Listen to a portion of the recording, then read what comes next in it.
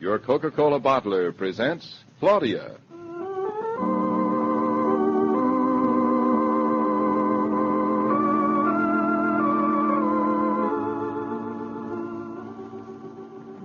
Claudia, based on the original stories by Rose Franken. Brought to you, transcribed Monday through Friday by your friendly neighbor who bottles Coca-Cola. Relax, and while you're listening, refresh yourself. Have a Coke.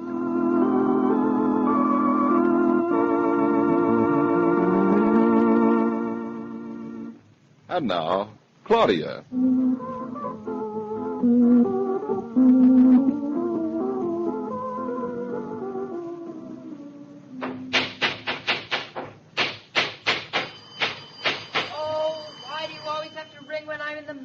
Something. I'm either in the bathtub or I'm in the oven or... I'm coming, I hear you. You'll make me lose my balance. I'm coming, I said. Oh, they ought to invent a system. Hello? Hello, Mama. No, nothing's the matter. Why should anything be the matter? I'm not angry at you. I'm just angry at the telephone. It always rings when I'm in the middle of something. What? Yes, I remember we're having dinner at Aunt Louisa's tonight. Well, if you must know, I was hanging the curtains. Of course, on a stepladder.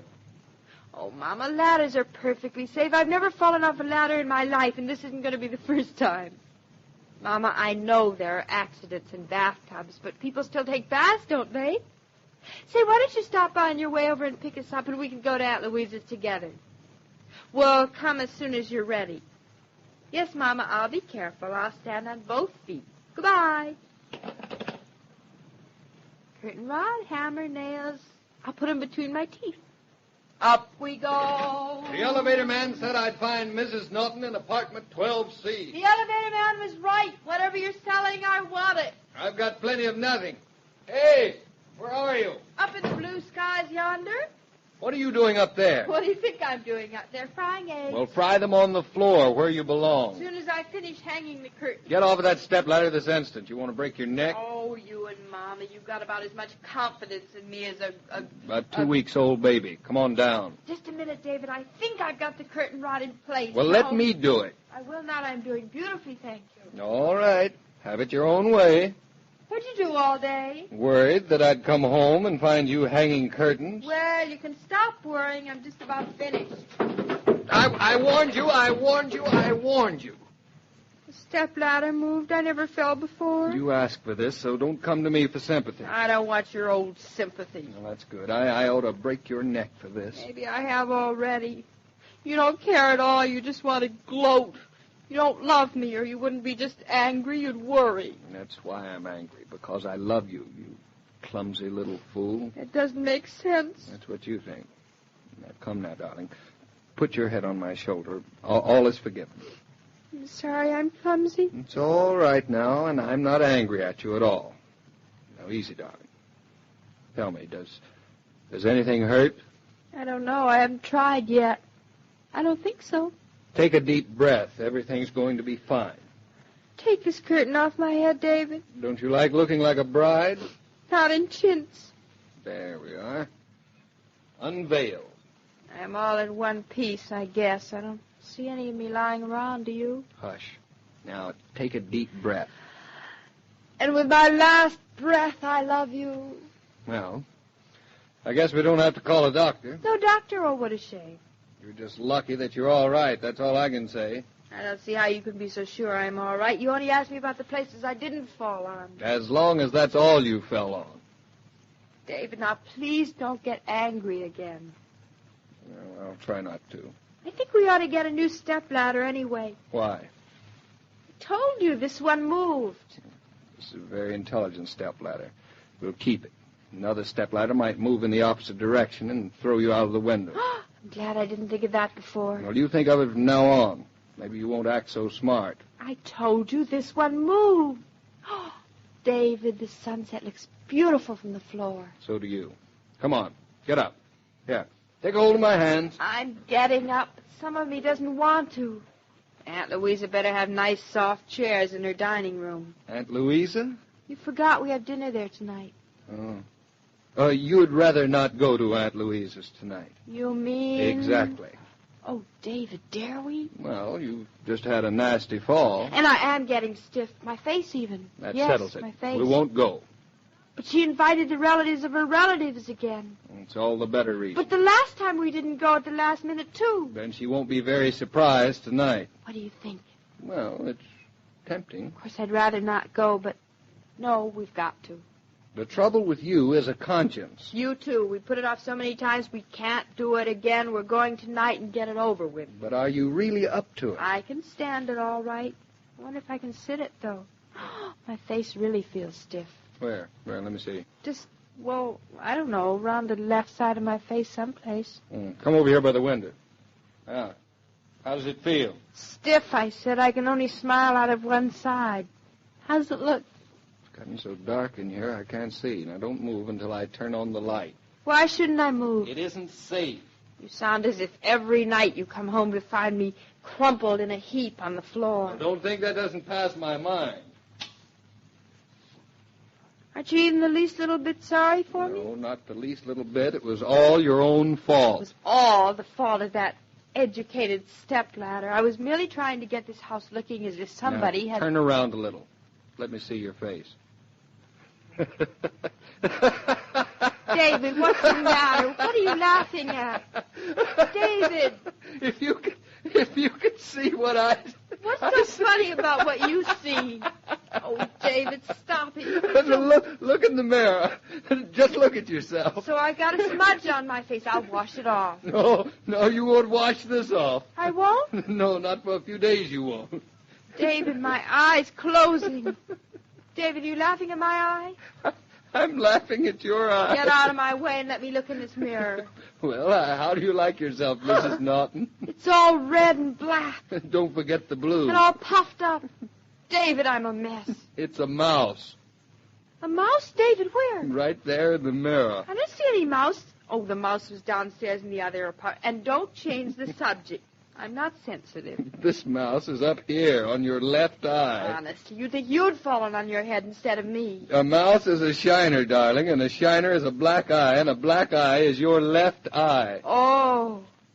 I wonder how I got my mouse. If I remember correctly, about 5 minutes ago, you fell off It's of... that curtain rod. It hit me.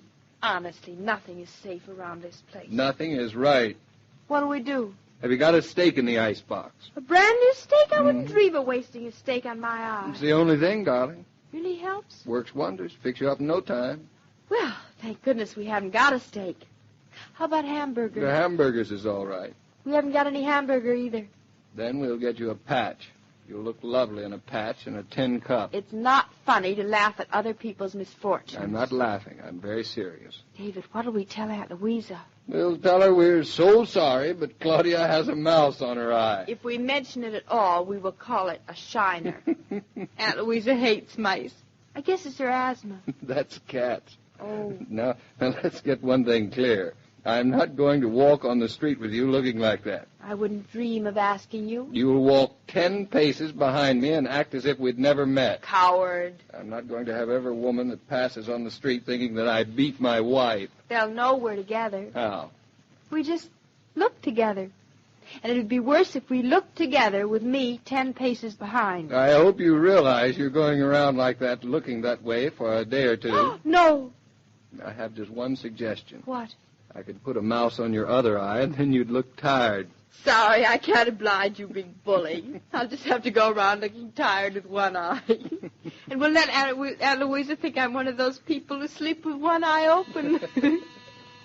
That must be Mama.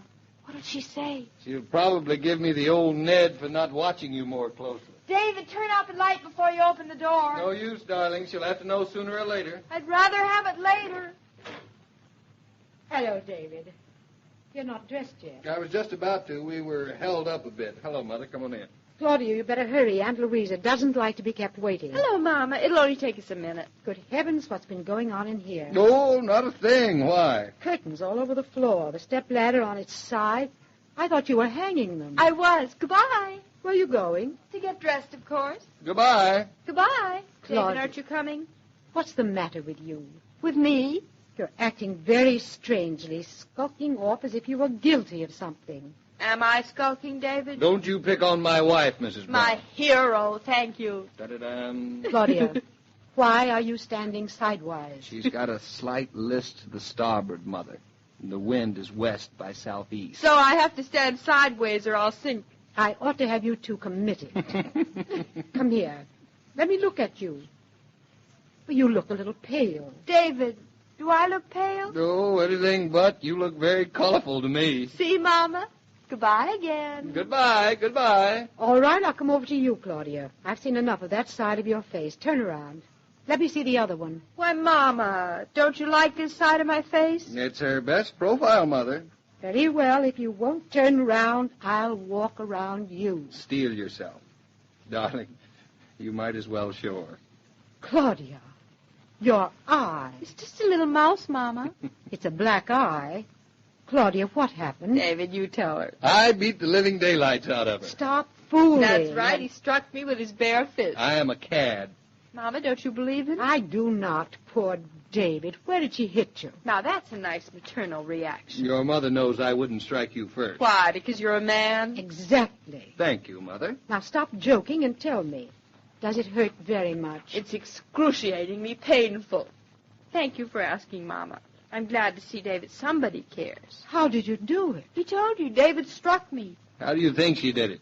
She climbed up that stepladder to hang some curtains, and the ladder moved. Tattletale, tattletale. Claudia, you might have hurt yourself badly.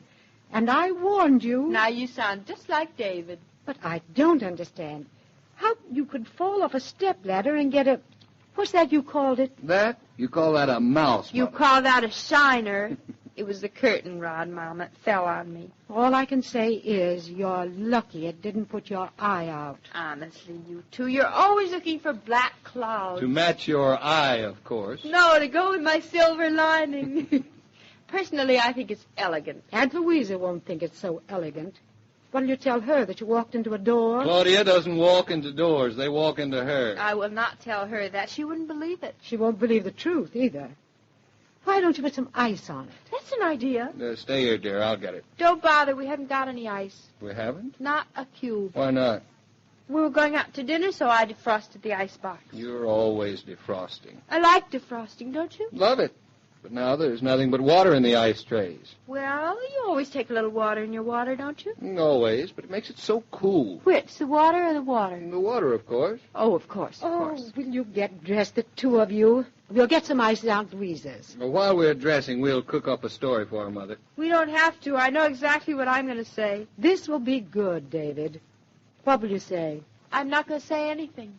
I'll believe that when I don't hear it. That will explain everything beautifully. I won't have to say anything. No? Because I'm going to stare at David reproachfully with my one eye open and let her draw her own conclusions.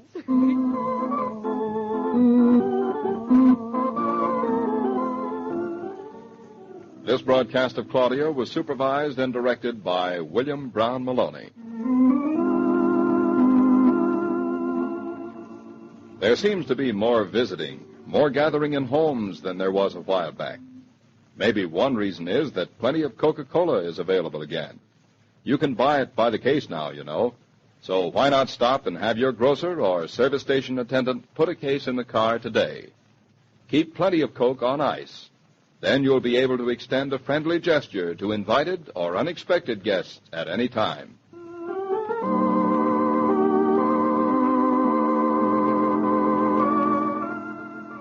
Every day, Monday through Friday, Claudia comes to you, transcribed, with the best wishes of your friendly neighbor who bottles Coca-Cola.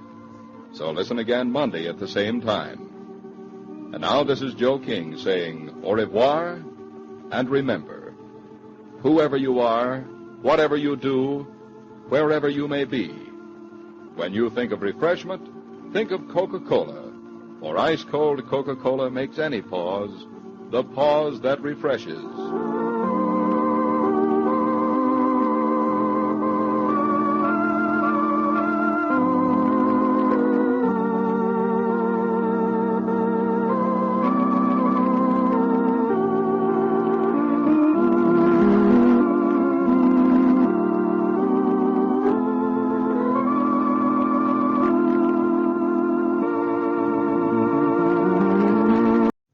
your Coca-Cola bottler presents Claudia.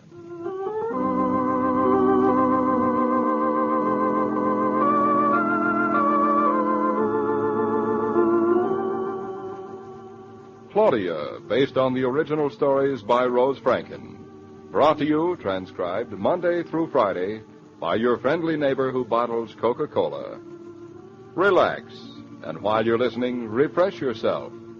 Have a Coke.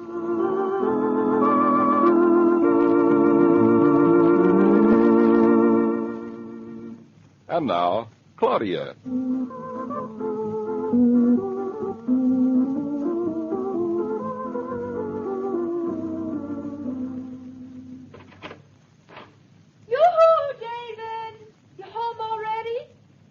I'm home. Where'd you think I'd be?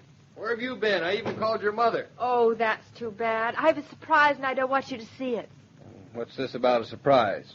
Come on, confess. What have you been up to now? Why should you start off assuming that I've been up to something? By now, I know the symptoms.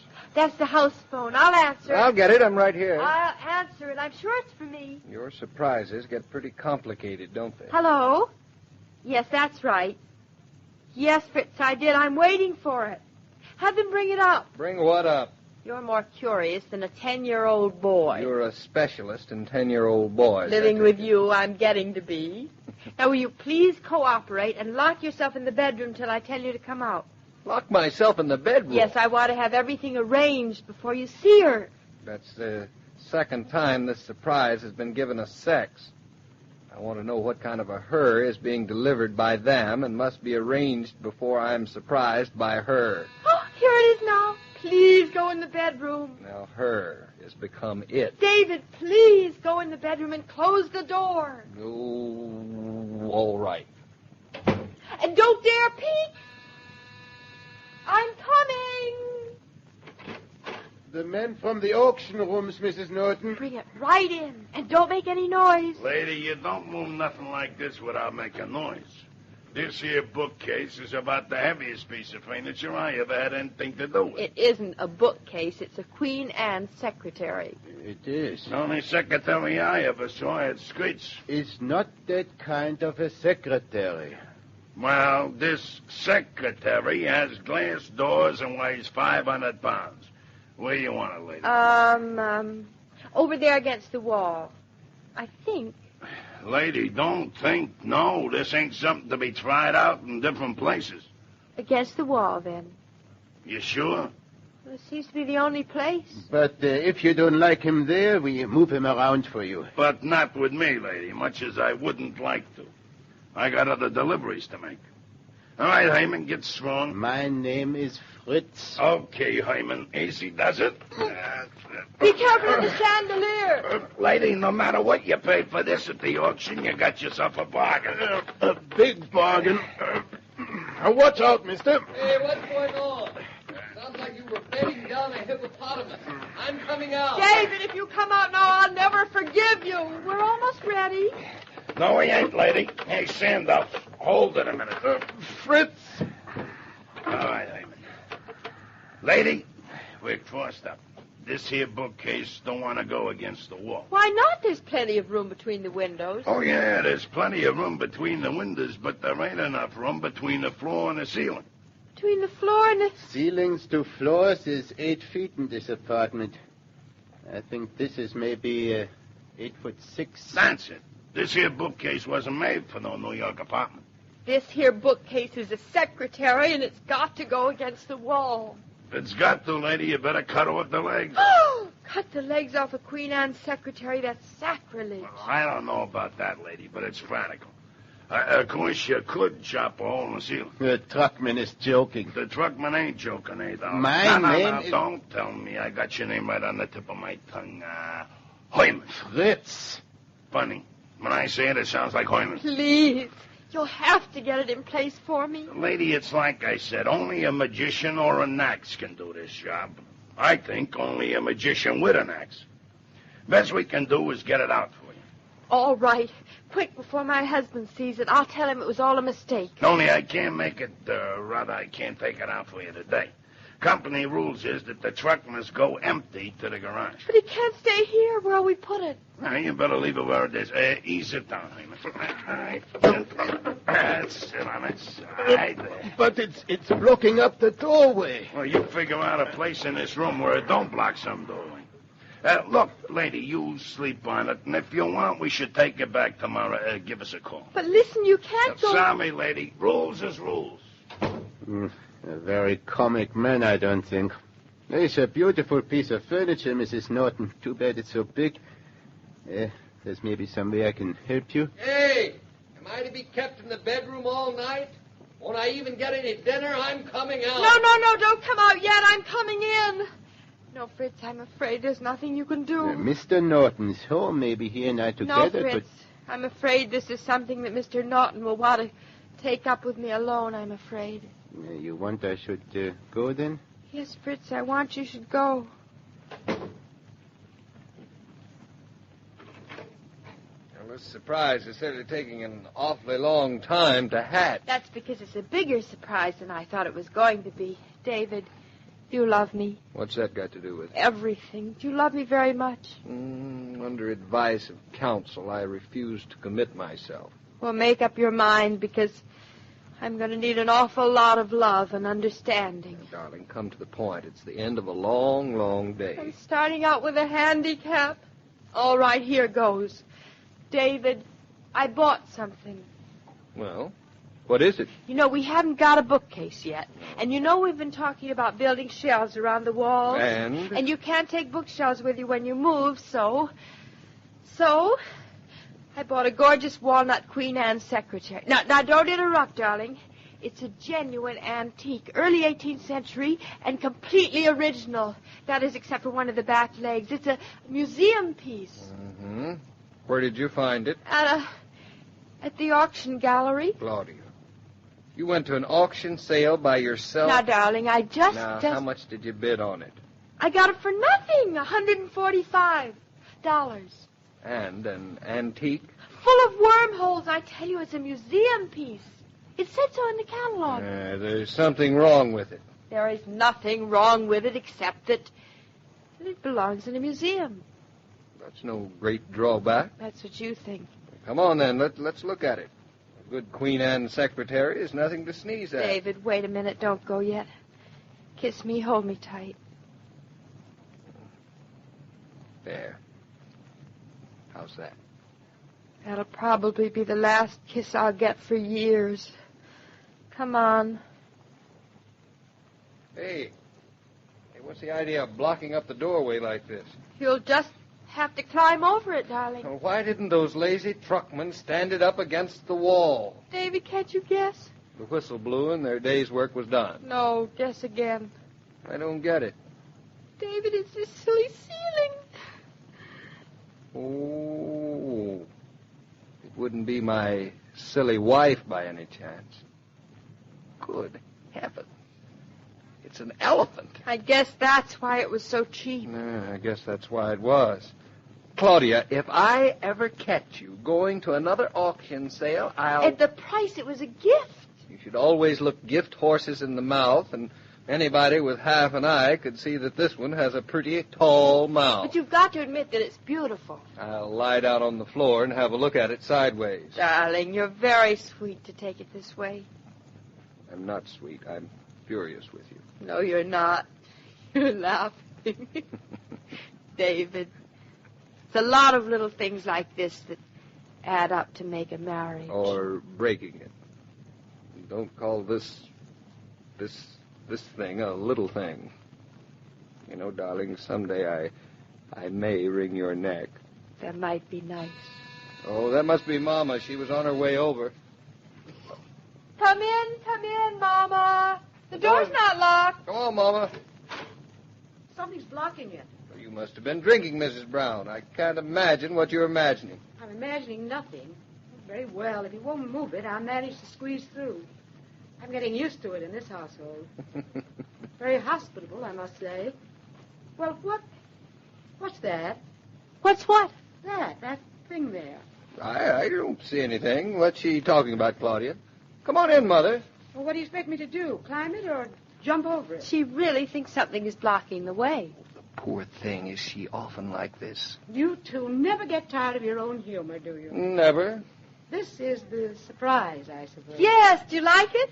Stand it up and I'll tell you. But that's the surprise. And anyway, we don't want to stand it up. Why not? Oh, it's been standing up for a couple of 100 years. It wants a rest before it goes over to your house. To my house? Yes, it's sort of a present, sort of.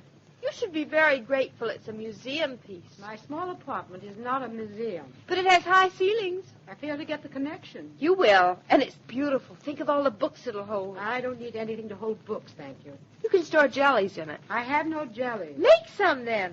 You know, if she wasn't so lazy, David, she'd make a lot of jelly. Certainly she would. I'm going home. Now, wait a minute, Mother. She's your daughter, and you've got to assume your share of the responsibility. I will not. You married her. She's yours. Oh, but I've got to go to Connecticut early tomorrow. It's too late to do anything about this tonight. Are you talking about me or the bookcase? Both. Can't you send it back? My wife or the bookcase? It'd be easier to get rid of my wife. She's not so bulky. Besides, Queen Anne came from an auction, and it's not so easy to return things to auction. Just tell it over again for us. Won't they? Don't worry, don't worry. But I do worry. People who get rid of white elephants aren't too pleased to see them come back to roost. You're getting your figures of speech awfully mixed up. And another reason I'm not happy is the thought of you going near an auction alone. Well, she doesn't have to go. Just send it down and have them sell it for you at any price. I wouldn't dream of it. I want to be there. David, I know what you mean. She'll probably buy it back again because she can get it cheaper. It'll be even a bigger bargain. You get the general idea, Mrs. Brown. I think I had better go with her. Say, how do I know I can trust you? Don't pay any attention to him, Mama. You and I will have a lovely time at the auction tomorrow. Now, come on in and help me fix supper. Well, how do I get over this barricade? Just climb right on over. I can't. Of course you can. Just make believe it's the Alps. Altitude doesn't agree with me. I get dizzy. Your daughter gets dizzy at sea level now. Now, don't be a coward. Give me your hand. I'll help you. I'm not happy. Oh, you're doing fine. Up, sit there, easy now. Put your foot up there. There you are. No, I'm not too steady. Yes, you are now. Well, how do you know what I am? You're perfectly all right now. Up through the air with the greatest of ease. The dang old girl on the flying trap. Hey, look out. I'll catch you. Look out. Look out. Watch where you're stepping. Hey, don't go through the glass door, Mama. Oh. Don't tell me don't. I did. Oh, I can't look. Well, it isn't hurt much. Just one pane of glass shattered. I wasn't thinking about the old secretary. I was thinking about Mama. Well, you can come out from behind your hands now. Mama is all right. Mama's just fine. Her nerves are slightly shattered, but Mama's just fine. An evening with the Nortons has certainly put a lot of age into this poor old secretary. She's put a lot of age into this poor old mother-in-law. Don't you like us? I love you.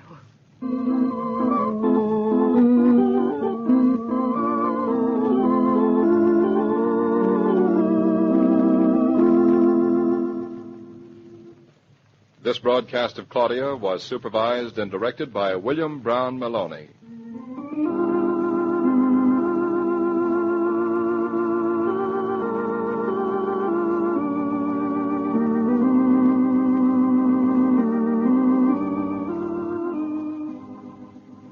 With the first nip of frost, folks get more ambitious about everything, including entertaining. Dad thinks maybe he'll have a few of the boys over for a game. Junior wants to invite some of his crowd over for music and fun. And you get out the pencil and paper to write out a tantalizing menu for your own special party. But one thing heads every list for any party, and that's Coca-Cola. Keep a supply of Coke in your refrigerator. It's the very heart of your hospitality on any occasion.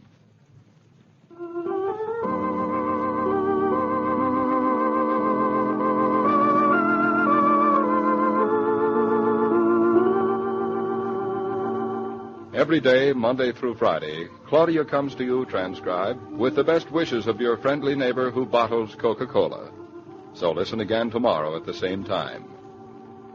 And now this is Joe King saying au revoir and remember, whoever you are, whatever you do, wherever you may be, when you think of refreshment, think of Coca-Cola.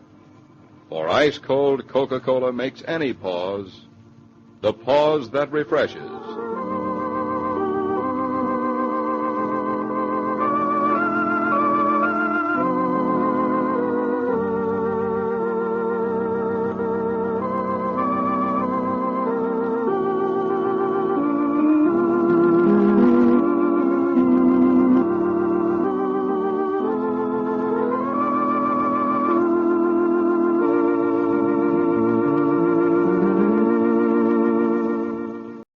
your Coca-Cola bottler presents Claudia.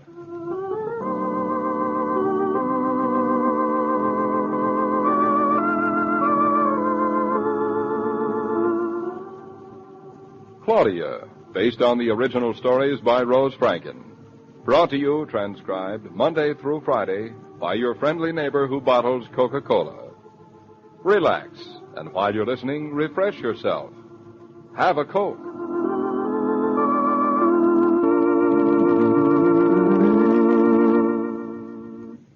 And now, Claudia.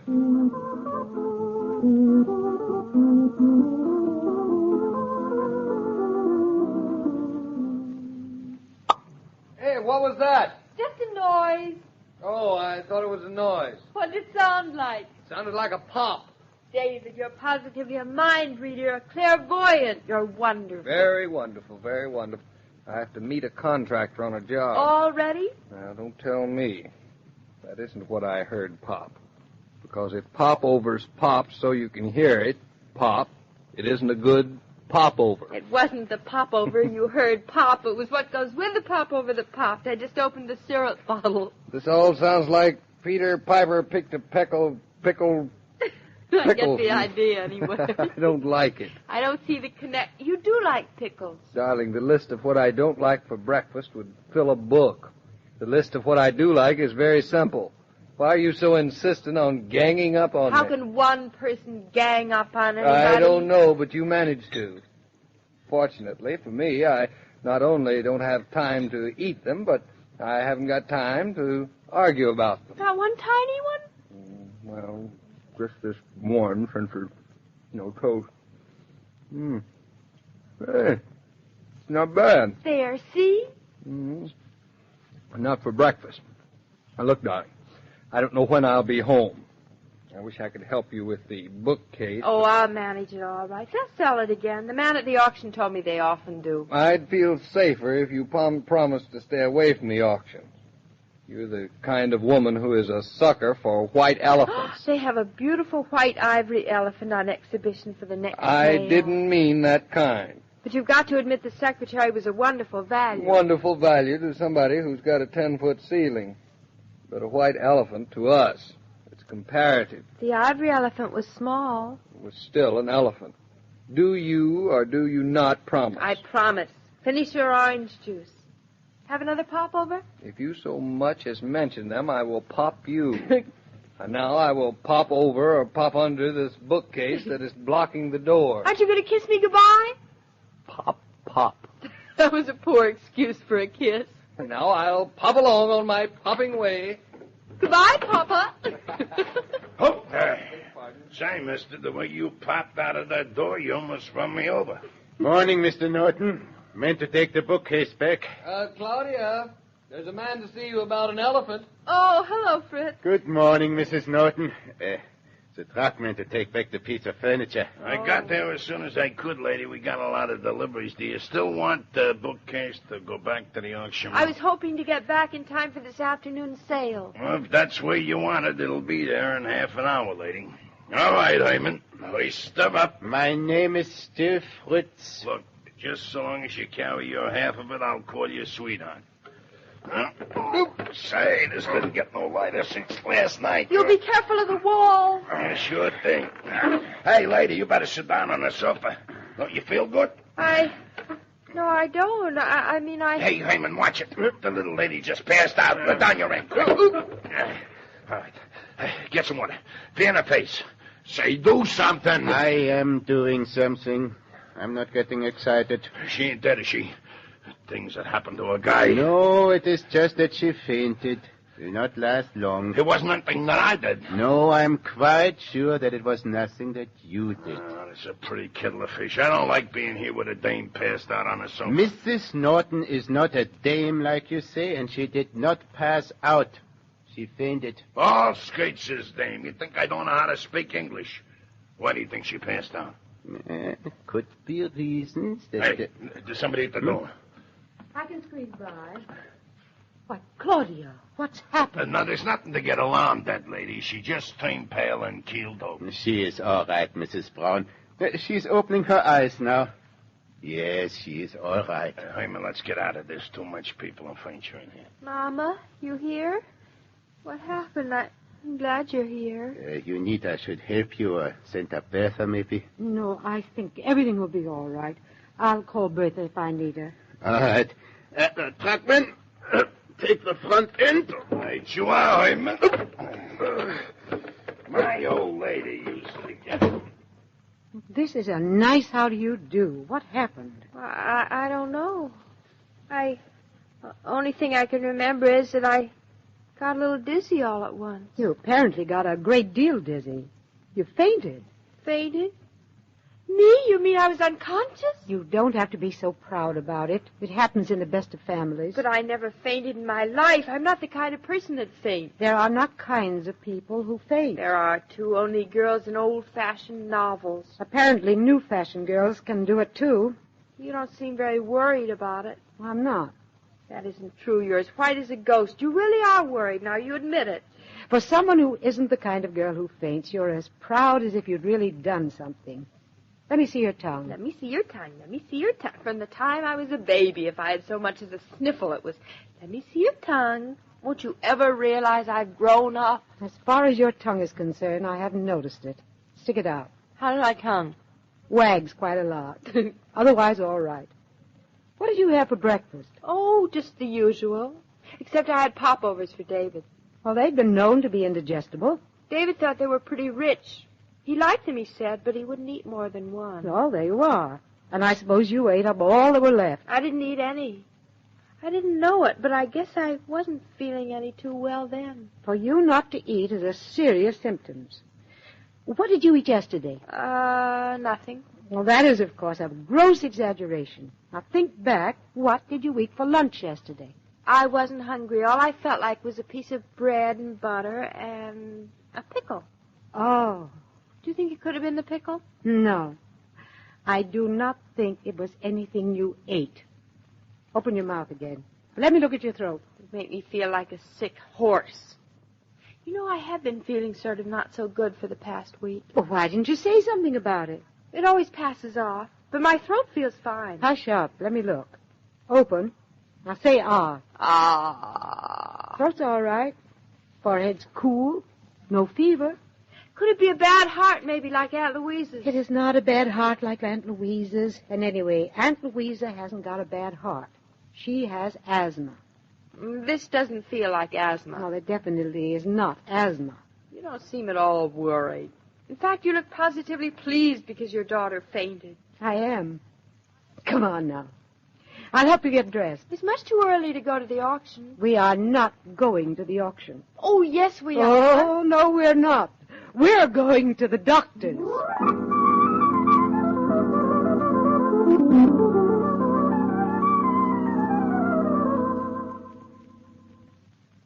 I like doctors' offices.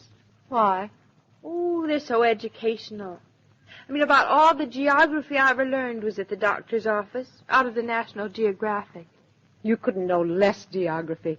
You are practically illiterate, geographically speaking. That's because I was always so healthy. Do you suppose we'll have to wait long for Dr. Williams?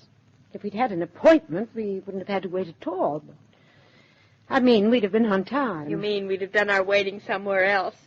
I'm so nervous. Feel my hands are cold. Oh, there's nothing to be at all nervous about. There is. Suppose it isn't true. Well, supposing. Couldn't bear it. I'd be so disappointed. So would David. Well, since David doesn't know anything about it, how could he be disappointed?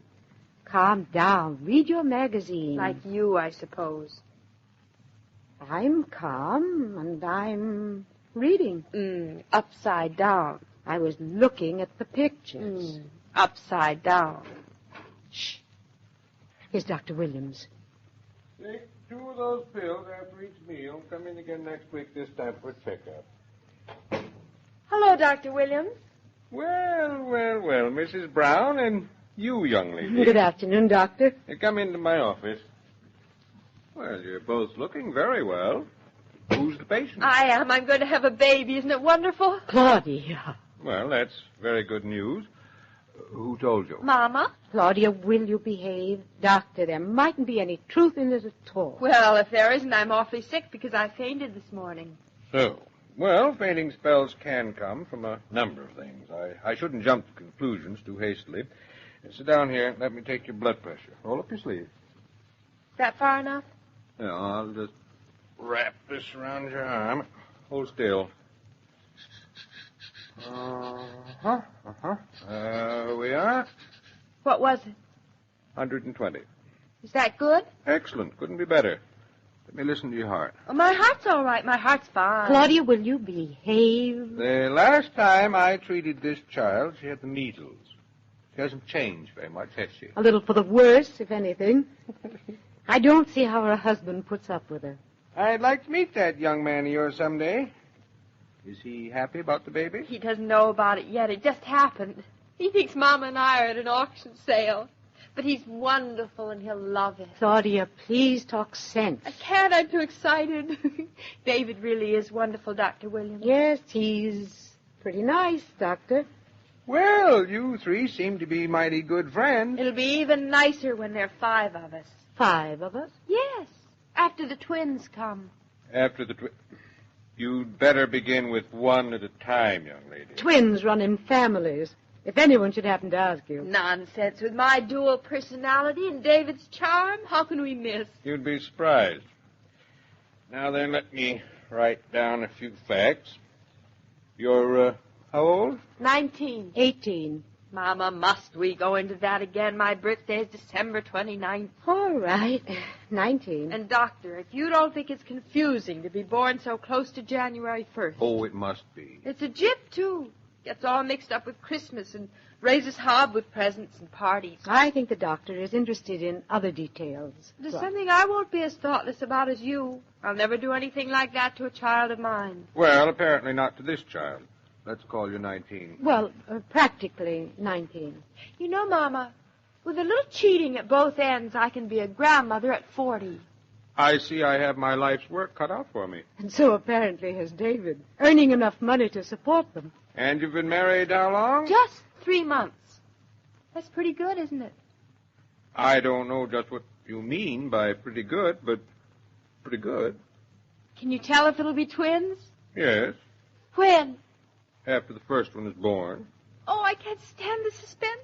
But if it is true, you ought to expect this baby around, middle of June.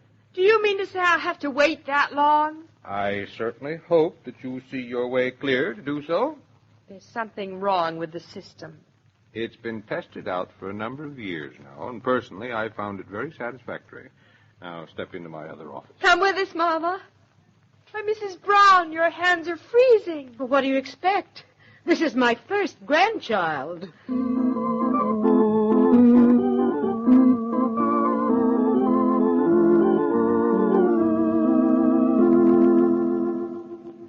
This broadcast of Claudia was supervised and directed by William Brown Maloney.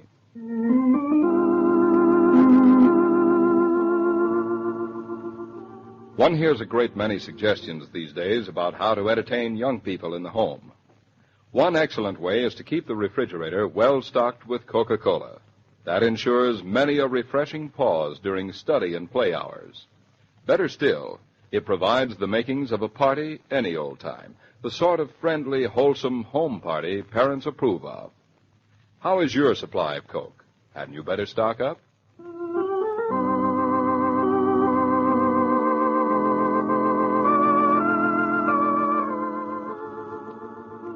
Every day, Monday through Friday, Claudia comes to you, transcribed, with the best wishes of your friendly neighbor who bottles Coca-Cola.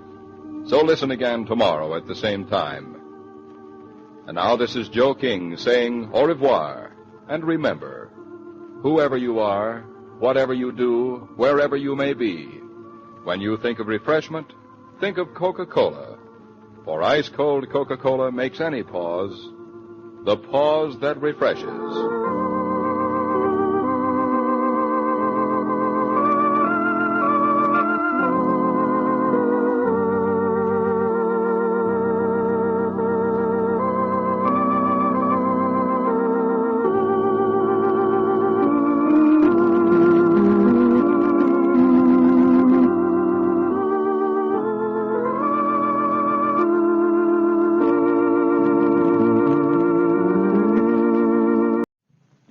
Coca-Cola bottler presents Claudia.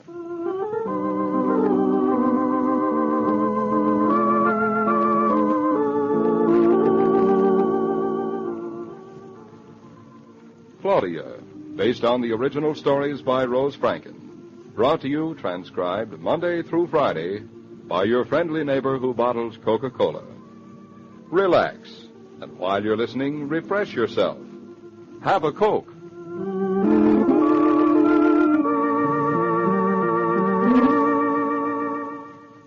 And now, Claudia.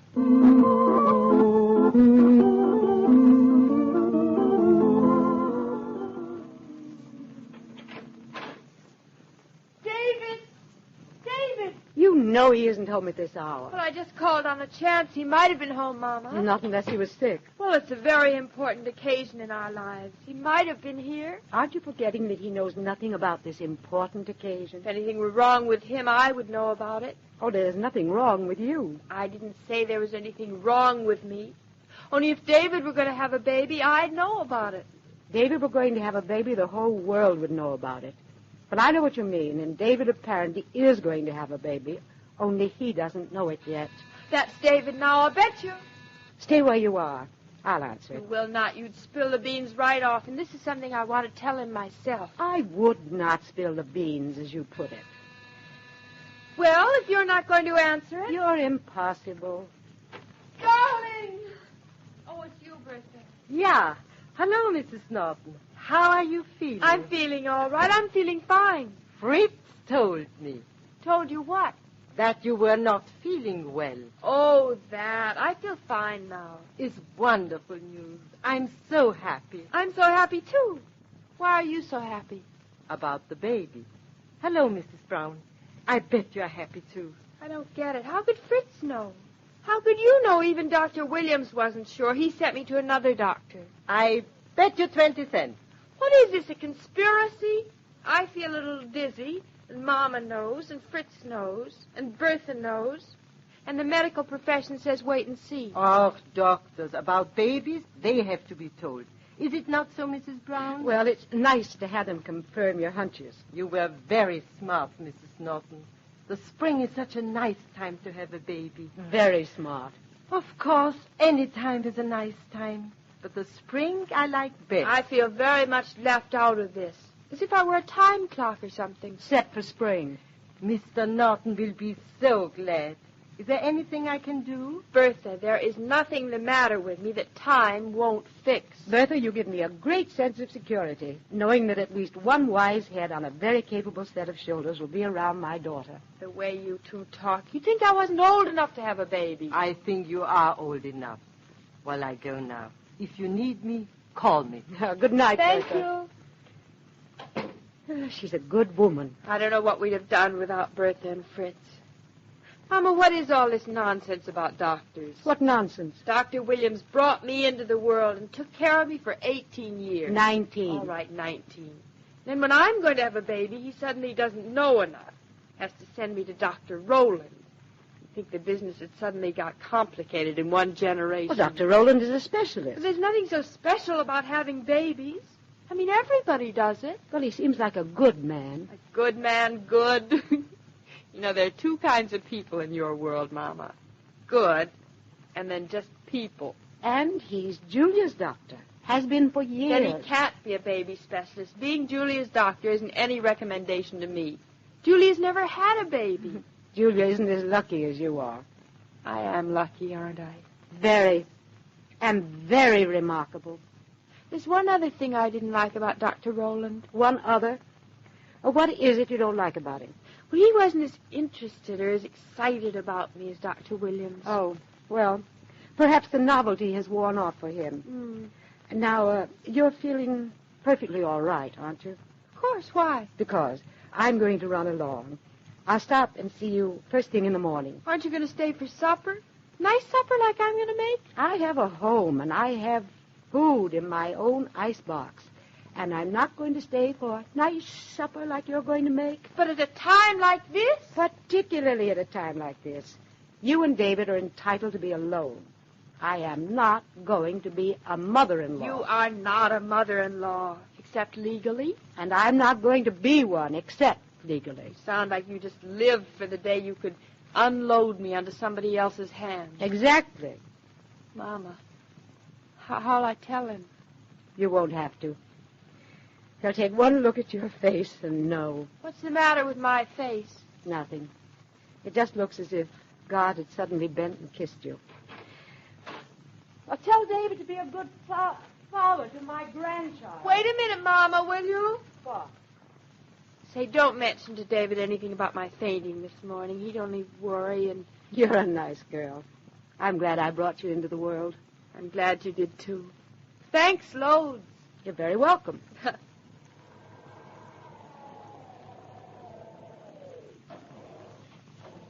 Well, hello, Mama. You just arriving? I'm just leaving. Well, change your mind. My mind's fairly made up. I have decided not to be a mother-in-law. You two girls look like you've been up to something. I haven't been up to anything. Well, she wouldn't stay. Don't you even kiss me? You don't deserve it. Where were you all afternoon? I tried to telephone you from 4 o'clock on, but I was out. What'd you want? I gathered you were out. I don't know what I wanted. It wasn't very important, I guess, but when you didn't answer, I got worried. That was nice. It wasn't nice. Where were you? Guess. I know you went to the auction sale, but after that, where did you go? Say, what did the bookcase bring at the auction? I'm not even interested in the bookcase. Just what are you interested in at this point, may I ask? What makes you think I'm interested in anything? You didn't buy the bookcase back again, did you? I didn't. You have a funny look. Mama said you'd see it. What kind of a look? Very guilty. That's not the right answer. Come on. Out with it. I can't come out with it. You have to guess. Is Mama in on this, too? Very indirectly. I knew I shouldn't have trusted you two out alone. Now, what have you bought this time? I haven't bought anything. It was a gift. Oh, a gift. You did go to the auction sale. No, this was a private party. A very nice man. Another white elephant, I suppose. Not an elephant. You're getting close, though. A private party, a very nice man, not an elephant. Say, what is this, 20 questions? It shouldn't take 20. Well, I don't feel like playing games. How much did you pay for it? I got it on the installment plan. Payments to be made for as long as I live. All right. Where is it? Oh, it won't be delivered for ages. Now, look, darling, what is all this mysterious business? David, can't you guess? Look, dear, I had an awfully long day. Now, stop clowning. David, this scene is all wrong. I'm not clowning. Darling, there are tears in your eyes. What is it? Oh, David, it's because I'm so happy. I'm so happy I can hardly breathe. I'm probably being very obtuse. Look, darling, begin at the beginning. The very beginning? No, not at the very beginning, just at the beginning. The beginning was that I loved you, and you loved me. Now can you guess? Darling. Yes. You're fooling. I'm not. Well, why didn't you tell me before? I didn't know before. You mean it all happened while I was downtown today? Yes. What happened? I was a little dizzy.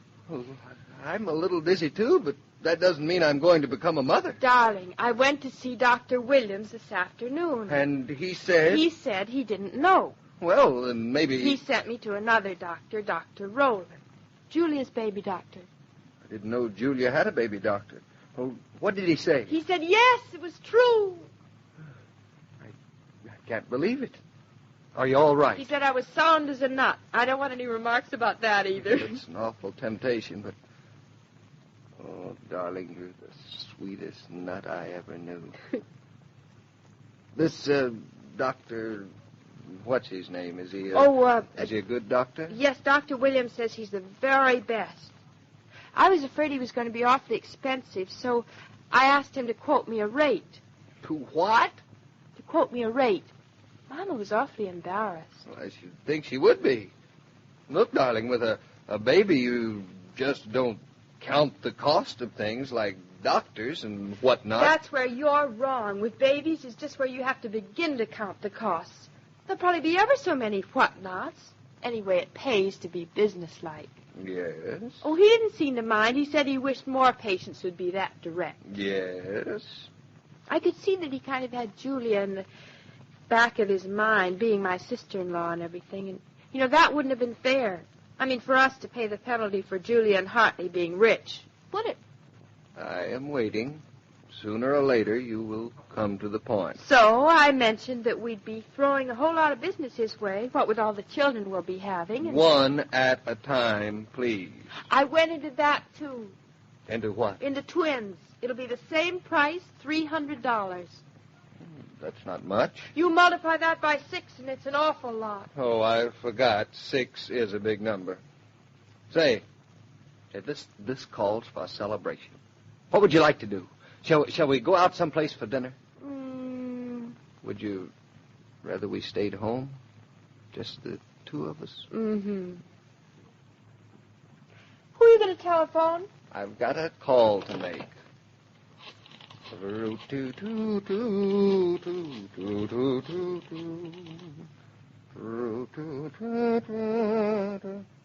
Hello?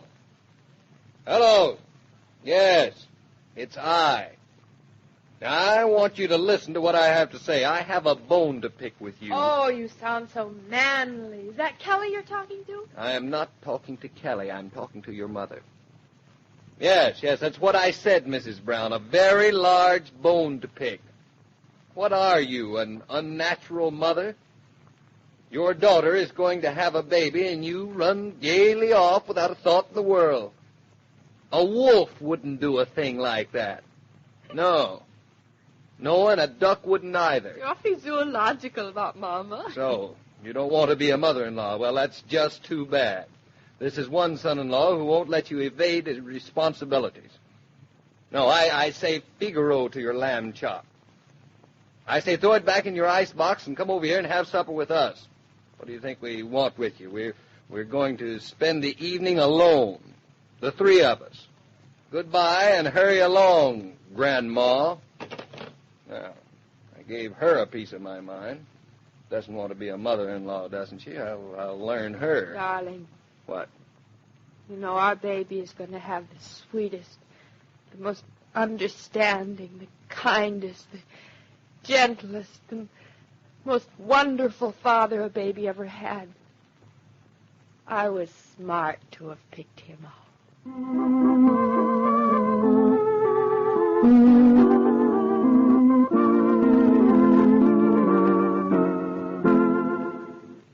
This broadcast of Claudia was supervised and directed by William Brown Maloney.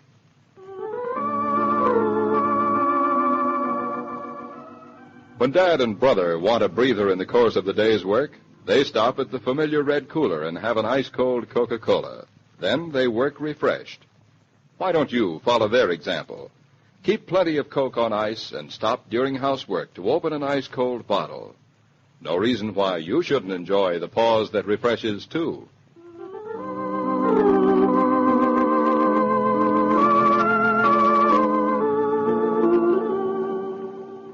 Every day, Monday through Friday, Claudia comes to you transcribed with the best wishes of your friendly neighbor who bottles Coca-Cola. So listen again tomorrow at the same time.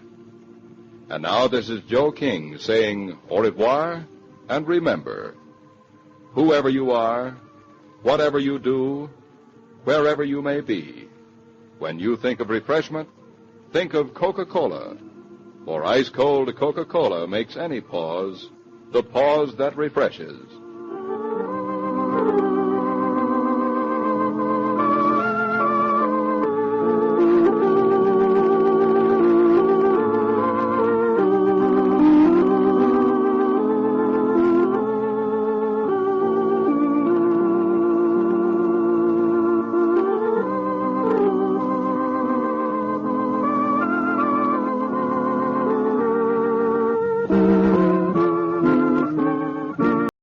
your Coca-Cola bottler presents Claudia.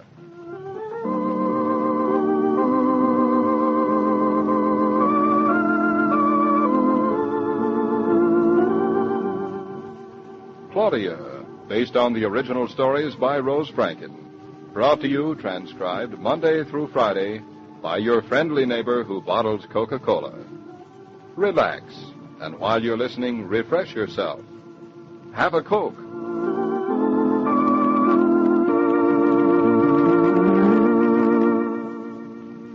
And now, Claudia.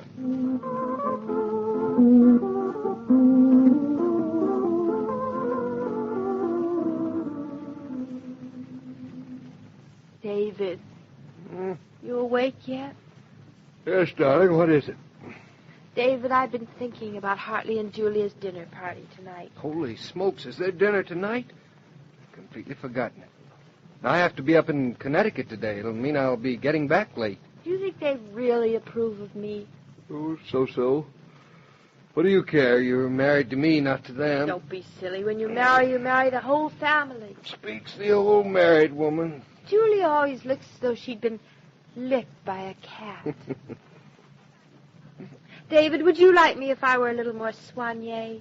That means smart and well togged out. I know what it means, darling. Nothing doing. I like you just as you are. You wouldn't like it if sometimes I looked as if I'd been licked by a cat? You just try it and see what happens. Any more conversation with me will have to be conducted in the shower. I'll be late getting up to Connecticut. David, do you suppose they'll know? Know what? About the baby. 30 days has September, April, June, and... you mean the baby we're having next June? Yup. No, I don't think they'll know unless you tell them. Which, knowing you, is a positive certainty. David, do you know what? Yes, I know what. No, do you know what I forgot to tell you? Come to think of it, I don't think I do. What? Julia called yesterday morning. We have to dress for dinner. I don't know how I could have forgotten to tell you. I suppose the baby took up so much of your time you didn't get around to it. Mm. Baby's a demanding little devil. Just think of how much time it'll really take when it gets here. And think of how much time it's going to take before it gets here. What I'm thinking about this moment is the idea of getting dressed for dinner tonight. It gives me a swift pain in the neck. Why? He's having some important guests. Mr. Carrington from Chicago. Hartley mentioned him the other day. Will you tell me why people from Chicago, when they come to New York, want to dress for dinner? Or why people in New York feel they have to dress when they have people from Chicago dine with them? It's a vicious, barbaric circle. Do you know you're getting in the habit of talking in circles? I'm catching it from you. Julia says I should make a special effort to look nice and make an impression on him. Who? This Mr. Carrington that you're going to dress up to meet. Julia says it's important for you as an architect. I'll thank Julia to... Now, look, the only person you're supposed to make an impression upon is me. And the only thing that is important to me as an architect is to be a good architect. I don't like mixing business and dinner parties. How soon will breakfast be ready? Just as soon as I get the coffee started and the eggs in. And the orange squeezed and the bread sliced and the cat fed. I'll go along. Now, you run along or I'll splatter shaving soap in your eye. You know, when we had only one bathroom in the apartment downstairs, we got started earlier in the mornings. This second bath will come in handy when we have the baby, though. What are you doing today? Oh, nothing much. No more auctions? No. I'm going to wash my hair for tonight, do some shopping for the house with Mama, and take a long walk. Dr. Rowland said I should take a long walk every day with the baby. With the baby? Of course with him. I couldn't very well leave him behind, could I? Oh, and bake a custard. I don't like custards. Neither do I. Then why bake one? Get your practice on something we both like. Oh, it's not for us. It's for Bertha's sister. She sprained her knee. Bertha's been so good to us. Now, look, you cook custards for people who have temperatures or who can't take solid food. But you don't cook them for people with sprained knees. Why not? If she has a sprained knee, she can't cook a custard for herself? No. She couldn't marinate a herring either. It's custard or nothing. I studied up on custards yesterday. All right, darling, custard it is. It's the gesture that counts. You're a nice girl, and I love you very much. David, now listen. Do you want your coffee and not be late for starting out? Or do you not want your coffee and be late? You know, I almost see what you mean.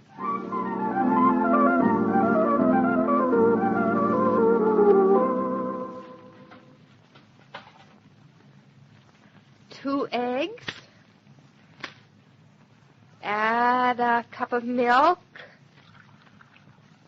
Whip.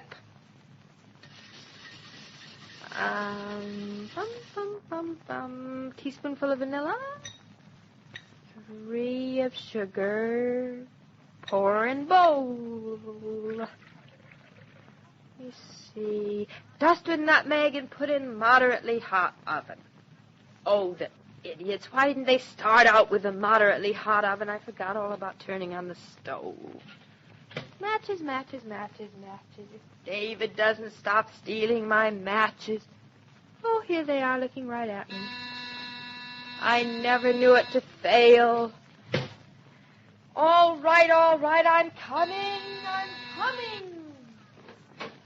Hello, Mama, you're earlier than I expected. How do you feel this morning? Were you dizzy? No, isn't that funny? Is it all right not to feel dizzy? Perfectly all right. I was never dizzy with you until after you were born. I'll be ready to leave with you in a few minutes. Don't I smell gas? Naturally you do. I just lit the oven. Does it always smell like that? You ought to have Fritz check it. I'll look at it. No, I will, Mama. For goodness sakes, I forgot to light it after all. Well, don't now, Claudia. Be careful. What should I be careful for? I do this every day of my life. Oh. Claudia, are you hurt? I think I'm killed. Open your eyes. Can you see? Are your eyes all right? I think so. It's not something you have to think about, can you or can't you? My eyes sting, that's all. What happened? The oven exploded. You could have been burned to death, you little idiot. But it never did that before. It was never full of gas before. I warned you not to light it. You don't think it hurt the baby, do you? I'm sure it didn't. But I hope you get this sort of nonsense out of your system in the early months. I smell something burning. It isn't me, is it? No, you're not burning now. What are you looking at me so funny for? What's the matter? Why are you crying, Mama? I'm laughing. Laughing? You look so funny. Well, so would you look funny if you were as scared as I am. Mama, what's that smell like a singed chicken? I think it's you. Claudia, can you stand a terrible shock? What is it?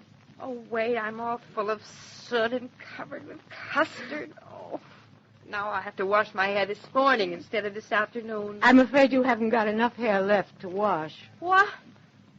Get out of my way. Let me look in that mirror. You better close your eyes when you look. You won't be able to stand it. Mama. Mama, I'm ruined. My eyebrows are gone. So are your eyelashes. Mama, what am I going to do? I would suggest getting down on your knees and thanking the good Lord that you're alive and whole. But the party tonight, and David seeing me like this, I'd almost rather be dead. You don't look any worse than the day you were born. After all, you didn't have any hair or eyebrows then. But David didn't want to marry me the day I was born. Well, don't be so tragic about it. This will be a good test of his love. And Julia's dinner party. Julia. Mama, that gives me an idea.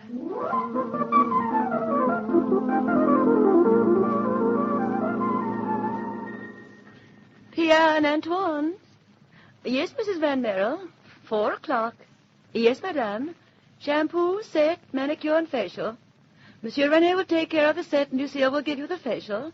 Goodbye, Mrs. Van Merrill. Mama, you realize I've never had a facial in my life. Well, I imagine that Mrs. Van Merrill has never had a custard pack and a complete singe in her life. Is there anything I can do for you, madame? Yes, please. I want an appointment with Mr. Pierre. I'm afraid it will have to be Monsieur René. Mr. René, madame. Monsieur Pierre only takes care of special cases. But I'm a very special case.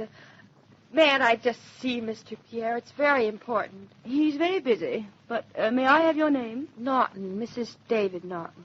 No relation to Mrs. Hartley Norton? Why, yes, I'm her sister-in-law. Oh, Mrs. Norton. Well, that's different. If you'll wait a moment, I'll call Monsieur Pierre. Just The mention of Julia's name, and I inherit the beauty shop.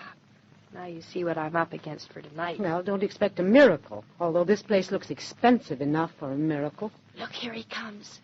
Isn't he a funny-looking little man? Almost as funny as you are with no hair. Ah, bonjour, bonjour. Good day, Madame Norton. For years I have taken care of your sister-in-law, Madame Hartley Norton. Such a charming, charming woman. I'm having dinner with my sister-in-law tonight.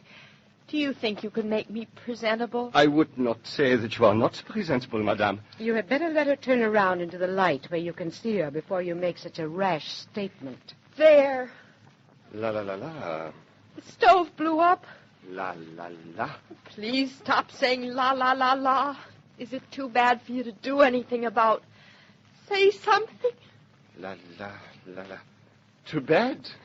It is perfect. It could not be more perfect. C'est magnifique. C'est merveilleux. I don't understand. But you have everything in your favor, but everything. No eyebrows, no eyelashes, no hair in front. And that is good? Oh, Madame misunderstands. It is that this is the opportunity of a lifetime. Madame is like a blank canvas to a painter, like a lump of wet clay to a sculptor. This is making me feel better every minute. First I'm a singed chicken, now a lump of wet clay. Madame still does not understand. Most women come to me saying, my eyebrows, my hairline, my eyelashes, make them all better. I would have to be their mother to make them better. Whereas with my daughter, you start at the beginning. Exactement. With her, we start from the beginning.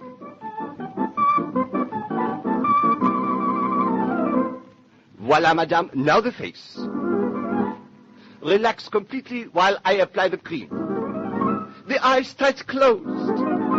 Do not wrinkle the brow. C'est magnifique. You will not know yourself.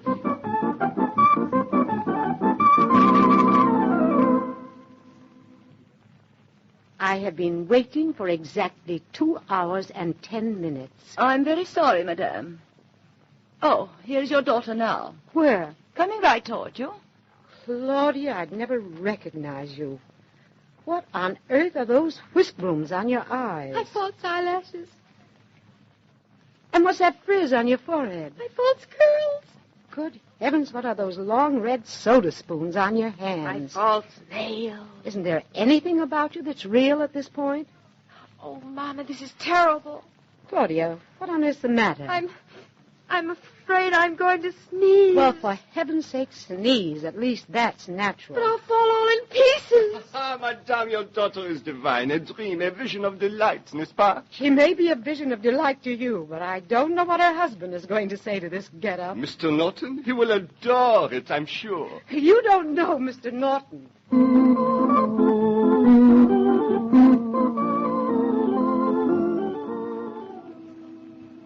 This broadcast of Claudia was supervised and directed by William Brown Maloney.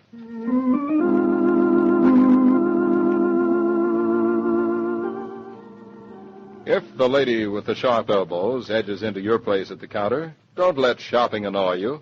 Just step over to that familiar red cooler and have a refreshing, frosty, delicious Coca-Cola. You'll go on your way refreshed. Come to think of it, why not go to the refrigerator and get yourself an ice-cold Coke this very minute? Treat yourself, lady, to the pause that refreshes.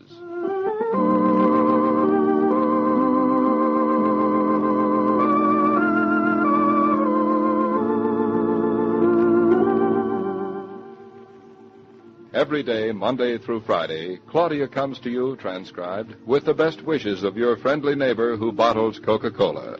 So listen again tomorrow at the same time. And now this is Joe King saying au revoir. And remember, whoever you are, whatever you do, wherever you may be, when you think of refreshment, think of Coca-Cola. For ice-cold Coca-Cola makes any pause the pause that refreshes.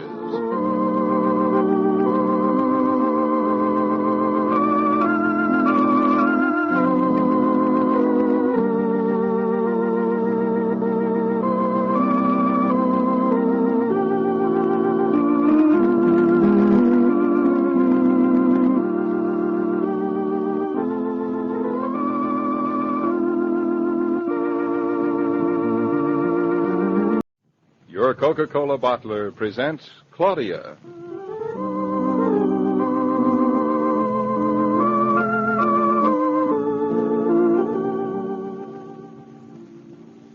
Claudia, based on the original stories by Rose Franken. Brought to you, transcribed Monday through Friday by your friendly neighbor who bottles Coca-Cola. Relax, and while you're listening, refresh yourself. Have a Coke.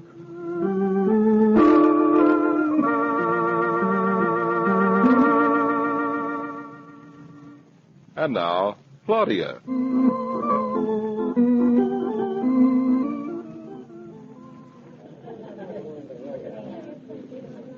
What time is it, Hartley? Just a little before 8. Already? I wonder where Claudia and David could be. Oh, they'll be here any minute. Dinner parties should start late, but too late gets merely disorganized and ill-tempered. Oh, come now. Everybody's having a fine time. Has Victor Carrington found himself somebody to spend the evening with? He's over there in the corner with Nancy Riddle.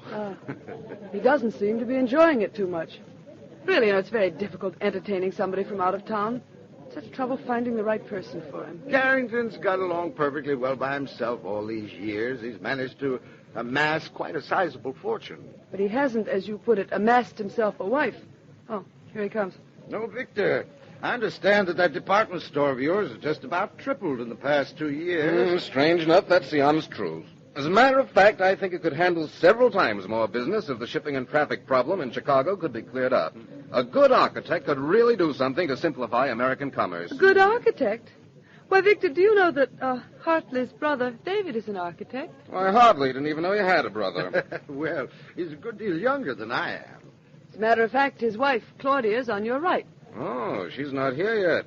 She must be very beautiful if she can afford to arrive at one of your dinners so late. She is, in a way. And very sweet. She's probably the most naive young bride I've met in years. They don't come like her very often these days. You make her sound like a fresh spring wind. That's a fairly accurate summing up. I haven't met a fresh spring wind in years. I'm not so sure I'd know what to do with one. The answer is do nothing. Claudia is very young. So young that it makes me almost a little uncomfortable at times. My dear Julia, nothing could ever make you look the least bit uncomfortable. I see you about once in every 10 years, and you... Oh, Julia, who's that at the door now? Why, A very beautiful woman. I thought the only people who hadn't arrived yet were Claudia and David. Did you invite anybody else, my dear? Whoever she is, she's a delight. Why, I can't believe my eyes. Hartley, that is Claudia. It can't be. But it is. You're right. It is Claudia. Oh, Julia, so this is supposed to be the naive young thing. You certainly had me fooled. Why, she's a honey. And no fresh spring wind, either. Claudia, my lamb, you've come. Julia, I'm so sorry I'm late, but everything happened. And then David phoned from the office. He couldn't even get home to dress. He's coming straight from Connecticut. Never mind David. How about David's brother? Do I rate a kiss? Why, of course, Hartley. Hello. And sorry I'm late, but I'm... Perfectly all right, my sweet. It must have taken you quite a while to dress. As a matter of fact, it did. You see, this afternoon I was cooking a custard. You look stunning. And I want no explanations or apologies. You look stunning. Don't misunderstand me, my dear, but you don't always look like this. But this isn't me. Not you. Heavens, I don't go around looking like this. But the stove blew up in my face, and everything you see now is Pierre's. He had to start from the beginning. Eyebrows, eyelashes, hair. I think I look awful. Awfully dangerous. David would be furious, because a stove can be awfully dangerous. You won't tell him, will you, Julia? I promise. Maybe I ought to try cooking a custard sometime. I don't even dare sneeze. I'd come all apart. Then don't sneeze. You look much too glamorous. Do you think David will think so? Every man will think so. Julia, aren't you going to introduce me? You see?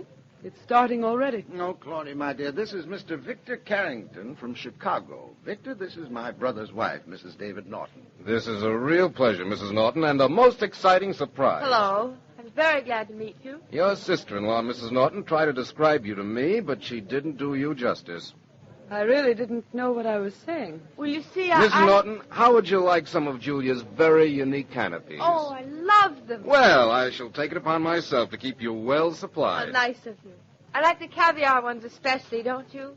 But it's a shame they're always so small. Oh, there they are, right over there. Let's go over and get some. Oh, Les. Well, Hartley, what do you make of that? The way Claudia looks. She looks very stunning. You said so yourself. That story about the stove. Why, she's clever from head to toe. I mean, her whole get-up is clever. That white dress and no jewelry, for instance. And look at that makeup. And her hair. I'm looking, my dear. Oh, here comes David now. Hi there, Julia. How are you? I'm just catching my breath. Oh, anything wrong? Oh, no, I should say not. Nothing could be righter. Glad to hear it. How are you, Hartley? Oh, I'm fine, David. Now, let me get you something. Julia, I'm sorry to be late. Is Claudia here yet? I hope you don't mind that I couldn't get home to dress. Claudia's done all the dressing for the family, it would seem. Yes, she said she'd dress. Where is she? I haven't seen her since this morning. She's right over there, surrounded by Victor Carrington, Lord Radcliffe. Now, Hartley seems to have been drawn in. Where? I don't see her. She's the girl in white, David. Oh, no, Julia, that's... Oh, yes, it is. Claudia? Holy smoke!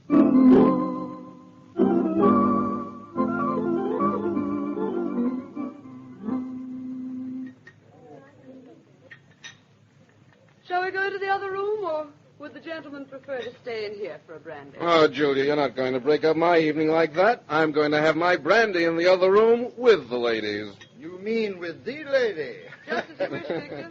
We'll all go into the other room, then. David. Hello, darling.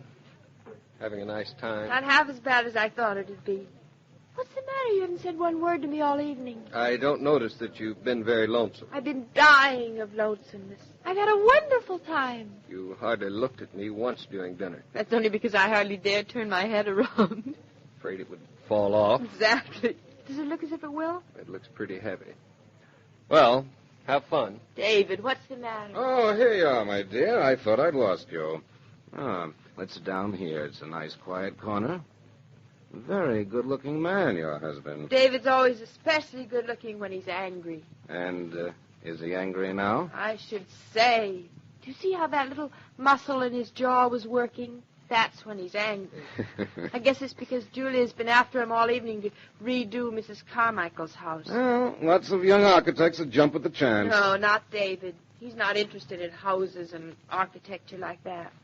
What is he interested in, besides you? Right now, he's especially interested in some kind of freight terminal he's worked out. Seems to me I read something about that in a trade publication not long ago. That's right, that's it. David had an article about it about 5 months ago. Oh.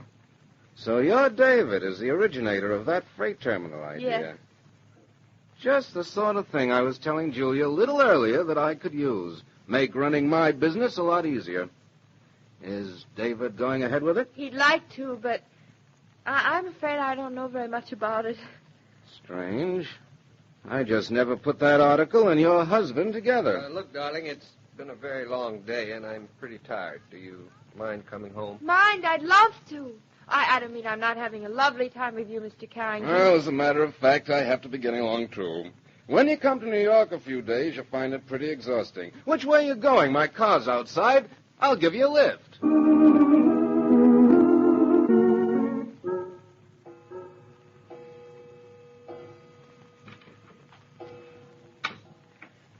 Well, we're home. Aren't you going to say something? What do you want me to say? David, your jawbone is so square. Are you mad at me? No, I'm not mad at you. It was a nice party, wasn't it? I'm glad you had a good time. Didn't you have a good time? Didn't you think Mr. Carrington was nice? Entrancing. We talked about you most of the time. He must have loved that. He seemed very interested. Oh, he did he? He thought you were very handsome. Oh, he did he? But let me tell you, Carrington wasn't interested in me. He was interested in you.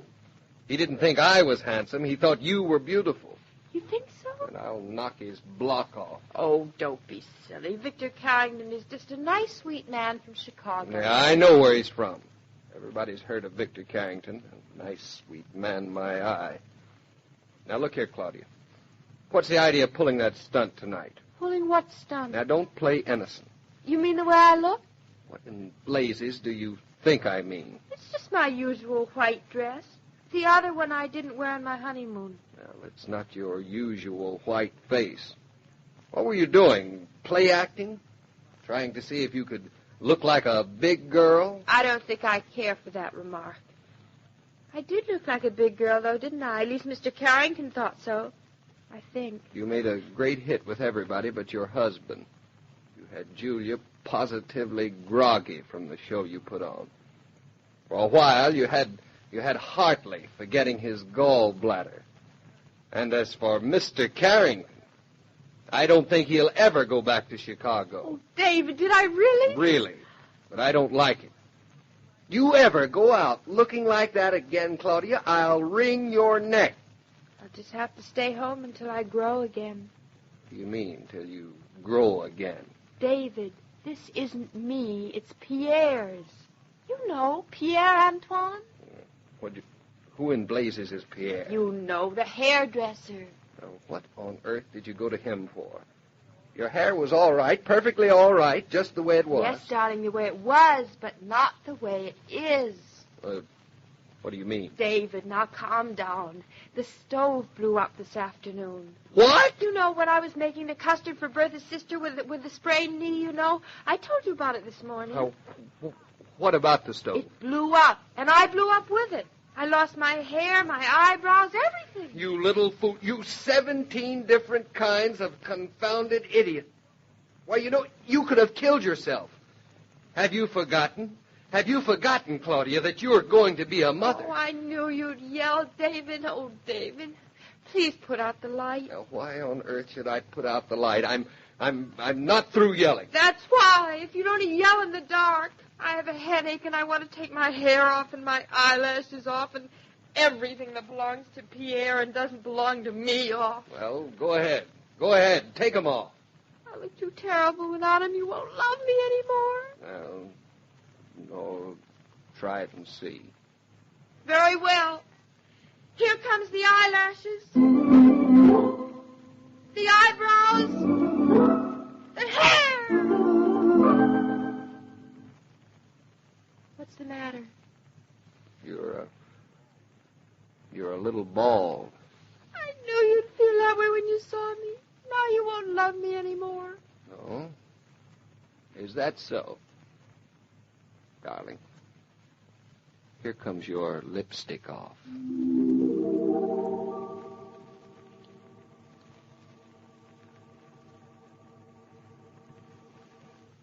Oh, David, I just love it when you kiss me like that.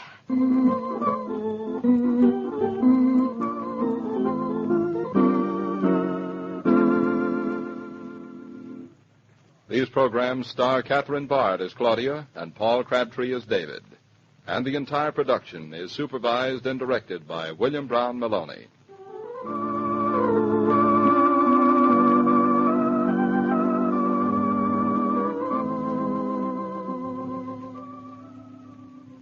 Do the kids in your house have to coax when they want a party? You don't need to go to a lot of expense and trouble to give them a good time. Just order a case of Coke, and they'll do the rest.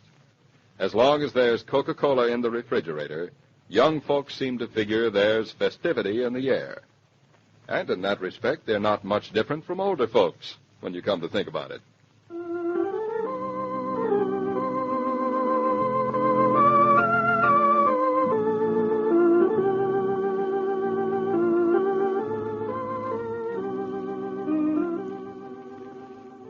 Every day, Monday through Friday, Claudia comes to you, transcribed, with the best wishes of your friendly neighbor who bottles Coca-Cola. So listen again Monday at the same time. And now this is Joe King saying au revoir. And remember, whoever you are, whatever you do, wherever you may be, when you think of refreshment, think of Coca-Cola. For ice-cold Coca-Cola makes any pause the pause that refreshes.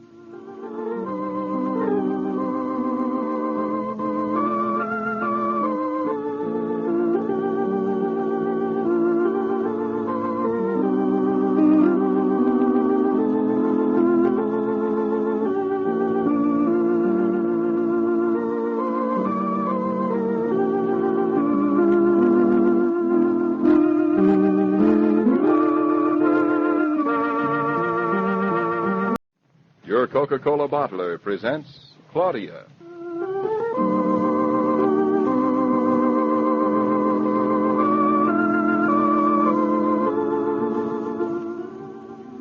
Claudia, based on the original stories by Rose Franken. Brought to you, transcribed, Monday through Friday, by your friendly neighbor who bottles Coca-Cola. Relax, and while you're listening, refresh yourself.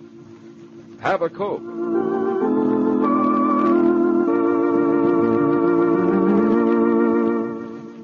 And now, Claudia.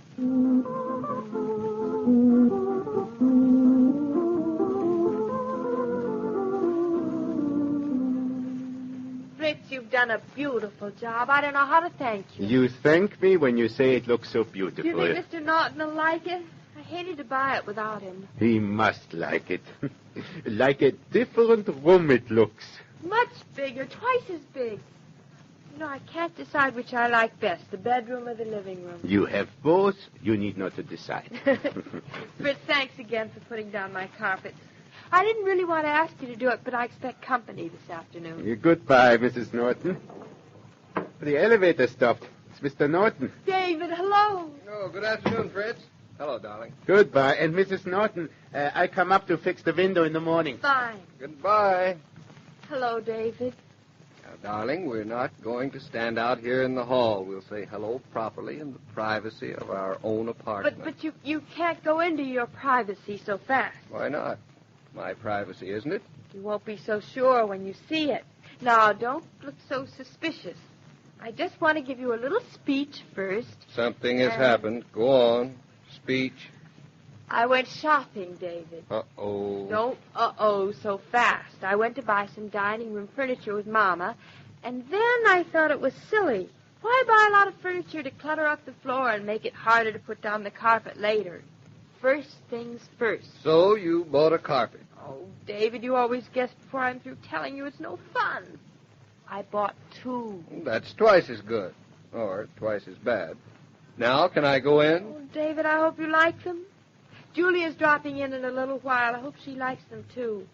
Oh, she said she had something very important to talk to you about. Now, are you going to get out of my way and let me into my carpeted apartment, or will I have to use brute force? Use brute force. But just remember, you can't return sale items. Oh, sale items, eh? Don't be so snooty about sales.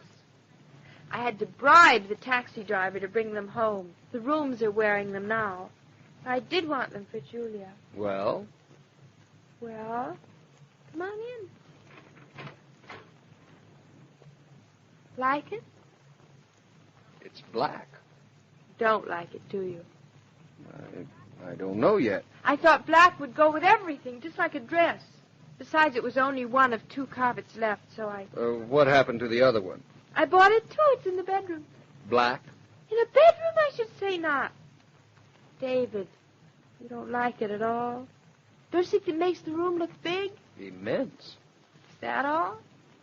Darling, I think it looks very handsome. You do? Why didn't you say so before? I'm a wreck. You can walk on it, David. Well, can I? That's nice to know. Want to see the bedroom? This minute? Say, how do you like walking and not hearing yourself? Lovely. I keep thinking I'm not here. Here we are in the bedroom, sir. David, close your mouth. It's as big as a saucer. Those are my eyes. It's so white. It's supposed to be so white. How long? What do you mean, how long? As long as the room. Can't you see it fits perfectly? I mean, how long do you think it'll stay white? In the bedroom? Oh, a long time. The salesman told me that white wears beautifully in a bedroom. It looks so bridal.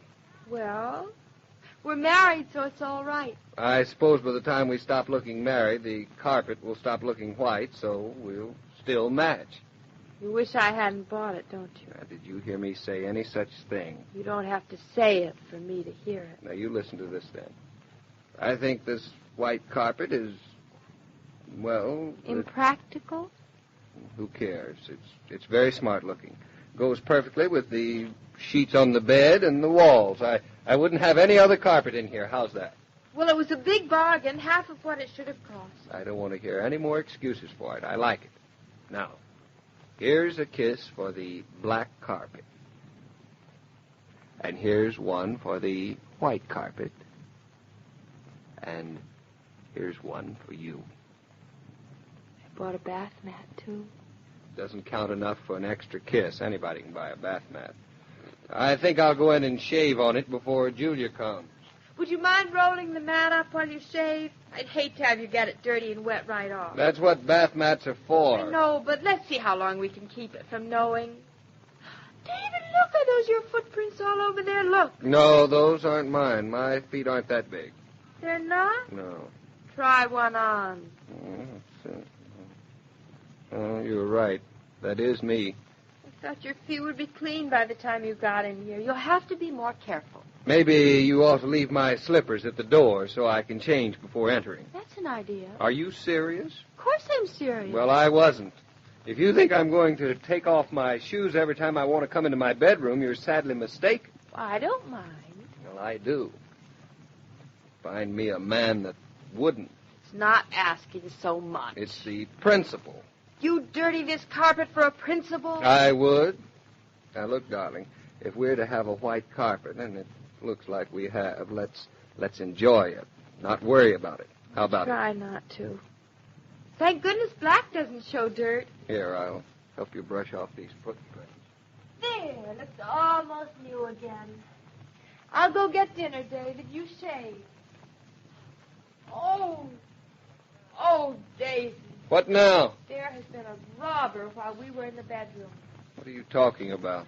Look, in the living room. White footprints on the black carpet. They can't be yours. Yours were black. Somebody else must have been here. I cannot tell a lie. I did it with my little feet. See? They fit me perfectly. But David, they can't be yours. Were black. Black on the white carpet, but white on the black carpet. I never heard of anything so ridiculous. Well, that doesn't alter the case. Nonsense. Now, look, darling, dust shows white on black, and... Oh. Then the solution is to switch the carpets around. Are you serious? Well, if I put the white carpet in the living room and the black in the bedroom, then the white marks would go on the white carpet and the black on the black, and nothing would show. What do you think? David, you've got a funny expression. Mrs. Norton, the expression on my face is a shameful understatement of my feelings. Oh, I guess you're right. I guess it wouldn't work. You guessed right. You go to the head of the class. That's the house phone. It's Julia. David, you might dust off the footmarks you made while you're there. Hello? Yes. She's on her way up. Fine. That was Julia, or rather the doorman. You know, she's starting to feel less like a sister-in-law and more like a relative. A little more, and we can chalk her off our list. What do you suppose she wants? I have a hunch it's about that Mr. Carrington that I met on Friday at Julia's dinner party. He was very interested in your architecture. So you told me. I think he was more interested in you. In me? How silly. I'm married. That has never been considered a drawback. David, you're jealous. Nope, delighted. Every man likes to see his wife be the belle of the ball. Really? I thought the opposite. Oh, there she is. Do I look all right? Julia won't even notice you. Our carpets will hit her right between the eyes. I hope so. Coming, Julia. How nice of you to come up, Julia. I dropped by on purpose, my sweet. I wanted to congratulate David. Oh, hello, Julia. Your lambs let me drop in like this unexpectedly. Won't you sit down? Oh, really? I've just got a minute. My masseuse is waiting. Claudia, you didn't tell me you'd got your carpeting. It was just laid this afternoon, Julia. Do you like it? Like it? Why, it's the very latest word. Black with white walls. Very chic. Really? It's very cheap, too. Oh, it couldn't have been. It has a very rich nap. I like this black carpet. I suppose you have a good maid, or you wouldn't dare to have... I'm excellent. No, listen, you two. I've just got a minute. I came up mainly to congratulate David. Oh, what for? For you. David's got himself a very bright wife. Victor Carrington called me today. He thinks you're so wonderful that he wants to talk with David about business. Well, that's a new angle. David, don't be so independent. He's very impressed with you. I thought he was impressed with my wife. As far as Victor Carrington is concerned, it's the same thing. He's a brilliant man, David. Owns the biggest department store in Chicago. I've heard about him. Everyone has. I think he's going to get in touch with you. He hasn't called yet, has he? Well, I was out. I don't know. Good. I came here purposely to impress you to be sure to take advantage of anything he may offer you. Offer me like what? I don't know what he has in mind, but something Claudia told him has got him very interested. What did you say to him, darling? I don't know. I was just talking. David, even if you don't realize the possibilities of doing business at dinner parties, I'm glad to see that Claudia does. I wonder what I said. I should think you'd be very proud of her. Oh, I am, very. And indebted, too. That's him. You go. It's your house. You go. You pay the bills. You run them up, and it's probably... Hello? Yes, this is Mrs. Norton. Oh, hello, Mr. Carrington. I enjoyed meeting you, too, very much. My husband and I mean me, I was right. tomorrow at 5. Well, just a minute, Mr. Carrington. I'll ask him. David. All right, tomorrow at 5, or Julia will never forgive us. At 5 is fine, Mr. Carrington. We'll be there. Goodbye. Well, my sweet? That was him, all right. Tomorrow at 5. What do you suppose he wants? You'll see. David, I want you to remember what I said. Now that my mission is accomplished, I've got to go. Goodbye, you two. Claudia, your carpets are lovely. So brave of you. You're going to make David a very clever and helpful wife. It was wonderful of you to drop in, Julia. Goodbye. Give our regards to Hartley, Julia. I will. And call me when you've seen Carrington. Right. Bye. Well, now what do you think of me? I'm not so dumb, am I? As Julia says, you're very clever and helpful. I am? Yep. From now on, you can be my business manager. I don't think I'm interested in the job, thank you. You're not? But you're so good at it. Lots of young men would like to get an entree with Mr. Carrington. They would? With the snap of your finger, my bright bride, you have arranged it. David, you didn't need me for it. Looks like I did. Though I never particularly wanted to seek out Carrington, he's a good man to know. When he talks to you, he'll forget all about me. What's the matter? Aren't you pleased with yourself? You don't seem to be particularly pleased with me. Oh, but I am. I just said I thought you were very clever. I don't think I like you to call me clever. Sounds better from Julia. My sweet. How's that? Worse. Darling, tell me, don't you think that if we switched the white and the black carpets with each other, it would take care of everything? The black marks don't show on the black and the Nor white... the white on the white. Exactly. Wouldn't it work? For a girl who can be so bright in some things, you certainly manage to be unbright about others. But it sounds sensible to me. David, why are you looking at me like that? I can't believe my ears. What's the matter with them? Darling, in spite of Mr. Carrington and Julia, I still think you're a goop. Then you still love me, David? You're the biggest goop I ever married, and I love you. That's all I wanted to hear.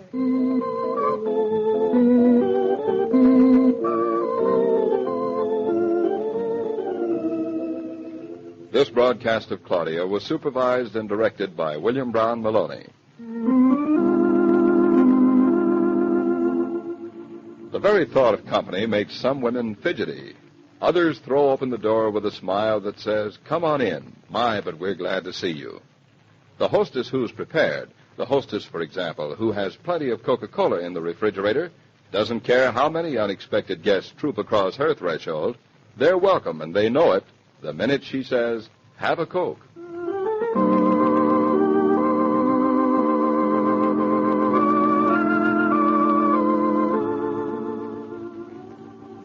Every day, Monday through Friday, Claudia comes to you, transcribed, with the best wishes of your friendly neighbor who bottles Coca-Cola. So listen again tomorrow at the same time. And now this is Joe King saying au revoir. And remember, whoever you are, whatever you do, wherever you may be, when you think of refreshment, think of Coca-Cola. For ice-cold Coca-Cola makes any pause the pause that refreshes.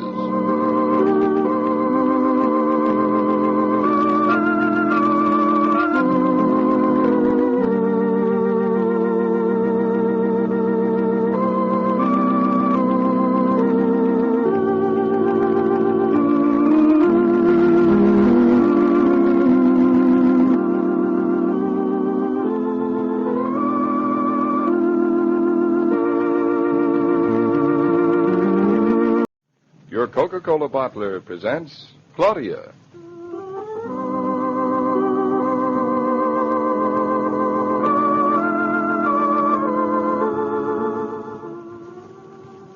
Claudia, based on the original stories by Rose Franken. Brought to you, transcribed, Monday through Friday, by your friendly neighbor who bottles Coca-Cola. Relax, and while you're listening, refresh yourself. Have a Coke.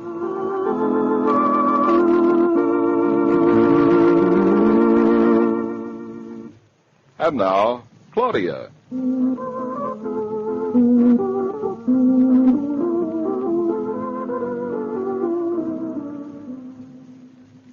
I know you're excited, but try to stand still, Claudia. How do you expect me to button you up when you're dancing a jig? You're tickling me, Mama, and your hands are cold. All right. You want to go unbuttoned? No, but I'll get you some gloves to wear. Thank you very much. I got enough thumbs as it is. Finished? Finished. I've just begun. There ought to be a law against dresses with so many buttons. The buttons are what makes it dressy. What do you do when you're alone? I never dress dressy when I'm alone. It'd be a waste. You mean to say David goes through this for you? His hands are never cold. Say, Mama, count and see what I'm going to marry. You mean an Indian chief or a soldier? That's right. Oh, let me see. Rich man, poor man, beggar man, thief, butcher, baker, Indian chief, soldier. A rich man. You sure that's what the buttons say? Count for yourself if you don't trust me. There, skadoodle. You're all buttoned up. Oh, hand me my belt, would you, Mama? Here. Those buttons are very psychic. What do you mean? Carrington invited us to tea yesterday. And now the buttons settle it. It's a sign. You believe in signs, don't you? When they work out right, I do. Well, you've just read my buttons. They say I'd marry a rich man. David and I are about to go and have tea with our fortunes. Just like that. Just like that. Do I look all right? For the wife of a man who's just about to fleece the golden fleece, no. For you, the wife of a promising young architect, yes. After tea with Victor Carrington today, David can stop promising he will be a successful young architect. I'd like to finish those kitchen curtains before I go. Oh, you don't have to go. You can stay here till we get back. No, thank you. I don't live here. Now, try and tell me in simple English what this tea with Victor Carrington's all about. You must be excited, too. Don't you remember I told you? The way you tell things, once isn't enough. Besides, I always like to hear good news twice. He's the head of that big department store in Chicago that I sat next to at Julia's dinner party last Friday night. Julia says he's quite a bit of Chicago and all of the firm. Very important and stiff. And she sat you next to her. Mm-hmm. Julia must be a woman of some daring. Well, go on now. So, anyway, he was impressed with David, and he asked us to tea with him today. That's all. Well, what did David say to him? Just good evening and good night. Well, I always thought David had an impressive manner when he put it on, but I had no idea it was so impressive. Are you sure that's all he said? Positive. After all, I was with Mr. Carrington practically all evening. He sat on my left elbow. Mr. Carrington had heard about the freight terminal idea about David's, and he was pleased to hear that David was involved. That was nice of him. Well, what do you think is going to happen today? I don't know, but Julia seems to think it's going to be good. And so do the buttons on your dress. She says David ought to say yes to whatever Carrington offers. And then he'll be a rich man, and I'll be a rich wife, and you'll be a rich mother-in-law. Sounds awful. I don't like the sound of it too well myself. Claudia, how does David feel about this? I can't tell. You know how he is about business things. I know, like your father. He wasn't the kind of a man either who brought business home with him. Thank goodness. I can't think of anything duller than dining with the stock market or waking up with a blueprint. Oh, the telephone. A reprieve. I hope it's not Mr. Carrington calling it off. Say hello decently. I always say hello decently. How else can you say it? Hello? Yes? Oh, David, it's you. What a relief. Say, where are you? You should be here. Oh. Well, I can go by myself. What do you think I am? Oh, don't say it. David, you're not going to get there late, are you? Well, if you leave the office in 5 minutes and I leave the house in 7 minutes, we'll get there at the same time and that'll be perfect. Claudia, neither of you will get there if you don't hang up. That was Mama. She's trying to break up our happy home. I don't know what she's doing here. Oh, yes, she's making kitchen curtains, white with red dots. Bye. Ah. Thank goodness for that. No, where's that tape measure? Let's get the window done, Mama. You haven't got time, Claudia. You'll be late, and I'll be responsible. I've got time. I don't want to get there before David. Not a chance of that. Now go put your hat on. I'll measure the curtains myself. Without me? I'd rather. You're no help. That is not true. I'm a big help. Look what I've just done for David. Are you going to brag about it for the rest of your life? You don't think he minds, do you? Here's your hat. Mine's what? That it's because of what I said that Carrington wants to talk to him? David's too broad-minded for that. He'll forgive you. Forgive me. You talk as if I'd done something wrong. I said nothing of the sort. You brought it up. David knows I'm not the meddling type. Besides, I didn't talk to Carrington on purpose. He already knew about the freight terminal idea. I just brought it up, and he thinks it's wonderful. All I told him was that it was David's idea, which it was. You're protesting an awful lot. Put on your hat. David won't be so broad-minded if you're late. Maybe I should be late. It's not polite. It'll give David a chance to get the business over. Mama, will you stay here and finish the kitchen curtains? Well, I'll get them started. Shakespeare will keep you company, won't you, Shakespeare? I've still got a feeling you'd better hurry. I've got a feeling I'm not going to go. What are you talking about? A minute ago you were all excited. I've got a feeling I'd rather help you finish those kitchen curtains. I told you I don't want any help. But if I don't stay here and watch you, you won't do them at all. Isn't that true, Shakespeare? Something is going on in that head of yours, and you may as well come out and tell me what it is. Nothing's going on in that head of mine. But after all, they're my curtains, and I don't see why I shouldn't have something to do with them. Where are you going? Come back here. Oh, where did I put that number? Well, who are you calling? It's too late to catch David. He's already left. I'm not calling David. I'm calling Mr. Carrington. Well, what for? Tell him I've got more important things to do. He'll like that. What do you intend to tell David? I don't plan to tell him anything. I plan to have him come home and find his wife and let him tell her everything. That's the way I think it should be. And that's the way I think David thinks it should be, too. Hello, Mr. Carrington. This is Claudia Norton.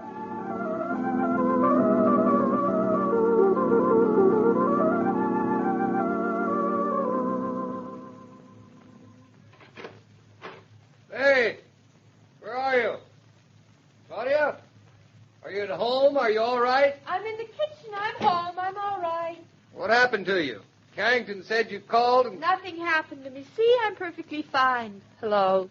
Carrington said you called and that you were tied up on something important and you wouldn't be able to come. That's right. David, how'd it go? Is Mother all right? She's fine, too. She just went home. And what was so important? Nothing was so important that you aren't going to tell me what happened with Carrington first. I've been on pins and needles. Well, it was pretty exciting. Was he nice? Couldn't have been nicer. What did he say? Don't just stand there. Tell me what he said. You haven't given me a chance. What did he say? First, you tell me what you've been doing. Oh, David, you're impossible. You love making me suffer. I think you're a... A sadist. Is that what you are? Mm-hmm. Well, what were you doing? I won't tell you until you tell me what Carrington said. He said you were a lovely girl. I know that. Conceited, too. No, just impatient. Well, he said he was very interested in this freight terminal idea. I know that, too. What else did he say? He said that he'd been working out some such idea for his own business in Chicago. David, tell me something I don't know. You're cute when you're impertinent and impatient and nosy. But come to the point. He said that he didn't have the right person to work it out for him. So he'd been unable to start moving on it. And, in words of one syllable, so he asked me more about my plans for the freight terminal. And? Can't you say anything else? Then what? Good. Well, then after I told him how I saw it, how it should be designed and built, he asked me if I would be interested in working out further for him. That's wonderful, darling. That's just what you want to do, isn't it? Quite an opportunity, and Carrington's got the money to push it through. And they lived happily ever after. David, when do we start? Anytime I want to. It's up to me. Oh, wasn't it a stroke of luck that Julia put Carrington next to me? But most lucky of all is that you thought of the freight terminal in the first place. We better call up Roger and tell him. Yeah, that's the hitch. What is? Carrington wants me to work for him. But I don't understand. Well, he thinks I ought to leave the firm and come in with him, be in charge of it, and see to it that it goes through. Well, what's wrong with that? That's wonderful. Except you don't want to leave Roger, do you, David? I don't want to, no, but well, this is a very big opportunity. I'm very excited about this freight terminal project myself. And do you think Roger'd mind your going in with Mr. Carrington very much? no, wait a minute. Hold it right there. I haven't decided yet. I know, but do you think he will mind? I don't think so, dear. Not when I explain it to him. Roger is a very swell friend. I think he'd want me to take a chance like this. Must have been so exciting talking to Carrington. He's nice, even in spite of being so important, so rich and everything. Hold on now. You're not prejudiced about people being rich, are you? Oh, only when they're not nice. Oh, David, tell me more. Tell me exactly how he said everything. Well, there's nothing more to tell. We didn't discuss any details as to where or when. I'm to think it over and call him in a day or so. Call him tomorrow. He won't be in town. I'll call him the next day. Oh, David, I wish I could have been there. Now it's my turn. Why weren't you there? Oh, because Mama was here, and we were just getting started making the kitchen curtains, and I hated to go in the middle and leave her. You should see them. They're beautiful. Well, they'd better be. Is that the only reason you didn't come? Isn't that good enough for you? I never thought that kitchen curtains were such an important item in your life. Didn't you know? And this way we both got our business, your business and my business done, both of us. Carrington was very disappointed that you weren't there. I don't think so. He just said that to be nice. I was disappointed, too.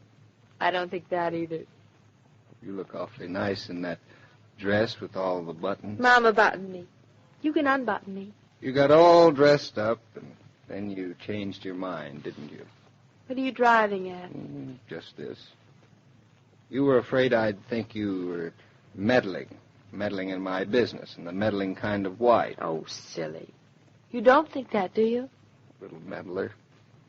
It was pretty big of you to give up coming this afternoon. Big of me nothing. I told you Mama was here, and the curtains. Besides, I don't understand a word about business. You know that. Well, for someone who doesn't know anything, you know an awful lot. And it's an awful shame to let that pretty dress go to waste. How would you like to step out to dinner? Come home late? I get so sleepy when it's late. This dress has so many buttons. So it has. I'd rather get started on them early. Wouldn't you? Come over here, darling. Turn around. Rich man, poor man, beggar man, thief. Don't bother counting, darling. We're very rich now. All I want is to be married to you.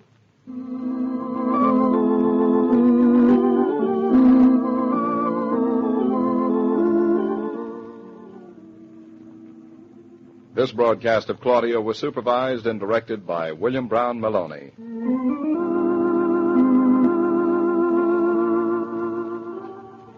Youngsters make for the refrigerator in search of Coca-Cola as bees make for flowers in search of honey. They naturally prefer the household where there's plenty of Coke on ice, don't you? If you want the neighborhood kids to feel that yours is the friendliest house on the block, get into the custom of buying Coke by the case. Then you'll never run short of hospitality for guests of all ages.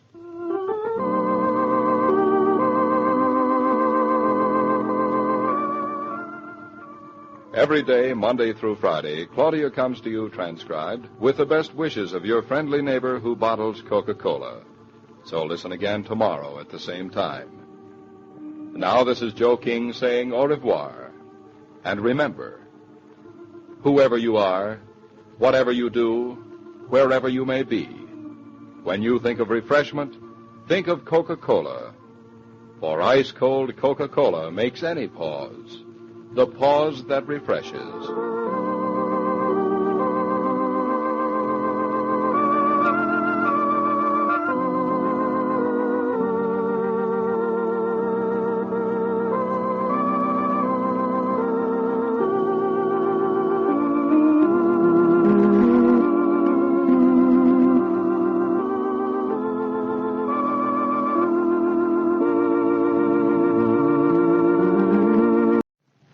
Coca-Cola bottler presents Claudia.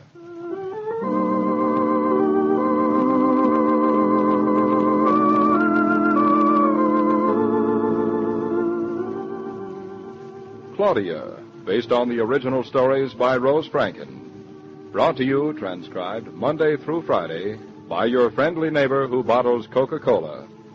Relax, and while you're listening, refresh yourself. Have a Coke.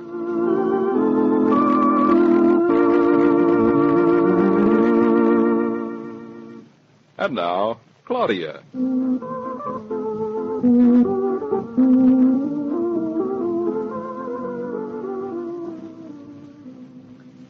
Oh, what time did he say he'd call, David? He didn't say what time. What did he say? He said tonight.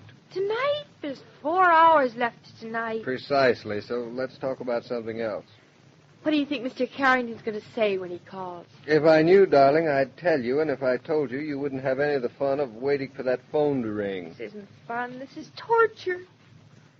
You have to read that book. I'd just like to. Don't you have anything to do? How about knitting some little things? Too soon for that. I can take a hint. You can also hear it thunder.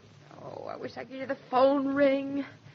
Come on, Shakespeare. Come on up. You can sit next to me on the sofa, baby. I can almost hear myself think. This is just like a wake. Oh, where'd I put my darling needle? Shakespeare, have you seen my needle? Haven't, eh? Bet you took it away. I bet you did. David. David. No. I don't mean to interrupt, darling, but have you seen my needle? No. Oh, here it is. David, you can be quiet again. Thank you. The Telephone. The telephone. I didn't hear it. Well, if you didn't hear it, why are you running toward it? My sixth sense told me. Keep your fingers crossed. Hello? Oh, Mama, it's you. How could you do this to me? No, don't hang up. No, I don't mind talking to you. It's just that we were expecting a call from Mr. Carrington from Chicago. No, I don't know what he's going to say to David. I've asked David, and he says he doesn't know Here, either. give me that phone. Mama, he's tearing the phone out of my hands. Careful, David, you'll break it. Listen, Mrs. Brown, you're worse than Claudia. If you're so curious to find out what's going on, why don't you just come over here yourself and find out? I'll not say another word to you over the phone. You come over here this minute. Goodbye. She's coming over. You were sweet to ask her, darling. I'm a fool. Of course, but why? Because one curious woman is more than I can cope with, and yet I am about to be surrounded by two. I know why you asked Mama. You hope we'll ask each other questions and leave you alone. I didn't say that, but it's an idea. Now, shh. Oh, where did I put that needle? In my lapel here. Thanks. Goodbye. Goodbye.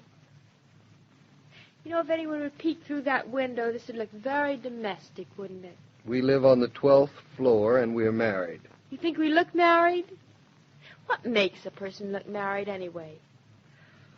Oh, it's nice to be married. It's nice when it's 8 o'clock and the dishes are done. Shakespeare's purring away. It's Christmas soon. We don't have any place to go tonight. I don't intend to move an inch until the telephone rings. Is that listed in order of importance? Backwards it is. I wish I could purr, too. It's so expressive. Shakespeare must have a little business in his throat that I haven't got. You've got plenty of little business in your throat. Nothing to purr with. What do you suppose it is? Something he found in a Cracker Jack box. Want to listen to it? Claudia, you just said that you don't want to move an inch. I'll move a foot. I'll move both of them. All right. I know when I'm licked. All right, darling, pull up a chair and sit down next to me. I'll even let you breathe down my neck. I don't like chairs. Chairs aren't upholstered in tweed. And they don't smell of tobacco and lilac. Chairs don't smile out of the corner of their mouth or raise an eyebrow. Chairs simply don't look like you at all. Then why do you keep mistaking me for one? Well, you do have arms and legs. Before you pull me up and make yourself comfortable, put down that darning needle. It looks too much like a darning needle. It's down. So am I. Oh.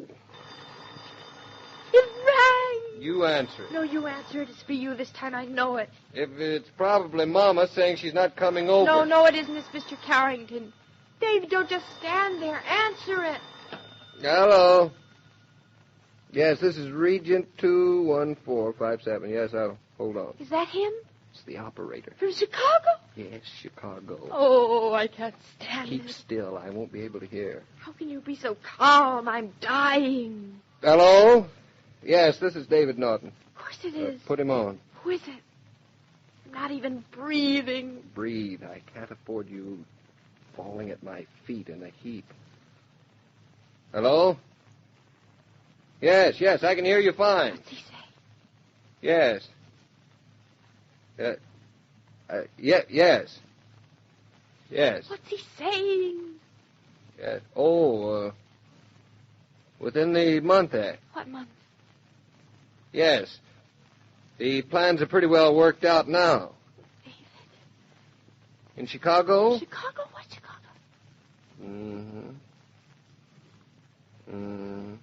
I see.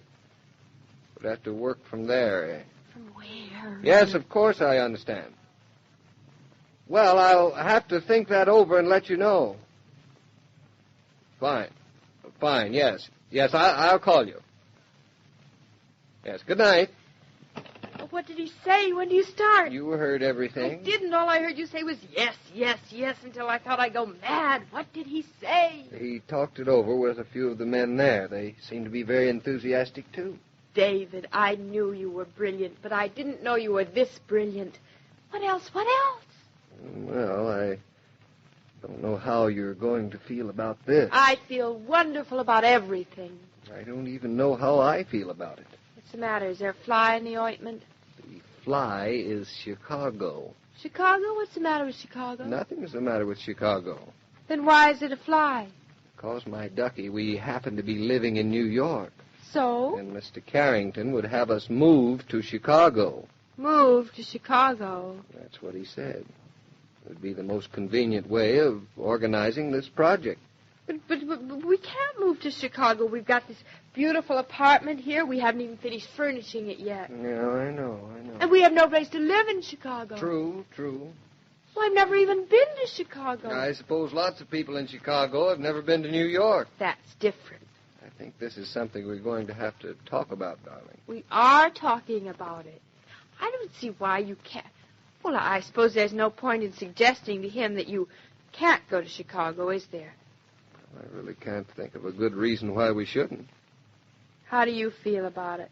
Oh, I haven't got anything against it, really. I've lived in lots of other places besides New York. It's all pretty much the same. I suppose so, as long as you're with the people you love. Mama. What about Mama? Oh, David, I couldn't leave Mama.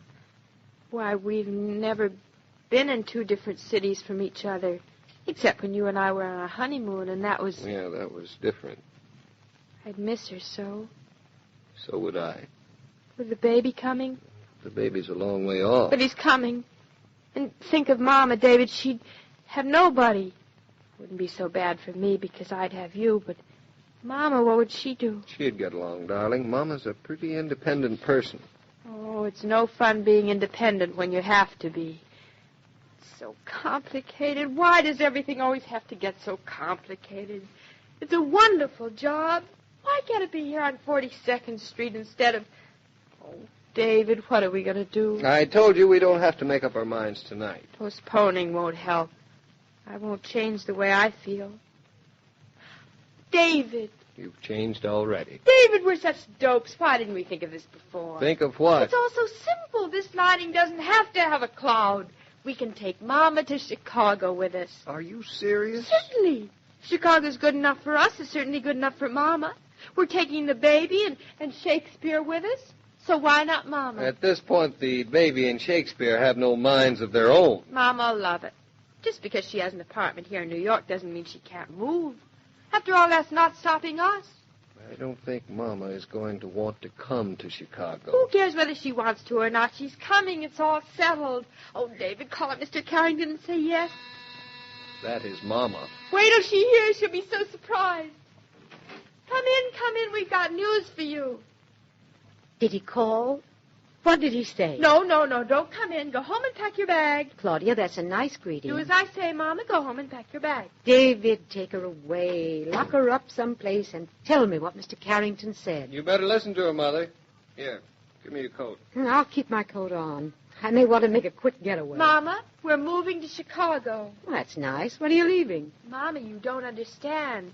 You're leaving with us. What is going on here? Simple. The two of you are so thick-headed. Look, Mama, we've got to go to Chicago because Mr. Carrington wants David there, and we're taking you with us. Oh, you are? I told you. Maybe Mama doesn't want to go to Chicago. Ridiculous. A prospective grandmother should be with her prospective grandchild. This one is too prospective. David, I think it's wonderful about your new job. It is wonderful. Very wonderful.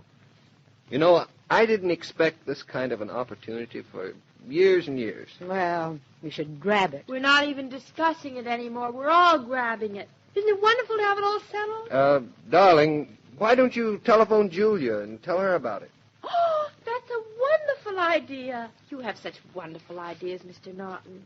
Everything's wonderful. I'll call her right away. After all, she started it all, didn't she?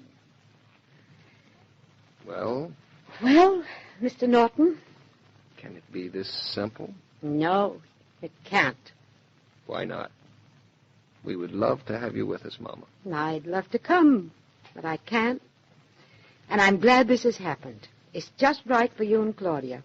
She'll really be on her own this time. Yeah, that's what I'm afraid of. It's going to be quite a big dose for her to take, Mother. She'll take it. I'm not sure it's the right thing for her just now. You know what I mean with the baby and all. That's just why it's right, David. She'll learn to be a little less of a daughter and a little more of a mother. Well, to tell the truth, Mama, all of this worrying of mine, it's not entirely about Claudia. I'm just worried about you. Well, that's sweet of you, but don't worry. I'll come and visit you. Why, you won't be able to get rid of me.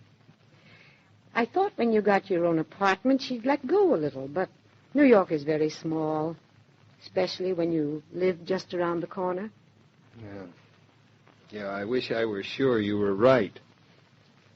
Do you want me to tell her? No, I will. Not tonight, though. She's had enough for one day. Besides, I'll have to talk it over with Roger tomorrow anyway. That is, before it's all settled. There'll be plenty of time to tell her. But, David, I'm very glad for the two of you. I wish I had my hat on, Mrs. Brown, just so I could take it off to you.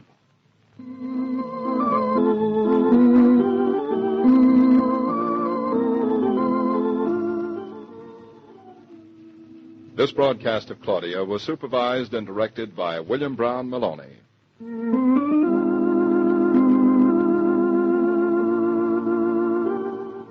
If holiday shopping is fun for you, you can make it more fun.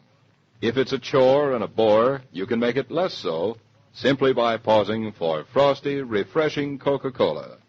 It's easier to shop when you're refreshed. And you'll find more of those familiar red coolers in lunchrooms, service stations, and food stores nowadays.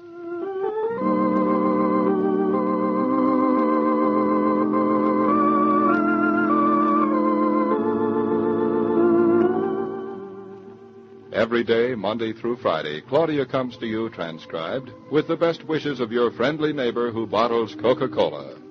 So listen again tomorrow at the same time. And now, this is Joe King saying au revoir. And remember, whoever you are, whatever you do, wherever you may be, when you think of refreshment, think of Coca-Cola. For ice-cold Coca-Cola makes any pause the pause that refreshes.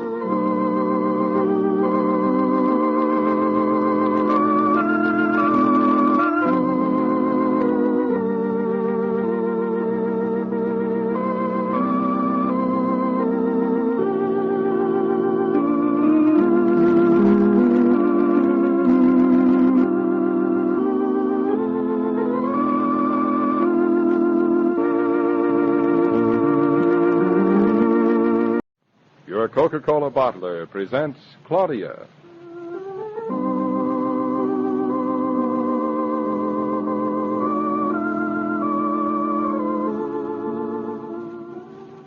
Claudia, based on the original stories by Rose Franken. Brought to you, transcribed, Monday through Friday, by your friendly neighbor who bottles Coca-Cola. Relax, and while you're listening, refresh yourself. Have a Coke.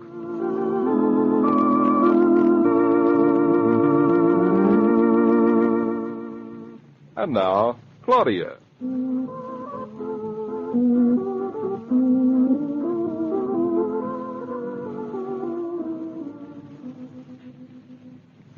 David, Good morning, darling. you been awake long? Good morning. Just a little while. Why didn't you wake me? You were asleep. I wasn't really. I was only half asleep. What was the other half of you doing? Thinking. I sort of been half asleep and half thinking all night. You must be exhausted. Not a bit. Do you sleep well? Half and half. I bet you were thinking the same sort of things I was. Could be. Think we'll like living in Chicago. I don't see why not. I think I'd like living any place with you. And I wouldn't like living any place without you. That was sweet. Good morning. It's still early. Good night. Do you think we'll have a hard time finding an apartment in Chicago? Oh, Was that a yes groan or a no groan? it was a how would I know groan, and I want to go to sleep groan. You don't want to go to sleep. You had all night to go to sleep. I feel like talking. You always feel like talking. Well, now we've got something to really talk about. When do you think we'll leave? I'll have to pack. Look, darling, nothing is settled. You merely decided that if Mama came with us, we could take the next train to Chicago. There are other things to consider. What, for instance? Well, this, for instance. I'm not sure I can leave Roger just at the present. We have a few contracts pending, and I can't leave him flat. But I'll talk to Roger today and see what he thinks. Will that settle it? As far as business is concerned, Is there anything else concerned? a few other things. Like what? Well, would you consider going to Chicago without Mama? Oh, darling, there's no point in going into that again. That's all settled. Mama said she'd go last night. I don't remember her saying she would. You don't remember her saying she wouldn't, do you? Darling, Mama... And there's no point in going into that again. It's settled. As far as you're concerned. And as far as Mama's concerned. Yes, I think Mama's mind is made up. What time is it now? A little more after 7. Is there any rush? No rush. Fine. Then I'll roll over. Good night. David, how can you sleep on a morning like this? I don't know, but I intend to give it a try. Good night. David, roll over in this direction, why don't you? Is that a no grunt or a yes grunt? That was a yes grunt.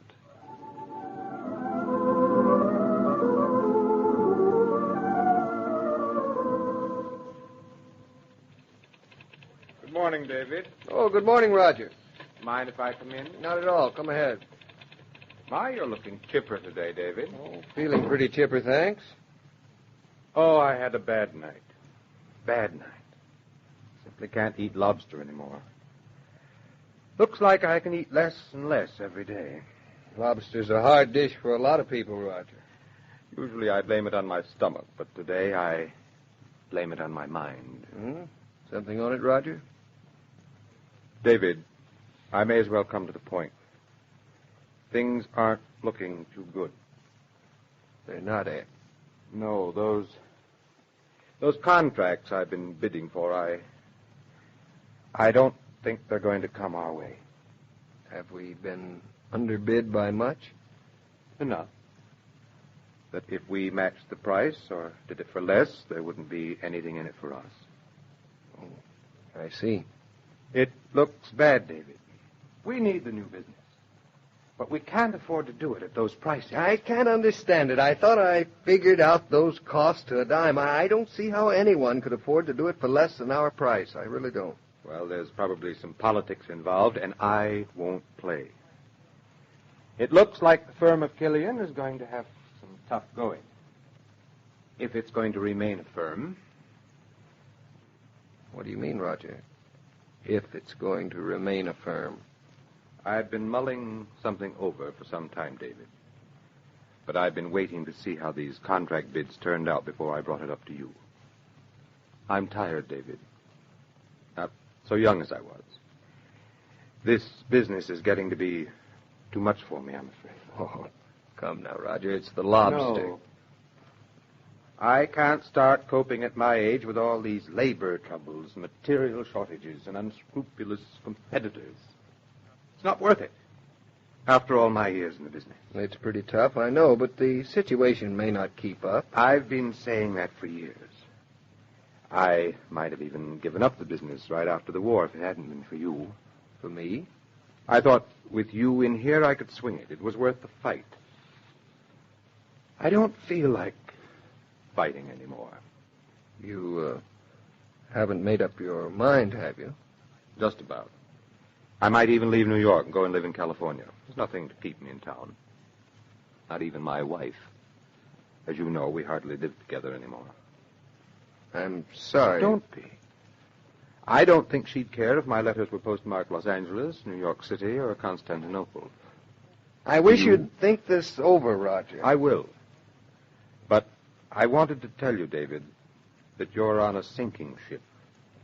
And if a lifeboat comes your way, grab it.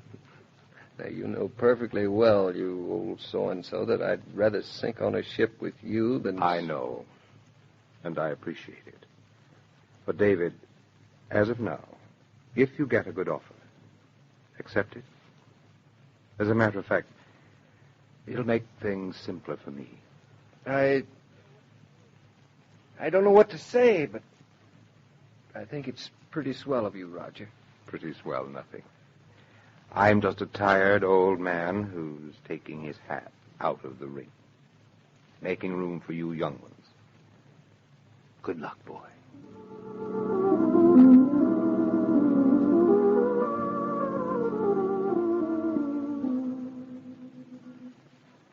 Do you think Mama's back from Long Island yet with Aunt Louisa? My crystal ball is on the bum. Why don't you call her up and see? It's only 9:30. She promised she'd call me as soon as she got back. Then she isn't back.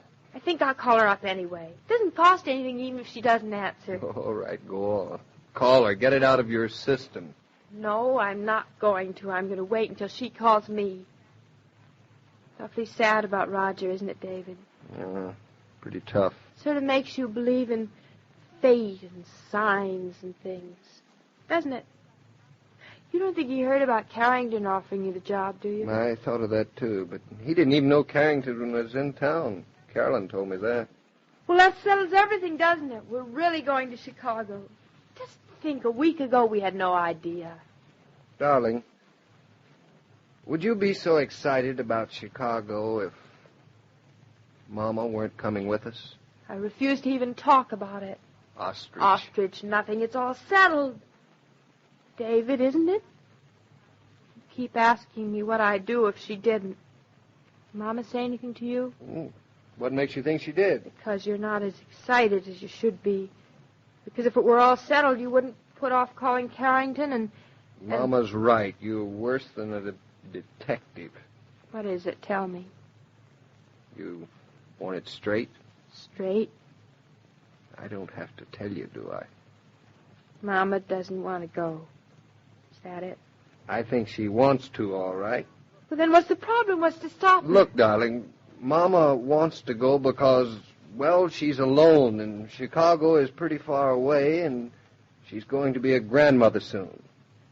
But she doesn't think that's enough reason. Well, then what better reasons are there? Well, she's lived in New York a pretty long time now. This is where all of her friends are, where her life is. Those aren't reasons. Those are excuses. David, you told me you'd tell it to me straight. She doesn't think she should go. She thinks you're a big girl, and that she's big enough that you two can live in different cities and still be happy. But why should we if we don't have to? Why make ourselves miserable if it isn't necessary? Would you be miserable, darling? Well, Don't be afraid to tell me. Tell me straight. I wouldn't be as happy as if... No, David. I wouldn't be miserable any place with you. But I don't see why I can't have Mama, too. You can't always have everything, darling. If you take something with one hand, you may have to let go of something with the other. Why, if you don't have to? That's what I don't understand. There really isn't any answer to that, not one that I can give. David, I'm not being a mama baby now, but I don't see why things can't be simple. Why we can't do things the way it'll make everyone happy. Mama thinks this is the way everyone will be the happiest in the long run. You mean she sees this as a sort of training for the day when she... Maybe. Well, I don't want to be trained for it, thank you. It's just as hard for Mama, darling, as it is for you. I think she's being very brave and very wonderful. Well, I don't intend to be. I'll save my braveness and wonderfulness for when I need them. I'm not going to waste them for when I don't have to. What do you want to do then? If Mama won't come with us? Not go to Chicago? It won't happen that way. It can't. You've got to go. You hardly have a job with Roger anymore, and this is a wonderful opportunity for you. You can't afford to pass it up. But, Claudia, listen to me. Mama will not come with us. She told me last night. Last night? I won't believe it till she tells me herself. What would she do here all alone? What would I do? No, I won't believe she isn't coming until she tells me so. Speaking of the devil. I've got it. I'll ask her point blank. Hello? Oh, Mama, we were just starting to wonder if we should wonder what happened to you. Darling. Mama, you've got to answer me this question. Darling, wait until tomorrow. Wait until she gets back. No, I want to know now. Mama, are you coming with us? Your mind's made up.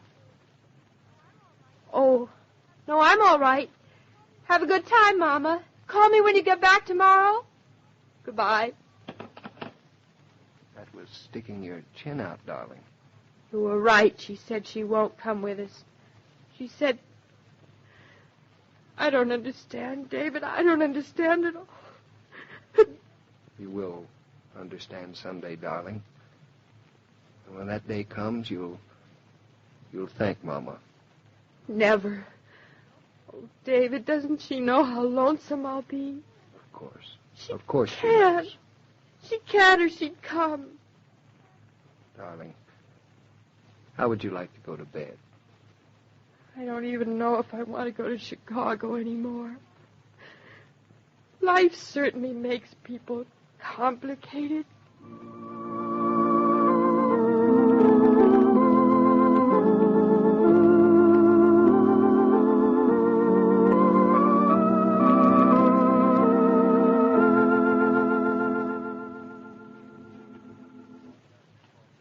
This broadcast of Claudia was supervised and directed by William Brown Maloney.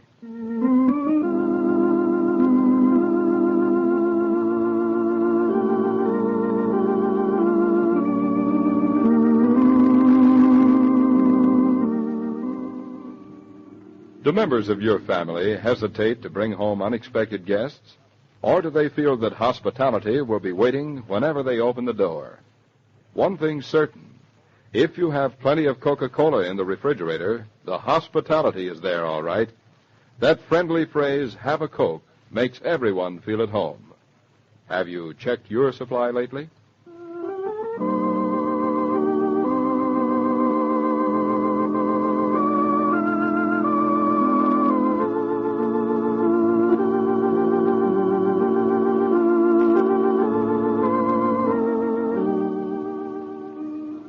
Every day, Monday through Friday, Claudia comes to you transcribed with the best wishes of your friendly neighbor who bottles Coca-Cola. So listen again tomorrow at the same time. And now this is Joe King saying au revoir.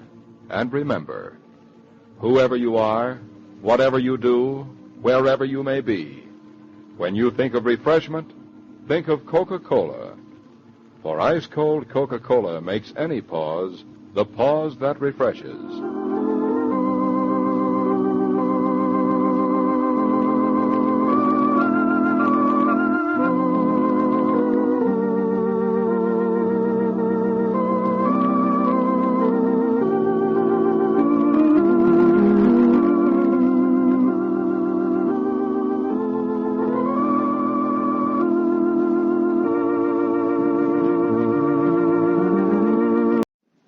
Coca-Cola bottler presents Claudia.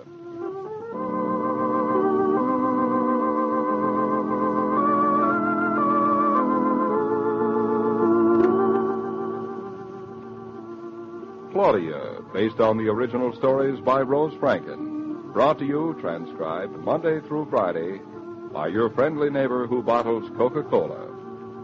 Relax, and while you're listening, refresh yourself. Have a Coke.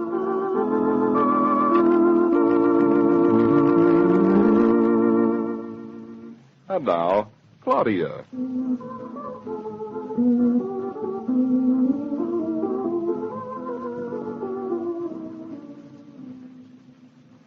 You better go, David, or you'll be late. Plenty of time. Don't worry. But it's after 9 o'clock, look. Oh, so it is.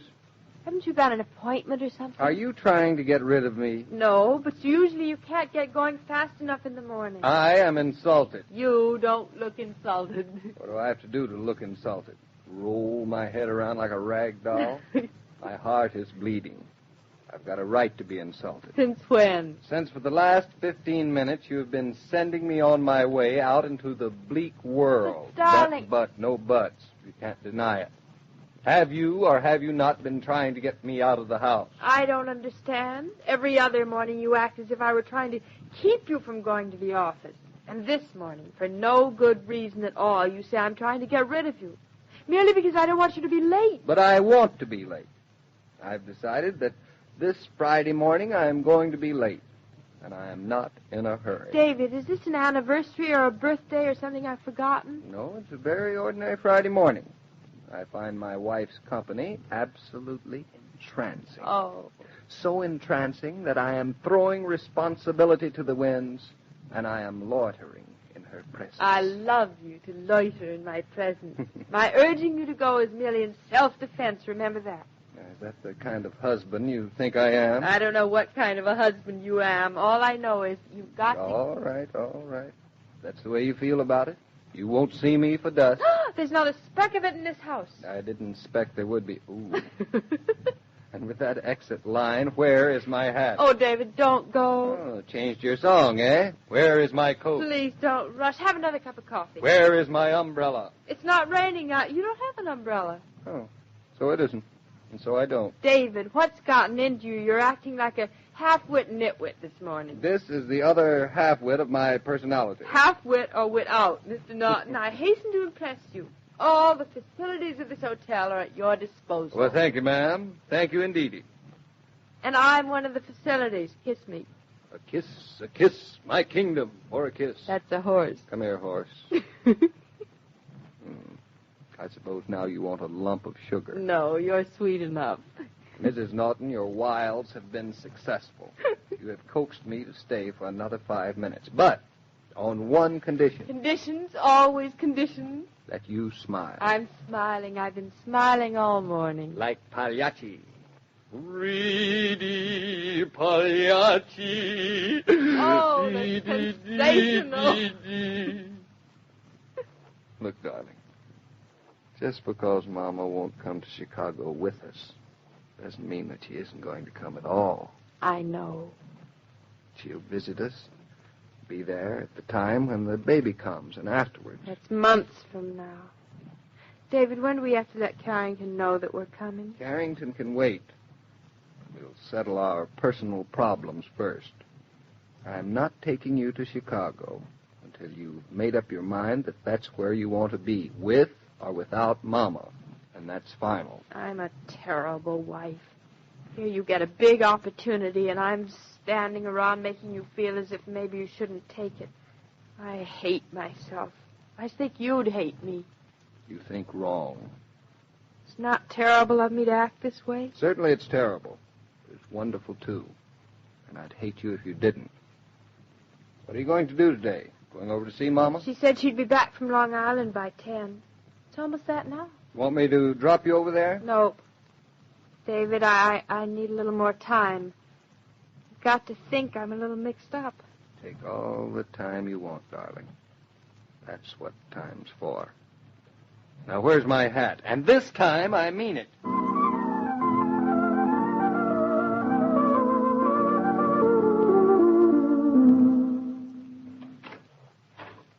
Why, David, what are you doing here? Why aren't you at your office? Like mother, like daughter. My wife couldn't wait to get me out of the house this morning, so I come to find a haven with you, and what happens? David, how's Claudia? Fine. Terribly upset last night when I told her I wouldn't go with her to Chicago. Yes, Mother. She was upset. Very. I didn't want to tell her that way, but she insisted. I know. I'd already told her. She wouldn't believe me. She had to get it straight from you. It was a brutal way to let her know. You two women. Sometimes I think all of your energies go into worrying about each other. I suppose it's because we've never had anybody else to worry about, either of us. Does Claudia know you're here? Seriously, Mother. Do you think we're doing the right thing? Well, how sure can a person be, David? Yes. I think it's right. Well, I thought so, too, up until last night. Maybe you will come with us. Stay with us until after the baby's born. Claudia will need some help for a while before. She'll need some help for a while after. And after that, there'll be something else, and then something else. I think I've got to untie my apron strings a little more completely, David. But, Mother, there's nothing really wrong in Claudia's wanting to be with you, especially these next months. And I want you, too. Don't put it on those terms. What a person wants and what's right can be poles apart. As far as Chicago is from New York. David, Claudia is yours now. It wouldn't be fair to you. All right. If you want me to be selfish, I don't think it's fair to me either for Claudia to be unhappy. That daughter of mine is never unhappy for long. You mean she doesn't show it for long?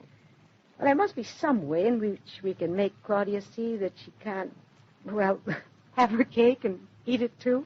Can you teach a person that? I doubt it. She'll have to see for herself. I suppose you won't consider going or even decide to go until Claudia makes her own decision. I won't move an inch until she comes to me and tells me that that's what she wants. But don't you have to decide soon? I don't have to do anything. It's all up to Claudia now. You've spoken your bit, I've spoken mine, and the rest is for her. She's a very lucky girl. It's not every husband. Yeah, I don't know. She's got a hard job on her hands. So have you. And if I may return the compliment, so have you. I came over here to ask you to come with us. You've got more courage than I have. The invitation is withdrawn. And I'm not the least bit offended. Now hurry along to the office. That's probably Claudia now. Don't tell her I'm here. What do you take me for? A fool?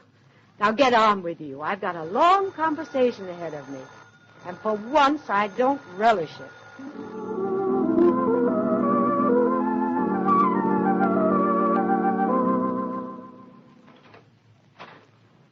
Why, Bertha, what are you doing here?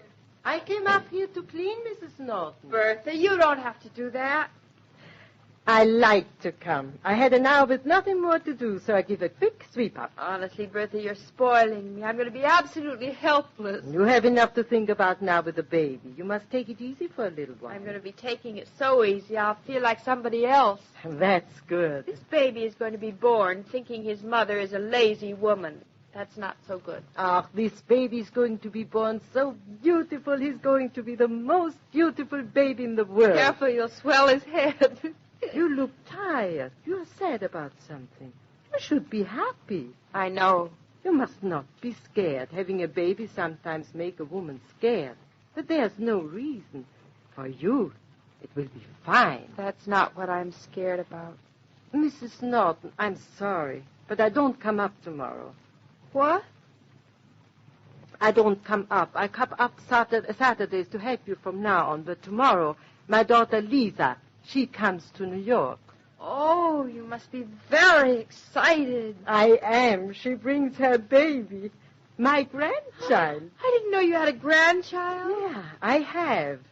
But I have never seen him. You haven't seen him? No, he was born 2 months ago in Maryland, where Lisa and Edward they are, Fritz and me.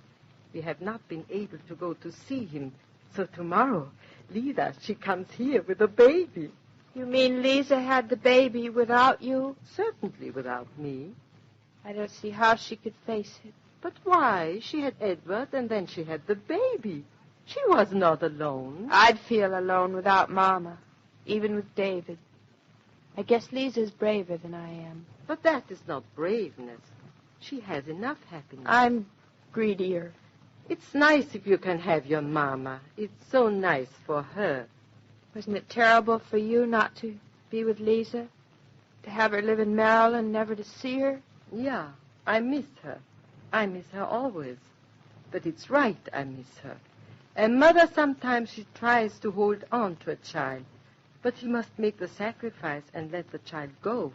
That's the way. Then the child, she becomes a mother, and someday she lets her child go.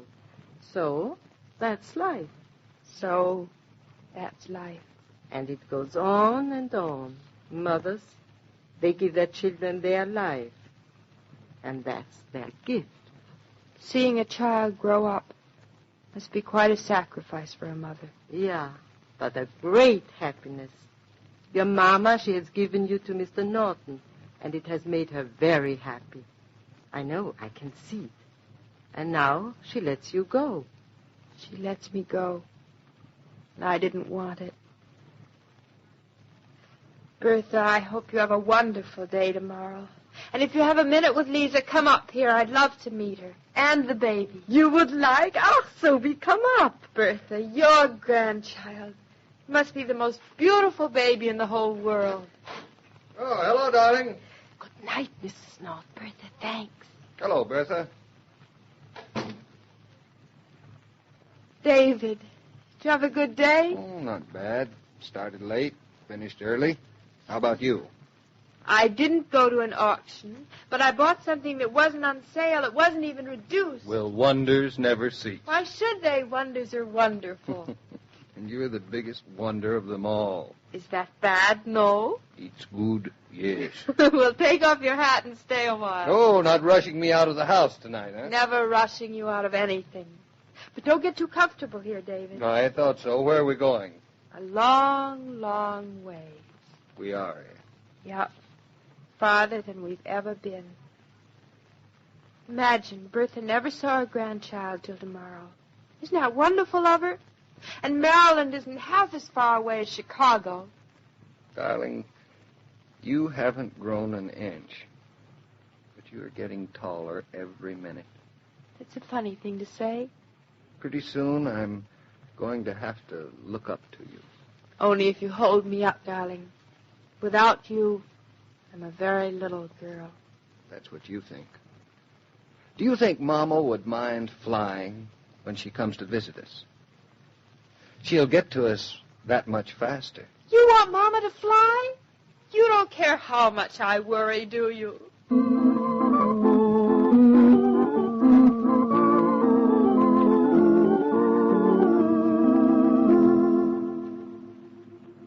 These programs star Catherine Bard as Claudia and Paul Crabtree as David. And the entire production is supervised and directed by William Brown Maloney.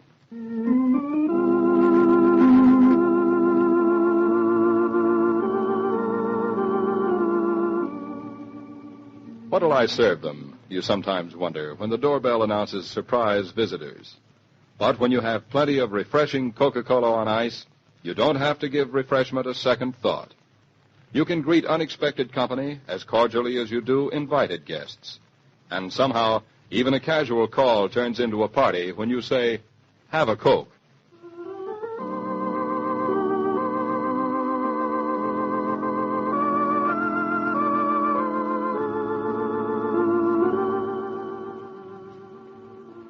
Every day, Monday through Friday, Claudia comes to you, transcribed, with the best wishes of your friendly neighbor who bottles Coca-Cola. So listen again Monday at the same time. And now this is Joe King saying au revoir, and remember, whoever you are, whatever you do, wherever you may be, when you think of refreshment, think of Coca-Cola. For ice-cold Coca-Cola makes any pause the pause that refreshes.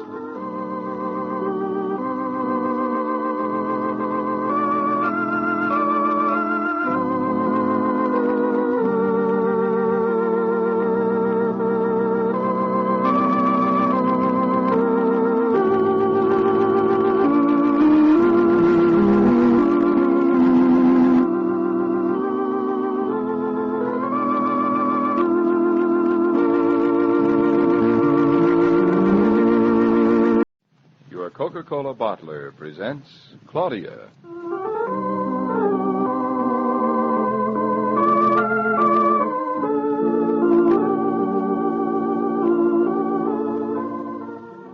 Claudia, based on the original stories by Rose Franken.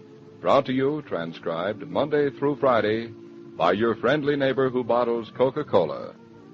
Relax, and while you're listening, refresh yourself. Have a Coke.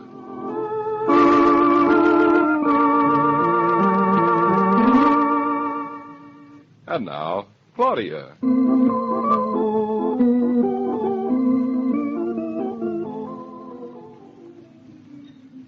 you think it'll snow by Thursday, David? Oh, sure, I can smell the snow in the air now. Smell it how? With my nose. But you can't smell snow, can you? You can't smell snow. Well, that's a sacrilege. Can't you taste it either? No, my mouth's full of toast. Well, stick your head out of the window after breakfast and find out for yourself. But I guarantee you it will snow by night. I hope you're right. Doubting Thomas. Here, Thomas, give me another cup of coffee. All right, Thomas. David, it's your third cup. Any objections? Of course not. David, how soon do you think we'll go to Chicago? Oh, a few weeks after the New Year, probably. So soon? That's at least a month from now, darling. A month's awfully short, David. Remember, December and January have the shortest days. But they have more of them. 31. 30 days has September. Maybe it won't be so soon. I really don't know when Mr. Carrington will be ready to get this freight terminal project underway. But I've got an idea he's an impatient man. Well, I'll be ready when he is, and when you are. If we just have a snowy Christmas in New York, any time after that'll be all right, darling. What are you looking for? Matches. Have you got any? I put some on the table with the orange juice. Look under that saucer that's tilting. Oh, yes, here they are. Honestly, we use up more matches. It's that pipe of yours. Do you begrudge me my pipe? No, oh no, why should I? You only spend half your life polishing it or scraping it or looking for it or lighting it. Keeps you so busy you hardly have a chance to smoke it even. My pipe needs a lot of attention. A pipe is like a woman. This woman sometimes wishes she were your pipe. Come here. I'll polish you up a little. I don't trust you. All right. Stay where you are. All right, here I am. I like being polished. Now, Skadoodle, I want to light my pipe. See what I mean? This dang pipe. What's the matter with it? Who said anything was the matter with it? Nobody. Only you practically just broke its head on the table. It's bold, darling. How many times do I have to tell you it's bold? It's bold. What's the matter with it? It doesn't draw. Is that all? Maybe something stuck in it. For instance? Tobacco? Oh, brilliant. Is this your good pipe? No, my good pipe is broken. And this must be its mate. It's broken, too. Are you starting to sound like a broken record? Haven't you got a pipe that works? Well, I haven't had time to put them into shape. All they need is a little fixing up. You say a pipe is like a woman, don't you? Hmm? Would you bother with a woman for 5 minutes if she was always broken and useless and lying around collecting dust? What are you driving at? Answer my question, would you? Well, this woman you're talking about is obviously not my kind of woman. Then these are obviously not your kind of pipe. David, why don't you throw all your old pipes out the window or make a fire of them? Get yourself a new one? Darling, it's not so easy to get a new pipe. After all, it took me a dozen years to find you. If I threw you out the window or set you on fire, it might take me a dozen more years to find a new wife that would suit me. Do I suit you? Mm-hmm. Tailor-made. Perfect. That's nice. And that's the way I feel about my pipes, thank you. You're welcome. David, where do you buy your pipes? Well, not in a drugstore. I think that your devotion to a pipe is completely blind. You just love it because you have it. Then I just love you because I have you. Come over here. It's nice to be your pipe. I mean your wife.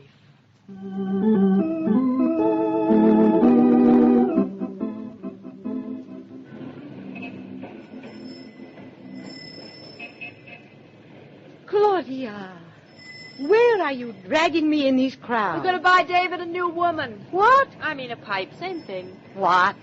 What? What's the matter with buying him a pipe? His good one is broken. He doesn't like any of his others. But you don't know anything about them. I found out everything I have to know this morning. For instance? You don't have to know anything. It's all a matter of instinct. David's instinct. I've got instinct, too. Well, you don't have to be so proud of it. So do animals. Where are we going for this pipe? To a pipe store. Really? Which pipe store? It's right on this next block. English and very swanky. I got the name out of David's tobacco. That was very clever of you. What's the name of this place? Lang Hills. Look out, Mama! Honestly, you want to get killed? I haven't been killed so far crossing streets. Claudia, let go of my arm. Well, there's a store on the corner. Ooh, looks very expensive, doesn't it? What do you suppose a good pipe costs? I don't know. $3? Or maybe 5 or 8. That much? Well, it does sound like a lot, but it lasts a long time. That's true. And David gets very devoted to it. Still, Mama, look at all the pipes in the window. Aren't they stunning? Well, you don't sound as if you're going to enjoy this. I just have a feeling that what? That I'm going to wish David smoked cigarettes. Not me. I'm glad he smokes a pipe. Come on in. Good afternoon, madam. Can I be of assistance to you? I want to buy a pipe. Right over this way, please. Go on, Claudia. You're in here now. Go on. He acts as if the last woman who was in this store was Eve. And you know what happened to her. What? Right over here, madam, please. We have quite a varied assortment. Mama, which one would he like best? You're married to him, not me. He has both. Long stem or short stem? Oh, dear. Round bowl or deep bowl? I don't know. Dark wood or light wood? Mama, help me. Claudia, I warned you. Are they guaranteed like fountain pens? They need no guarantee. They are Langhill pipes. Oh. I didn't know buying a pipe could be so complicated. Oh, I wish I were a man for once. I see what you mean. At a man's point of view. The clerk wasn't any help at all. Mama, if I bring home the wrong pipe... David will still love you. Oh, he'll love me all right. But he'll think I'm a clot. Something new, of course. Mama, look at that man over there. What about him? He's smoking a pipe. So? He looks very distinguished. Like C. Aubrey Smith. I bet he'd know what pipe David would want. The way he smokes a pipe, it looks like it grew in his face. What do you intend to do? Read his mind? No, but Claudia, whatever you're thinking, forget it. It wouldn't hurt to ask, would it? Ask him? Have you gone mad? I'm just trying to be practical. He looks very nice and understanding. Sort of the way David might look when he grows older. Much older. Claudia, where are you going? Come back here. Oh, that child. Excuse me, but could I... Yes? Could I ask you for some advice on a very important matter? Why, of course. What is it? It's about a pipe for my husband. Pipe for your husband? Yes. The first Christmas present. It's very important. How did you know? I mean, that it was the first. You're very young, my dear. Now, what's the problem? Well, you see, I don't know which one to choose. That is a problem. Where are these pipes? Right over there with my mother. Oh, let me see. Suppose you tell me what your husband is like. Well, he's very tall. Almost as tall as you are. Well, then we don't want too small a pipe. And he's... Very handsome. I know. Well, I think he is. Mama, we've got some help. You'll have to excuse my daughter, but... Not at all. I'm delighted. So he's very tall and very handsome and... Oh, and he's an architect, I forgot to tell you. And he's got a square jaw. The two match very well, I'd say. And I'd say that your husband might favor a straight stem. You do? You think he'd like a straight stem? Straight stem. Now, let me see. The bowl. Oh, there's something else I forgot to tell you. David always taps the bowl on the table. Oh, and he rubs it up against his nose to polish it. And, he's forever pressing the coals down with his fingers. I don't see why he doesn't burn himself. Why, young lady, you're quite a professional about pipes. Well, I have picked up a few things. You can't help it when you... When you love the man who smokes the pipe. Yes. I never noticed pipes before I was married. I hardly even knew they existed. Well, from the image you've given me of both of you, I'd say he'd like a tall bowl. Deep and well-shaped and generous. Do you know what you've done? Described your husband to you. You've described him perfectly. It's almost as if you knew him. Not very difficult. You've allowed me to see through your eyes. Oh, that... You've allowed me to see a good many things. I knew a boy once, very much like your husband. He was a fine boy. He must have been. He'd been a fine man, too.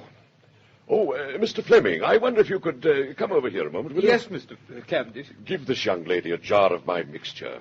The heavy blend. Yes, and with an extra pinch of Turkish in it. I'll order it right away, sir. That was very good of you, sir. I feel embarrassed. You've been so kind. Not at all. This boy I knew, it was his blend of tobacco. Just tell your husband it's from an admirer. I'll tell him, Mr. Cavendish. And I think this is the pipe for him. It's a good dark briar with a fine grain. He'll like it very much. I'm sure he will. We don't know how to thank you. Please don't. It's been so very nice having a glimpse into your daughter's hearth. It's warm and cheery, and there's a good fire burning there. Thank you for asking my advice, young lady. I want to thank you, Mr. Cavendish. I want to thank you very much. Oh, it's I who should thank you. You've given me a very real and unexpected pleasure. Give your husband my best wishes, and a very happy Christmas to you both. Oh, and a very Merry Christmas to you, Mr. Cavendish. Oh, Mama. He must once have been very happily married. Why do you say that? Because I think he's all alone now. I think he's lost his son, too. Mama, I have a feeling David will love this pipe. I have a feeling that it will be his favorite pipe. A good dark briar with a fine grain and a tall bowl, deep and well-shaped and generous. Mama, would you mind waiting here for a moment? Where on earth are you going? To telephone. I'll be back in a minute, but I just want to telephone to David. Oh. I just want to hear his voice. You know, sometimes it's frightening to be so much in love.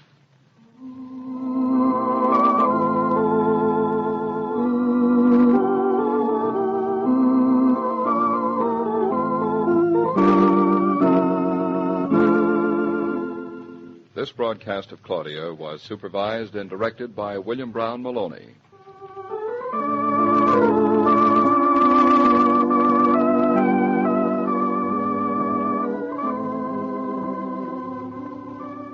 When you say welcome, what you're really saying is, it's well that you came. You can express the same thought without using words at all, just by bringing out a tray of ice-cold Coca-Cola. That says, glad you came, and more. Its frosty refreshment is a silent invitation to pause, relax, and make yourself at home. Have you plenty of this welcome refreshment on ice for Christmas entertaining?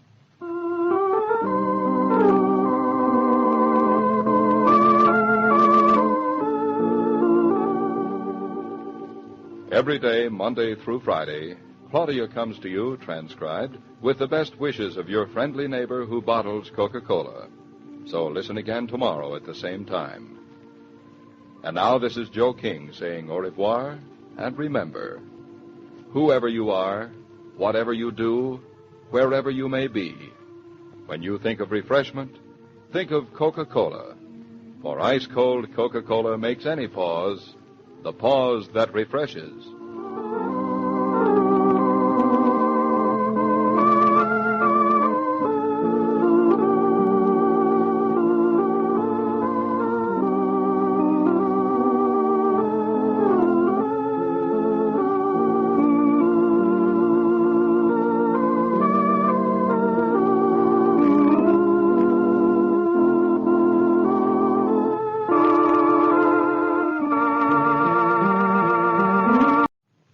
Coca-Cola bottler presents Claudia.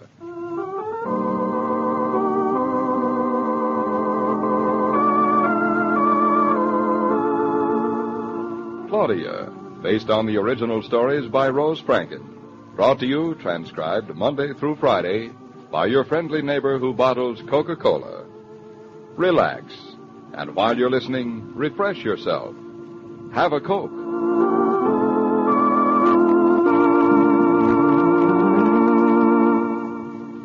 And now, Claudia.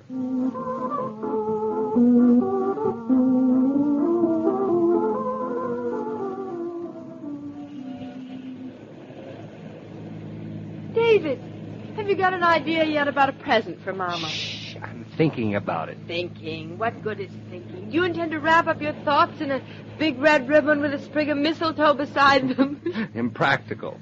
We'd have to get too big a box for my thoughts. Conceded. But I forgive you because you're very sweet to come all the way downtown with me. Do you like shopping for Christmas? I can't think of anything I like less. And I don't think you ought to run around alone in these malls. Why not? I feel wonderful. Nobody'd know from looking at me I'm going to have a baby. Do you think we're early enough to escape the crowd? I doubt it. I doubt it. I doubt it. Do you doubt everything? I doubt it. Oh, the devil. The traffic problem seems to get worse every day. Blow your horn at him. That would be a great help. He's in backup. Oh, then he sees you, so it's all right. What's all right? It's the trucks that don't see you that matter. I'll tell him a thing or two. Hey! Hey, you a little less on that horn, a little more on the brake. These streets are for private cars, too, bud. You were wonderful. You sounded just like a taxi driver. Well, that'll show him. He thinks he... What did you say I sounded like? A taxi driver. They are by far the most interesting people in New York. The last one Hey, watch out, lady. You want to get killed? Why do women always cross when the light's against them? Women are emancipated. Women are irresponsible. Funny, when I'm in a car, I hate pedestrians, and when I'm a pedestrian, I hate cars. Does that make sense? As a matter of fact, darling, it's a philosophy of life. I never saw so many people. Are they all shopping? I hate to think. Are we lucky? Look, David. Look, there's a space right in front of the store. You could park right there. There's a policeman in that space right in front of the store, too. Look, darling, I'll drop you off and park the car and meet you just inside the front door. I'll come with you. You'll do nothing of the sort. Here, you get off here. Honestly, I don't see why I can't. Look, I'm the driver of this car, the captain of this ship. You take orders from me, see? Oh. All right, driver. How much is the fare? It's on the house, lady. Oh, I know your kind. I suppose you want a great big fat tip. I do. Thought so.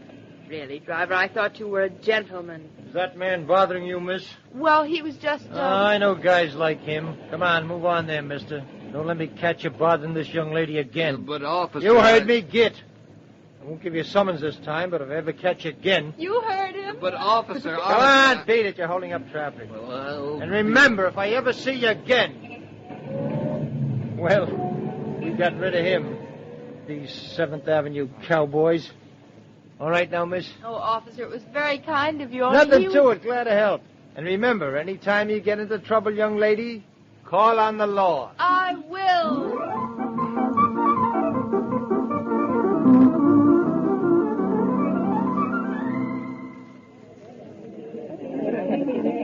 Claudia, stand away from that revolving door. You want to get killed? Did you park the car all right, David? Fine. No thanks to you, ma'am. I didn't say anything to that policeman. I know. He just jumped to conclusions. It made it feel important. Besides, it was all your fault. You had to go and pretend. I was pretty good, too. You were wonderful. Well, here we are, the whole store at our disposal. Oh, I beg your pardon. Something tells me I've bitten off more than I can chew. Oh, excuse me. Have you got any ideas? Not a one. Have you? Nope. Don't worry. I never have any ideas until I get right up against the counter. You may never get that close, so let's try to decide right here before we get there. David, it's impossible. How do you know what this store is selling today? I've got a general idea, darling. Excuse me. If there's anything I hate more than shopping, it's getting into a store and not knowing what I want. Oh, such a dull way of doing it. It's much more exciting to be surprised. That's all a matter of opinion. female opinion. Shopping's no fun when you just go in and buy something and walk out. Oh, it's too simple that way.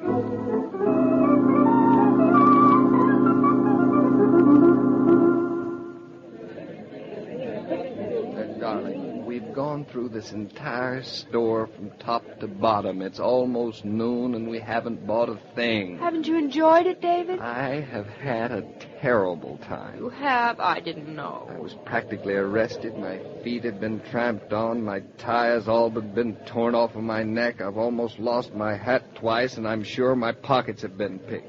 I haven't seen another man in this whole madhouse of a store. When do men do their shopping, David? Obviously, not 2 days before Christmas. Men wait until the last day. Well, not this man. Are you all right? Me, I'm fine. And I'm having a wonderful time. Well, that's fine. But what are we going to get Mother? You said she wouldn't want something to wear. Nope, I don't think so. You said she wouldn't want something for the house. Nope, I don't think so. You said she wouldn't want a piece of jewelry. Nope, I don't think so. Can't you say anything but nope, I don't think so? Nope. I don't think so. Now, you just stand still and imagine your mama. I'm Mama. Now, Mama, what would you like for Christmas? Nothing. That makes everything very simple. Let's not give her anything except our love. She has that already, and I insist on a real present now that I'm in the family. Now, Claudia, think. Think hard. What do other people give their mothers? I wouldn't know. I never had any other. Sometimes I think you didn't have any, that you sprang full grown from an acorn. Do I look like an oak tree? There's a faint resemblance. Now, come on, darling, make up your mind. We're back on the first floor. We started on the 9th. Where do we go from here? Back to the 9th, of course.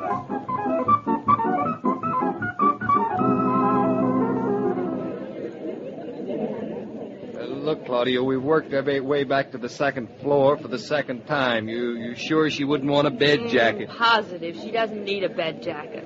Mama either sleeps or gets up. Sensible. What about a fur coat? What would she want a fur coat for? She's got one, and it looks lovely on me. Oh, David. Doesn't everyone around you look happy? Whoops. Everyone looks tired and irritated. You can be happy when you're tired. Darling, you're having a miserable time, aren't you? No, of course not. I love it. I'm having a wonderful time. Look, dear, I told you the only way to shop is to know beforehand what you're going to get. David, don't blame me. Let's try again. What? We'll go back up to the 9th floor. Oh, no. And work our way down again. Oh, no. And we'll stop on each floor and... Oh, no. I don't want to hear another word. Come on, we're getting out of here. David, I'm being swept Claudia, away. come back here. I'll meet you in the lost and found department. Did you hear me?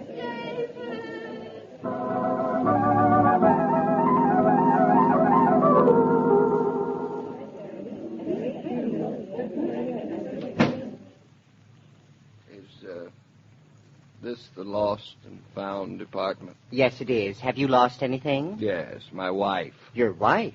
I hope she'll have the sense to come here in case she finds herself. I see. I don't think I've seen a lost wife around. No. No, not today. It's still early, though. However, we do have many umbrellas and gloves and one little boy. Not interested, thank you. Are you sure you haven't seen her? Tell me, what is your wife like? Well, she's about so high, about up to my chin. Oh, just perfect. And, Yes? well, she's wearing a coat, no hat. No hat. Did you say no hat? Yes. Have you seen her? Oh, no. Just, you say no hat.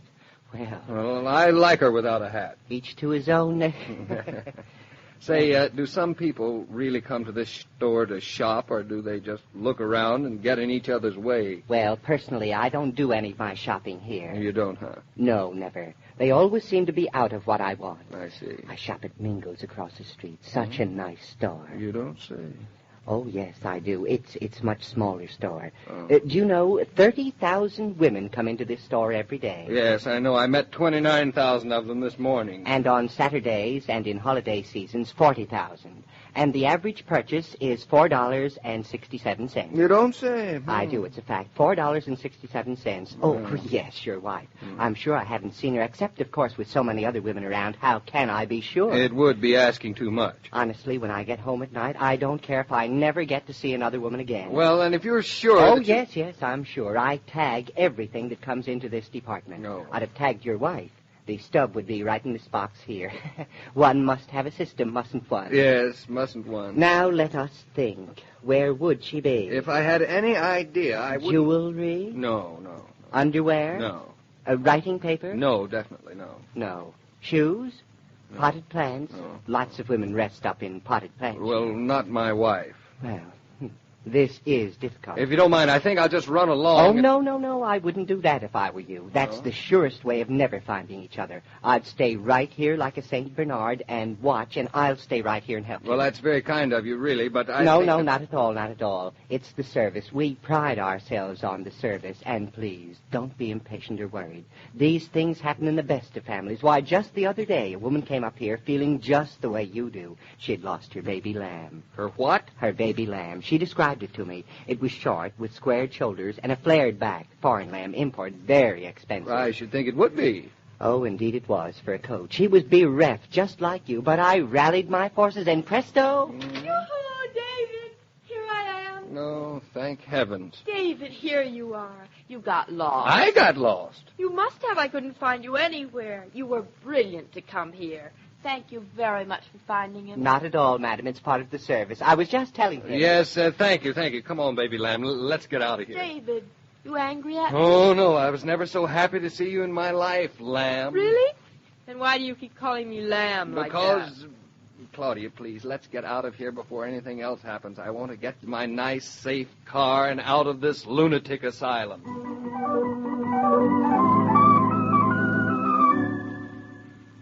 Jingle bells, jingle bells. Hello again, young jingle lady. all the way, Got la, your la, Christmas la. shopping done? Oh, officer, hello. No, we didn't get a thing, but I had a wonderful time looking. Oh, dear, you women. Why you like shopping, I'll never know. I hate it. Can't stand it. You too? All men do. It's the way we're built, I guess. Shopping is women's work. There's nothing as exciting as Christmas in New York. All the trees and lights and the little children so excited. And look, Santa Claus on the corner. I'm going to give him something. I'll be right back. Hey, you can't pull up here. I don't want to park. I'm just stopping by here. Hey, aren't you the guy who was bothering that there young lady this morning? I wasn't bothering her. I was... Not much you weren't. Now, come on, step on the gas and scram. Now, look, officer, I've had a terrible No morning. back talk. Well, you just ask her. I ain't asking anyone anything. I'm just telling you to get out of here and fast. And stop bothering young ladies or I'll pull you in. If you don't shove off this minute, I'll... Go on, beat it. Now, you tell me to beat it just once more, and I'll report you so Back fast. talk, too, huh? Well, that does it. Friend, you just talked yourself into something. Let's see your license. Oh, David, there you are. Hello, officer. And look, if you don't tell that knight in armor that... Now, David, don't get excited. Hey, what's going on here? Lady, you know this guy? Certainly I know him. Huh? And I don't like you talking to him like that. I know him very well. You see, I'm slightly married to him. This broadcast of Claudia was supervised and directed by William Brown Maloney.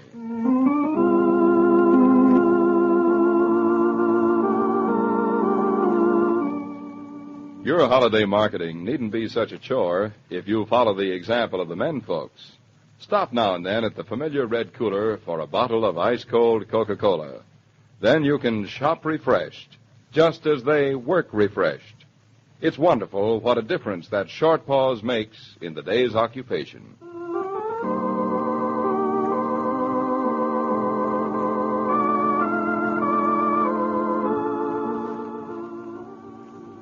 Every day, Monday through Friday, Claudia comes to you, transcribed, with the best wishes of your friendly neighbor who bottles Coca-Cola. So listen again tomorrow at the same time. And now this is Joe King saying au revoir, and remember, whoever you are, whatever you do, wherever you may be, when you think of refreshment, think of Coca-Cola. For ice-cold Coca-Cola makes any pause the pause that refreshes.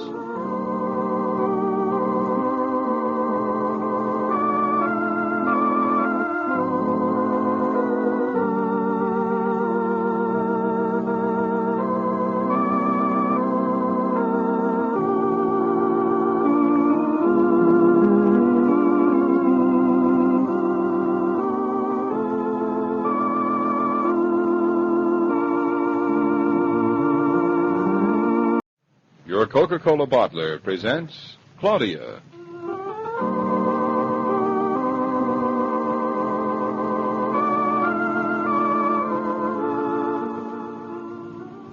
Claudia, based on the original stories by Rose Franken. Brought to you, transcribed, Monday through Friday, by your friendly neighbor who bottles Coca-Cola. Relax, and while you're listening, refresh yourself. Have a Coke.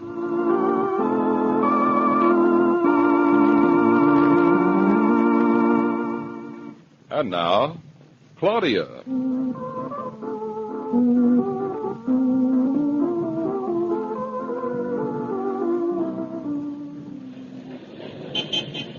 Darling, what are you thinking of?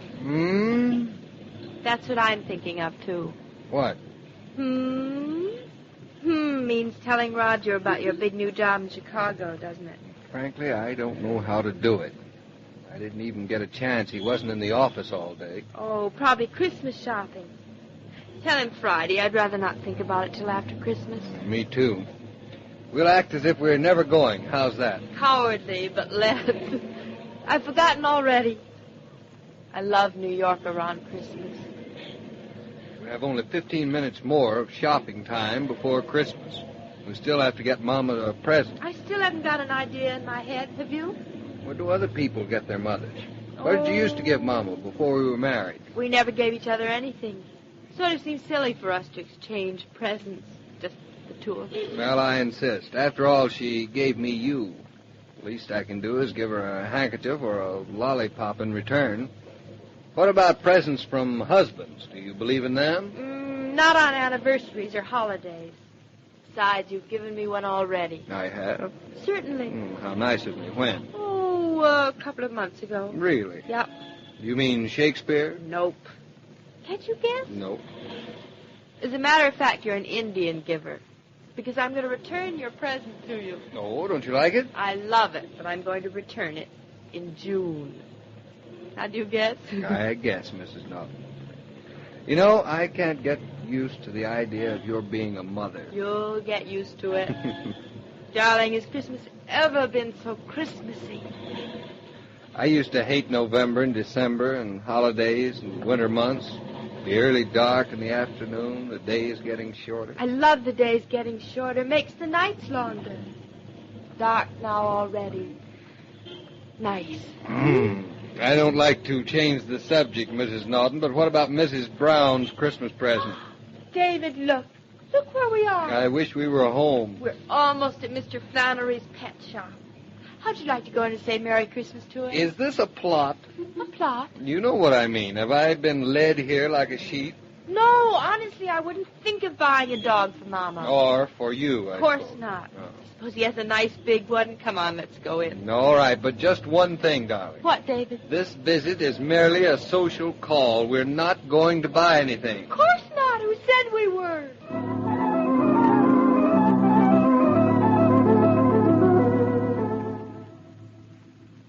Are you sure Mama will like this parrot for Christmas? She'll love him. Sailors always have parrots. Mama gets seasick. David, what are we going to do about wrapping up Solomon? That's a funny name for a parrot. Let's just tie a big red ribbon around his Say, neck. would you mind putting your finger on this knot so I can tie a bow around the package? Do you call this wrapping a present? What's the matter with it? Everything. It's all coming apart. Here, let me Of course it is. It's not together yet. That's cheating. Here, give it to me. You didn't have to tear it up. Yeah. Could have used it for something else. Now, give me a better ribbon. Oh, darling. Listen how quiet it is. 'Twas the night before Christmas, and all through the house, not a creature was stirring, not even a mouse. Not even Shakespeare. Or Solomon, worse luck. I wish he'd say something. Must be awfully cold out tonight. How do you know? Because it's so warm and cozy in here. At night, it's like living in a little pool of light and warmth. That's what our apartment is, isn't it? Some people would call it a zoo. I love zoos. The doorbell. Yeah, I heard it. David, the doorbell.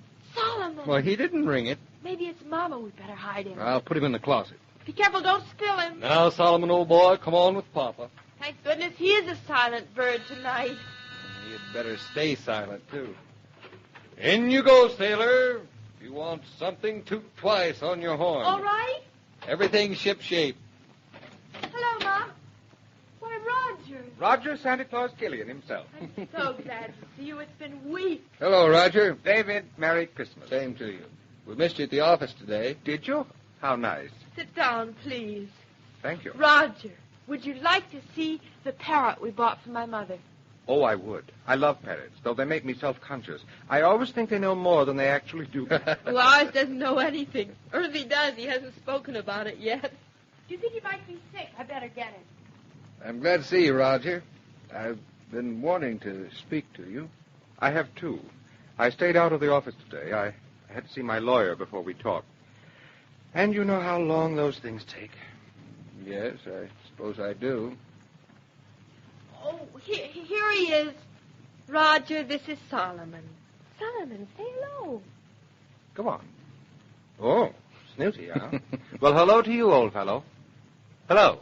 Say hello. Say avast. Say the jib is luffing. Say anything. David, you'll give him stage fright. Just ignore him. Maybe he'll come out of his shell. He came out decades ago. You know, David, coming up here to visit you and Claudia is a tonic. I think Christmas was meant for people like you. We don't really need Christmas. I suppose that's why it's so nice to have it. Well, whether you need Christmas or not, I've come up here to give you my gift. I bet it's beautifully wrapped. As a matter of fact, it's not wrapped at all. I'm glad. It would have made me very self-conscious. You won't even be able to hold it in your hand. No? No. David, what do you think? No, Roger's trying to tell us, darling. I know, but something you can't even hold in your hands. I can't imagine. I'm going to offer David... No, let me begin a little further back. A few days ago, I told David that I was thinking of giving up the firm. I hardly thought it was worth carrying on. It's worth it, Roger, if you want it. Exactly. I've had the firm quite a number of years. I don't see how you could give it up, Roger. Well, I've decided that I can't let go either. Not yet. But I haven't been thinking only of myself. It's not a very nice thing at this season of the year to tell a man he's got to go and look for another job. Well, it can't always be helped, Roger. I know. But when it can, it should be. You and Claudia are just getting settled. You need whatever security you can have. And I believe in you, David. I believe you're going to be a great architect. And someday I'm going to be proud of having had you as a partner. As a partner? Roger, did you say partner? If you'll accept. I've come here tonight to offer you a partnership in my firm. I mean, our firm. That's a very fine offer. It's the best that I can give you. And I wouldn't want you to have any less. David couldn't ask for more. I don't know, Claudia. I've been feeling very tired and a bit old. But now I think I can pull through the mess we're in, but not alone. I need help. And I'm asking David for it. You're not asking for anything he doesn't want to give, Roger. David, you won't find this partnership a very rich one. We'll have to share my drawing account until things get so that there's enough for two. It probably won't even be anything as regular as the salary you're getting now. Well, who cares about that? I do. For you. As a matter of fact, on my way up here, I fancied I was bringing you a gift.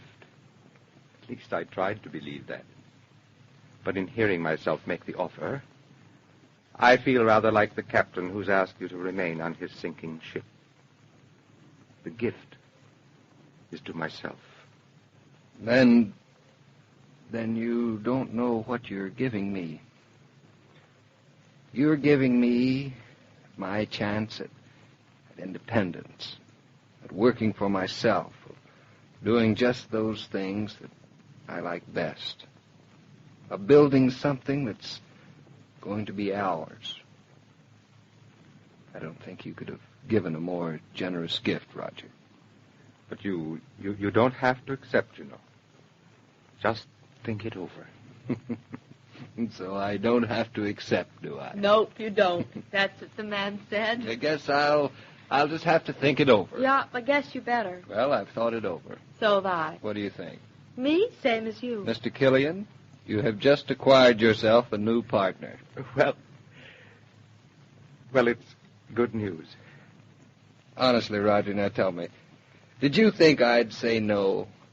Did you think that I'd pass up an offer to be your partner, to work with you, for us? Well, frankly, I hope very much you'd say yes. David, seriously, one thing. If you ever get an offer that's decent, really good, someplace where you'll have the backing to develop this freight terminal idea of yours, you grab it.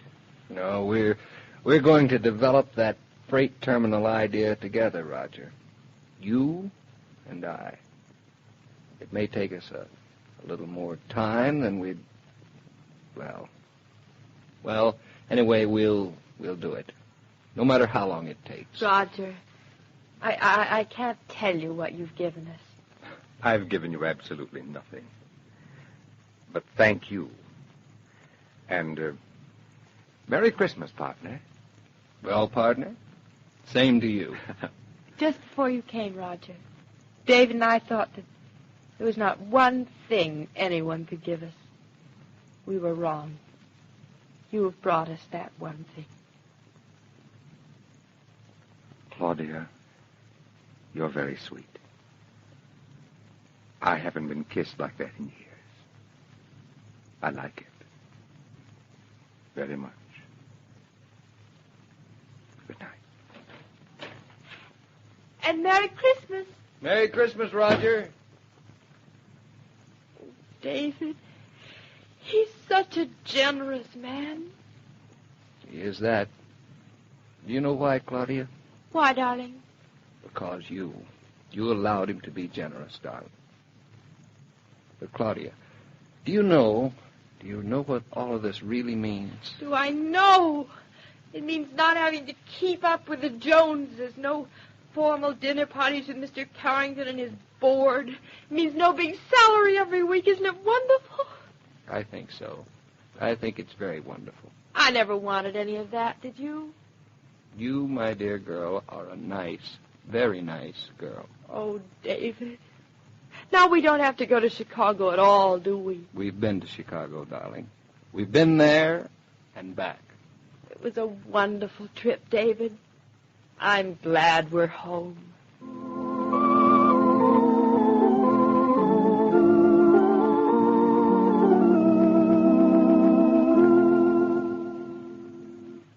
This broadcast of Claudia was supervised and directed by William Brown Maloney.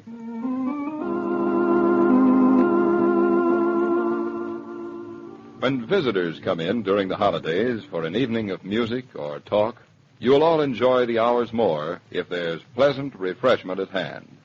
But that refreshment needn't be extravagant, and it needn't tax your energies or take much time.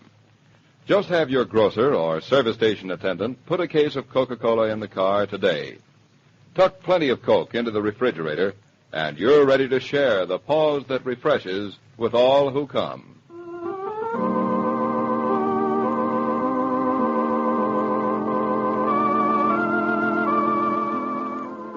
Every day, Monday through Friday, Claudia comes to you transcribed with the best wishes of your friendly neighbor who bottles Coca-Cola.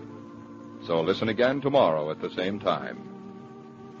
And now this is Joe King saying au revoir, and remember, whoever you are, whatever you do, wherever you may be, when you think of refreshment, think of Coca-Cola. For ice-cold Coca-Cola makes any pause the pause that refreshes.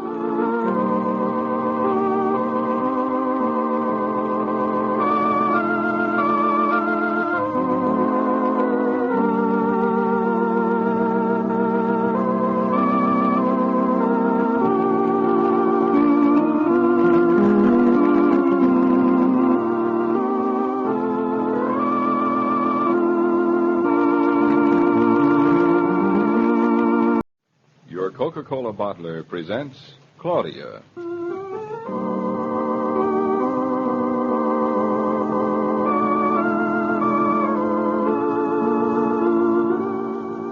Claudia, based on the original stories by Rose Franken, brought to you, transcribed, Monday through Friday, by your friendly neighbor who bottles Coca-Cola. Relax, and while you're listening, refresh yourself. Have a Coke.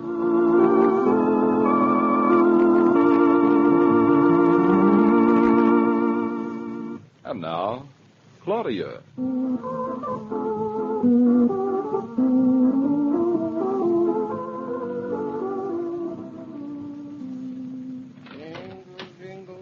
Jingle bell, jingle. Claudia, there's Mama. Mama, is that you? It's me. Good morning and Merry Christmas, children. Hello, Mother. It's about time you got here, Mama. Did I miss anything? Nothing. What's there to miss? Except we missed you. Come on in, Grandma, and take a deep chair. I'm about to baptize the fireplace. Say, darling, I thought you went to get my pipe.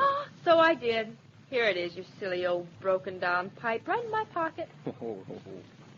Say, darling, this isn't my pipe. Isn't it? No, I haven't got a pipe like this. You haven't. This is a new pipe. Really? Why don't you smoke it anyway? Nobody'll know. Go on, smoke it. Come over here, darling. What is it? All right. I'll come to you. I'm right here. This is a very handsome pipe. It's a wonderful straight grain. It's perfectly shaped. It is? This is a pipe I would have bought for myself. I hope you don't mind getting a Christmas present. But your old pipe was broken and... Mind getting a Christmas present of a pipe like this? What do you think I am? Darling, would you mind very much closing your eyes? Both of them. Tight now. Now open your hands. Not your eyes, darling. Your hands. That's right. Merry Christmas. Now open. David, it's a pearl. Mama, look. Oh, Claudia, it's lovely. But it's only one, darling. Only one, David. What would I do with more than one pearl? Oh, it's so beautiful, so glowing and pure on its slender little platinum chain. It's the first of a long string, darling. A pearl to remember. To remember very important moments with. I don't need anything to remember with, David. Oh, David. Darling, this is the most beautiful, the second most beautiful present I ever got. What's the first? You. David. What about Mama? What about me? Oh, Mama. Oh, of course, Mama. Now, if you two have gone out and done something silly, I don't want anything. I've told you that 100 times. She's not a very noticing person, David. Show him to her? Him? He's sitting right over there behind your left shoulder. Who is? Good heavens. Isn't he handsome, Mama? Oh, he looks to me as if he had indigestion. Oh, poor Solomon. Solomon? Solomon. Lovely name, isn't it? You mean to tell me he's been sitting here all this time? Isn't he very quiet? Very. But he'll talk soon. He's a very rare old duck. I mean, parrot. Years older than you are, Mother. Oh, he must be ancient. He is. David and I thought he'd be nice company for you, now that I'm married and everything. And don't you like him, Mama, just a little bit? I love him. He looks so serious. Don't you wink at me, Solomon. Come on now, say something. Now for this fire I've been trying to light all morning. There. There, how's that? I make a good fire, one of my hidden talents.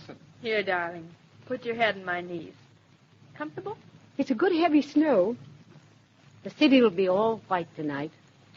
Christmas night. David. What are you thinking about? I love you. I love you too, darling. That's good. I love you. I love you. First time since we got him. He must know it's Christmas. Of course he knows. Any bird of mine would know. Any bird of hers. Listen to her, will you? Mama. David, are you suddenly so quiet? Even the shovels have stopped crunching. It's as if all the people in the whole world were waiting for something. They are. They're waiting for a world that's complete in this room. A world that's a crackling fire in the hearth, a turkey simmering in the stove, sun squinting through the snow, and a jungle bird that knows it's Christmas. Well, I didn't know I was That going was to very make nice, Mother. Don't you be embarrassed. David, it would be awful if I left you and Mama for a minute. Where are you going? I'd like to go downstairs and wish Bertha and Fritz and Lisa and their little grandchild Merry Christmas. I'll come with you. Mama, you want to come too? No, you children go right ahead. I'll stay up here and watch the fire. All by yourself? What do you mean all by myself? Solomon and I are going to get acquainted. David, let's go, darling.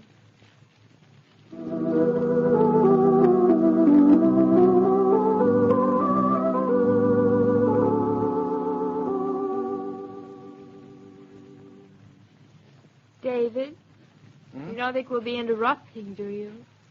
I just think so. felt I had to wish them. I know. They're such wonderful people.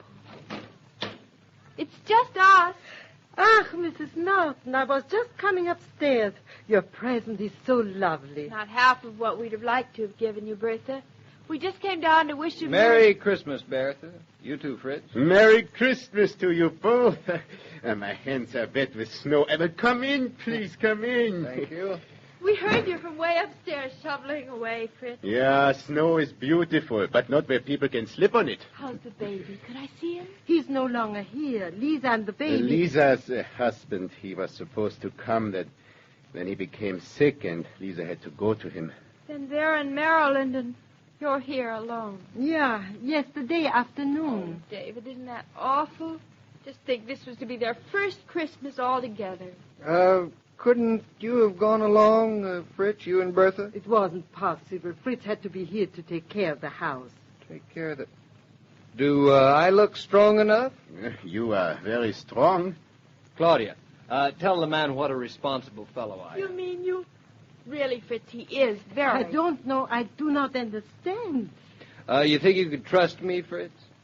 What is that? Fritz, would you and Bertha do something for me? For anything, yes, that we can Then do. put on your best hats and your best coats and rush right over to the station and grab the next train for Maryland.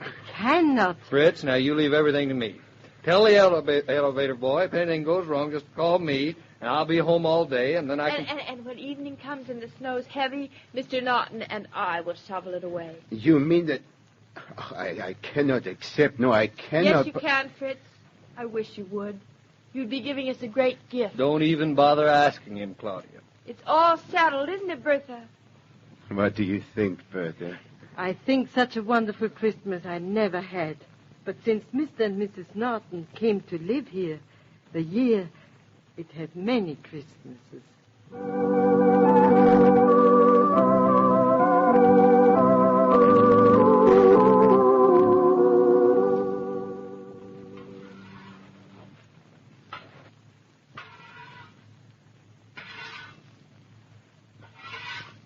There. How does that look? Wonderful. This side's almost finished. Can't I help? You cannot. Are you warm enough, darling? Like toast. You, Mama? I feel marvelous. Never felt so marvelous. Must be the air. It's more than the air. What do you mean? It's Fritz and Bertha being in Maryland for their grandchild. It's a funny thing to say. They're in Maryland. We're in New York. I don't see how it could That possibly... child of yours, Mother. But I wouldn't want her any different. When she does something nice, she doesn't even know she's done it. Darling, you're the nicest kind of giver. I am? Oh, you and Mama, you're always talking riddles. I haven't given anyone anything. You won't even let me do the shoveling. Look, Mama. You can see the stars through the falling snow. It's almost a miracle. When I was a little girl, I thought each star was an angel. But don't you still? Of course I do. Don't you? Tonight. Good evening, Fritz. Oh, hello. I'm not Fritz, though. Oh, excuse me. I thought that... The shoveling, you know. Perfectly all right. Fritz and Bertha went to visit their grandchild. Oh, that's good news. And you're giving him a hand to keep things going while he's away. It's not doing very much, but Christmas spirit, huh? if you want to give it a name, I guess that's as good as any. It's a beautiful night. Yes, it is. A night for saying prayers. Listen to the bells.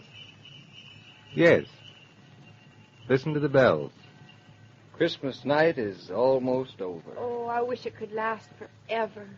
Maybe someday it will. Maybe someday soon. Oh, by the way, my name is Naughton, and this is my wife and her mother, Mrs. Brown. We're in 12C. I'm Josephson. I live upstairs, too, with my father. So there are 3 of you. On another night, there were 3. They searched for the way of peace in a troubled world. And they found that in giving is the true happiness and the true brotherhood of man. I'd be happy if you'd let me help. For Fritz. Well, thank you. I'd be glad to have your help. Thank you. For to those who help, there is the richest reward. David, have you ever seen him before? No, as a matter of fact, I could hardly see his face in the dark. His voice. Do you feel as if you've heard it someplace? It's a good voice. I'm sure his face must be, too. Well, I'll be done in a minute. I just want to get the other side of the entry shoveled, and then we'll go upstairs. And dream by the fire. David, you're done now. Sidewalk is all cleaned of snow as far as I can see. And the man is gone. What did he say his name was? Josephson. Joseph's son. It's funny, isn't it? It's almost as if... Yes, darling. It's almost as if.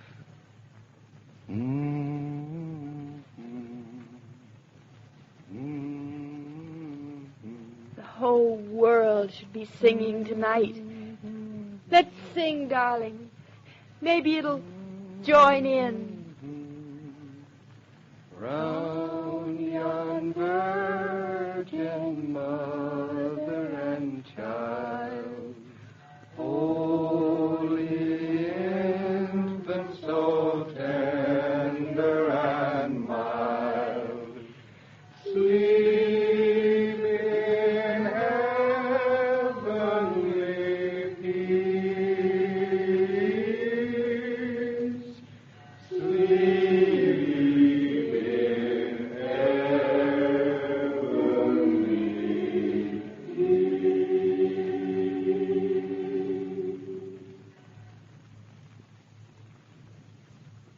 Merry Christmas to you and your family from your Coca-Cola bottler and the cast of Claudia. On this day, which is dedicated to the idea of peace on earth, we hope, as you do, that goodwill prevails among all mankind.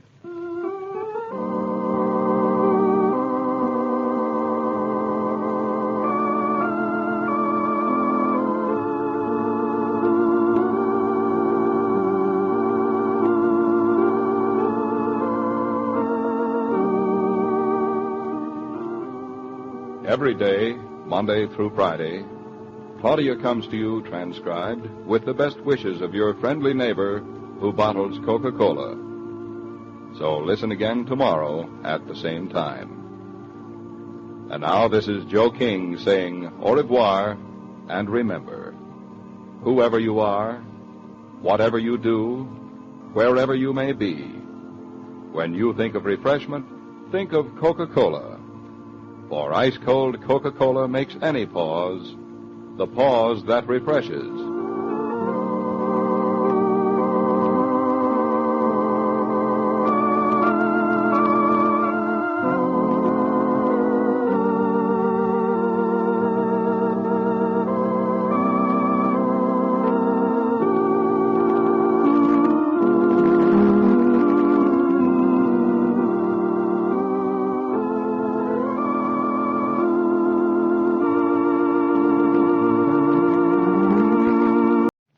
Coca-Cola bottler presents Claudia.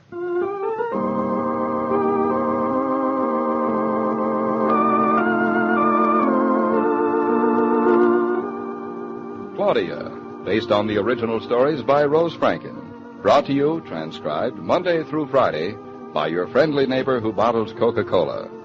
Relax, and while you're listening, refresh yourself. Have a Coke.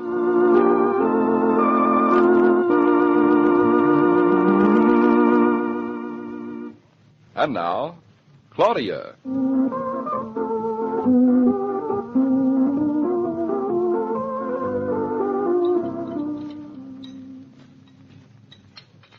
David, are you ready? Ready for what? For breakfast. Isn't it ready? Oh, yes, it is. Oh, yes, it isn't, I bet. The oranges are juiced, the coffee's dripped, and I'm just pushing the toast down. Then stop pushing me. Expect me to eat without a tie? You could have tied 10 ties if you'd been dressing instead of just acting mysterious, skulking around in corners. Well, you've been skulking around after me. I have not. But every time I put my head in here, you looked as though you were trying to hide something under the telephone. You look awfully suspicious. I'll look and you cook. If you want me to dress, go put your head in the oven. But breakfast is ready, I said. 3 drops of orange juice and a slice of toast. You call that breakfast? You know that's all you ever eat. I'm going to be working in Redbury all day. I want a real breakfast. What would you say was the difference between a breakfast and a real breakfast? Never mind the question.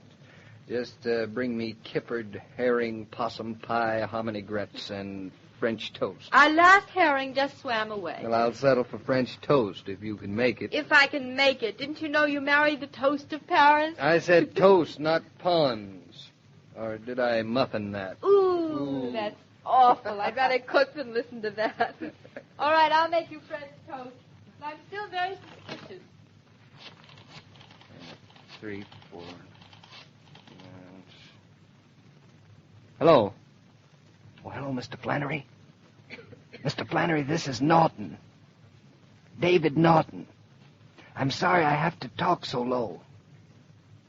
Oh, I can't talk any louder. Mr. Flannery, Monday's my wife's birthday, and I'm trying to surprise her. Oh, David, Now, listen to me, Kelly. You've got to get those forms up to date because we've ordered the ready mix. If they can't pour when the drivers get there, you know what'll happen. It won't be good. Okay, Kelly. That was Kelly. Does he like French toast, too?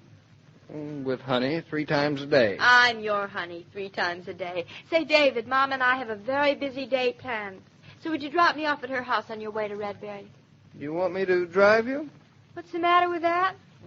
Say, you're not like yourself at all this morning. First you want to eat like a boxer, and then you want to drive around like a hermit. All right, I'll drive you. I'd love to, but it changes my plans a little. Claudia? I smell something burning. What's burning? Eggs. Egg?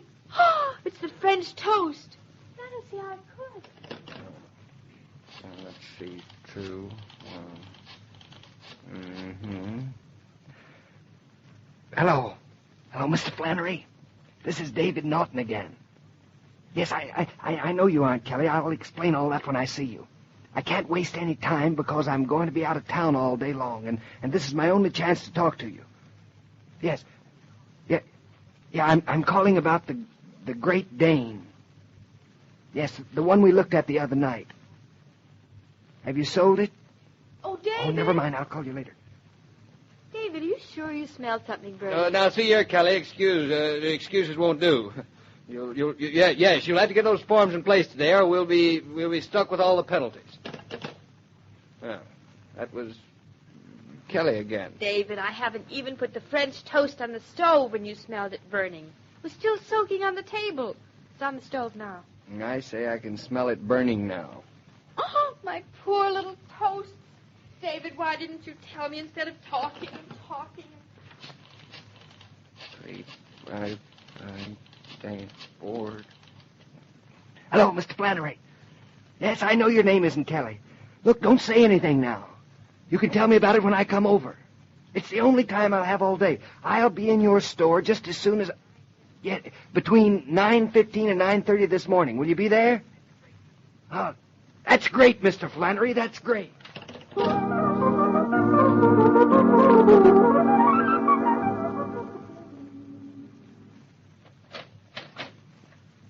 Claudia, is that you? Expecting somebody else?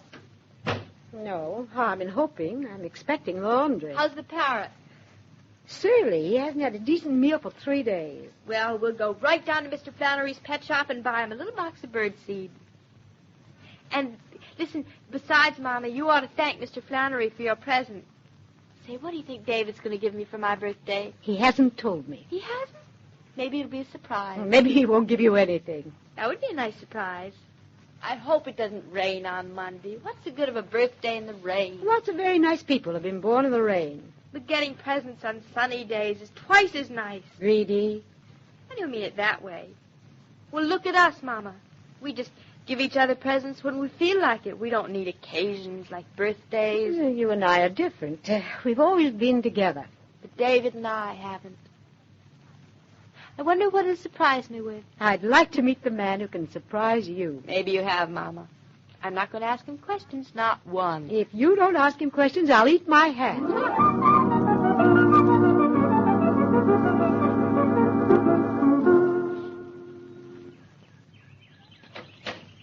Hello, Mr. Flannery. Oh, my, it's Mrs. Norton. Well, I certainly am surprised to see you. You remember my mother, don't you, Mr. Flannery? Your mother?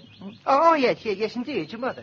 Of course I remember your mother. I remember everyone who's nice to kittens. Good morning, Mrs. Brown. Good morning, Mr. Flannery. Mom and Solomon have had the most wonderful talks, Mr. Flannery. They've become really intimate. Ah, you'll find Solomon more interesting the more you know, Mrs. Brown. He's such a widely travelled bird, I call him. Marco Polo with feathers. But poor old Marco Polo isn't getting anything to eat, Mr. Flannery. He isn't? Well, no. As a matter of fact, we came here to get another box of parrot food for him. Mrs. Brown, I can't tell you how glad I am to hear that you are so fond of Solomon. I don't want to see him starve, at any rate. Well, now, here's a box of our finest bird seed. And if that parrot hasn't eaten since yesterday, may I suggest you accept it as a gift and hurry right home and feed him. Parrots can be very nasty when they aren't fed, and I wouldn't waste a minute. You're very generous, Mr. Flannery. It's a parting gift to my old friend Solomon. Oh, I miss him. Now, oh my, it's almost 9:30, and I must feed the canaries, and I know you ladies have a busy day ahead of you, so I won't ask you to stay a minute longer. But I hope you will come back again some other time. You go right ahead and feed the canaries, Mr. Flannery. Can I watch? Mama loves animals. Mama loves kitchen curtains more. Goodbye. Now, come along. Really, Claudia, the minute you step foot in a pet shop, you go mad. I'm coming. Goodbye, Mr. Flannery, and thanks. Goodbye. Goodbye. Hello, Mr. Flannery. Oh, dear. Oh, I'm sorry I was so late. I had a terrible time finding a place to park. He isn't sold yet, is he? David. Hello, Oh, well, so you're here. I knew it was going to be this kind of a morning. David, aren't you happy to see me? Thrilled. It's been so long. Good morning, Mother. Good morning, David. Good morning, Mr. Norton. And you too, Mr. Flannery. The top of the morning to you. Well, that takes care of that. Now, what do we say? David. The ladies dropped in to buy some birdseed for the parrot. They were just leaving, Mr. Norton. Well, I was certainly lucky to come in just when I did, wasn't I? Timed it perfectly. I think so. Say, why aren't you in Redbury? What are you doing here? Me? Oh, I just happened to be driving by. Yes. So I dropped in to say hello. You always do this? Oh, every now and then I get an uncontrollable urge to say hello. Hello. Hello. Now, what are you doing here? Claudia, Hello. you've just saved me from eating my hat. What do you mean? Questions.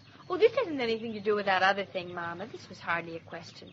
Besides, there's no law against my asking perfectly innocent questions. Well, the pets and I won't take any more of your time now, but maybe we can look forward to seeing you later, Mr. Norton. Mr. Flannery, that reminds me. Wish a special Happy New Year to the Great Dane we saw the other day, would you? What Great Dane? Don't you remember him? The one we saw the night we bought Mama the parrot. Oh, you mean that junior grade buffalo. He's probably just as stupid as he is big. Probably much smarter than you are. Well, who wants a dog that's smarter than his owner? It's bad enough that he's bigger. I want him, that too. Can't we get him, David? Another question. Can't we get him, David? You got a small stable to keep him in? We've got an extra room. That room is reserved for Mr. Young Norton to be. Wouldn't you feel a lot safer if you knew I had a real dog like that to protect me? Claudia. He'd probably start wrestling with you the first day. I'm sure Dr. Rowland would love that. He's not a wrestling dog. He's a walking dog. But does he know it? He must. Oh, David, he's just the way you'd be if you were a dog. Strong and graceful and sure of himself. He'd never say anything wrong. There's one great difference between Mr. Norton and the Great Dane. The Great Dane is Soul. No. Oh, that's terrible. He's sold? Soul. I'm sorry I didn't get a chance to say so sooner, Mr. Norton, but I've already sold the Dane, and I don't think I'll ever have another one like him. Well, that settles that. Now what? David, can't we find out who Mr. Flannery sold him to? Maybe he'd sell him to us. Oh, I'm sorry, Mrs. Norton, but knowing what I know about the man I sold him to, I don't think he'll ever let the dog go as long as he lives. Well, I hope he likes him better than I did. Claudia, what's this sudden excitement about a dog? You never mentioned him before 2 minutes ago. He must have been in my unconscious all the time, Mama. I didn't know you had one. And now I know that's what made me want to come here this morning. It just drove me here. Well, I thought it was Solomon's appetite. We could have gotten that at the corner. And hearing the Dane sold, that makes me realize there isn't anything I wanted more than him. What a happy nature my child has. Isn't there any way at all we can get him, Mr. Flannery? I know David wants him just as much as I do, even if he isn't saying so. Don't you? What did you say? That I want him just as much as...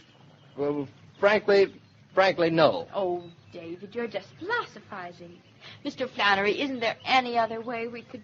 No, no way at all. Goodbye, Mrs. Norton. Goodbye, Mrs. Brown, and goodbye to you, Mr. Norton. Goodbye. Goodbye. Goodbye, Mr. Flannery.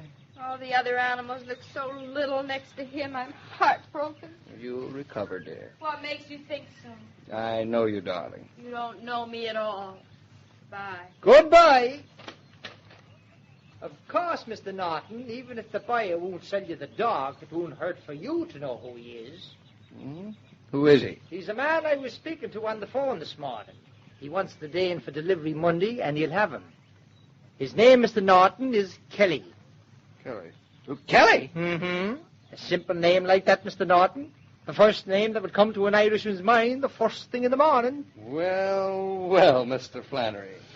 And it's been a fine day in the morning for us Irishmen after all.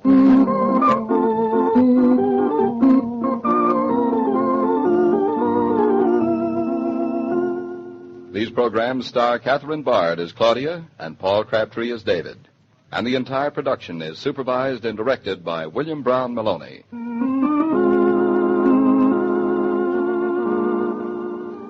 During this festive season, if the young folks want to have parties, by all means let them.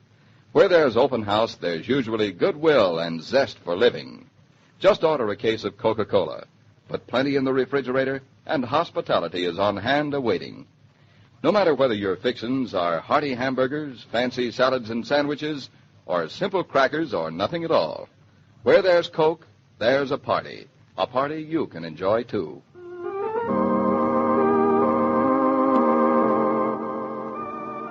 Every day, Monday through Friday, Claudia comes to you, transcribed, with the best wishes of your friendly neighbor who bottles Coca-Cola. So listen again Monday at the same time. And now this is Joe King saying au revoir, and remember, whoever you are, whatever you do, wherever you may be, when you think of refreshment, think of Coca-Cola. For ice-cold Coca-Cola makes any pause the pause that refreshes.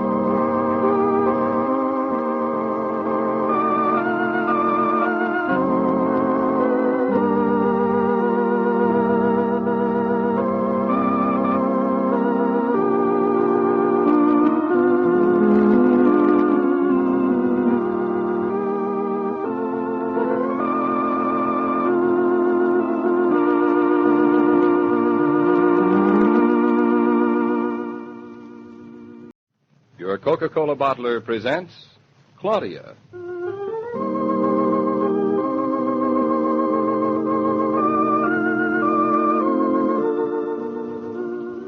Claudia, based on the original stories by Rose Franken. Brought to you, transcribed, Monday through Friday by your friendly neighbor who bottles Coca-Cola. Relax, and while you're listening, refresh yourself. have a Coke.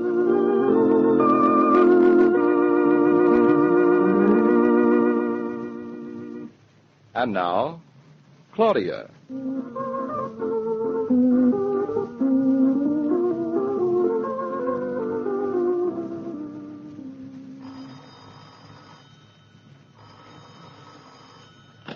Hello. Oh, it's you, Mama. You're up so early. Why, thank you, Mama, and happy birthday to you, too. Why shouldn't I wish you a happy birthday? You're the one who did everything about it, not me. I just got born. What? Yes, of course, I feel much older. He's shaving. No, he hasn't said a thing about it yet. Yes, I'll be over after breakfast. We can take my walk together. I think Dr. Rowland wanted to make a marathon dancer instead of a mother. Bye. Who was that? That was Mama. She's up early. Anything special? No, not exactly. She just wanted to know how I was. How are you? Fine. Don't you know yet I'm always fine? I don't know. You don't look like you. I don't. You look a little older. I don't know why I should. Do you? I guess that going to become a parent gives you a certain maturity. Well, you don't look any older to me. How can you tell? You can't see through the lather on my face. Well, so long. I'd better finish shaving. Hey, don't I get anything before you go? What for? Because I'm always fine, and I look older. What do you want, a razor blade, maybe? Maybe, but I don't think so. Some lather, maybe? Haven't you got anything else at all? A kiss, maybe? Sounds interesting. I think you'd prefer it without the lather when I'm all shaved and pretty. I close my eyes anyway. Now, wipe off the lather. You wipe it off. You're the one who put it there. I haven't got time. This is a very important day. It is? I'm having lunch with my new partner. Oh, is that all? It's still an occasion. That's the way I feel about you. Good. Let me see. There was something else. Something very important I had to remember about the day, and I've forgotten what it is. Maybe I can help you remember. It's December 29th? December 29th. December 29th, December 29th. 4 days after Christmas, 2 days after New Year's. Oh, sure. I remember. This is the day I want to send that pair of tweed slacks to the cleaner. Oh. It might interest you to know this is an important day for me, too. I'm turning over a new leaf. What's the leaf? I'm making breakfast right now for myself.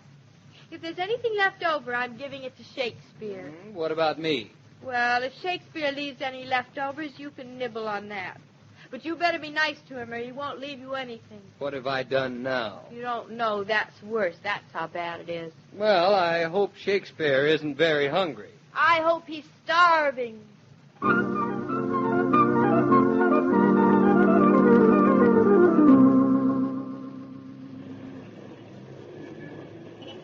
Claudia. What is it, Mama? It would be nice if you waited for the light. What light? Oh, that light. I didn't see it. I'm glad the man in the truck saw you. So am I. What a fine walk we're having. What's the matter with it? One would think you were planning to give birth in Egypt. You've been as talkative as an expectant mummy. I haven't anything to talk about. Much. Come on now, out with it. What did you quarrel about with David this morning? I did not quarrel with David. Then what did he quarrel about with you? He didn't either. We never quarrel. Now we're getting someplace. What didn't he give you for your birthday? Nothing. Oh, so that's it. I thought so. What's wrong with not giving me anything? Did I say it was wrong? David and I don't have to give each other presents just because it's our birthday. Oh, you said that yesterday. Very sensible of you. Besides, I don't need anything. I wouldn't like to put a Great Dane on a silver platter under your nose. I don't want a Great Dane anymore. Much. Mama, if you could bark, you'd be almost as nice to walk with as a Great Dane. I can't tell you how happy that makes me. Why do you look so glum? Do I look glum? There's a mild resemblance between you and a weeping willow. Oh, Mama, David didn't remember my birthday at all. Not even to wish it. Well, that happens.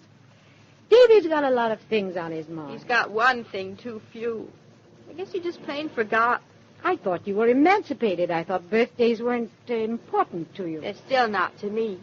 But if David's forgotten and then later remembers and realizes he's forgotten, He'd feel awful, and that would make it important. The voice of experience. So you mustn't say anything to him about my birthday. We'll pretend it never happened. Oh, you poor child. Come on home and I'll feed you. You better come home with me. What have you got? Nothing. Let's stop somewhere and get something. Tell me, does Shakespeare like frankfurters? He hasn't said so. That's fine, because I do.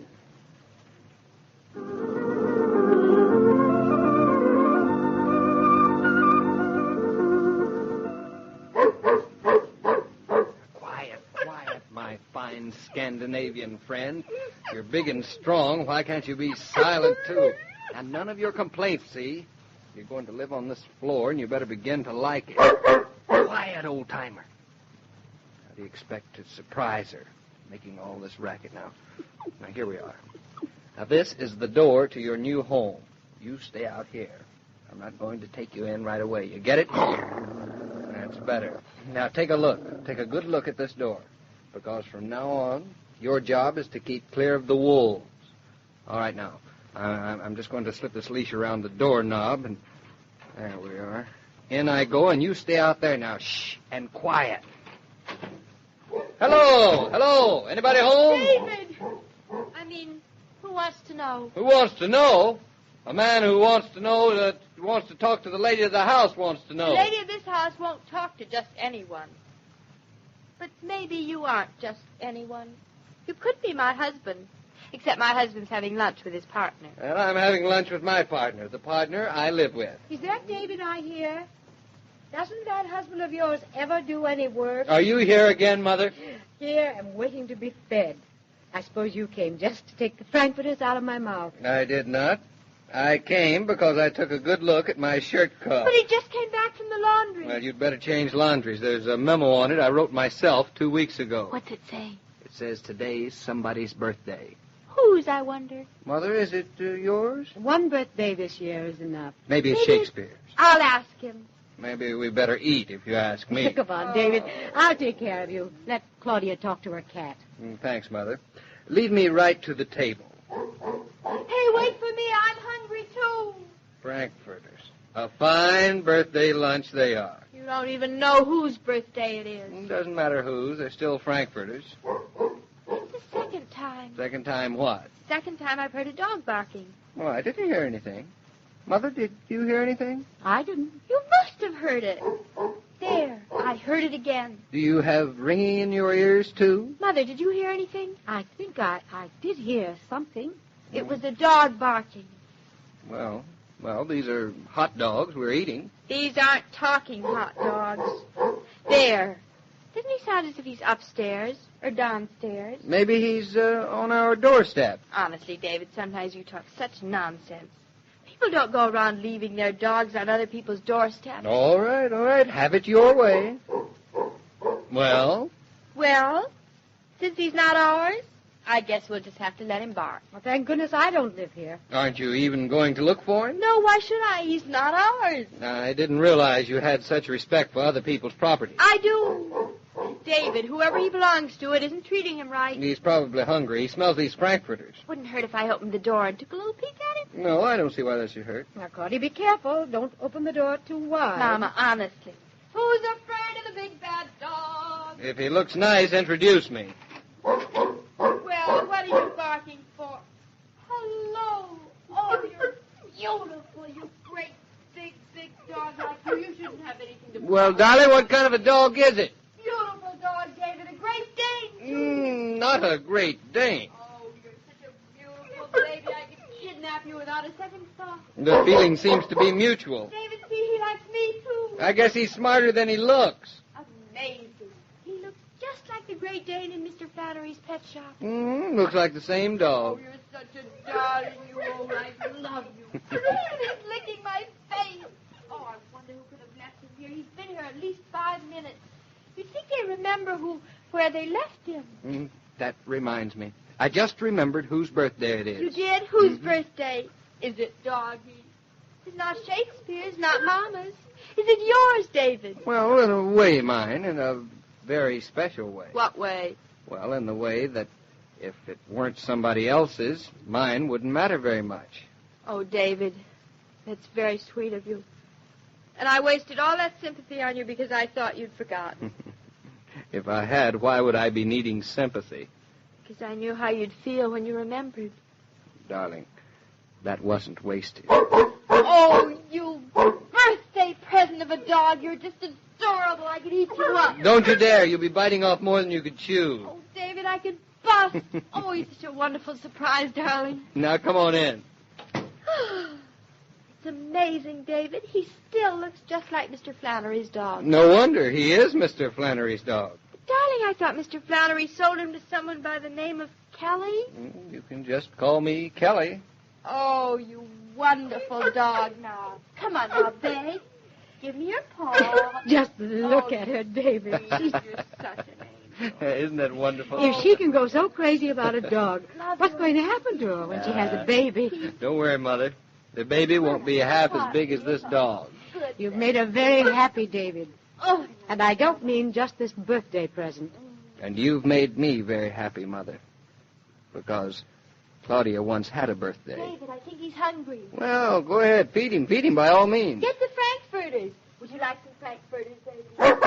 I knew you'd like them. Here you are, darling. Here's the frankfurter. Claudia, that's our lunch. Mama, would you take lunch right out of this beautiful dog's mouth? Well, Here you are. Hey there. Take it easy. One at a time. One at a time, boy. You're Claudia, a monster. leave one for me. Just one, please. Should we leave one for her? I should say, just offhand, I think I'd say no. Well, he says he thinks yes. My goodness, look at him. He eats so fast, he looks like he's going to choke himself. Look at him All go. right, Mama, here's your old frankfurter. What's left of it. Thank you very much. Well, how's that, sweetie? Did you have a good lunch? He said Now. he had a good lunch. Now, you come here. How would you like another frankfurter? Well, that takes care of that. No lunch for Mrs. Brown. Just think how lucky you are, Mama. I'd like to know why. Because now you won't have to learn how to bark.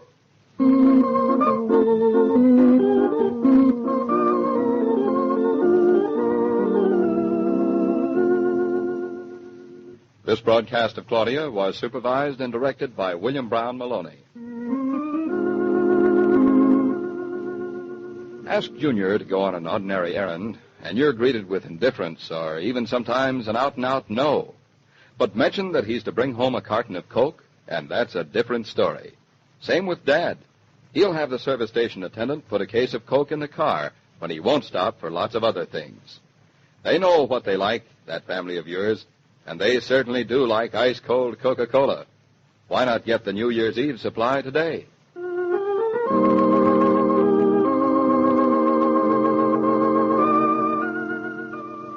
Every day, Monday through Friday, Claudia comes to you transcribed with the best wishes of your friendly neighbor who bottles Coca-Cola. So listen again tomorrow at the same time. And now this is Joe King saying au revoir. And remember, whoever you are, whatever you do, wherever you may be, when you think of refreshment, think of Coca-Cola. For ice-cold Coca-Cola makes any pause the pause that refreshes.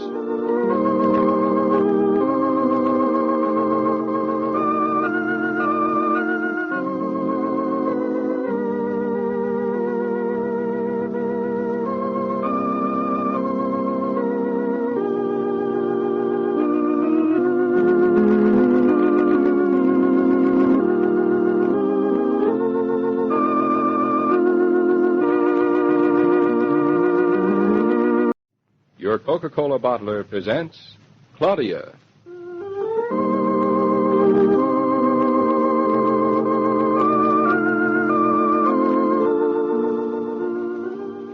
Claudia, based on the original stories by Rose Franken. Brought to you, transcribed Monday through Friday, by your friendly neighbor who bottles Coca-Cola.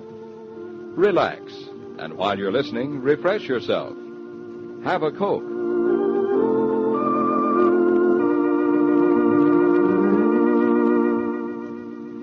And now, Claudia.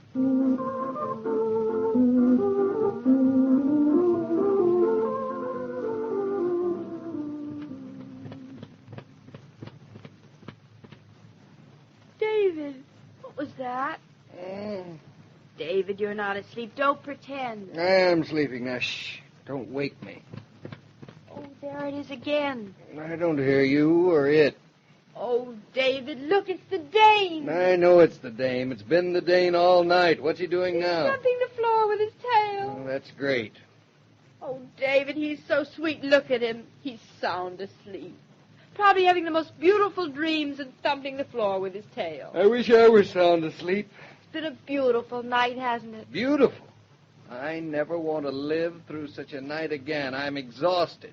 I got about 5 minutes sleep, all because of that dog, and I'm exhausted. I'm exhausted, too, but I love it. After all, darling, what do you expect? It's his first night in the house. You can't expect to have him take it lying down. No, I suppose that would be asking too much, but did he have to keep leaping across my bed as if I were a fence in a steeplechase He was race? just trying to get acquainted. And I noticed each time he leapt at you, you two had a wrestling match. I just thought I could tire him out, but it worked in reverse. It was a dog of a night. Wasn't it sweet, the way he appointed himself watchdog for the neighborhood? Adorable. We'll probably be evicted by noon. Just 'cause he barked a little, don't be silly. Hearing a dog bark gives people a nice, safe feeling. Oh, look at him now. Look at the way his upper lip jiggles when he breathes. Oh, he's nothing to be so proud of. Much. But he looks as if he's going to be quiet for a little while. Would you like to try and get some sleep, darling? What's the use? The minute my eyes close, he would take it as his cue to turn a somersault. No, weary as I am, I might as well get up. Maybe you can take a little nap at the office. Oh, sure. Now that I've got an extra mouth to keep in steaks, I suppose I can just quit working completely.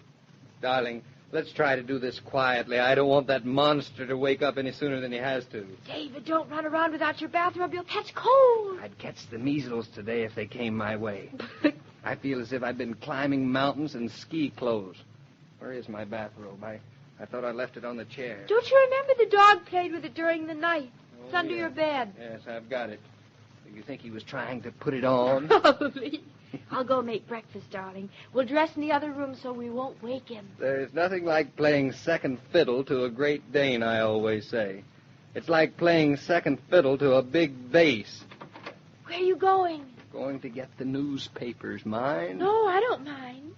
But, David, don't let Shakespeare out of the spare room. Why not? Because Shakespeare and the Dane haven't met yet. And I don't feel strong enough this morning to witness a cat and dog fight. Now, darling, you can't go on isolating the two of them in different rooms for the rest of their lives. Why can't I? How long can two animals live in a 4-room apartment without meeting or at least nodding in the hall? Till we get to know the Dane better and train him to take care of Shakespeare. We haven't even given him a name. You realize, of course, that this dog is perfectly aware that there's a cat in the house. Of course I do. Well, I don't agree with your methods of handling these two beasts, but I don't feel up to arguing with you this morning. I'll just go and get the papers. David, he's awake! David, there he goes! Don't let him out the front door!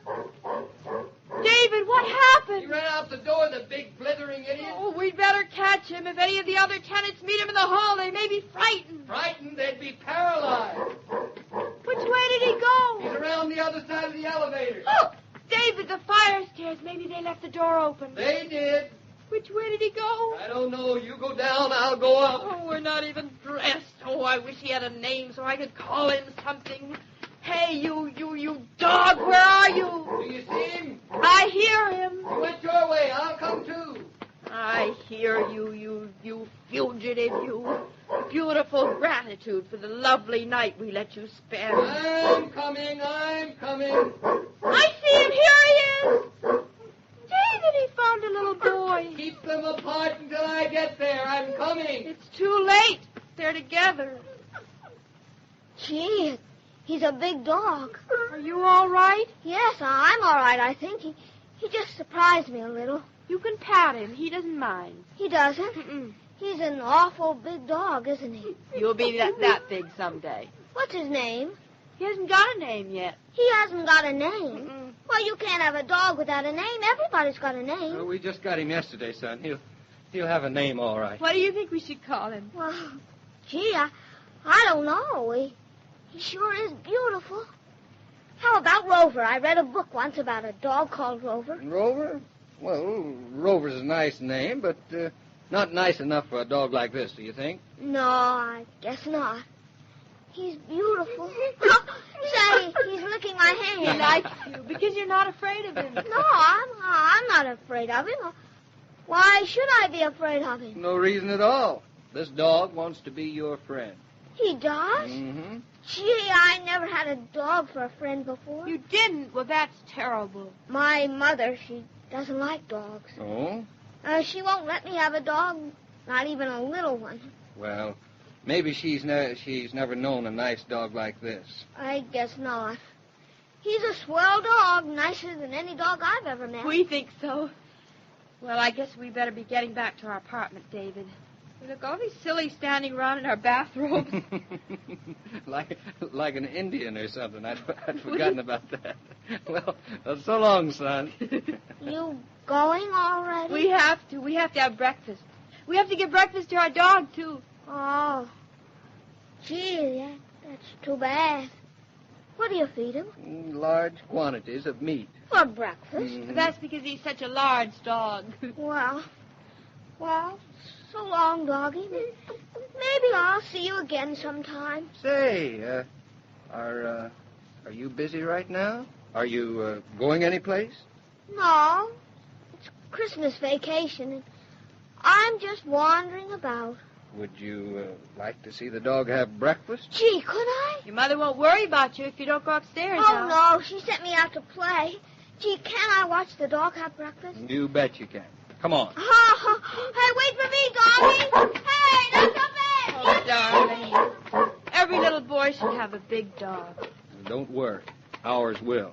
We will have a dog for each one of them, David. 6 dogs. Hey, wait a minute. Hold on. First things first. Is this where you live? The door was open and the dog's gone in. Yeah, that's it. He sure is a smart dog. Well, here we are. You better close the door, David. He won't run away. He likes it here. I hope so. All right, go on. You can play with him. He won't hurt you. I know he won't. He likes me, too. Hey, I thought you said he had meat for breakfast. He does. Well, then what's that milk in the saucer for? Milk is for cats. We have a cat, too. You have a cat, too? Mm-hmm.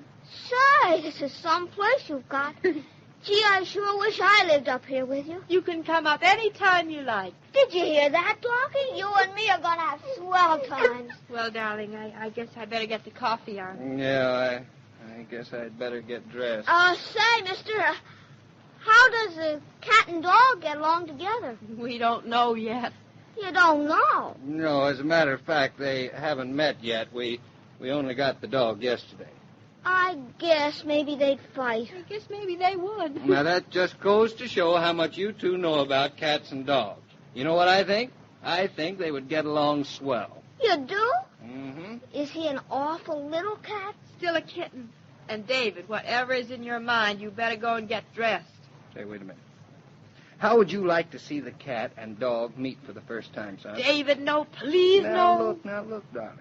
This game of hide and seek can't go on forever. Why not? Doggy, how'd you like to meet a cat? See, he'd like it. No, he'd like it, but what about Shakespeare? Somebody's got to think of Shakespeare.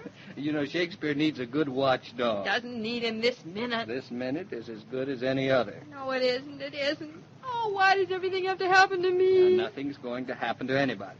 Now, son, you keep right on playing with the dog, and we'll go David, I'm not going to be responsible for anything that happens. That's fine. Now, darling, you go right ahead and let the cat out of the bag. Is he in a bag? See, you're not even making sense. He means out of the bedroom. Oh, you mean you're going to make them meet now? I am. Go on, darling. Go get Shakespeare. David, I'll never forgive you. Now, fella, you're going to meet Shakespeare. I want you to behave, see? Does he understand when you talk to him? Sure he understands. Don't you, boy? Well, he looks as if he understood. Now, and you're going to behave, remember? No barking, no growling. You're not going to take one swipe at that poor helpless cat. You hear me? Well, here we are, Frank Buck. Would you like a whip, too? No, thank you. I'll just use my hypnotic eye. And remember, I warned you. All right, darling. Now, just put Shakespeare on the floor. On the floor? And you, son, you come over here and stand next to me. This is going to be fun, isn't it? Bet it is. All right, Claudia, put him on the floor. I'm not going to look. Sissy. He's on the floor. just looking at each other. Well, so far, so good. I'm not looking. They haven't moved. Hey, the dog is wagging his tail. What's happening? Nothing yet. Now, go on, fella. Nothing to be afraid of. The cat's humping its tail. Oh, you poor Shakespeare. Now, Shakespeare, no funny business. His hair is standing up straight. Shakespeare's terrified. The dog doesn't seem to mind. It's me. There's your cat. Shakespeare. He's going to scratch the dog's eyes out. Shakespeare. Shakespeare, you monster, you tiger. There. I've got him. Shakespeare, you beast. Look. The dog is just standing still. I don't think he noticed even. Now, you're a good dog. Come over here. Come on. Come on. Gee, that's some dogs. He wouldn't even touch the cat. Shakespeare, I'm ashamed of you. Don't you know a friend when you see one? And who was supposed to be afraid of who? Why, that dog is a big bluff. He's so big. Still, he's kind of small. He's so big he doesn't have to bother with anything small, except to take care of it. He's a wonderful dog. Even a mouse would be safe with him. Shakespeare, you ought to be ashamed of yourself fighting like that. Whew, I'm exhausted. Come here, you bluff. Come over here. I'll scratch your ears for you. Well, David, I guess you won. I guess maybe the dog's too much of a gentleman to fight back. Shakespeare, it's all right now. Relax. That dog is a gentleman. Look. Hey, look, he's looking at the little boy's face. We could have had a little boy that old if we'd met sooner. When you were about 7. Oh, you big bluff, I love you. Someday I'm going to have a big dog just like you. And I guess the dog's got a name after all. Looks like it. Think you'll answer to it? Let's try and see. Come here, Bluff. Let's go.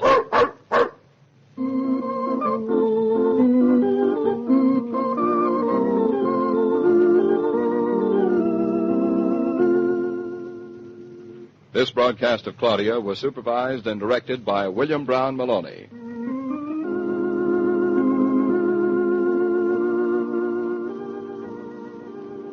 What's better than a congenial evening at home, surrounded by good friends? Whether it's New Year's Eve or any evening, when they come in and settle down for a chat, when you bring out the frosty bottles and say, "Have a Coke," life is good. Be ready for such evenings, expected and unexpected.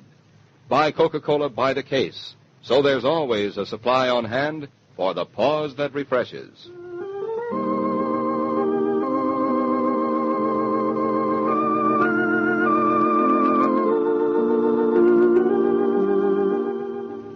Every day, Monday through Friday, Claudia comes to you, transcribed, with the best wishes of your friendly neighbor who bottles Coca-Cola. So listen again tomorrow at the same time. And now this is Joe King, saying au revoir. And remember, whoever you are, whatever you do, wherever you may be, when you think of refreshment, think of Coca-Cola. For ice-cold Coca-Cola makes any pause the pause that refreshes.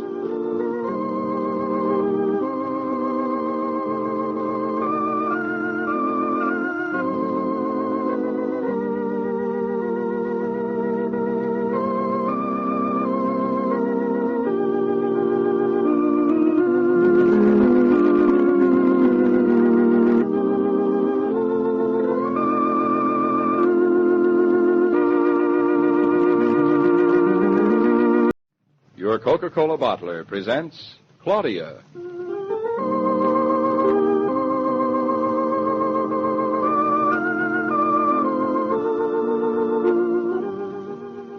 Claudia, based on the original stories by Rose Franken. Brought to you, transcribed, Monday through Friday, by your friendly neighbor who bottles Coca-Cola. Relax, and while you're listening, refresh yourself. Have a Coke.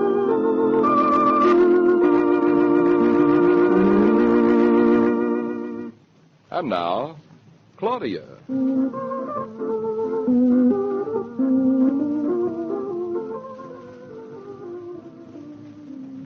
That's very pretty. What very is? Pretty.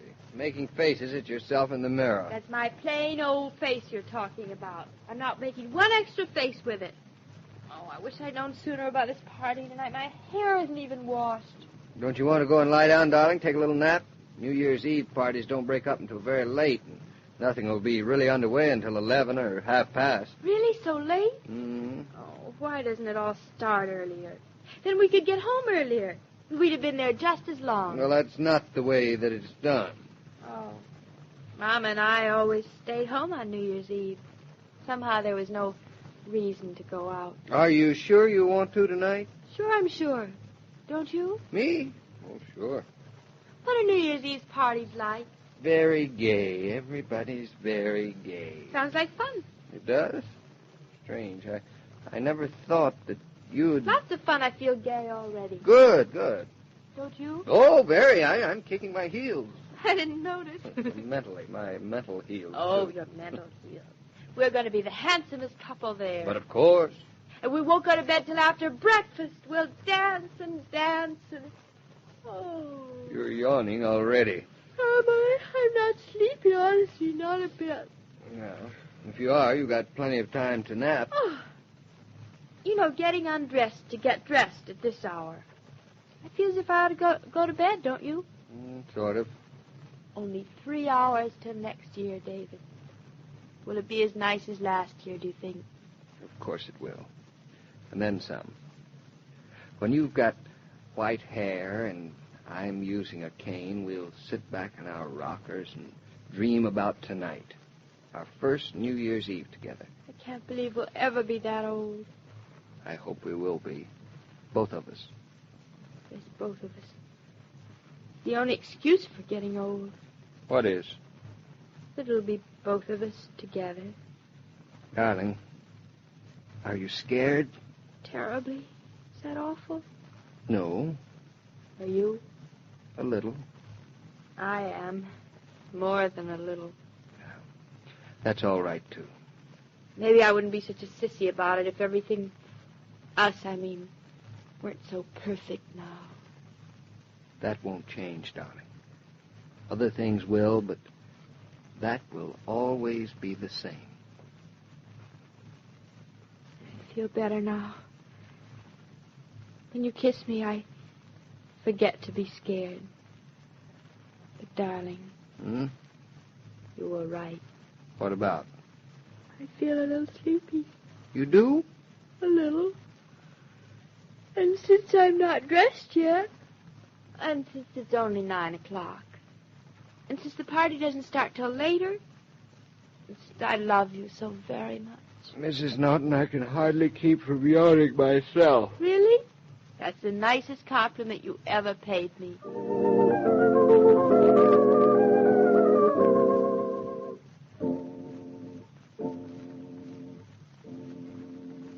David, how'd you get to be so late? You're almost ready. It's 11. These blasted bow ties, they just don't tie right. Parties you have to get dressed up for. Please get away. Those are my best nylons. Tear them. I'll just... Please go away. It's too bad. David, we won't get to the party till after midnight. Well, that's terrible. There, how's that look? Only, I'd say I look pretty handsome. Not pretty, but handsome. I'm all ready, too. All right, here's your coat, Cinderella. On it goes. David? Nothing. Come on, out with it. Nothing. I'm sure we'll have fun. Well, that's why we're going. So I suppose I feel this way because we're used to going out during the day and going to bed during the night.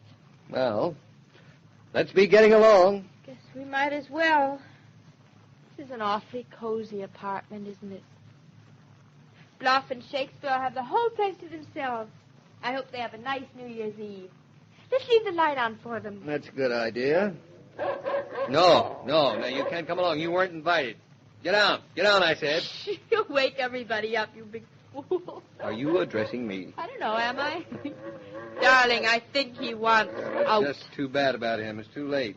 It's a good thing I've got the car downstairs. We'd never get a cab. I heard you say car. Well, sorry, old boy, not tonight. Mrs. Norton and I are stepping out. Alone.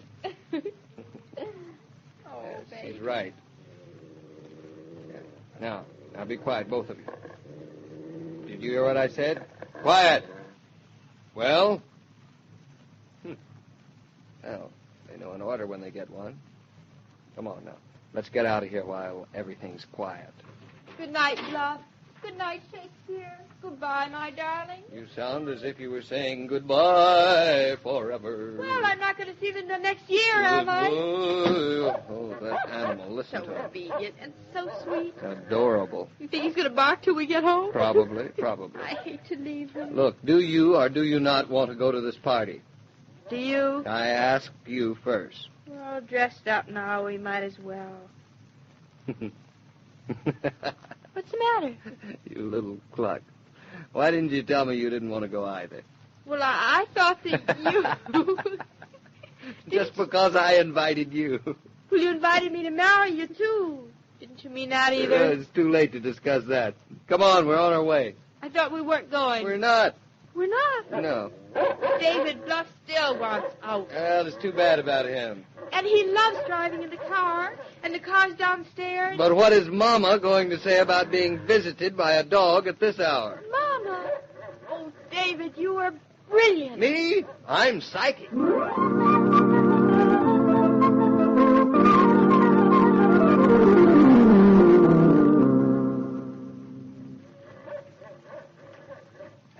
David, there's a light in Mama's apartment. Get him in the door. So there is. Now, here, I've got a key.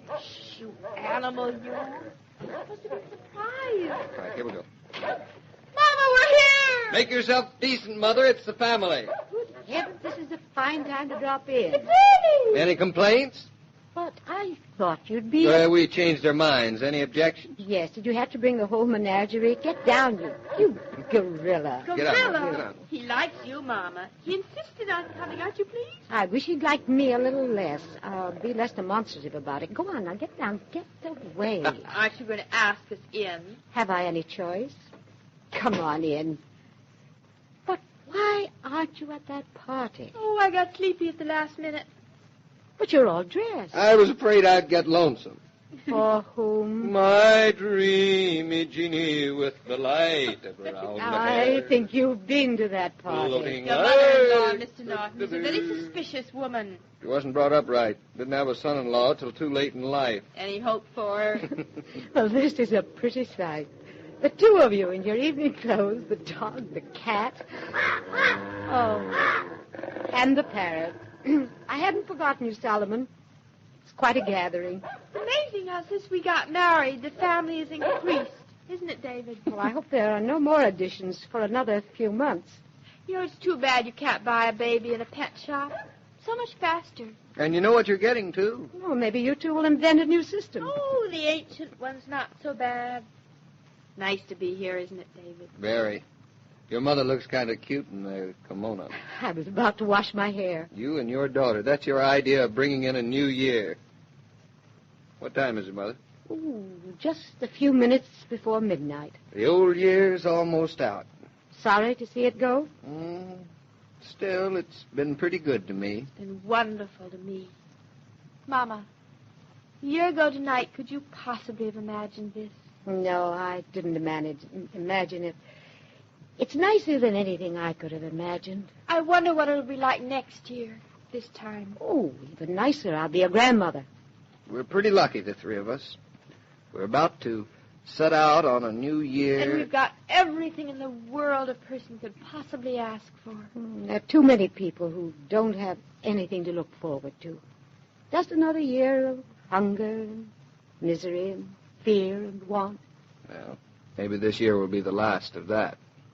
It'll be a brand new, clean year in a few minutes. Not so clean, darling.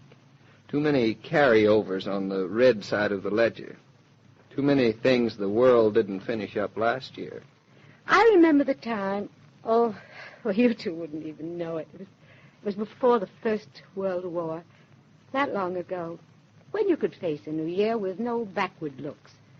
No need to carry the past with all its terror and sins into the present and future, when you could start fresh and strong and sure of yourself. When goodwill was on earth. That's the difference, isn't it, Mother? A big difference, too. Oh, David, why didn't you tell me? Tell you what? If we'd gone to the party, I think I'd feel a little ashamed. I never stopped to think what tonight meant to other people. Deep inside, darling, you didn't want to go, or we'd have gone.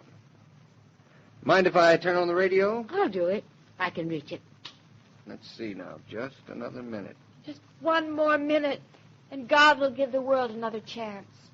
Only 1 minute left in the old year as we switch you now to Times Square in New York City. Listen to them shouting their heads off. What's there to be so excited about, I'd like to know. Nothing wrong with shouting. It's healthy. Shows that man is an eternal optimist. And that he's got all the courage and hope he's going to need. Oh, life takes courage. A much greater courage than death. Mama, don't talk like that. David, make her stop. It's all right, Claudia. The years keep coming. You'll see a great many of them. Learn to use them well. David, hold me tight. I'm here, darling. Just hang on. Only 10 seconds left. New Year's never felt like this before. What's happened to me? Growing up, that's all. Every 10 seconds, the most important, the most beautiful, or the most terrible. 5 seconds left, and the new book opens. I hope the words will read well. We shall write the words, Mother. Claudia and I and our sons and our daughters and their generations to come. In the end, the words will read well. It's the new year, David. It's come. And we're ready for it, darling. Let her come.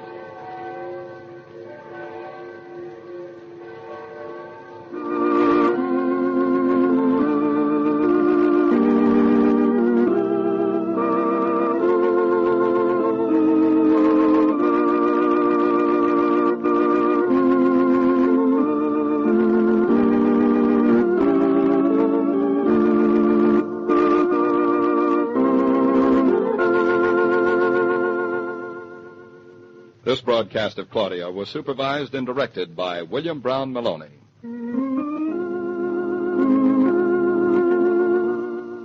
Whatever revelry you plan for this evening, whether you're going out to a restaurant, a nightclub, a party, or you're planning to see the new year in at your own fireside, there's one good old friend ready to see 1948 in with you. Your always dependable accompaniment to pleasure, Coca-Cola. There's still time to get a supply for this evening, if the party's at your house. With a case of Coke on hand, you're ready to welcome friends and neighbors to the pause that refreshes year in, year out.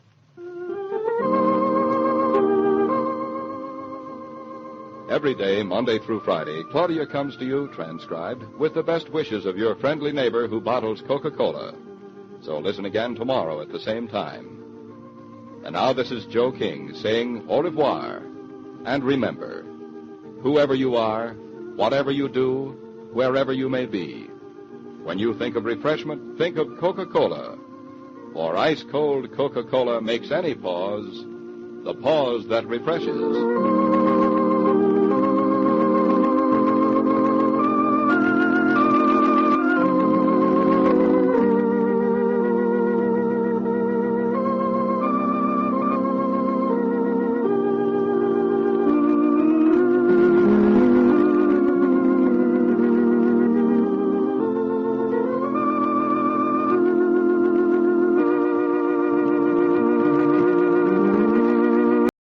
Your Coca-Cola bottler presents Claudia.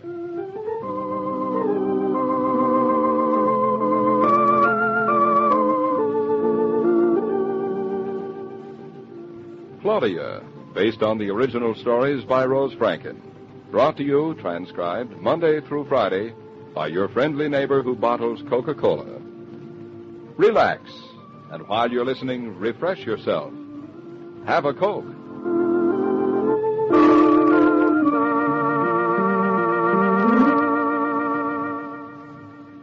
And now, Claudia.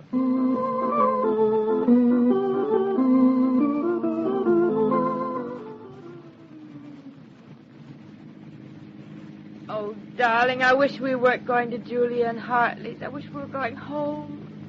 Why do they always have to have people over at the drop of a holiday? We'll only stay a few minutes.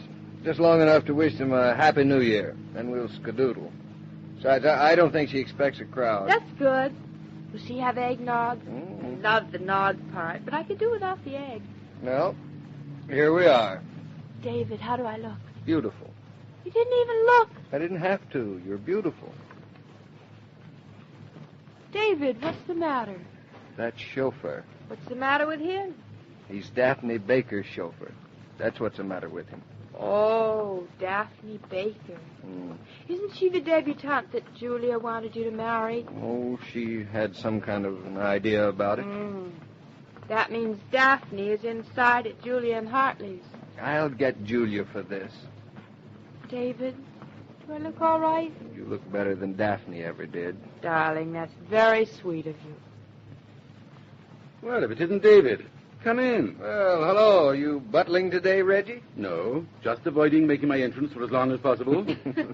Reggie, I'd like you to meet Claudia, my wife. Claudia, this is Reggie Finch. Hello, Mr. Finch.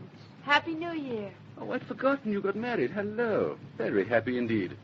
David, how did you get roped into this? Into what? Oh, I didn't mean you, my dear. Well, it sounded as if you did. Certainly did. I meant roped into coming here today. You're sure now that that's what you mean? Oh, my, yes, I'm sure.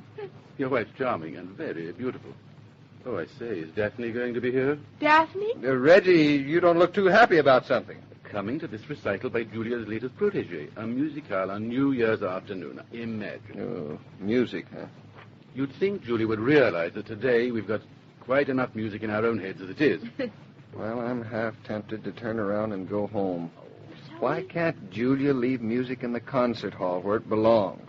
Then you go in when you want to and leave if you want to. It's a disease with Julia, and on New Year's Day. It's sure to prove fatal with me. I thought you liked music. I love it, but I hate sitting around trying to look appreciative. David, you haven't changed at all, thank goodness. We've sat through any number of Julia's musicales, haven't we? Too many. And this is the last one. Oh, that's what I always say, but here I am. By the way, you weren't up in Newport at all last summer, were you? No, I escaped. I got married. Newport really isn't the same as it used to be before the war.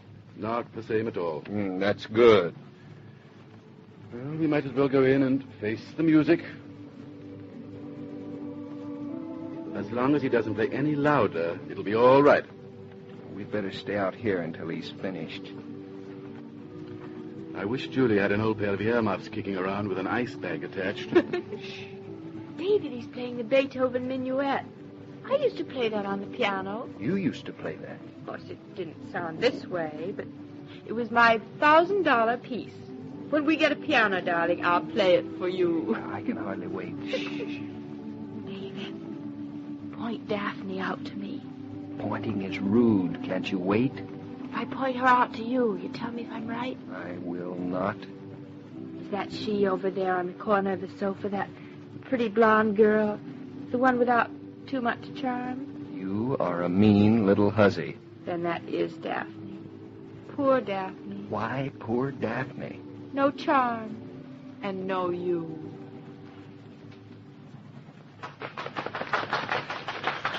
That's our cue. Take a deep breath. In we go. Claudia, David. Ah, you're here. Hello, Julia. Happy New Year, Julia. Don't I get greeted, Julia? Of course, Reggie. So glad to see you. Oh, you're not looking very well. I'm not feeling very well. Fine way to start the new year. Hello there, my dear. Hello, Hartley. Hello, You're Hartley. just in time for one more piece. I'm sorry you couldn't hear the rest. It was marvelous. Oh, I'm sorry we're late, Julia. No matter. Reggie, you come over here. There's a place right next to Daphne just for you.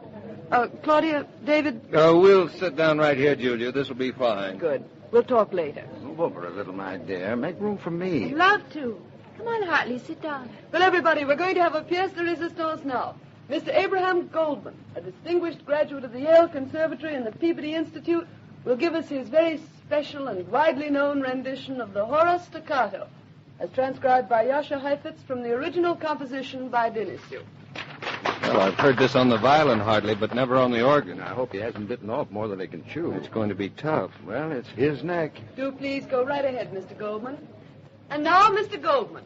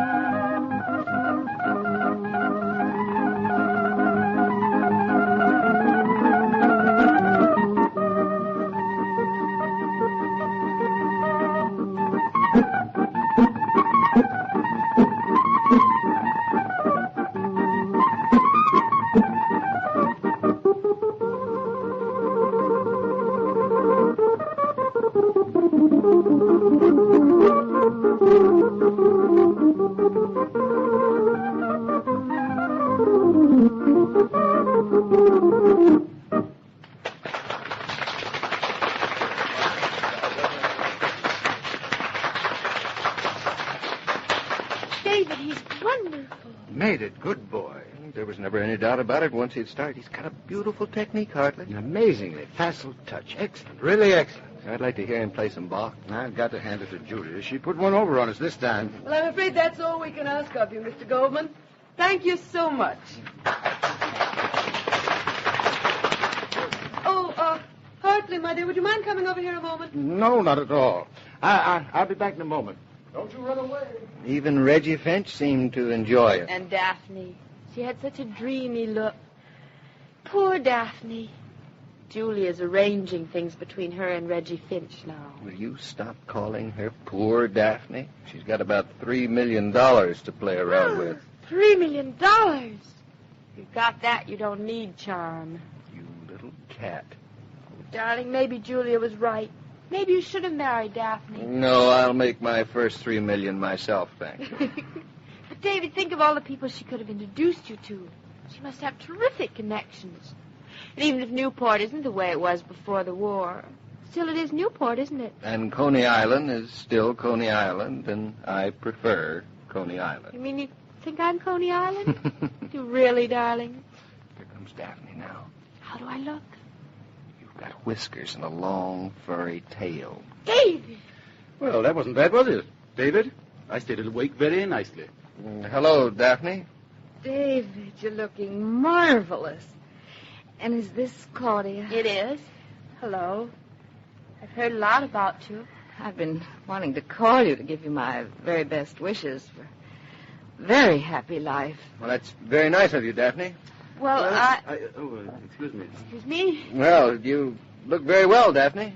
Thank you. Excuse me, but I see the eggnog bowl is about to make its appearance. I'll be right back. David, my boy. Oh, hello, Hartley. I've been wanting to talk to you. As you know, probably Roger's offered me a partner. David? Marriage seems to agree with David. Oh, do you really think so? I do really think so. He has the look of a happy man. Julia told me he's become a partner in Roger's firm. Yes, it happened Christmas Eve. It was quite a surprise for us. Really? Well, not to me. I expected it for David. He's such a talented architect. How nice of you to say that. David and I are old friends. I know. You've known him a lot longer than I have.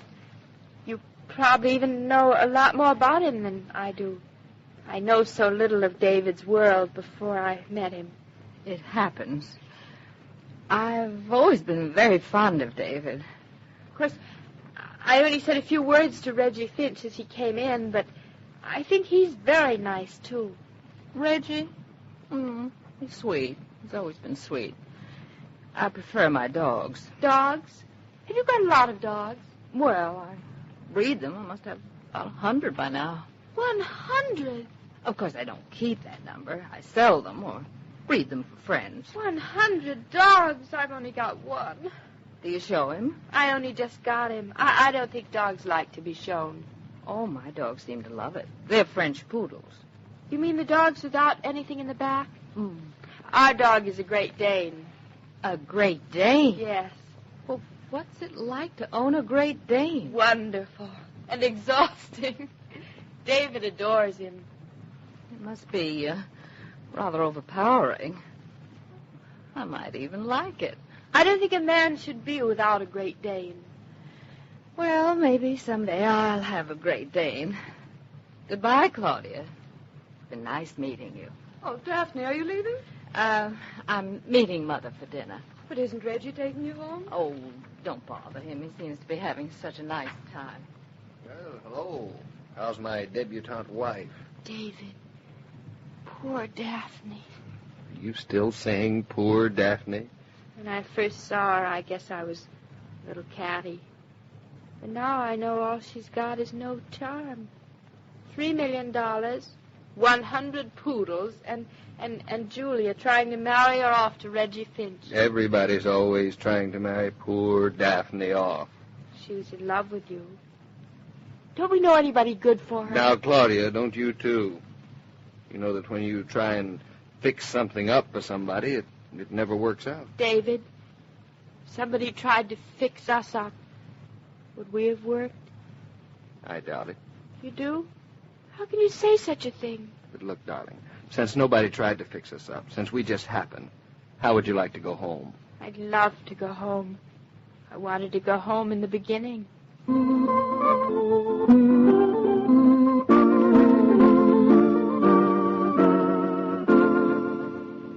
This broadcast of Claudia was supervised and directed by William Brown Maloney.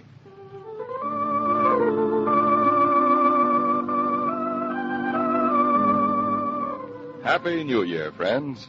Your bottler of Coca-Cola and the cast of Claudia are happy to greet you on this first day of what we all hope will be a better year for the whole world. And we regard it as a privilege that we've been able to spend some time this happy holiday with you and your family.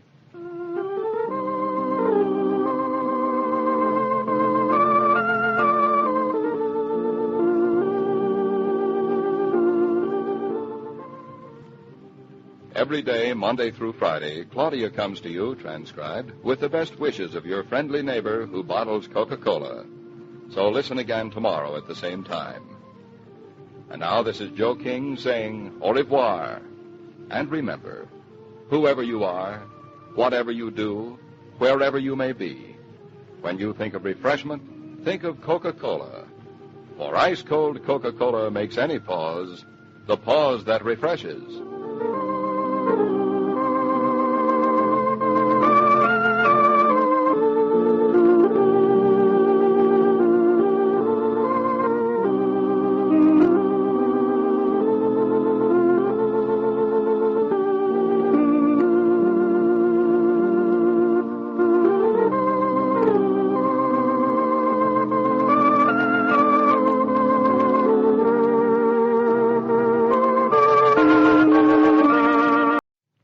Coca-Cola bottler presents Claudia.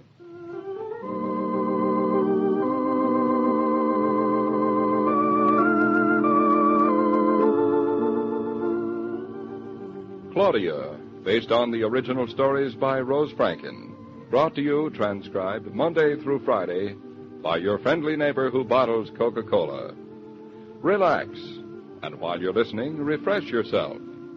Have a Coke.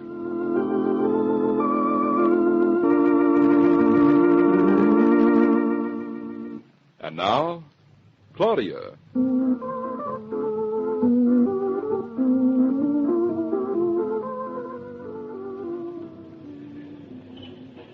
Claudia, now that we're back on the street, could you kindly explain to me why you insisted on going shopping today? Why not, Mama? Why not go shopping is not a good enough reason to go shopping. Good enough for me. But you didn't buy a thing. We walked through that entire store, and you couldn't find one thing you wanted. Wasn't the store beautiful and empty?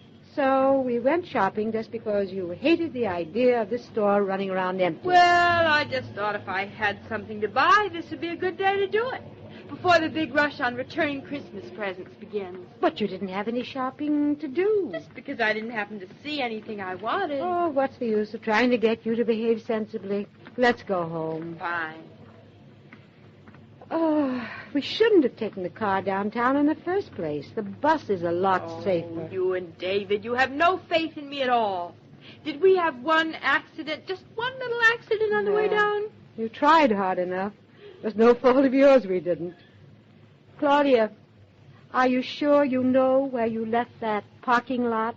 Yes, it's right where it was. I think it's just one more block up this street. Mama, how do you think he is? How do you think who is? The Dane, of course. Bluff.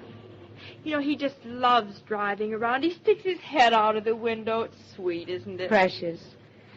I think he thinks it's safer to be half out of the car than all in it. Claudia, I wish you'd do what David says and leave the car in the garage where it belongs. That parking lot. Now, where was it? I just can't. Now, let me think. You know, I don't believe in parking lots anyway. You don't. You pay 75 cents an hour just to leave a car sitting around. It's highway robbery, that's what it is. If that little man hadn't taken all that empty space and put his parking lot on it, there'd be plenty of room for me to park my car for nothing. Well, here we are at the corner. That's queer. We came out of it, turned right. I'm sure we did. Claudia, what is that ahead of us? Well, for heaven's sakes. Mama, it's the parking lot. I could have sworn it was... Don't. Well, I'm certainly glad we're here. You get in, Mama. Hello, you old bluffer old thing. It's funny, when I came in here, there were hardly any other cars. Now I'm surrounded. It's a free country. Exactly. And I pay 75 cents like everybody else. You think they could have left me a little more room? That 75 cents certainly seems to upset you. It does. Look how close those cars are to me, on the right, on the left, and back of me. There's nothing in front of you. You just drive straight out frontwards. There isn't much place to drive straight out frontwards. Well, go slowly. Then nothing much can happen. Nothing is going to happen? The key? So far, so good. The brakes? Now, don't you think you ought to keep them on for a while? Mama, do you know how to drive? No, but I admit it. All right. The brake. No reason for it to be on. No, all I'm going to do is start the car. Now, the starter.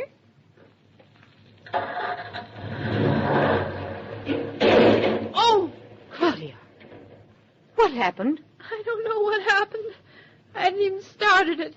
The car couldn't have moved. I didn't even have it in first. First what? First gear. It's up here in reverse. Well, you did jump backwards. I don't see how we could. What's this thing doing in reverse anyway? Claudia, aren't you even going to look at what you did to that other car? Couldn't have done very much. I just bumped into it. I think you have killed it. You're an alarmist. And here comes the owner of the corpse. Now, Mama, what are you going to say? What am I going to say? Say, listen here. Do you realize... I'm sorry. I thought that... Yes? Well, that's my car you just backed into. Oh, it is? I was just getting ready to pull out. It's too bad I didn't get started a little sooner. Would have made it a lot easier. Claudia. Did it hurt you very much? Well, nothing that can't be fixed. See, Mama? They can fix practically anything these days. Say, is that your dog there on the floor? He's an awful coward, scared to death of strangers. Well, don't tell the strangers. He looks wicked. We call him Bluff. Stand up, Bluff. Try to make an impression. Oh, leave him alone. He's happy. They call me Jim. Jim Grant. And my name is Claudia Norton. This is my mother. How do you do? How are you? I must apologize for my daughter. Well, not at all. Nothing to apologize for. I guess I better go look and see what I did. Coming, Mama? No. I'll just stay here with Bluff. Thank you. Put these cars so close together. Yes, it's very inconsiderate of them. Makes pulling out so difficult. Well, I'm glad to hear you say that. Mama thinks I'm the only person who bumps into other cars. See? That's all you did. Oh, I mashed in the front. Well, it just looks worse than it is. And there's water running out. I didn't know there was water in a car. Just gasoline. Water, too, but water's free. What about your car? I mean, it has to be fixed, doesn't it? Well, that's nothing for you to worry about. I'm insured, and I expect you're insured. Me? Well, your car, it's insured, isn't it? I suppose so. Then you just tell your insurance company about it, and they'll get in touch with mine. But will it cost me very much? Won't cost you a cent. The insurance company will pay. Oh, I see. That's very sweet of them. Won't they mind? You're very funny. I don't see what's so funny about that. If I were the insurance company, I'd mind. terribly. Well, if you do this very often, maybe, but otherwise it's all in a day's work for them. Some people do the strangest kind of work. Now, here you are. Here's my card, and I've written the name of my insurance company on it. Thank you very much. I'll put it in my pocket so I won't lose it. Well, bye. It's been very nice meeting you. Goodbye. I hope I see you again sometime. I hope so. I'm a physicist. I work in a lab in Stanford, and I'm pretty busy, but there's always time for what you like. Yes, isn't there? Well, goodbye. Look, I'll try to pull out first, and then it won't matter which direction your car decides to go in. My card goes where I decide. Sometimes. So does mine. Sometimes.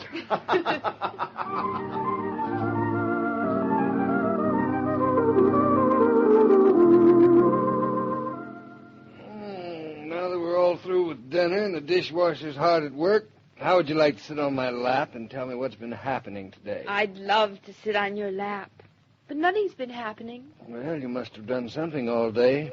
Nothing much.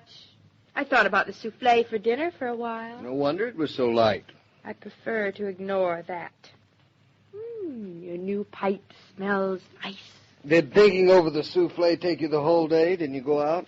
Oh, yes, Mom and I went shopping this afternoon. Again? But we didn't get anything. Oh. We drove downtown, though. Drove? In a cab, I trust. You expect me to spend money on a cab when we have a perfectly good car sitting around in the garage? Did you park the car?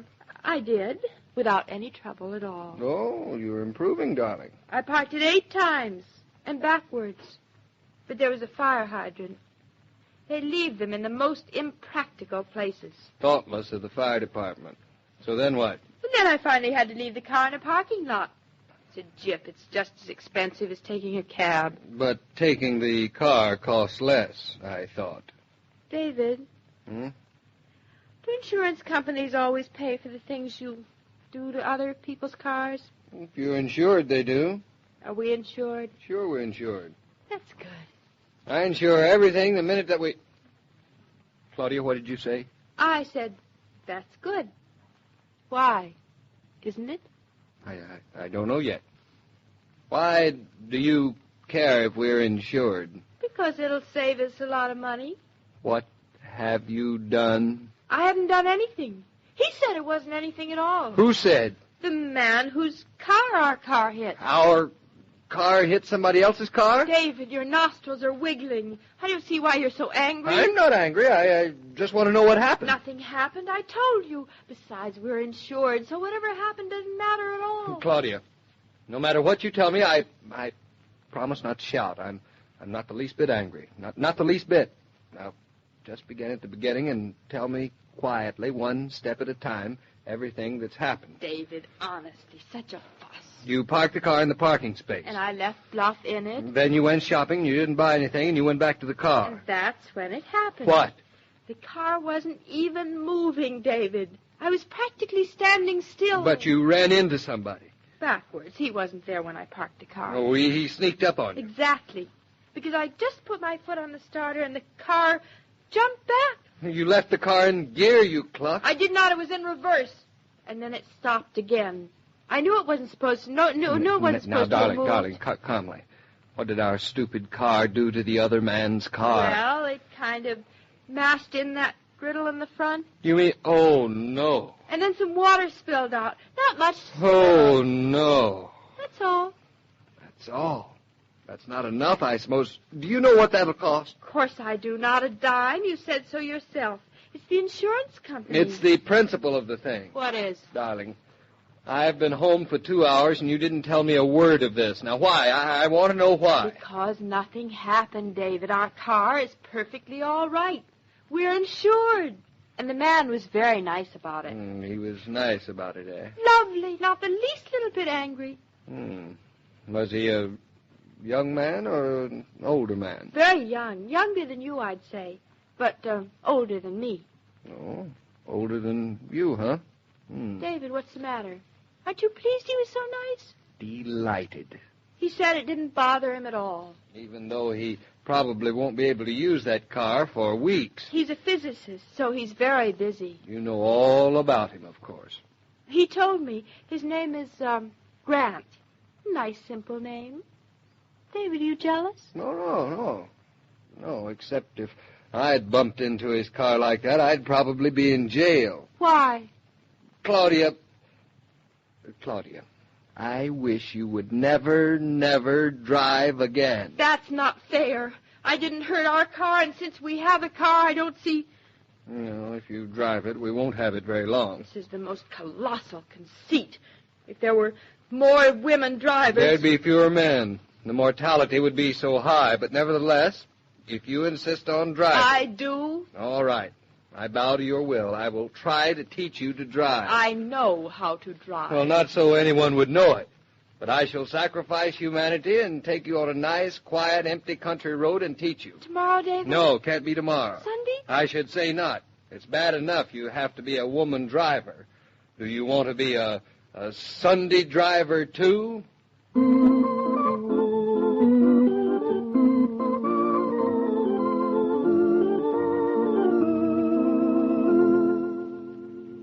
These programs star Catherine Bard as Claudia and Paul Crabtree as David, and the entire production is supervised and directed by William Brown Maloney.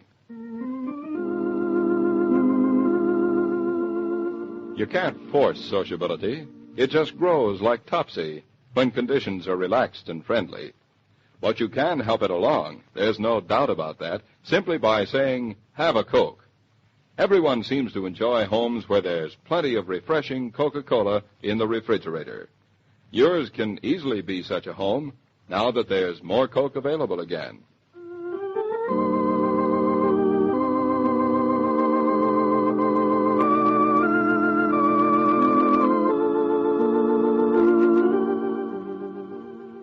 Every day, Monday through Friday, Claudia comes to you, transcribed, with the best wishes of your friendly neighbor who bottles Coca-Cola. So listen again Monday at the same time. And now this is Joe King saying au revoir. And remember, whoever you are, whatever you do, wherever you may be, when you think of refreshment, think of Coca-Cola. For ice-cold Coca-Cola makes any pause the pause that refreshes.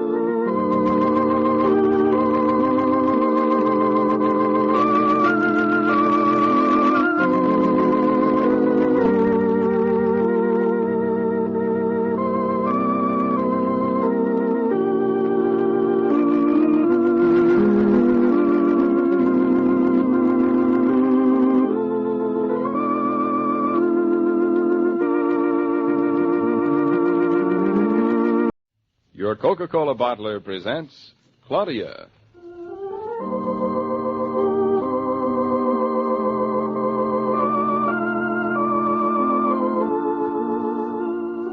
Claudia, based on the original stories by Rose Franken. Brought to you, transcribed, Monday through Friday, by your friendly neighbor who bottles Coca-Cola. Relax. While you're listening, refresh yourself. Have a Coke.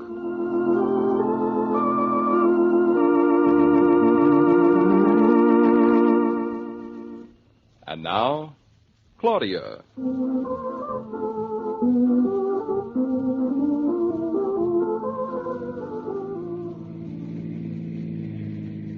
Wasn't it a good idea, my coming along to Redbury with you today? Oh, sure, fine. Such a beautiful day. We're going to kill two birds with one stone. Somehow I don't like the sound of the way you put it. I mean, I'll get practice driving, and you'll get to Redbury. I hope so. Can I take the wheel now? Wait till we get out of the city traffic. Oh, good. Then we could go faster. We're going 40. That's the speed limit. Oh. I thought you were supposed to go faster than the speed limit. You do if you want a ticket. David, are you actually afraid of getting a ticket? Well, it's not my favorite outdoor sport. I think it's very cowardly of you. What's so terrible about a little ticket? It might be cowardly, but I've never gotten one, and I don't intend to begin now. Hey, you fool, what do you think you're doing? Women drivers. What happened? Didn't you see that female idiot pull right across the middle of the road? How do you know it's a woman you can't see? I'll bet you $10 it's a woman. Oh. Only a woman would drive like that. Now watch her speed up as I try to pass. Watch her. See her go? Well, she doesn't want you to pass her. I wouldn't either. Sure. You're all alike. Just why is it that you think a woman can't drive a car as well as a man? Because they're biologically, psychologically, and emotionally incapable of dealing with a piece of machinery. Hey, what's the idea of cutting in like that? Another woman driver, I suppose. Another woman driver. Can't always be right. Why don't you pass and see? Now, of course I'm going to pass her. She's a menace to anyone behind her. Say, why don't you look where you're... Hey, keep your shirt on, buddy. Such a nice little old lady. Listen, if women can't drive as well as men, and I don't admit they can't, it's because they can't yell as loud or don't know all the bad words a man uses. I am not yelling. You are. You've been carrying on at the top of your voice ever since we got on the highway. David, are we fighting? No man ever taught his wife how to drive a car without a fight. Then we can prove the exception and not fight. Because you don't have to teach me. I already know how. There are two schools of thought on that subject. The man whose car you bumped in last Friday wouldn't think so. He didn't say I couldn't either. Look, David. There's a nice quiet road leading off down there. Can't we go on it? Oh, all right, darling. I suppose so. David, you don't have to look so unhappy. What have I got to look happy about? All right, now, slide over. David, you're not leaving me, are you? No, I'm not leaving you, worse luck. I'm just getting on the other side of the car. Now, I'm going to show you just how beautifully I can drive. What was that, darling? Nothing. I was just talking to myself. Well, hold on to your hat now. What are you trying to do? Make me lose respect for myself? No. All right, darling. Here's the key. Why didn't you leave it in the little thingamajig? In the ignition? Why didn't you leave it in there? I wasn't taking any chances. Oh. All right, now, put the key in and turn it to the left. I know you turn it. How do you think I started the car the other times I drove? Sometimes I wonder. Well, since you're so smart, won't turn. Well, and turn it to the right. Thought you said to the left. Oh, turn it. You got me confused. All right, now. Now push the starter button. David, stop telling me what to do. All right. I won't open my mouth from now on. Claudia, step on the accelerator lightly. Your now. mouth, David. I said lightly. Put your foot through the floorboard. Now easy on the clutch and light on the gas. Easy on the clutch and light on the gas. Well, any criticism of that? Well, why can't you do it that way every time?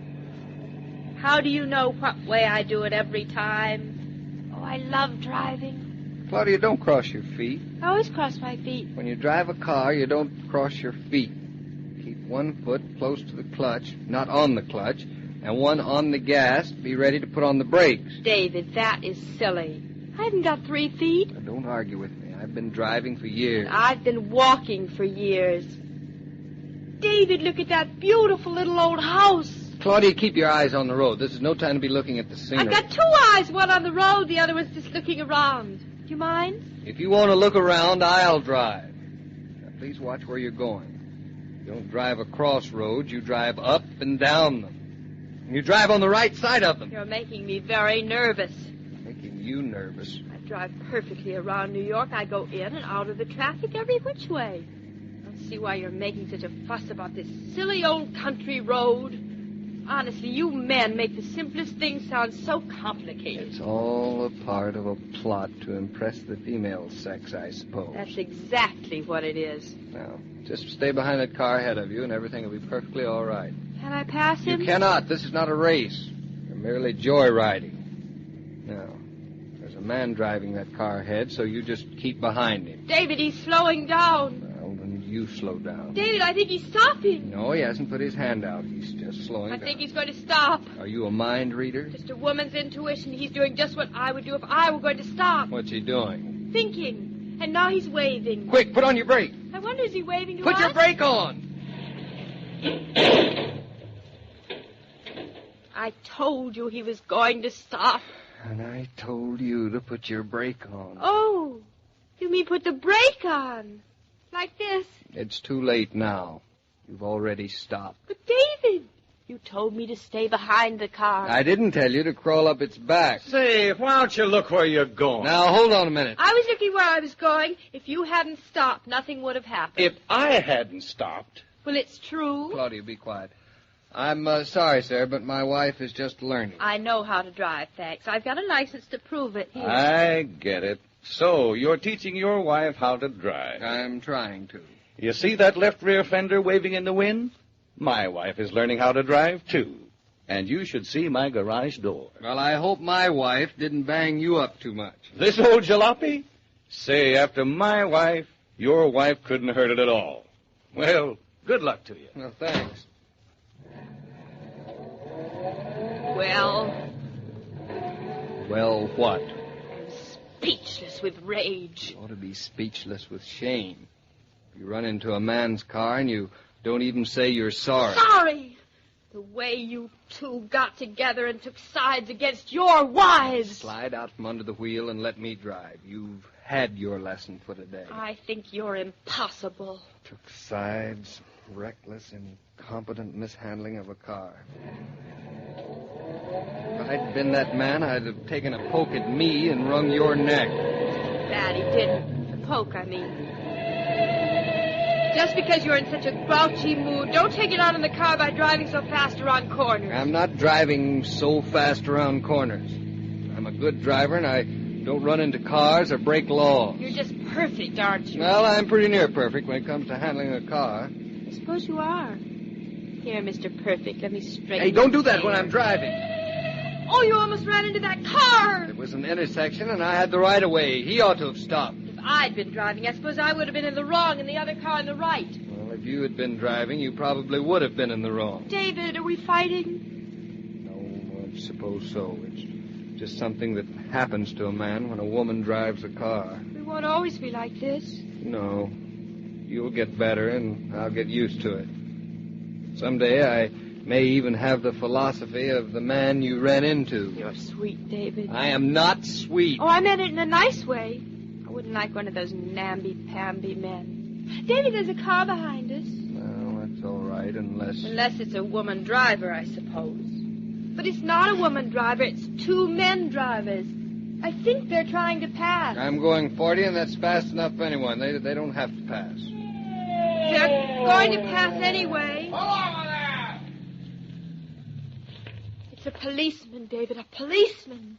David, it's two policemen. All right, Barney Oldfield. What's the hurry? You going to a fire? I wasn't in any hurry, officer. I was going exactly 40 miles an hour in a 40-mile zone. Yeah, and you were doing exactly 40 miles an hour through the red light back there at the intersection. What red light? The pretty little red light hanging right over the middle of the road. I didn't see it. Oh, David, I know what he means. The red light back at the intersection where the car almost ran into us. Claudia, be quiet. I didn't see it, officer. Oh, you didn't see it? No. But the little lady saw it. Maybe you need glasses. It's guys like you that make driving a menace on the highways. Maniacs that won't stop at red lights. But, officer, I tell you I didn't see it. Let's have your license. Right here. Guys like you oughtn't to be given a license. You didn't see. Oh, officer, please, I know what happened. I think I can explain Claudia, it. please, anything you say will only get us deeper into this mess. But I don't get it. I just didn't see any red light. Officer, please, but before you write that ticket, Huh? It wasn't his fault. Really, it wasn't. He really didn't see that light. Lady, you already admitted that you saw the red And light. that's just it. I saw it, but he didn't. What are you trying to tell me, that he's blind and you're a seeing-eye dog and forgot to bark? No, we have a dog, but that's not the point. Please, officer, listen. My husband has never had a ticket, and I've never had a ticket either. You see, we're a family that's never had a ticket. I don't see anything except guys that drive through red lights. You've got to understand, he couldn't see the light. You see, just as we came up to the light, I leaned across him so he couldn't see. Why? Because his hair was rumpled and I was straightening it. He looks funny with his hair rumpled. He looks funny with...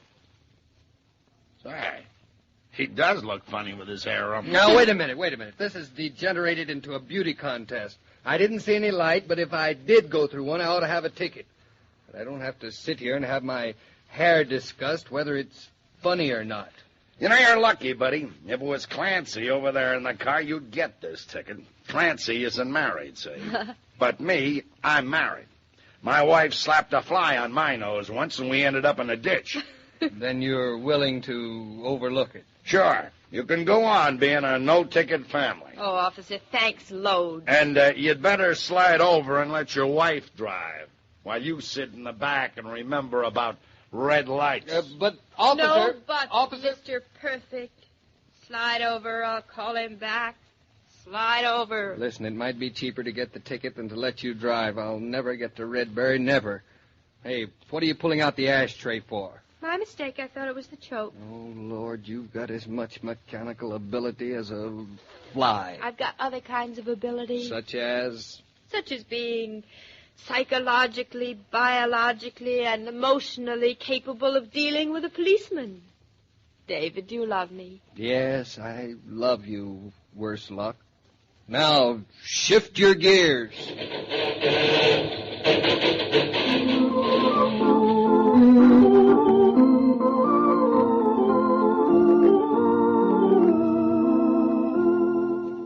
This broadcast of Claudia was supervised and directed by William Brown Maloney.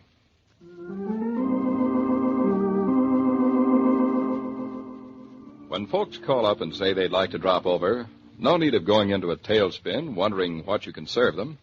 Just see that there's plenty of Coca-Cola in the refrigerator, and you'll be able to offer them the most welcome of refreshment. Chances are you can get Coke by the case from your grocer or service station. And that's a smart thing to do if you want to be ready for company of any age at any hour.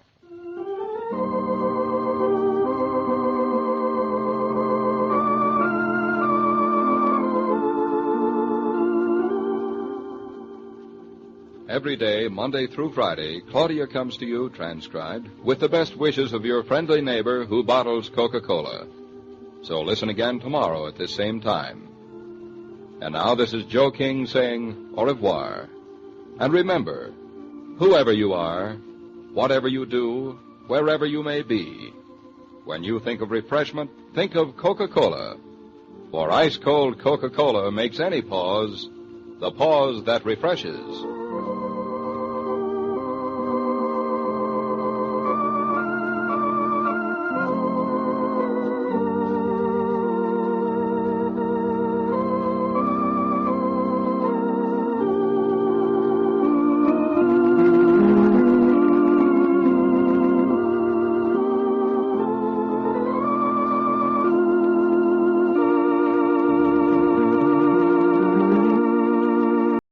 Your Coca-Cola bottler presents Claudia.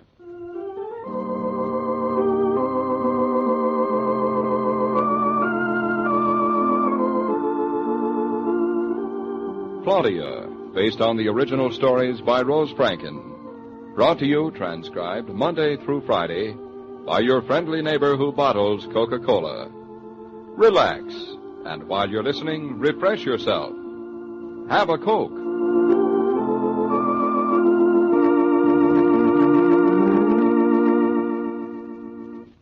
And now, Claudia.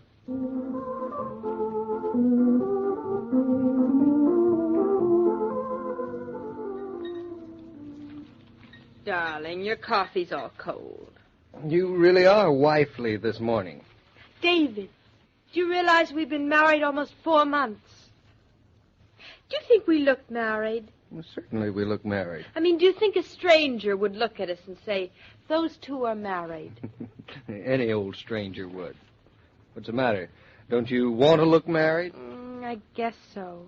You only guess so? Well, I mean, you read all sorts of things about how a wife should keep her husband guessing and act as if she isn't his wife and... You don't believe in all that sort of stuff, do you? No, I don't.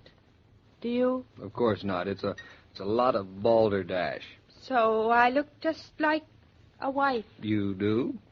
And you look like just a husband? Well, it's harder to tell with a man. Oh, I see. What do you see? Nothing. Now, look, don't get any ideas. You're not much, but you're good enough for me, just the way you are. Thank you very much. You're welcome. And the fact that you look married is nothing to sneeze at. After all, you're going to be a mother. Who's sneezing? You know, I'd rather be married and live with you and have a baby than not be married at all. That's comforting. I even like it when you act like a husband. I'm glad. I aim to please. Except sometimes you act like too much like a husband and not enough like... Like what? Like not a husband. Oh, that reminds me. Yes? I've filled out the report for the insurance company about that accident you had last Friday, so that takes care of that. If the insurance company calls, you just tell them to get in touch with me at the office, right? All right. I don't mind talking to them. No, I'll handle it. Well, if you insist. But you're just being like a husband about it. No other man would be bothered. Here's the form now. You have to sign it before I can send it in. Doesn't Mr. Grant have to send in a report, too? Certainly he does. Here, now, you sign right down there. Mm. Right there. Now, I'm on my way to the office. Goodbye. Goodbye. Don't I get a kiss? A kiss? Oh, yes, kiss. Here. That kiss was awfully married, too.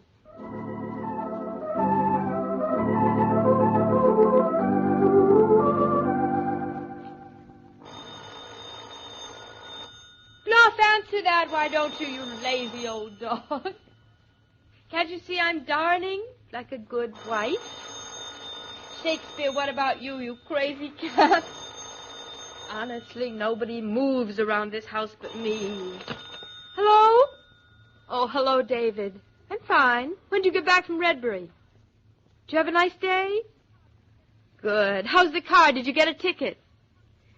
Well, you know you don't get along as well with cops as I do, but I love you anyway. Yes, lots. That's good. Oh, darling, there's the doorbell. How do I know who it is? Probably some gentleman caller, but I don't know which. Of course I'll give him your love. Goodbye, husband. What? You'll be right home? Wonderful. Goodbye. I'm coming. Bluff, don't you even bark. You're a fine watchdog, you are. Oh. Hello. Oh, hello, Mr. Grant. I was afraid you weren't home. I'm home. So I see. My good luck is holding out. I was on the telephone. I was talking How's your mother? Mama, she's fine. And the dog? Bluff, he's fine, too. Oh, that's good. Oh, I'm sorry I haven't asked you to come in. Please come in, Mr. Grant. You remembered my name. I'm very flattered. Please don't be. I was just signing the accident report this morning, so it reminded me. Oh. As a matter of fact, that's why I dropped in. Well, do sit down. You might as well since you're here. Shakespeare, get off the good chair. Let Mr. Grant sit there. Oh, don't disturb him. I'll sit down over here. For the record, my name is Jim Grant, you know. Oh? Well, that's my name. Hmm. Yes. Hiya, boy. Hiya, dog. How you doing, huh? How are you, boy? What? Yes. Now about this report to the insurance company. I forgot the other day to take the license plate of your car. Oh, you can't take it. We need it. Well, I just want to borrow the numbers so I can write them down on this form. Oh, I see. Well, have you got them? No, I haven't. You haven't? No. The license plates are on the car, and the car's somewhere between Well, here and... that's wonderful. That's the best news yet. What is? Well, just that now I've got another absolutely legitimate reason to come up and visit you. You know, I'm very grateful to you for that smash-up. You are? Well, would I be sitting here if you hadn't banged into me? No, I guess you wouldn't be. It was a very lucky accident. Probably fate. I haven't met anybody like you in New York. I've met lots of girls, but nobody like you. Well, don't you want me to sign that insurance report? Well, there's no point to it as long as you don't have the registration or license number. Well, they'll be here any minute. Well, they will?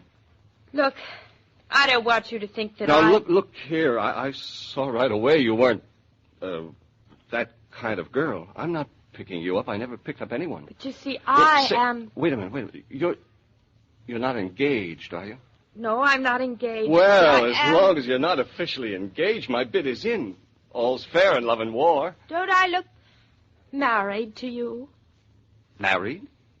Well, what would I be doing here if I thought you looked married? Oh, then I don't. Anything but. You look wonderful. Can't you look married and wonderful? I suppose so, but I think marriage always shows. You do? How?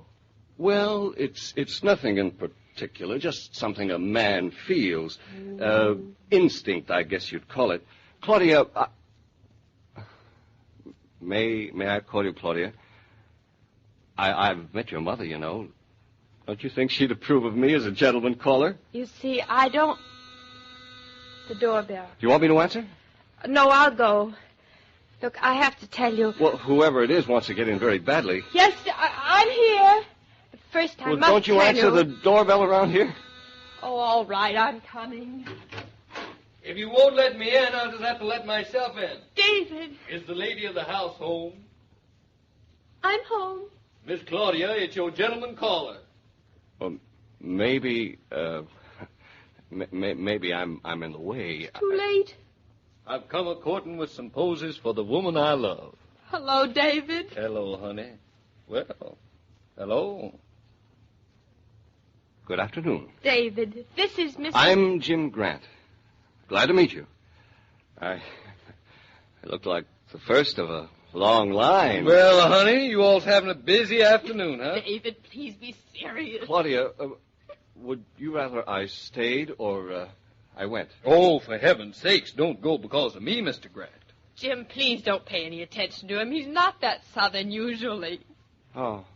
He isn't? You're happy to? No, I just want to come to call on my young lady here. I see. David, will you be sensible? Mr. Grant, this young woman here is already spoken for. Yeah. As a matter of fact, and this may be something of a blow to you, I know it is to me, Claudia is married. It's true. I tried to tell you, but you seemed so sure I wasn't that I... Married? Well, you didn't look... Well, in that case, Mr. Norton. Mr. Norton, how come that you... Norton? That's right. I'm the lucky man. Well, I'll be. I'm sorry. I didn't know you were here. I wouldn't have come in like that. Oh, please don't apologize. It's I who Oh, should... not at all. I understand Claudia bumped into your car and pretty well wrecked it. Well, it's not that serious. I think you're being very nice about it. I would have been furious. Well, there's no point in getting angry, and Claudia, I mean, Mrs. Norton seemed so upset that... Well, at any rate, I've reported it to my insurance company. We made out the forms this morning, and as soon as you make your claim, it'll all be settled. Well, certainly, of course. I hope you didn't mind my coming up here today. Nobody minds my saying something. David, Mr. Grant came up here for me to sign something or other. His report or something. Darling, you don't have to sign his, you see. You signed yours this morning. Well, frankly, Mr. Norton, I couldn't think of a better reason to come up here. That was before I knew. Of course. You know, Mr. Grant, I look at you and I can say, there, but for the grace of me, go I. David, you're not making sense. Certainly I am. You know what I mean, don't you, Mr. Grant? I think I do. After all, there's not much difference between taking a cinder out of a girl's eye on a street corner and having a girl crash into your car in a parking lot, is there? No, not much difference. Except that, in this case, the cinder came first. My point? Exactly. Well, I was lucky for you. I guess I'll make a point from now on of walking the streets when the cinders are flying. Bye, Mrs. Norton. And it's been nice meeting you, Mr. Norton. All the luck in the world to you. And don't think I'm not going to need it. Goodbye, Jim. And, Jim. Yes? When you find that girl with a cinder in her eye, bring her up to visit us. I will. I'd love to. I'll remember the invitation. Mr. Norton, your wife is quite a girl. Quite a girl. Very beautiful, too. Goodbye. Darling, you do run into the nicest people. You're not angry, David? No. Aren't you even jealous? No, just flattered. It's not every husband who has a wife other men want. He thinks you're beautiful and attractive and... the poor devil. I don't care what he thinks. What do you think? Do I have to tell you, darling? It's nice to hear, David. For a future mother, it's almost indecent the way you look. But how do I look? Come here. Come over here and sit down on the sofa, and I'll tell you. Oh, David. That kiss wasn't as if we were married at all. Oh, it made me feel like a wicked woman.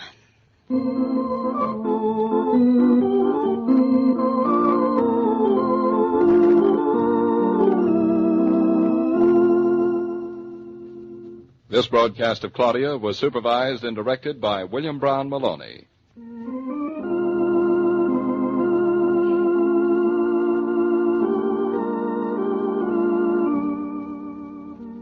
Marketing takes more time than it used to, and a little more headwork, too, if you're trying to keep within a budget. But the daily chore will be less of a bore if you look for the familiar red cooler and pause there for ice-cold Coca-Cola.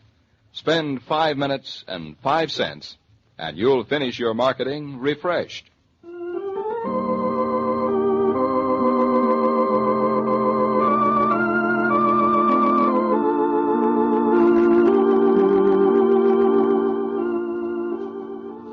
Every day, Monday through Friday, Claudia comes to you transcribed with the best wishes of your friendly neighbor who bottles Coca-Cola. So listen again tomorrow at the same time. And now this is Joe King saying au revoir, and remember, whoever you are, whatever you do, wherever you may be, when you think of refreshment, think of Coca-Cola. For ice-cold Coca-Cola makes any pause the pause that refreshes.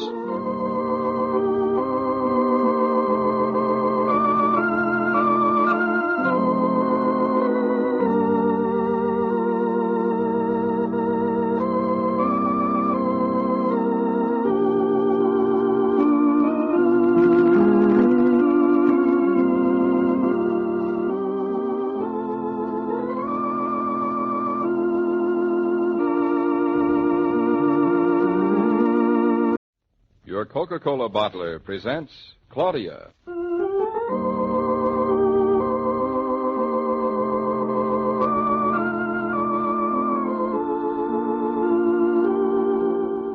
Claudia, based on the original stories by Rose Franken. Brought to you, transcribed, Monday through Friday, by your friendly neighbor who bottles Coca-Cola. Relax, and while you're listening, refresh yourself. Have a Coke.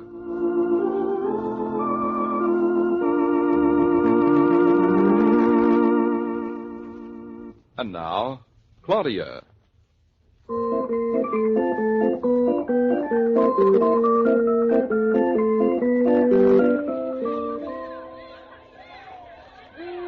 Doesn't the wind in your face feel good? Are you warm enough, darling? Me, I feel marvelous. And Gus feels marvelous. Look at him dance around. Danes are winter dogs. They're built for cold weather. I hope he's not going to mind the summer. David, you were sweet to come walking in the park with me. I thought I'd give Mama the afternoon off. Listen to the sounds, David. They're winter sounds, aren't they? I'd know it was January by the sounds in the park if I heard them piped into the middle of an African desert. David,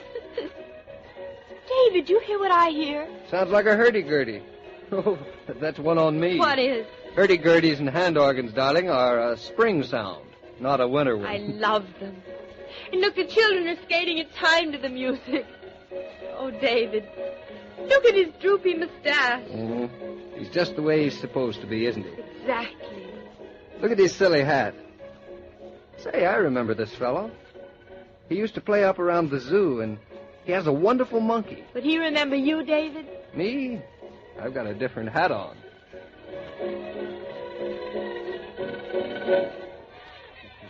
Hello there. I haven't seen you in a long time. Hello, mister. Where's your monkey? I miss her. I was telling my wife about her. I miss her, too. My monkey, she died. Oh, what a shame. Recently? No, pneumonia.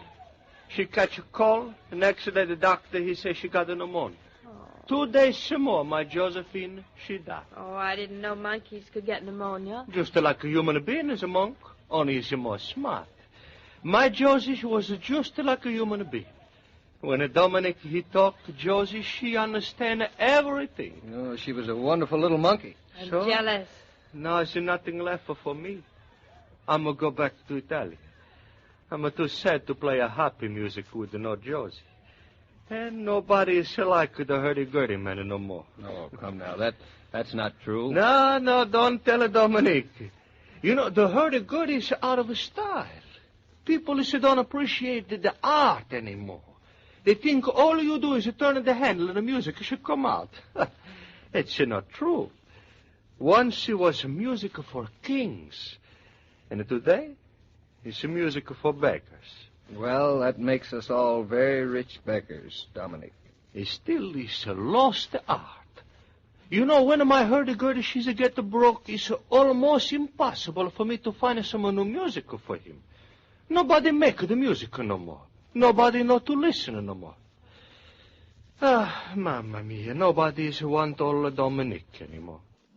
So, soon I'm go away. I come here today to make one last goodbye to Central Park, where my Josie, she was so happy, and all the little kids, they was so happy with my Josie. Well, how about you getting another monkey? Wouldn't that sort of take care of things for you? No, the monkey she cannot do. It's no other monkey in the whole world for me. That's the way I feel about you, darling. That's one of the nicest things you ever said to me, darling. No, it's no other monkey but Josie. You know, I can't even sell the organ. Nobody will buy. And it's such a beautiful instrument, you're not going to throw him away, or leave him under a tree to die. Somebody's got to have him. I must to pass him along. Oh, you must be able to sell it. It's worth some money. It's the most beautifulest organ in the whole world.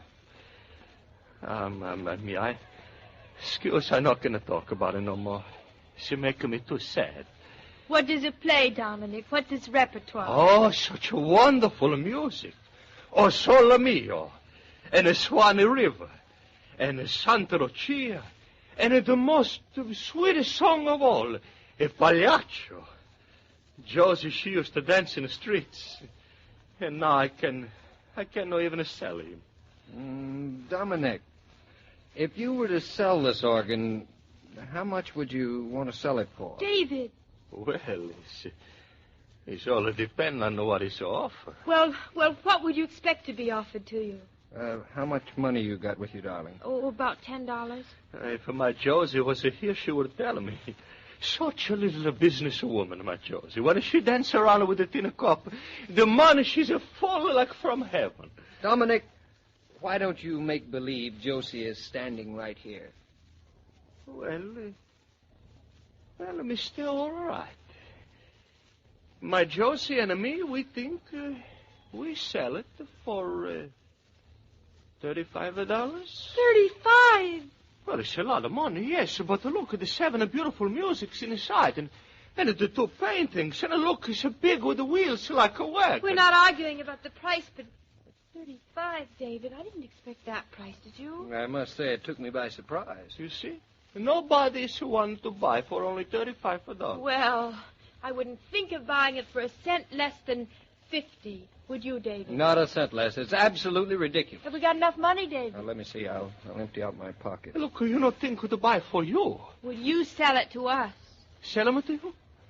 Sure, you love my organ. I sell them to you. 49, 50.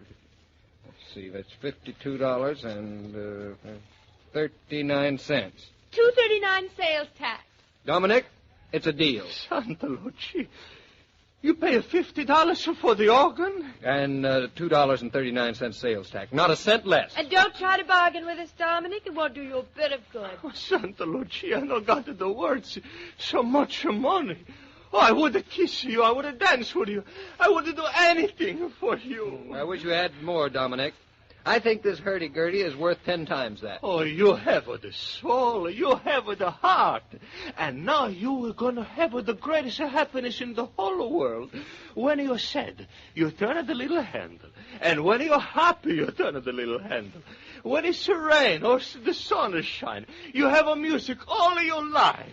Arrivederci, arrivederci. Sweet dreams. And a sweet life to you. Dominic! And Josie, she say good night to you. Dominic, wait a minute. Grazie, grazie. He's gone. Well, looks like we're the proud parents of a hand organ. What have I done? What, David? What have you done? We've bought this thing. Oh, is that all? Of course we've bought it. It's wonderful. It's mad. I never meant to. But we can use it as a table when we're not playing it. It'll make a beautiful table. And when the baby comes, darling, you won't have to sing to it. Babies love music. It's much better than a radio or a phonograph. Oh, David, I don't know where we could have gotten such a buy anywhere else, do you? Whatever it costs is worth it. I don't see what you're making such a fuss about, darling. To me, it's a perfectly normal thing that we have a hurdy-gurdy in the house. Me too, isn't it wonderful? David, look. The children on the pond are waiting for some music. And they shall have it. Why not? At least it'll postpone our processions through the street. David, if you knew how silly you look, you don't belong with a hurdy-gurdy at all. Oh, I don't I? Now listen to me. This is a hurdy-gurdy of mine. I love it. Here, I let love me it. fix your hat. I want to mash it in and make you look a little more like Dominic and a little less like you. You leave my hat out of this. How's this? I'll put it sideways. All right, yeah. I'm a very handsome man, you see? I walk through the world with my music. David, you fool. People are turning around and looking at you. Can't you behave? Behave? David, quiet. Honestly, I don't know you at all. Come on, Bluff. Act as if we never met him before. Hey, wait a minute there, you two. Yes, officer. Yes, officer. What can I do for you? What are you doing with that thing? Playing it, of course. And where's Dominic? This is his, ain't it? Come on, Bluff. We don't answer when strange men talk to us, do we? No monkey business, please. Where's Dominic? Dominic just left, officer, just this minute. Claudia, come back here. Honestly, officer, I don't know him. I never saw him before this minute. You know perfectly well you know me. How? Now leave us keep this argument out of the question. I don't know who knows who around here. I've been letting old Dominic off easy. The kids like his music. But he ain't supposed to be playing it so near the street. Hurdy-gurdies are out of bounds with the law, so you ain't got a chance. Come on now, Bluff. We've got to go home. If you leave me now, I won't speak to you as long as I live. Look. What's going on here? I bet you stole it from Dominic. I bet it ain't yours at all. Well, you bet all wrong. The beautiful instrument is mine. I just bought it. And from Dominic. Well, that's a laugh. Who buys one of these things these days? Oh, she does often. She's a little, Claudia, come back here. I'm halfway home, David. Now, come on. Let's quit the kidding. Show me the bill of sale. And you can't play one of these things without a license. Come on, show me your license and tell me what happened to old Dominic. Well, look who's here if it isn't you. Dominic Naughton. Wait till I get you home, Mrs. Dominic. Claudia, tell the nice officer that this hurdy-gurdy belongs to us. And we didn't buy it to play it. We bought it to take home and use it as a coffee table. Are you two nuts? I think we are. Officer, Dominic wanted to sell this. Josie, the monkey, died, and he wants to go home to Italy. Now, is that clear? Ah, poor old Dominic. Okay. But, well, I ain't having any truck with you, see? If I catch you on the streets playing that hand organ, your goose is going to be cooked so fast... Officer, do we look like the kind of people who'd go out in the streets and play this thing? You don't look like the kind of people I would know anyway. Your hat's on crooked. David. No. Running around with your hat on crooked. I never heard of such a thing. Now get going, you two. Take that thing home or find a nice museum for it. And don't let me hear a peep out of you, or else. Wasn't he nice? He loved Dominic, too. We think we could play it softly. When the cop's around the corner, he couldn't possibly hear. Well, let's see, which way's he going? There he goes. He's turned the corner now. But I'm not going to play with it, no. Go on, darling. Just a little. I know what you are. You're a scaredy cat. I'm a blithering idiot. That's what I am. Just crank the little thing once. That's the least we can do for Dominic and Josie. Don't you think? If you touch that handle, Oh, Claudia. David. Let me crank it just a little bit. Well, just a little. Darling, if a hurdy-gurdy means spring, it'll be spring in our house all the time. Not so loud, Claudia. Claudia, not so loud. Can't help it, David. Don't play any softer. Isn't it beautiful?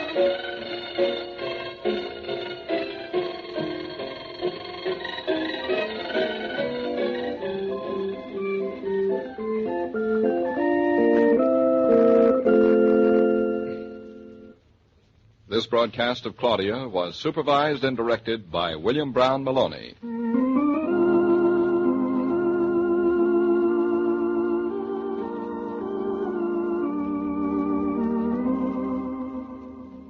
Come on over to my house and have a Coke. There's an invitation youngsters never turn down. And how good it is to hear them troop in, sure of a welcome, anticipating the refreshment of a bottle of ice-cold Coca-Cola. You can buy Coke by the case now, so why not have your grocer or service station attendant put a case in the car today? With plenty of Coke in the refrigerator, you and the family can work and play refreshed. And you can always offer guests the pause that refreshes.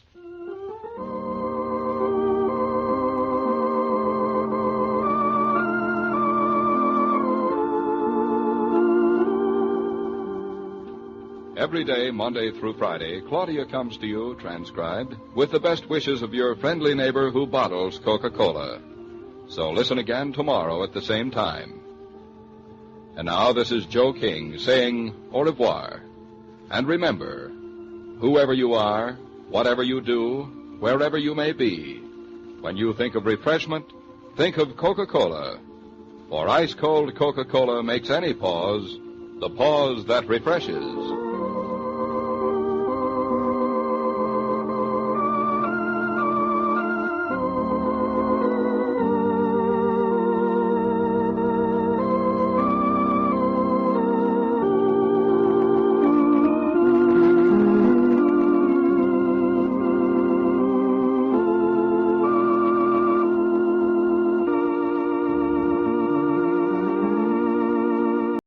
Your Coca-Cola bottler presents Claudia.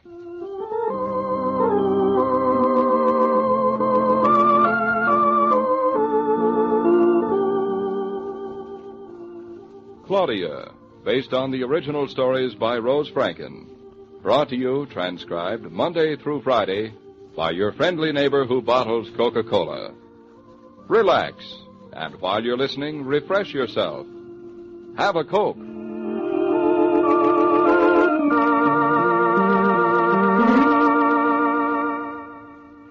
And now, Claudia.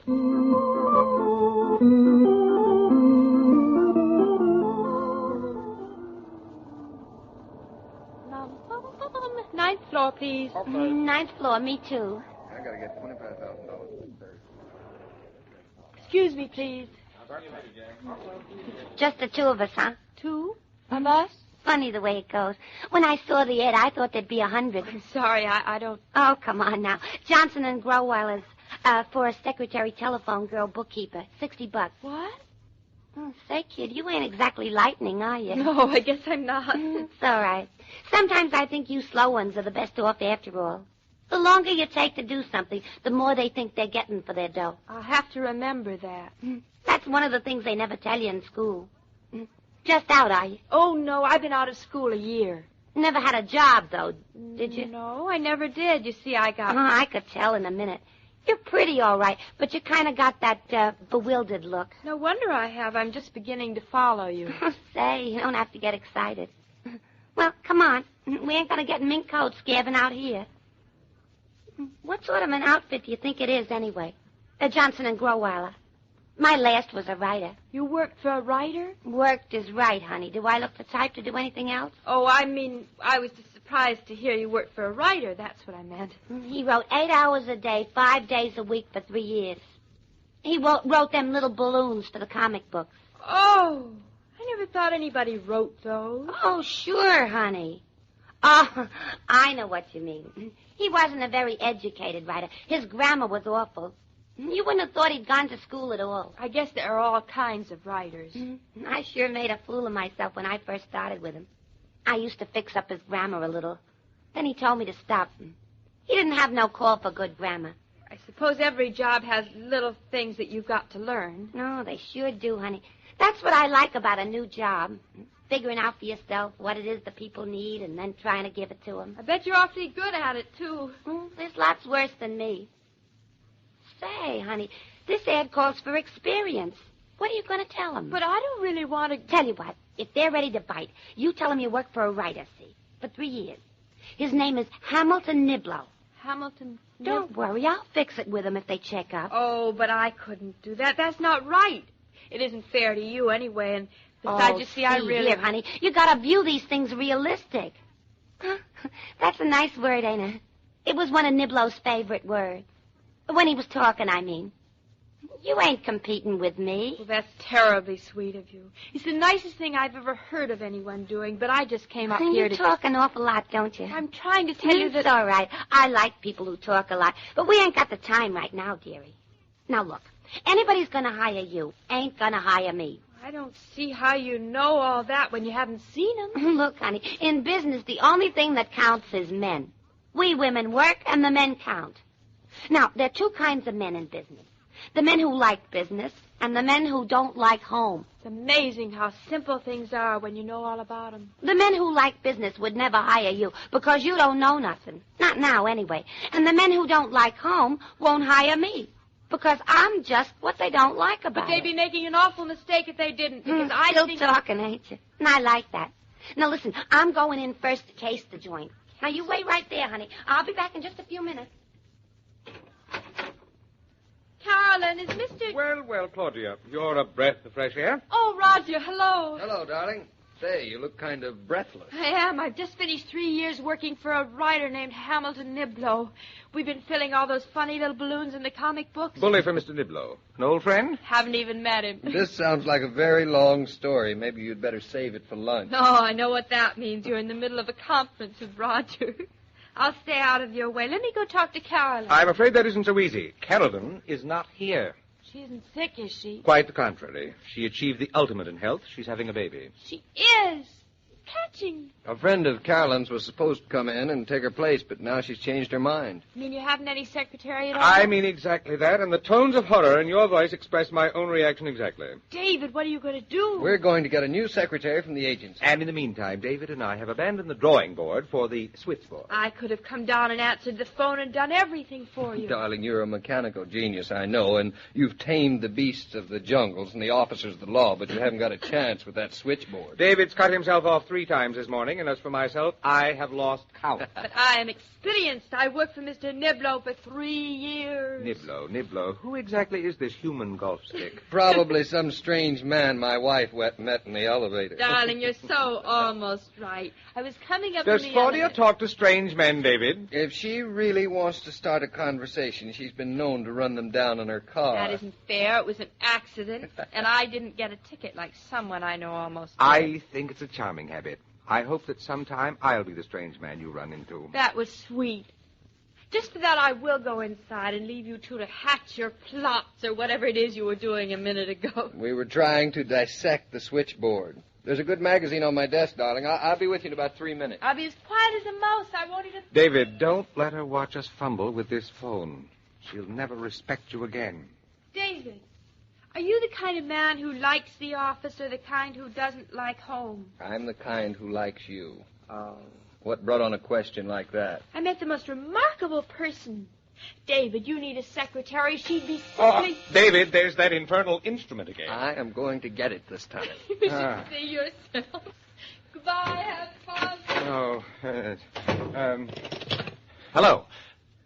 Hello. Oh, nothing happened. You pushed the wrong key. Yes, I know that. Now, which is the right key? Hello? You have to have the two of them pointing up the same way at the same time. Here. I see. Hello? I know. Yeah. Which two? Try those two over there. All right. Hello. Say, what do you think you have there, an egg beater? This is a monster switchboard. A monitor.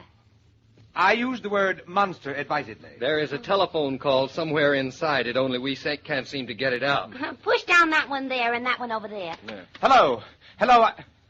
Oh, hello, Kelly. I'm sure you've been trying to... Yes. Oh, that's fine. That's splendid. Thanks. Goodbye. Well, that's a considerable improvement. Kelly thinks he'll be able to get the heating people on the job by next Monday. Excuse me, sir. Oh, yes. You certainly came in at an opportune moment. Thanks. Now you better push that one back up again, flip this one over. Otherwise, next time you're going to cut yourself off again. Why didn't someone tell us that a little earlier? They shouldn't let you men near a switchboard and typewriters. All a man has to do is write 3 words on a typewriter, and he'll never be the same again. I'm inclined to agree with you, madam, and I'm very grateful you happened along. Oh, sure. Say, what happened to Johnson and Grauweiler down the hall? They put in an ad for a secretary, and when I hustled up there, the place is locked up tight, like a speakeasy after the cops.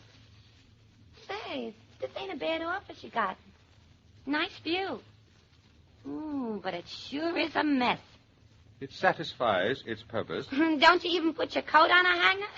These hooks are murder on coats. You are hanging up my coat. I ain't gonna use it for a dust rag. You are moving our papers. Please be careful with those. They're important. Oh, sure they're important. Last Thursday's Times. You don't want that, do you? Oh, here's your checkbook underneath it. I'll bet you've been looking for it all morning, ain't you? I knew it. Really, young woman, we're perfectly able to take care of this office. Oh, sure. Listen, mister, the man isn't born yet who could take care of an office. What's the matter with your girl? Is she sick? She left us.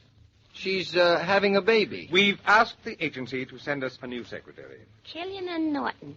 Nice names. What are you, draftsman? I'm not sure whom this concerns, but we happen to be architects. Oh, is that so? I never worked for an architect. Well, it's a highly specialized profession. Isn't it, David? Some of it is. Don't tell me it's so specialized you don't like to make money. Really, young woman? I don't mean to be fresh, but as far as a secretary goes, nothing's very specialized. She's got to know who you don't want to speak to and how to write good letters, and she's got to like the people she's working for. I think I could get to like you. You're a secretary? I'm awfully sorry. But we've already asked the agency to send someone out. Besides, we can't afford to pay very much right now. Oh, that's bad, but it ain't serious. The money don't matter as much as the way people feel about me. I'm not altogether sure we could qualify under those terms. They're a trifle too mystical. Killian and Norton, good morning. Mr. Killian? May I tell him who wants him? 1 second, please, and I'll look around for Mr. Killian. Which of you is Mr. Killian? I am. You want to talk to him, Mr. Kelly? I certainly do. Just a minute, please. Here's Mr. Killian now. Hello, Kelly. Yes, we did get one in a hurry. Well, Miss... McBride. McBride. When you say money isn't serious, how little does it have to be before it gets serious? How much were you paying the last girl? The last girl, 55. Oh, but she'd been working here for years, I know. I like this place. I like a place that's small, and I like to start with a couple of people who think they don't need me. I'm starting at 45. 50. I said 45. All right, you win. When will you start? I'll be back right after lunch. Well, I guess Killian and Norton have a new secretary, Miss McBride. You got a lot more than that, Mr. Norton. You just wait and see. Right. So long. So long. Yes. Okay, Kelly, I'll hear from you then. About the heating as soon as you find out yourself. Right. Goodbye. I see you got rid of her. Miss McBride? Mm-hmm. Yes, I got rid of her till after lunch. How's that? We have a new secretary. You took her? That? Why, she isn't the type at all. We've never had such an aggressive person in here before. She'll stir everything all up. She'll put everything away where we can't find it. She'll do all Roger, did you ever think maybe we need a little stirring? Well, we hired her, but we don't have to keep her. No, of course not, But we've got a hunch that she'll work out. I'll believe it when I... There's Kelly again. Now, What did she say to do? Here, you push these two up. There. Hello. Hello. Now what, I've lost it again. Claudia, ready for lunch? Ready. I just ate it death. Hello, hello. Oh, this infernal machine. Now what do I do? Why don't you push that one? Everybody's an expert today. I might as well try it. Hello, hello. Hello, Kelly. See, David, it takes a woman to run an office. I gave up 10 minutes ago. We just hired a secretary. Oh. Well, I wish you'd met the one I did in the elevator. She was marvelous. Really? She would have been a sensation. Really? Well, ours is a sensation, too. You just wait till you see her.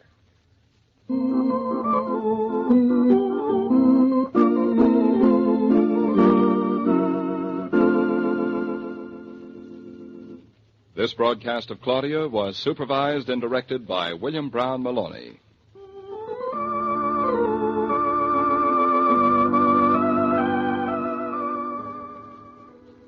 How differently you greet guests at different times. If there's plenty of Coke in the refrigerator, you beam in relaxed fashion, so your guests beam right back. They feel at home. And when you trot out that tray of ice-cold Coca-Cola, is it ever welcome? How's your supply? Better order a case so you can give your next guests a cordial welcome.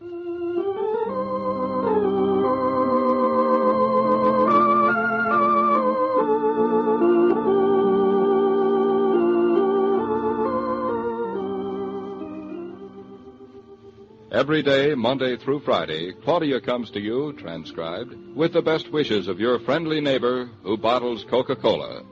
So listen again tomorrow at the same time. And now this is Joe King saying au revoir. And remember, whoever you are, whatever you do, wherever you may be, when you think of refreshment, think of Coca-Cola. For ice-cold Coca-Cola makes any pause the pause that refreshes.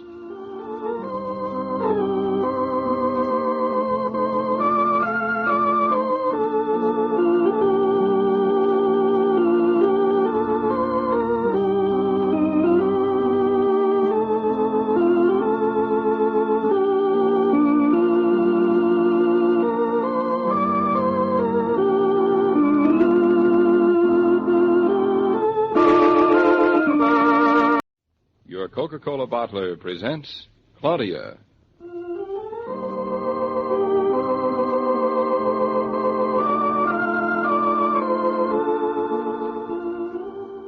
Claudia, based on the original stories by Rose Franken.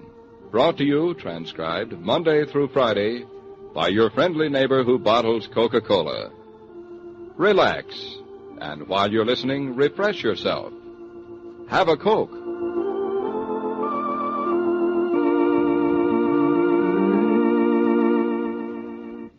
And now, Claudia.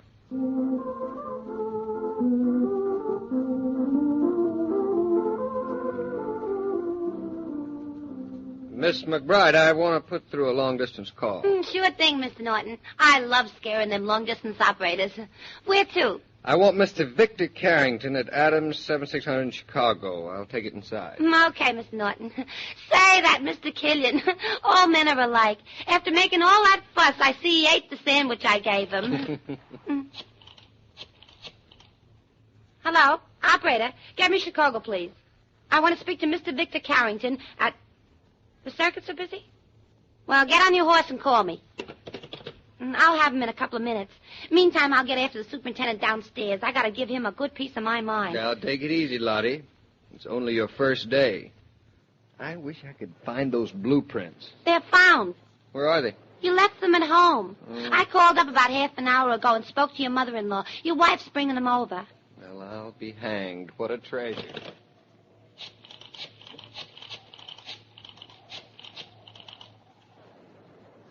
Hello, dearie. I'm calling for Killian and Norton in 912. Are you the superintendent of the building? Oh, that's swell.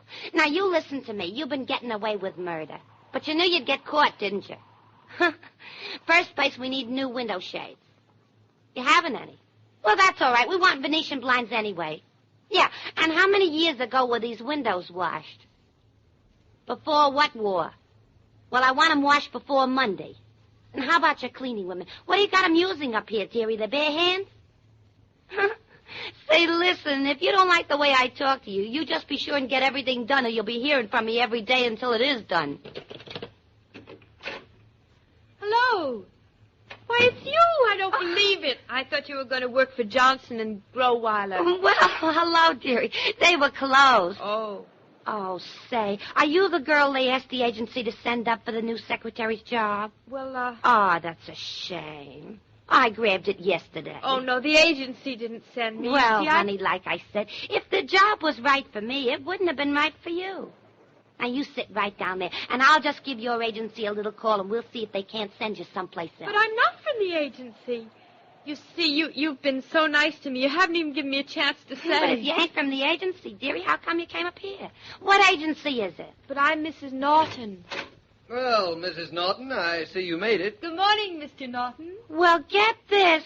You're Mrs. Norton. Mm-hmm. What a handsome couple, as they say. That's one on me. Mr. Norton, I almost got you better hair for job filing carbons. Oh, dearie, why didn't you tell me who you was? You never gave me a chance. We women sure talk a lot, don't we? It's all right. Men talk a lot more. See you on your way out, Mrs. Norton. I'm working on your Chicago call, Mr. Norton. All right, Lottie. Should be through in a few minutes. They got all the circuits busy. No great hurry, Lottie. Don't scare too many operators. Only when they need it, Mr. Norton. Hello. Hello. Have you got them? Got what? The blueprints, of course. David, I have a terrible confession to make. Huh? How terrible is it? It isn't really my confession, it's Bluff's. He's very sorry about the blueprint, but it tasted wonderful. You mean he ate them? Oh, only a little piece of one. Some men are hounded by their creditors, but I am hounded by my hound. How much did he eat? Here. Better look for yourself. Well, that isn't as bad as it might be.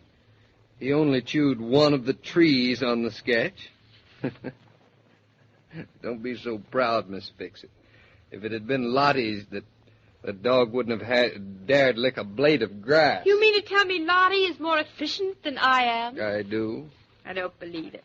You know, I thought so, too, the minute I met her in the elevator. Is she the girl you were trying to tell me about yesterday? Of course, the minute I saw her, I said, there goes David's secretary. Only you wouldn't listen to me. Does Roger like her, too? Like her. He's practically mesmerized by her.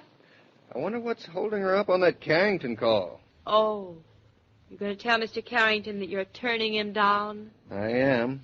I wonder how he's going to feel about it. Oh, he won't feel it all. He'll just go out and get another architect to move to Chicago and build him his freight terminal. But there isn't any architect who can do it aside from you. You confine your remarks to me as a husband. There he is now. How are you going to say it? Hello. Hello, Mr. Carrington. Yes, this is David Norton. Yes, they told me you were away. Did you have a nice trip? David, what's he saying? Mr. Carrington. Yes, I'm calling about that freight terminal project. You are? Well, I almost wish you weren't, Mr. Carrington. Oh, no. I'm still very interested in the whole project of a more effective freight transfer system, but, well, certain things have developed. No, Mr. Carrington, your offer was very generous. It's just what I told you. There isn't any other architect. Yes, Mr. Carrington. Well, I know that you want the architect to work directly for you rather than a consultant, and since I've just become a member of this firm, I don't feel I ought to or want to leave right now. Well, Mr. Carrington, yes, well, let me say that I think you're absolutely right in wanting the architect to work for you. Mr. Carrington, hello. Hello, Mr. Carrington. What happened? What'd you say? He didn't say anything. I've been cut off. Now I can't even get Lottie. David, you sit there and watch me explode with curiosity. What'd he say? Didn't I tell you you're the only architect in America?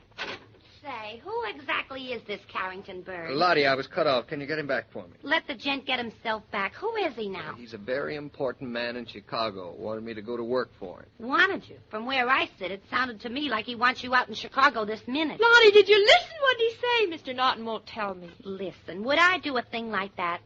I just left my key open. Mm-hmm. What else did you hear? I heard you trying to tell him that he couldn't have you his way, so he'd be better off not to have you at all.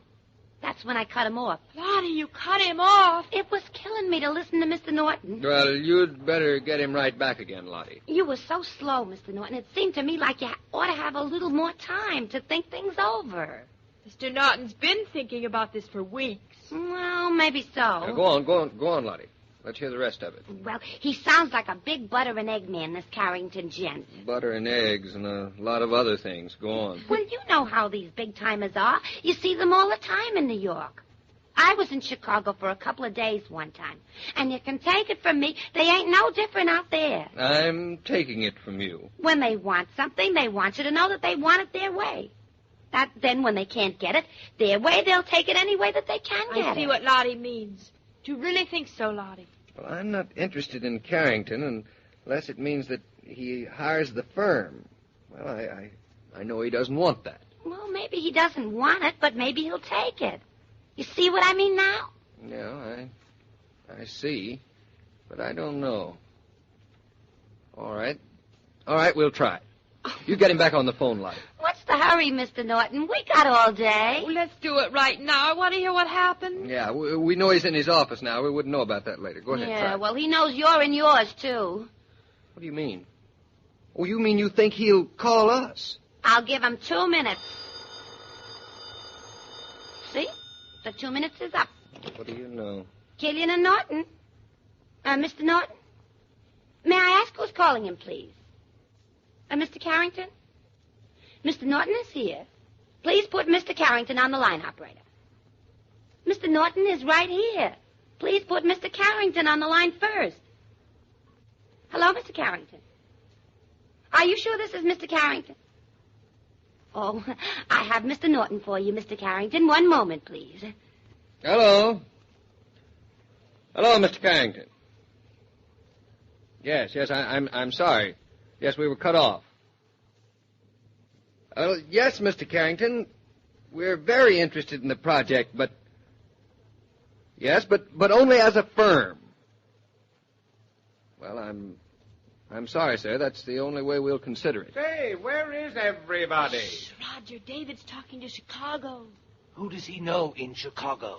Well, I realize that isn't how you originally wanted to handle it, Mr. Carrington, but I'm afraid it's the only basis on which we'll consider it. Yes, of course.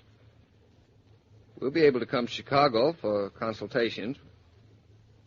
Well, Mr. Carrington, I suggest you write us a letter, and Mr. Killian and I'll give it our immediate attention. Yes, I certainly will, Mr. Carrington. And thank you. Goodbye. He sends you his regards, Claudia. Thank you. I suppose that eventually someone will tell me what's been going on. Roger, we've just got a new job. Really? What is it? Victor Carrington. You remember? Out in Chicago. He's commissioning us to do a freight terminal for him. Victor Carrington? Mm-hmm. A freight terminal? The freight terminal? Do you realize what that means? Yes, I think I do. It's the biggest thing we've had in years. It can put us right on the map in raised letters and gold ink. It's tremendous. That's how I feel about it. All on account of that article of yours? Do you mean that the telephone rang in the office, you picked it up, and there, like Aphrodite coming out of the surf, was Victor Carrington on the other end asking us to do this job? It was almost like that, Roger. It was, huh? Then why did he send his regards to Claudia? Oh, that. He didn't mean it particularly. It was just a way of talking. Just a way of... How well do you and Claudia know him? You don't miss anything, do you? Doesn't amount to anything. Claudia sat next to him at one of Julius' dinner parties. You know what they're like. And he talked about freight terminals then? Oh, nothing much. Nothing much that you want to talk about, you mean? Out with it. Well, there was some talk of my going to Chicago and working for him on it. Then I decided against it. I thought that finished it. Hold on a moment. Victor Carrington offered you a job, and you turned it down to stay with me. Oh, you nosy old codger. Don't you know there was more for us here? Oh, David, don't try to laugh it off. I think you know how much this commission means to me. I'd like to tell you that your decision means even more. Well, thank you, Roger. Oh, no, David. It's I who thank you for many, many things. I think you both ought to thank Miss McBride. Miss McBride? Well, I can see by your faces that I'm going to wait a long time for the explanation of that one. Mr. Killian, telephone.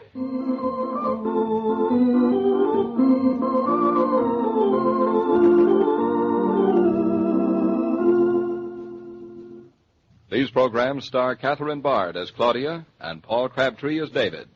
And the entire production is supervised and directed by William Brown Maloney.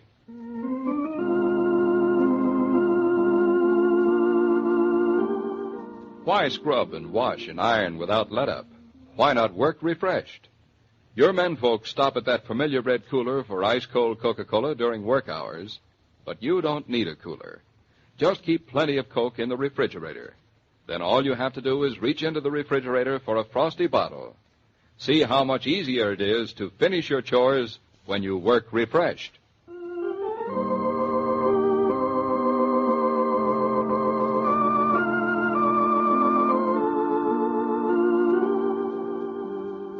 Every day, Monday through Friday, Claudia comes to you, transcribed, with the best wishes of your friendly neighbor who bottles Coca-Cola. So listen again Monday at the same time. And now this is Joe King saying au revoir. And remember, whoever you are, whatever you do, wherever you may be, when you think of refreshment, think of Coca-Cola. For ice-cold Coca-Cola makes any pause the pause that refreshes.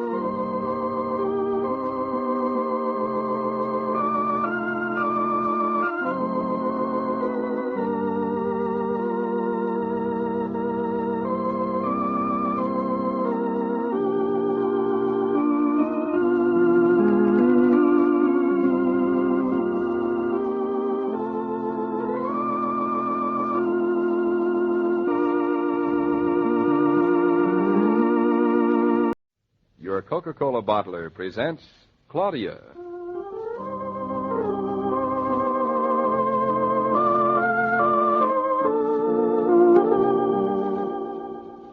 Claudia, based on the famous plays and novels by Rose Franken.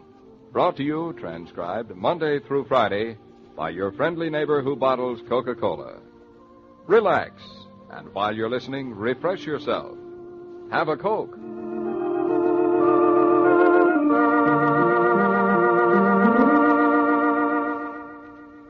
And now, Claudia.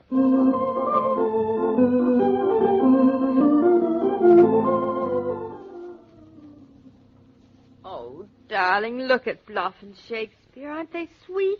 Do you suppose they've been sleeping in each other's arms all night? It's nice to have breakfast, too. Oh, so it is.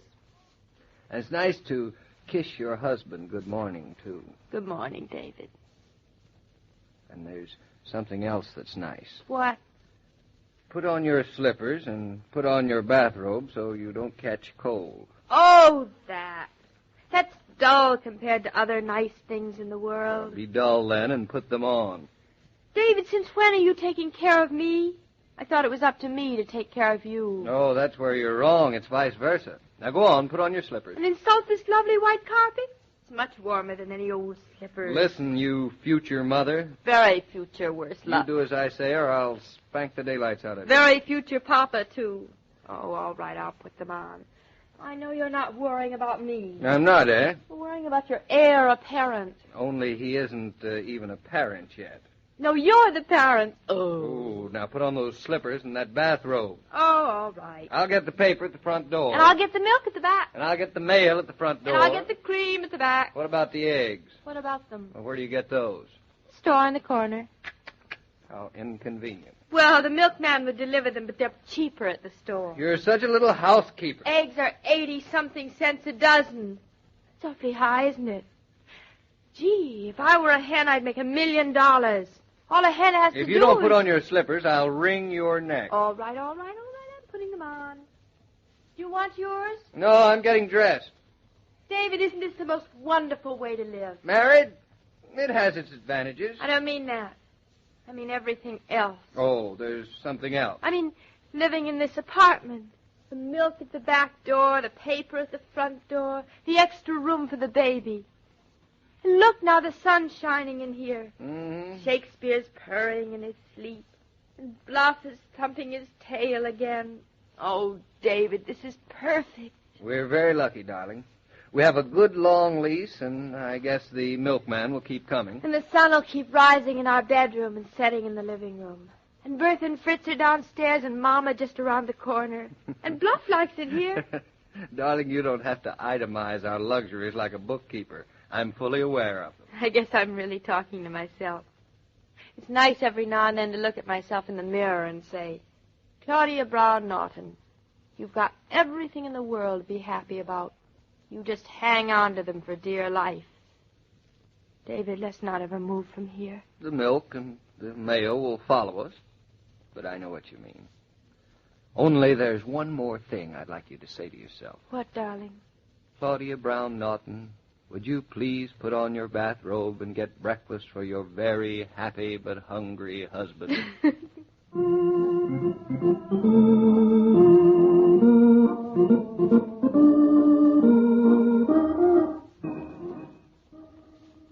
Yes, Mr. Carrington. Yes, it's Mr. Norton. Oh? Well, I'll have to have another set of blueprints made for that freight terminal. Oh. Yeah, in a few days. Hello, David. Yes. Oh, Carrington on the phone. Oh. Yes? Well, of course, one of the most important factors involved is the area of the site. Do you have an air plan of that acreage? No, that wouldn't help. Yes, I suppose the best thing for me would be to come to Chicago. Well, I'll manage, but not for several weeks yet. All right. All right. Those blueprints will be in the mail this afternoon. Yes, Mr. Carrington. Yes. Well, goodbye. Well? He's the kind of man who wants everything done yesterday. I think you handle him beautifully. He's still very excited about that freight terminal, isn't he? Looks like it. His lawyers are drawing up the contracts with us. They'll be ready by the end of the week. Wonderful. Wonderful. Oh, it's a beautiful day. And I've got something to tell you. Oh, something far more exciting than all the freight terminals in the world. Speak up, partner. What is it? Well, it's just this. I drove to Eastbrook, Connecticut yesterday, had lunch with Frost. They have a beautiful place, but that's not the story. After lunch, we went for a drive. Well, that sounds fairly harmless. I thought it would be, too, so I sat back in the car and didn't pay very much attention to what was going on. We'd had deviled crab for lunch, and, well, you know, it plays the devil with me. So we were rolling along. Perfectly lovely farm country there in back of Eastbrook. Trees. Yes, Roger, I know all about Eastbrook. Oh, you do? I know all about trees, too. Just tell me what happened. Well, I'm coming to that. I want to give you a picture of the whole thing, just as it happened. As my impatient wife would say, I'm busting to know. You know, you're getting more and more like Claudia every day. Questions. Well, as I was saying, we were driving along a back road when all of a sudden, there, around the bend, in a hollow, half shaded by some ancient maples, I saw one of the most charming houses that I have ever come across. Pure salt box, built in 1760. The real thing. Down to the last doorknob. David, that house has such a personality, such serenity, such perfection of line. Oh, I fell completely in love with it. Say, I haven't heard you rave about anything like that in a long time, Roger. I haven't seen anything like this house in a long time. It's so beautifully set, right in the bend of the road. And it's for sale. There was a large sign posted in front, for sale. Inquire Jared Tucker. Maiden Lane, Eastbrook. I gather you went in. It's an old farmhouse. All the original beams, flooring, and the brass. The condition of the house is repairable. Mm-hmm. Or a beautiful job could be done of renovating it, keeping all the original features and details, of course. And I think you could buy it for a song. Roger, you aren't planning on... Aren't what? You aren't going to buy it, are you? Me? Buy it? Oh, of course not. Oh. I've already got a place in Connecticut that I'm trying to sell. The way things are, with my wife, I really don't have any use for a home anymore. Good hotel is so much more convenient. Then what's all this excitement? Besides, of course, your appreciation as an architect. But don't you see, David? Haven't you caught on? To what? It's the perfect house for you. For me? Why, of course, for you and Claudia. There's a brook on the place. Claudia would love a brook. She's so delightfully refreshing. She's so refreshing, she doesn't need a brook. When I saw the house standing there, every inch authentic, the long history of fireplaces and families around them, with the walnut tree and the crest of the hill, I knew it was the house for you. No, but we're getting along beautifully without a walnut tree, and we've got a fireplace. You're getting a family, too. Don't forget that. I'm not forgetting. We've got an extra room for the family. But, David, this is the solution to all your problems. Problems? We haven't any problems. Oh, everyone has problems. You're no different. If you haven't them now, you'll get them, and this is the answer to them. Well, Roger, I've never heard you talking like this before. Oh, well, I guess I got myself excited about this, and I... Yes, I'd say you have. But, David, promise me one thing. What? Promise me that you won't make up your mind against it until you've seen it. It's really something. Believe me, it is. Oh, David, it's the perfect place for you and Claudia. You can make that house into a veritable little paradise. It has a barn, too. Are barns a part of paradise? Barns mean your own cattle. Your own cattle means your own cows, and your own cows mean your own milk. Imagine growing your own milk right in your own barn. But we've got a perfectly healthy milkman, and our own milk grows right at our back door. Oh. Well, which is a good deal more convenient than a barn. David, can't you be a little more imaginative? Don't you appreciate the difference between a cow and a milkman? Yes, I see it very well. I've always sort of thought of myself as a farmer. Mm-hmm. But I'm not ready to move yet. Out to the country, anyway. Someday, perhaps, not now. Claudia would be alone all day, and... Old MacNaughton had a farm. With a baby here, a baby there, here chick, there chick. And Eastbrook is commuting distance to New York, you know. Uh-huh. Not now, though. I'm glad to hear you don't want me to quit work. Just to live out in the wilds of Connecticut someplace. That's a relief. You don't think I'm serious, do you? Well, I've lost my breath, that's all. You'll catch it. And when you do, you'll realize that I'm perfectly right. David, you can bring up your children in the country, with trees and grass, good air, and plenty of space to play in. You'll own some land. You'll have something that you can see and walk on and watch and develop. You'll have a home that's yours. Yours and Claudia's for as long as you want it. And no one can take it away from you. Except the banks or the mortgage owner or the tax collector. Not your land. You won't let it go. But, Roger, we've got a beautiful apartment. We're all set. Just this morning we were talking about... Just this morning you didn't know about this house. That's the truth. And yesterday morning you didn't know about it. I wish I had known about it. And knew what I know now 30 years ago. Oh? David, you're young and strong, and you're in love. You're just starting out. Get yourself some roots. Don't spend your life borrowing your home from begrudging landlords. Build it yourself. Stake out a piece of this country that can become Norton land and live on it. Then perhaps your life won't scatter to the four winds like so many others. The deepest rooted trees grow the tallest and the strongest. If I were you, and I could stand here and talk to myself the way I'm talking to you, I'd buy myself a farm. I happen to have seen the one I like. But there are others. Buy one. Have it. Live well and grow with it.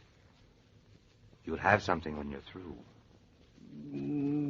Well, There's a lot in what you... Thanks, Roger. Thanks? Thanks for what? For letting a friend do a little wishful thinking. For letting him stand in your shoes and live your life. But just one thing I do want, David. Think it over before you say no.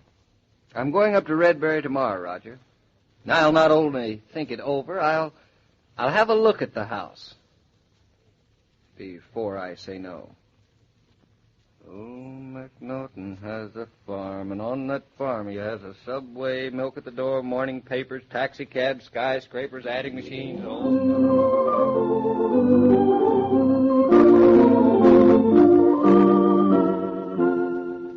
These broadcasts of Claudia are adapted by Manya and Roger Starr, and the entire production is supervised and directed by William Brown Maloney.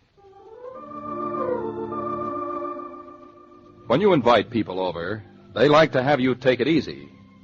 That's one of the many reasons they like to have you serve Coca-Cola. They know all you have to do is to go to the refrigerator and bring out those frosty, inviting bottles. And whether you serve it in glasses or right from the bottle, you couldn't offer more refreshment nor a friendlier welcome, though you paid many times the 5 cents that Coke costs.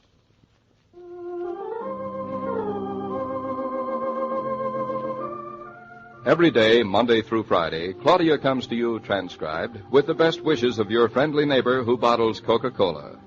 So listen again tomorrow at the same time. And now this is Joe King saying au revoir. And remember, whoever you are, whatever you do, wherever you may be, when you think of refreshment, think of Coca-Cola. For ice-cold Coca-Cola makes any pause the pause that refreshes.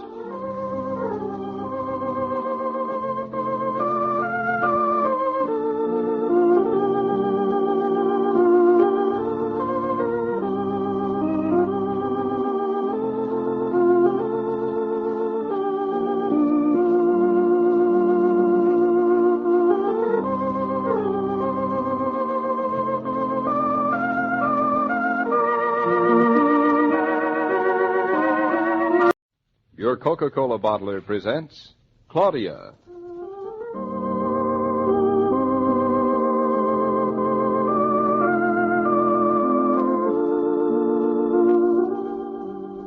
Claudia, based on the famous play and novels by Rose Franken. Brought to you, transcribed, Monday through Friday, by your friendly neighbor who bottles Coca-Cola. Relax, and while you're listening, refresh yourself. Have a Coke.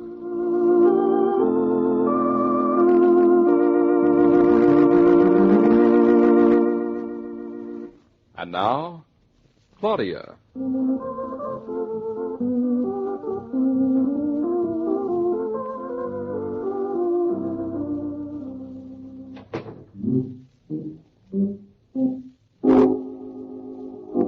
Boo.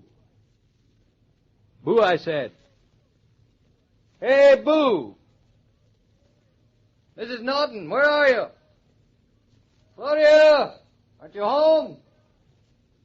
Oh, hello, Shakespeare. You old cat. Where's my wife? Where have you put her? So you're not talking, are you? Did you get your own tongue, you strong, silent cat, you? Claudia! Hey, Claudia! Well, all right, if you're not home. Here, Shakespeare, hang up my hat.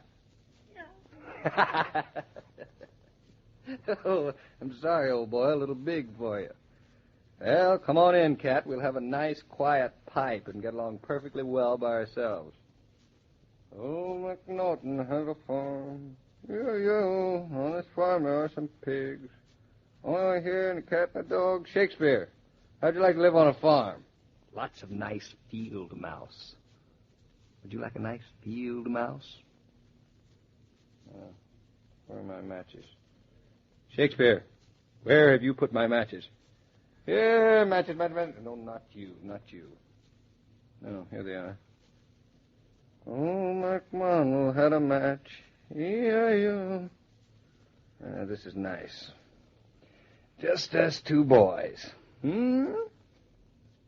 What's that, Shakespeare? Where'd you say she went? Oh, you don't know, huh? On that farm, you had a field now.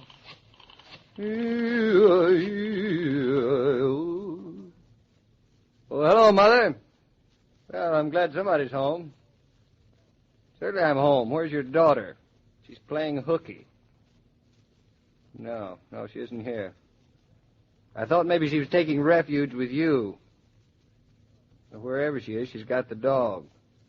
Now, look, Mommy, you don't need to get worried. No, she'll be along in a minute. How are you feeling? Well, come on over after dinner. Fine. We'll see you then. Goodbye. Come on, Shakespeare.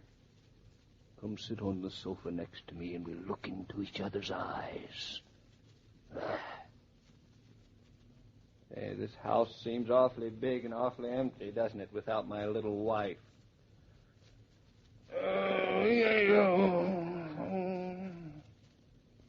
Awfully quiet. I wish I had the evening papers. Boo! Claudia! You scared me. Sissy. Not at all. It's not nice to do that to people. You're always doing it, and if you don't think it scares me. Where have you been? Your nose is cold. I've been to the little store around the corner. I needed some tomatoes. Boiled, stewed, or sauté? Fresh. Fresh. Who, me? You and the tomatoes. Oh, David, this is the most convenient place to live. Just imagine if it weren't for that little store around the corner, we'd have to do without tomatoes for dinner. I don't know how we could manage. No, but seriously, it's true, isn't it? Of course it is. I did all the marketing for tomorrow. It's going to be delivered. It's a wonderful, wonderful century we live in. Can't ever be serious. I'm serious. What are you planning to do? Stand around in your coat all evening? Here, give it to me. I'll hang it up. Oh, just put it down on the chair. Sloppy. Put yourself down on the chair, too. Why should I? Oh, because I want to sit in your lap. That's what I was afraid of. And now I'm going to put Shakespeare down on top of all of us. Ugh. I am crushed. You should be flattered. Where's Bluff? He's in the bedroom, I guess. Doesn't he want to come in here and jump up on top of the heap? Shall I call him? Oh, don't you dare. This is nice, isn't it? This is heavy. This is what I wait for all day. Don't you think you're overdoing it a little? Don't you like it? No, I know what it feels like to be the bottom piece of a lettuce in a club sandwich. But a deluxe club sandwich. A 75-cent sandwich. With a pickle. Claudia, get your elbow out of my eye. What's the matter? Claudia, you're getting fur all over me now. What's the matter with shedding. a little cat fur? Nothing, except I don't like it. Why don't you like it? I just don't, that's all. You don't mind a little dog fur, do you? Oh, that's different. Why? Because I refuse to answer any more questions. I know why, because... Why?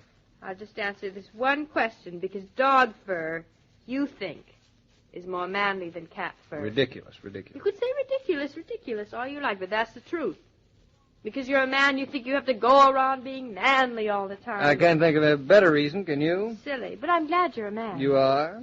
It's nice, yes. Well, if you're so glad, stop getting cat fur all over me. Sweet little cat, don't you think? He doesn't even claw at any of the furniture. I think that's very unfair to Shakespeare. Cats have to claw at something besides your stocking. What do you want me to do, take him to the park on a leash? I look silly with a big dog in one hand and a little cat on the other. I think Shakespeare is a country cat. A what? I mean, I think he ought to live on a farm where he can lap up all the milk He gets all the milk he wants? On a farm, he can lap it up right out of the milk bucket. As it is, he falls into his saucer. He'd drown if he fell into a milk bucket. And in the country, he'd have trees to claw at to sharpen his toes, and he could run up to the top and drop chestnuts as we passed All by. the chestnuts in this family are dropped by you, David Norton. That's a lovely Shakespeare, thought. how do you feel about chestnuts? He doesn't. He doesn't know what he's missing. Claudia, I am gasping for air. You're growing heavier by the minute. It's Shakespeare. He's growing. David, how do you feel about a cup of tea? I'd feel good about anything if you'd get up off my lap. I'm not insulted. All right, I'm up. Suddenly, I feel so light. I never appreciated your not sitting on my lap so much before. That's why I sit on it. I'm not insulted. Well, I'll put the kettle on. I'll be right back. Hurry up. Anything special? Does it have to be anything special because I like to talk to you when I get home? You've got plenty of opportunity. Darling, I can hardly breathe when you're sitting on my lap. How do you expect me to talk?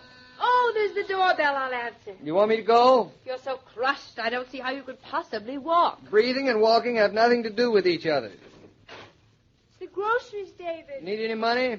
I paid in the store. You're getting smarter every day. Oh, isn't this the most convenient way to live? It's not bad. Not bad. It's delirious. If you put down that package, I'll let you sit on my lap. You will? Just to show you my heart's in the right place. Where is your heart? It's not on my lap. Here I am. Now, what was it you wanted to talk to me about? I didn't want to talk to you about anything. You didn't. Funny, I had a feeling you did. No, nothing special. How are you feeling? Fine. How are you? I'm fine, thank you. Good. But I'm not going to be a mother. Well, I'm not going to be a father, so we're even. What'd you do all day? Oh, nothing. It got cold out this afternoon, so I stayed home. So nice and snug here. Fritz keeps the apartment nice and warm, doesn't he? It's an awful lot of trouble for him. Well, it does mean stoking the furnace several times a day. It does sound like a lot of trouble. I'm glad we don't have to worry about that sort of thing. Oh, I don't think I'd mind. You would if you had to do it. It's one of the great advantages of living in an apartment. You don't have to worry about things like heat, hot water, light plugs, faucets, and things like that. Well, there are lots of disadvantages, too. Name one. Well, it's artificial, sort of 20th century cliff dwellers. We are? Mm-hmm. Cliff dwellers? Mm-hmm. What are they? Cliff dwellers? They're cliff dwellers. The term is self-explanatory. Never heard of them. Balled up. Where do they live? They don't anymore. Well, you just said they did. I'm sorry, I mentioned them. So am I. Why you? Because it interrupted what it is you have to tell me. Me? I have nothing to tell you. Why? Got that look. What look? The new look? No, of having to tell me something. Is it about the office? It's not about the office. Is it about Lottie? It is not about Lottie. Is it about Roger? Ooh, in a way. I knew it. In what way is it about Roger? Roger was up to Eastbrook yesterday. He saw a farmhouse. A farmhouse? That doesn't sound so exciting. What about it? It was beautiful, and it was for sale. David. No, he didn't buy it, darling. Oh, that's a relief. What could he possibly do with a silly old farmhouse in Eastbrook? He could live in it. What for? Well, lots of people live in farmhouses, or even just plain houses in Eastbrook. Not people like us and Roger. We live in New York. We do now, but that doesn't mean that we'll always have to. Is Roger going to buy it? No, he has no intention of buying it. But it's a beautiful place, he says. Barns and everything. Barns? What for? Cows, milk. What do you think for? Why bother with a barn when you've got a back door? That's what I said. It's not the same thing at all, I don't think. The milk is milk no matter where it comes from. That's all a matter of opinion. It is? Wouldn't you have a wonderful feeling of pride and ownership in a glass of milk that came from your own cow? No, I wouldn't. You wouldn't, huh? Would you? I might. Well, since Roger's not buying the place, there's no point in discussing it even, is there? No, but... Claudia. Claudia, does the land mean anything to you? What land, David? Land that you might own. Land that would be yours with trees and a brook and fields on it. I think it'd be just a nuisance. It'd be wonderful for Bluff and the baby. Bluff loves it here. And the baby isn't here yet, and the park is just around the corner waiting for him. The park's full of trees. It has a lake and everything. But it's not yours. Thank goodness. You should see all the men it takes to keep it looking nice in the summer. I think it'd be kind of exciting to own a place of our own. To have it year after year. Not to pay rent to anybody.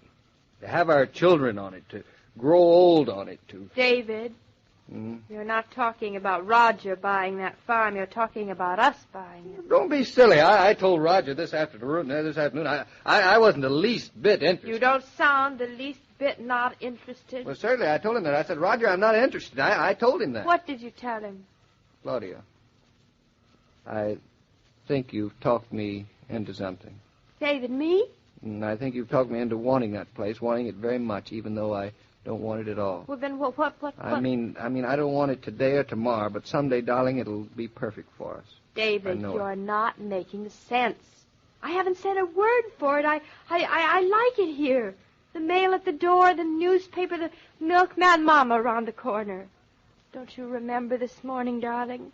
I like it here. You're right, Claudia. You're right. I love it here.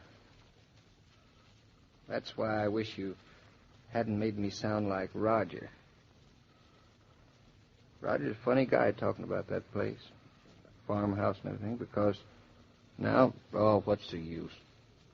All I can think of is that blasted cow standing at our back door.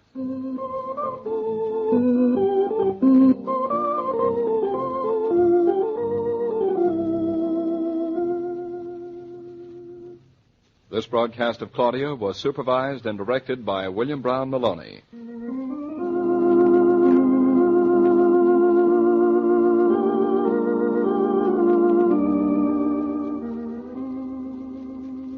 Whether you're planning a special party or you simply want to be ready for social emergencies, the smartest thing you can do, lady, is to see that there's plenty of Coca-Cola in the refrigerator.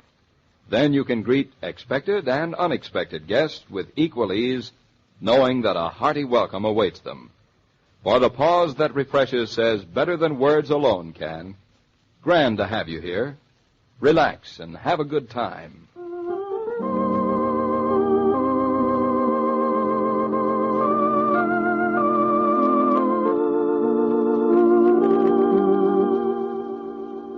Every day, Monday through Friday, Claudia comes to you, transcribed, with the best wishes of your friendly neighbor who bottles Coca-Cola. So listen again tomorrow at the same time. And now this is Joe King saying au revoir. And remember, whoever you are, whatever you do, wherever you may be, when you think of refreshment, think of Coca-Cola. For ice-cold Coca-Cola makes any pause the pause that refreshes.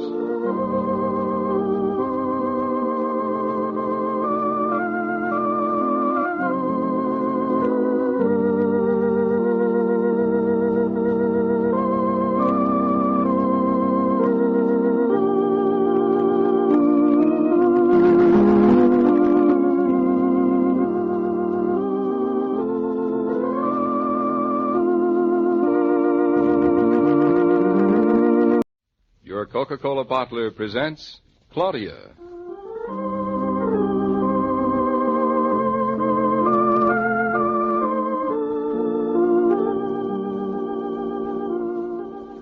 Claudia, based on the famous plays and novels by Rose Franken.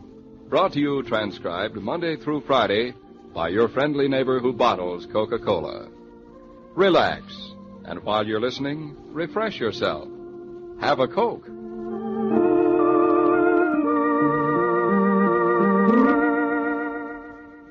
And now, Claudia.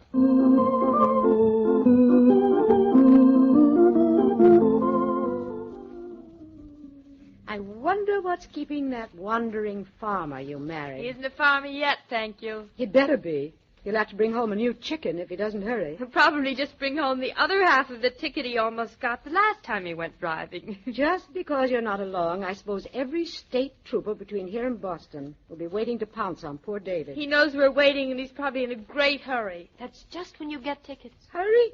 He's probably dawdling along, pretending he's driving a tractor.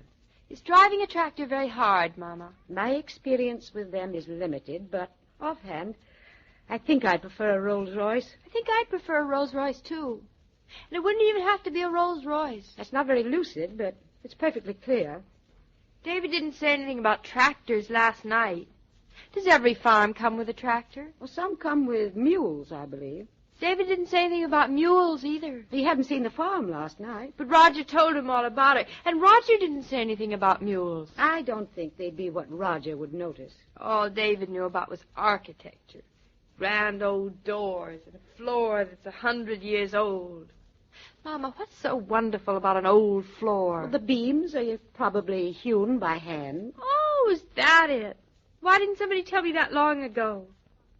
Well, what's so wonderful about beams that are hewn by hand? Well, they'd have the adze marks on them. Well, that's terrible. Can't they do anything about it? Some people like them. Some people like living on farms. Like it or not, a lot of people do it. Well, a lot of people live in cities. I don't see why we can't be two of them. There are a great many advantages to living in the country, Claudia. It's a much better place to bring up children. You seem to be planning a lot of that. I do see what's wrong with the city for bringing up children. I was brought up in the city. Then there's a feeling of permanence, a pride of knowing where you belong, the dignity of owning the land you walk on, and the satisfaction of putting back into the earth more than you take out. You're a fine one to talk. If it's so grand, why didn't you try it yourself? I might have. You mean you and Father... We talked about it. Do you really think you know everything anyone ever talked about? I would if they talked about it to me. You're very lucky to have a husband who talks to you about anything at all. Some men would have just bought the farm and told their wives about it the day before they moved in. David couldn't do that. He hasn't even seen the farm. He has now. I hope he had a good time. I hope he won't be terribly disappointed. If he's disappointed in this one, I'm sure there'll be another. Another? I understand that most of the country around there is covered with farms. Oh, I hope he won't be terribly upset if this one isn't what he thought it was going to be. At least you'll know enough to be disappointed. You don't know how most men get about houses. Nobody told me that either. They think houses are something they were born knowing about, like pocket knives or how to whistle. I can whistle, too. I know, I taught you. Thanks. Most men buy a house, and then after they've carefully installed their family in it, they get the idea that they could have built it much better than it was built in the first place. That must be a lot of fun. They proceed to treat the house as though they hate it. They rip everything apart and try to start all over again from the beginning. Oh, David wouldn't do that. When it comes to houses, your husband isn't a man. He's an architect. Besides, Mama, I don't think David really wants to move up to the country right now, any more than I do. He's just going to look. He's taking an awfully long look. It's a good sign, Mama. If he really liked it, he'd have hurried back to tell us all about it. Well, you better hurry back and take a good look at that chicken of yours. Oh, I practically forgot I had a chicken. Fine farmer's wife you'd make. All right. All right. Well, if it isn't little boy Blue. How are the meadows and the corn? Hello, Mother Hubbard. How's your cupboard? The cupboard is bare, except for one dried-up old chicken. A fine way to talk about your daughter. David, is that you? Farmer David. I can't hear you. I didn't say anything. I'll be there in a minute. I'm just basting the chicken. What are you basting it to? I did hear that, but I'll ignore it. Try and ignore this. Oh, I can't. But maybe if you gave me another kiss, I could ignore that one. No good. If you can't ignore the first time around, it doesn't count. Isn't that so, Mother? I have turned my back, and I'm not listening. I think Mother's getting very old-fashioned, don't you? She'd like us to call each other by our last names. She's an awful stick in the mud. You're a stick in the mud. Did you fall in some bottomless Connecticut marsh?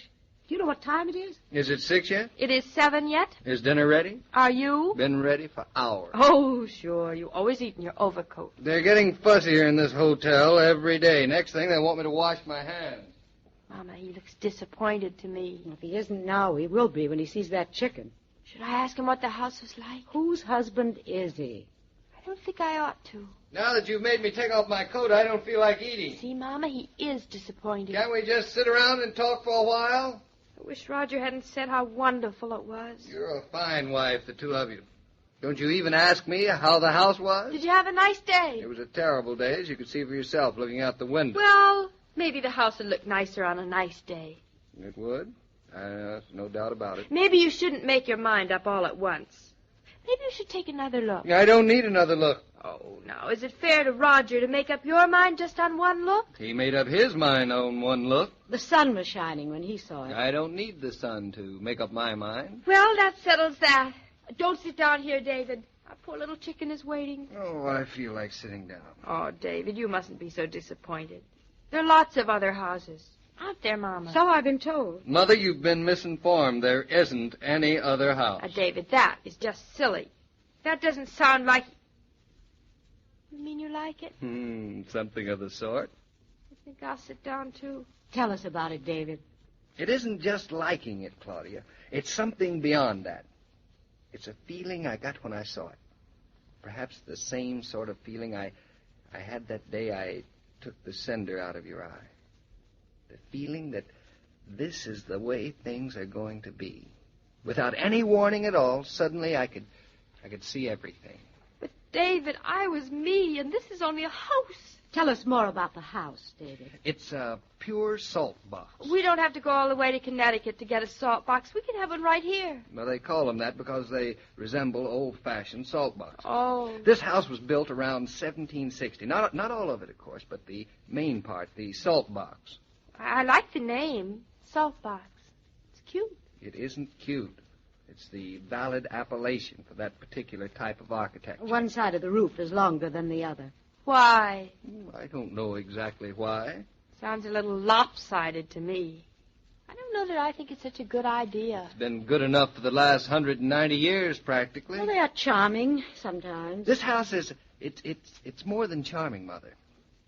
You can look at it and feel very close to the people who built it. You can see how hard it was for them to build at all. You'd say they had nothing to build with, and yet they built more than just a shelter. It has a line, and grace, and dignity. Does it have much land? Land? Well, only about 80 acres. 80 acres! That's an awful lot, isn't it? Or is it? How big is an acre? There are 640 acres to the mile, the square mile, that is. 640. Is that a lot? That's a lot. This is about 1/8 of that. It's about as big as 10 big city blocks. 10 blocks, David. That's tremendous. It's a farm, Claudia, not a window box. And what land? Not marshy bottomland, but a beautiful, beautiful slope with a hill and a grove of walnuts on the summit and grazing land on the slopes and 3 farm fields and a meadow that breaks off halfway down. David, you walked all over it? I didn't drive a tractor. On a day like this? If we lived on a farm, you'd be getting your feet wet all the time. I certainly would. There's a gravity spring and a brook. Does the brook babble? Today it was shouting. Would you farm it, David? But not for cash at first. We just put in a few garden crops. But, of course, we'd want a herd. Cows? What do you think? Elephants? Could we have elephants? Well, not just as first. I like elephants. David, you're really serious, aren't you? About everything except the elephants. Tell us more about the house. Well, Mother, in the main part of the house, the beams are all the original beams. With adze marks. I should say so. Oh. The 4 floor planks are the old planks. You know, they have that tawny color that they get as though they'd been polished for years, like an old shoe. That doesn't sound so pretty. Some of the planks are even pegged. They're not nailed. They must be practically falling apart. Does it have any stairs? Untouched. I think the stairs are the best part of the house. David, are you going to have to do much to it? Well, I've been working it out in my mind on the drive home. We won't have to do too much. How much is that? Well, now, we'll want to make an extra room out over the kitchen and back for a nursery eventually. A nursery? You might put our 6 sets of twins in a barn, but then how would you face the neighbors? Seriously, David, isn't that going to be a big job? Not so big. The important thing is the studding of the first floor, and it's strong enough to take it. I looked. I know you look, but isn't there always something that you find out about too late? Not if you're a good architect. And, Mother, we do have to have a nursery. Good girl. Then, of course, some of the barns aren't in such fine condition. Barns? Certainly, for the herd. I want to lay in a concrete floor. A concrete floor. Isn't that a terrible job? Mama, David knows what he is doing. Thank you, Claudia. You see, I think we can lay it right in without disturbing the structures themselves. They're resting on a stone foundation. But you can't be sure. Why not buy a barn that has a concrete floor? Mama, David is an architect. But he's beginning to sound just like a man. Then there's some small things we'd want to do right away. After a while, we could tackle some of the others. What sort of small things? Oh, a few more windows in the annex and an extra bathroom, but we could wait for that, and we'd probably want to make a few changes in the heating system. But if you have to do all that, why buy this house? Maybe you can find a house you won't have to do anything to. If you saw the house, Mother, you'd have more answer than I can give you. Besides, it isn't as though David were just anybody who doesn't know about houses. Have you changed your mind about farming, Mrs. Norton? You've changed your tune. What tune? You mean, what, mine? Mama means that a moment ago you didn't sound so enthusiastic. And now you sound as though you love the idea. Do I? It's just what I'd hoped. that you'd be as excited as I am. And I think we can move in by spring. Move in? That's what I said. But, David, no. I didn't mean to sound as though I loved it at all. Leave here, I couldn't. What? Make up your mind. Oh! But, darling, wait till you see the house. There's no hurry. I wasn't thinking about the house. I just then remembered my chicken.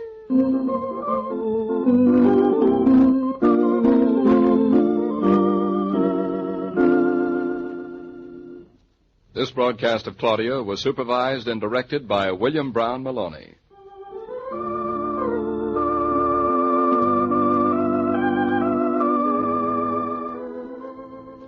Have you noticed how much easier it is to get Coca-Cola nowadays? Why, that familiar red cooler is even finding its way into your favorite food store. Now, when you're buying a carton or a case to take home, you can stop in the midst of marketing to enjoy the pause that refreshes with ice-cold Coca-Cola.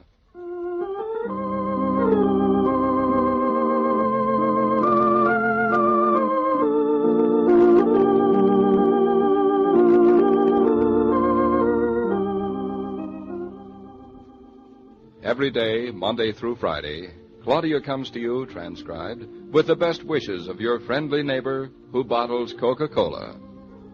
So listen again tomorrow at the same time. And now this is Joe King saying au revoir.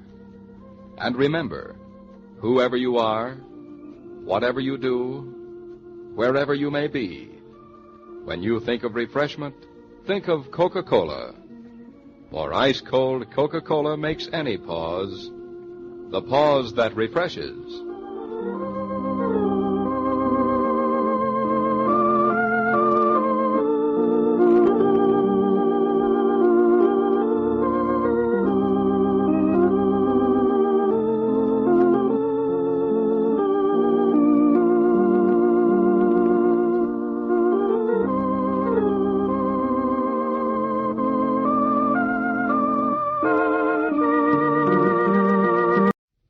Coca-Cola bottler presents Claudia.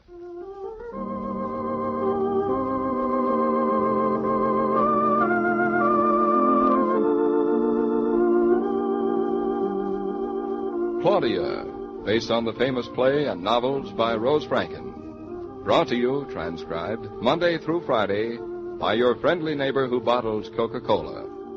Relax, and while you're listening, refresh yourself. Have a Coke.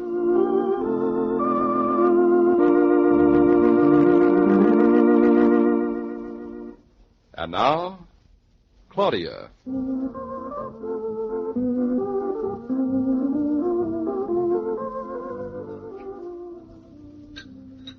certainly dawdle over your breakfast. What are we waiting for? Aren't you ever going to give me some sugar? What for? I might want to put some in my coffee, and I might want to put some on a bird's tail. That is salt. Salt's just a city child's idea. Birds really like sugar. On their tails? Where else? Birds don't drink coffee. How do you know? A little bird told me. I bet he didn't tell you the truth. I bet birds drink all kinds of coffee. Your coffee, maybe. I bet if we lived in the country, the birds would drink so much coffee there wouldn't be any left for us. Birds don't drink coffee, I tell you. It keeps them awake. Birds like to stay awake. They stay awake all night and sing and keep people from sleeping. Birds sleep at night just like anyone else. How do you know? Did you ever see one? Well, everybody knows that. You don't have to see one. I bet when we go to the country today, we won't see a single bird sleeping. We won't see a single bird, period. Aren't there any birds in Connecticut? Not in January. They all go south. Where exactly do they go? Oh, south. You said that, but where south? Well, that all depends on the bird. You don't know. No, I don't know. But all I can say is if the birds don't stay in Connecticut all winter long, I don't see why we should. Are birds so much better than us? So much worse. They don't have a house like the one we're going to look at today, if you hurry. Lots of birds have houses. Nice houses, too, and trees. David, wouldn't it be exciting to live in a tree? It would be exciting. How would you like to live in a tree with a girl who even falls off of a stepladder? Every time I'd fly out to the office, I'd expect to come home to find you sitting under the tree with a nice big shiner. Do birds get black eyes? You would. There'd be a professor standing over you with a magnifying glass saying, My, what a rare species. This gentleman is the only black-eyed Claudia ever seen in Connecticut. Now, come on, finish your breakfast and quit stalling. Must be nice to be a bird and live in a tree with someone you're in love with. All the big green leaves around us, and nobody down below could even tell we were there. You'd be all dressed up in red and blue feathers. We'd have nothing to do all day long but be together and sing. That'd be all very pretty, wouldn't it? But if you don't stop dreaming, we'll never get to the country. Oh, won't we? What happens when all the leaves begin to fall off the tree? Well, then we go into the house. That's just where we're going today. Into the house, if you'll get a move on. But the house isn't a tree. Or is it, David? You didn't say for sure. I'm sorry to disappoint you, but the house I saw is not a tree. Oh, It well. has a lot more disadvantages. I know. How do you know? You haven't even seen it. But I know where it is. Oh, David, I've seen lots of houses. But I've never seen one that could make as much difference as this one. You just wait until you see it. How long does it take to drive up? A little over an hour. That isn't bad, is it, David? You wouldn't think that so near to New York you could find a place that would be such real country. Oh. David, is it a very beautiful house? I'm not going to say another word till you see it. I want you to see the house and have the house talk for itself. You make it sound as if we're leaving right away. As soon as I get back from the garage with the car. Are you ready? I am. But what about Bluff? We're taking him along. And if he knew we were going to the country, he'd be chewing your arm off for keeping him waiting. And Shakespeare. We're leaving Shakespeare with Mother, don't you remember? We arranged that last night. I did, but I thought maybe you didn't. You going to get the car right now? That I am. You can't. You promised me last night that today you'd tell me what a mortgage is. I'll tell you on the way to Connecticut. David, that's mean. On the way to Connecticut, you're going to tell me all about the house, and I'm never going to know about the mortgage. Mortgages are the one thing. The less you know about, the better. Goodbye. I'll be back with the car right away. David! Goodbye! Say, darling, the garage isn't in Siberia. Oh, David. I was just thinking how sad it would be if we weren't coming back here. Darling, please, wait till you see the house. Maybe you won't want to come back.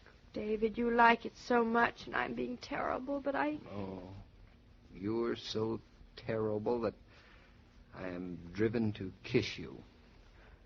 There. I miss you. Hurry back. Where are you, Shakespeare? I've got to give you your breakfast before we take you to Mama's. Here, Shakespeare, Shakespeare, Shakespeare, Shakespeare. Oh, there you are, darling. David's socks again. Now, you come in the kitchen and drink your milk while I do the dishes. Honestly, Shakespeare, why are cats so independent? You drink your milk now. We don't want Mama to think we're not feeding you, do we? David is back, Shakespeare. We're not going. I'm coming. Just wait till I dry off my hands. Good morning, Mrs. Norton. Why, Fritz, it's you. Yeah, Mrs. Norton, it's Fritz. Well, come in, Fritz. My, you're up early. Ah, Mrs. Norton, 9 o'clock is not early. 6 o'clock for me. That is early. 6 o'clock. It's terrible to think that anybody has to get up at 6 o'clock. When I was a boy, we lived on a farm. We get up at 4 o'clock. On a farm, people get up at 4 o'clock. Yeah, Mrs. Norton. The cows, they are up, so the people, they must get up too. But 4 o'clock? I wish Mr. Norton were here to hear that. Yes, so, Mrs. Norton. You have trouble with the radiator? Radiator? Oh, no, it's very hot. Does it make many noises, Mrs. Norton? The other tenants, they complain the radiators makes lots of noises in the morning. Wakes people up. We never wake up. So, that's nice. Well, if it don't bother you, Mrs. Norton, I take a look at the radiators. It's not good they make noises. Oh, no, they don't bother me at all. Say, Fritz, do you mind if I tell Mr. Norton what you said about people on farms getting up at 4 o'clock? Why should I mind? Well, Mr. Norton wants us to live on a farm. But if he hears that, maybe he'll change his mind. Live on a farm? But that is wonderful, Mrs. Norton. He should not change his mind. But I thought you said... Oh, on the other side, farms, they are one thing. But here in America, they are another. You should see the farm Lisa and Edward, they live on. Oh, in Bavaria, they would call it a palace.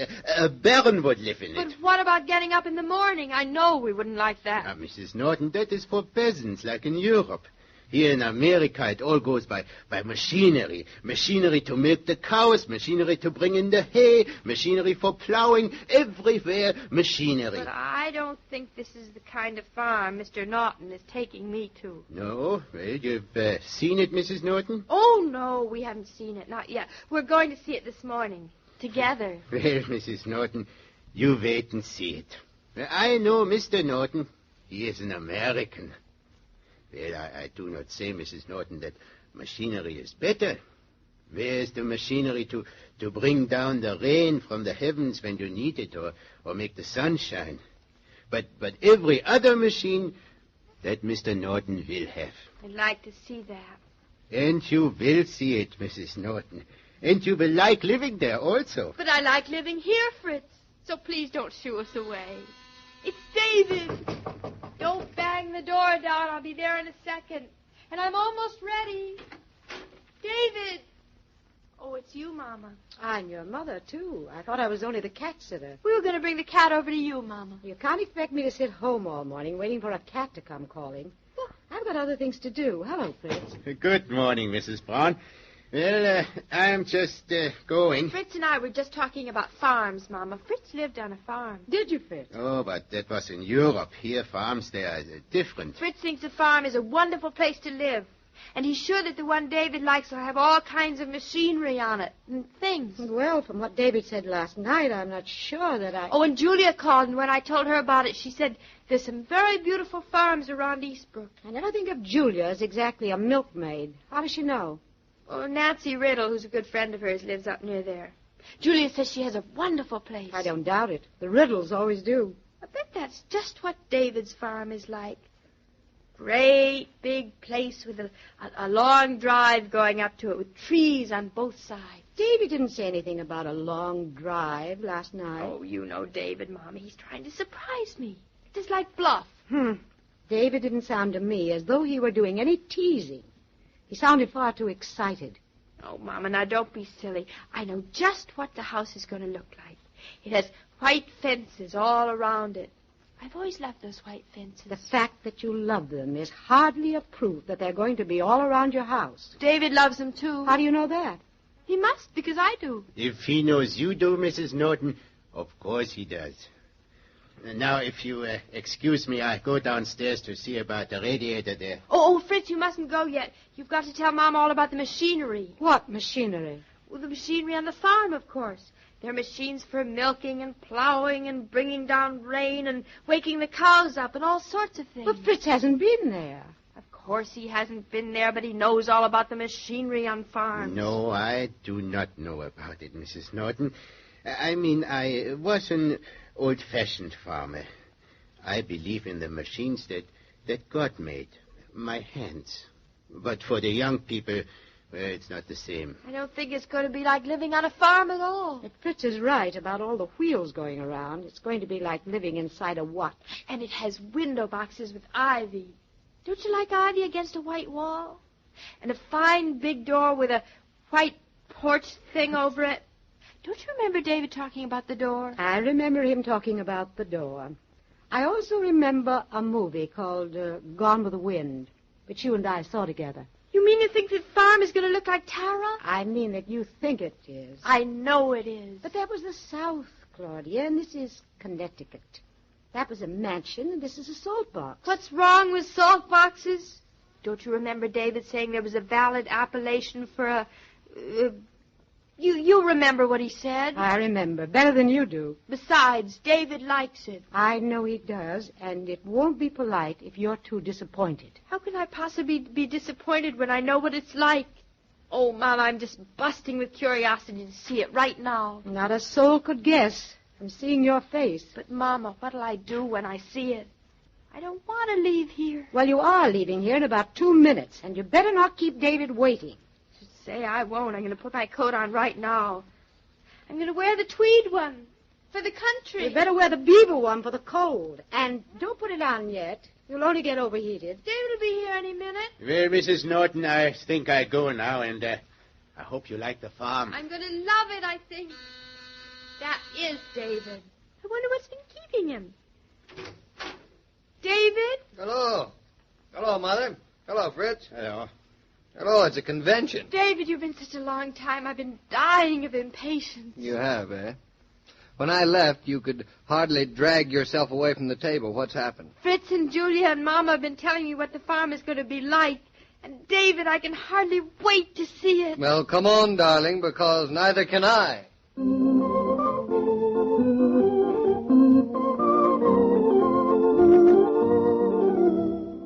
This broadcast of Claudia was supervised and directed by William Brown Maloney.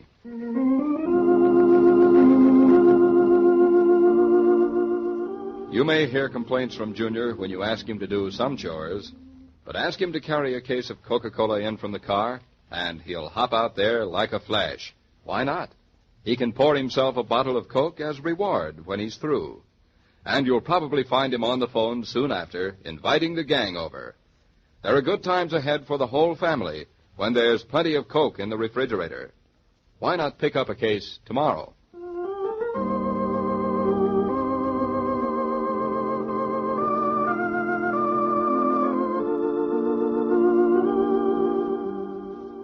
Every day, Monday through Friday, Claudia comes to you, transcribed, with the best wishes of your friendly neighbor who bottles Coca-Cola. So listen again tomorrow at the same time. And now this is Joe King saying au revoir. And remember, whoever you are, whatever you do, wherever you may be, when you think of refreshment, think of Coca-Cola. For ice-cold Coca-Cola makes any pause the pause that refreshes.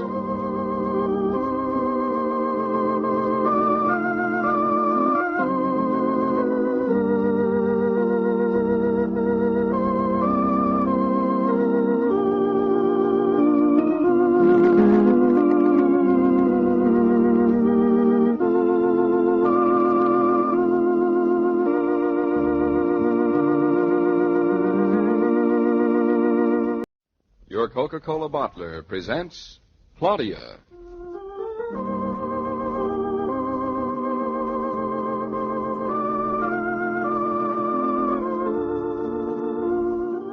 Claudia, based on the famous play and novels by Rose Franken. Brought to you, transcribed, Monday through Friday, by your friendly neighbor who bottled Coca-Cola. Relax, and while you're listening, refresh yourself. Have a Coke.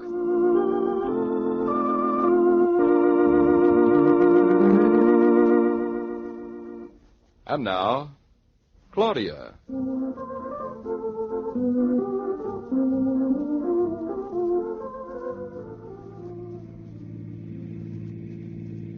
Are we almost there, David? Just about. Excited? Of course, terribly. Fritz and Bertha thought the house sounded wonderful. Will Roger be there? He's probably waiting for us now. Oh. We're a little off schedule. Will anybody else be there? Mr. Tucker, of course. Wait till you see him. He's a lollipaloozer of an old codger. I think he must be at least 100. 100? Well, maybe 90. 90's old enough. You don't have to exaggerate. Is he really 90? Well, maybe 80 then. Oh, I'll probably find he's 38 and looks like 20. You'll find nothing of the sort. You'll find an old New Englander with one tooth in his head who's as gnarled as the brambliest bush on his place and as stubborn as the biggest oak. When you meet Mr. Tucker, you'll know how this country managed to get settled. He's quite a guy. I don't see how a man like that could own a beautiful house with a brook and meadows and barns and things. No, he owns it all right. Has for generations, all his. Oh, I wish we were there. I wish we were there. You're really pleased about this, aren't you? Pleased, I'm busting. Darling, are you really serious about wanting to move to Eastbrook, or are you just curious about seeing this house? Well, Oh, it's all right. I know. You're just curious. But once you see the place, you'll get just the way I am. I hope so.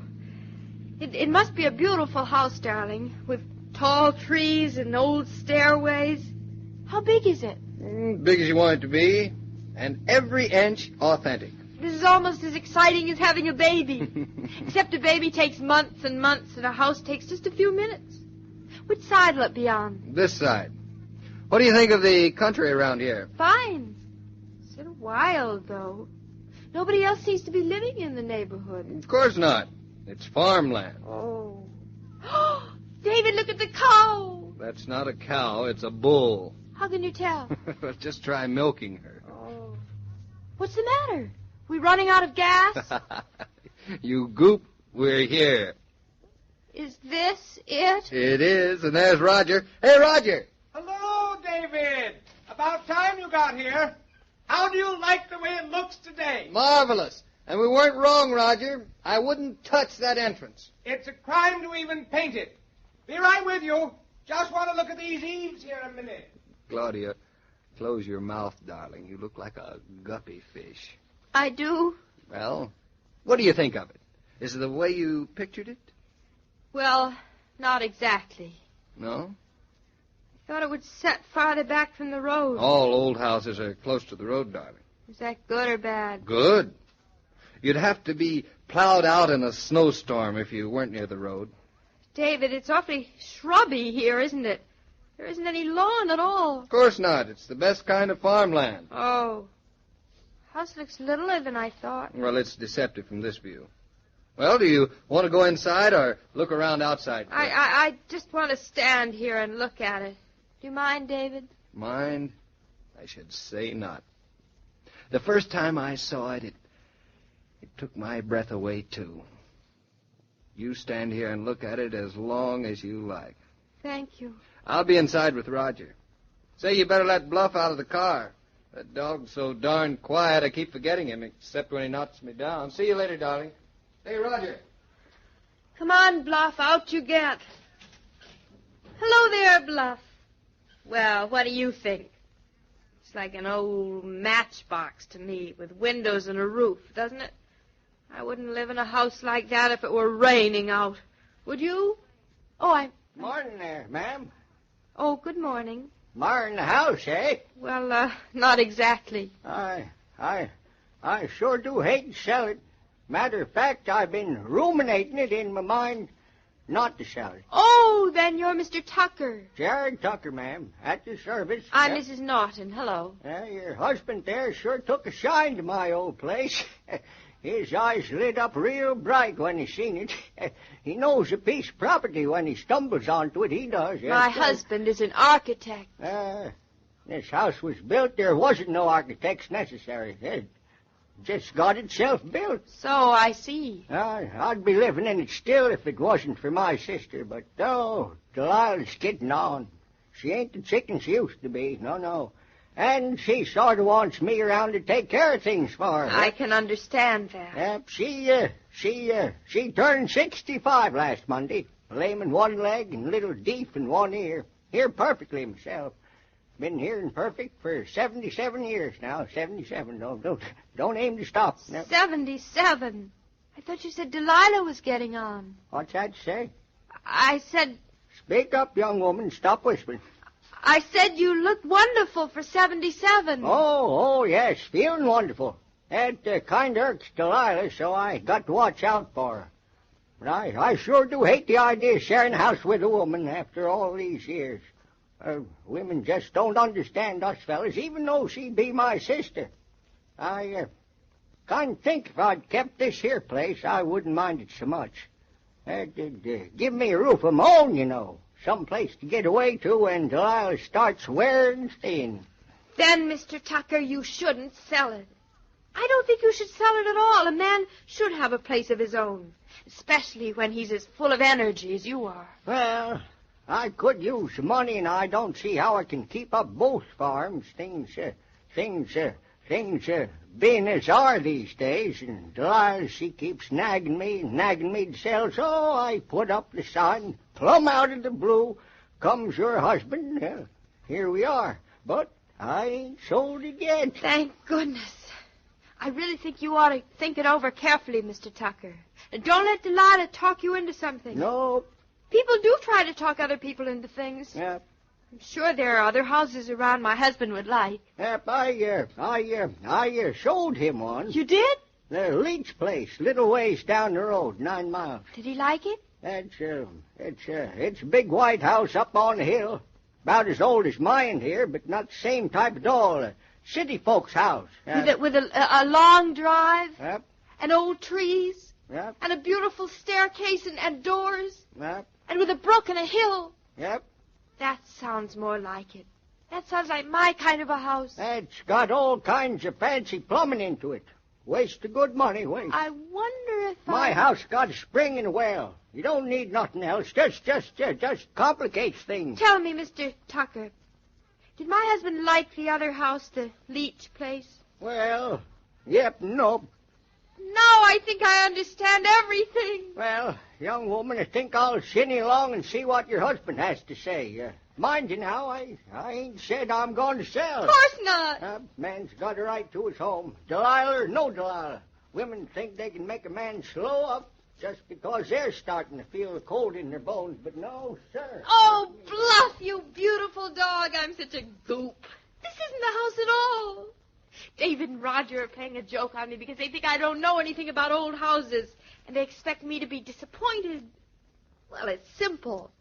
I'll rave about this old rickety shack, and when they take me to see the real house, I'll pretend not to like it. That'll fool them. They think they're so smart.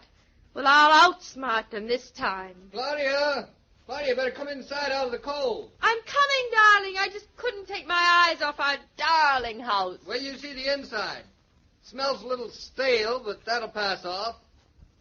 Now tell me, darling, do you really like it? I just caught my breath. Were you surprised? Surprised. For a moment then, when I came to my senses, I was paralyzed. Well, that's the way I like to hear you talk. You look so excited and pleased. I am. I'm thrilled. I can't tell you what fun I'm having. Let's go in. Oh, the floor's squeaky. Oh, I love it. Such wonderful low ceilings, David. It's built that way because it helps keep the rooms warm. And look at those beautiful worn spots in the floor planks. They have such personality. And the fireplace. David, it's almost as nice as the one in our apartment. It's nicer. I prefer it just the way my forefather had it. It's good enough for them, it's good enough for me. Well, I must say that you... Oh, David, that delightful old stairway. So much more charm than the big circular one down south. You like it better? It's not the same thing at all. Well, houses like that have their place, too. That gorgeous old latch. It must be original. It is. It dates back from before the house was built. A veritable museum piece. Well, darling, I didn't know you had it in you. Did you imagine I was an utter imbecile? Do you know? I think he did. Oh, Roger, hello. Hello. Claudia, I'll confess that David warned me that you didn't know the first thing about old houses. Well, what I mean is... So that's what... Oh, that's all right, darling. It's just as well for you to learn that you don't know everything I know. She really seems to like it, Roger. I've never been so thrilled in my whole life. Hurry and show me upstairs. Oh, there isn't much upstairs. Now, here, notice the floors. Isn't that I nice? have. They almost broke my neck. Well, they do need a little repairing, but they are perfectly beautiful. And here, look over here now. Mm-hmm. Now, there's some of the paneling up here. That's the original color. We have a client who'd pay $1,000 for that strip just as it is. I wouldn't sell it, not for all the money in the world. Hey, watch out, watch out. Oh! Oh! The ceiling fell down. Oh, that's nothing. They always do in old houses. But won't we have to pay somebody for it? Oh, pay for it? Who should we pay? It belongs to us. At least it will. It will? Well, you're going to buy the place, aren't you? Buy it? This place? Darling, all I needed was for you to love it as much as I do. But I thought there was another house. There's no other house in the whole world for us now, is there? But Mr. Tucker said that old boy, he's a better salesman than he knows. Then you're serious about it? I certainly am. All I needed was the word from you. Just like you, darling. I wouldn't sell this house for all the money in the world. What world? I knew you'd love it once you saw it. Me? Hold on, you have to buy it first. Oh, it's as good as both. David! Claudia, what's the matter? You're as white as a ghost. Shock. Yes, shock. I don't wonder. A lot of people don't like ceilings falling down on them. Well, Claudia's not the sort of person who minds ceilings falling down on her. Darling, are you sick? Well, I feel a Take her down the car, David. She does look a little pale. Don't worry, darling. Dr. Rowland said you'd feel like this sometime. Dr. Rowland thinks I'm only going to have a new baby.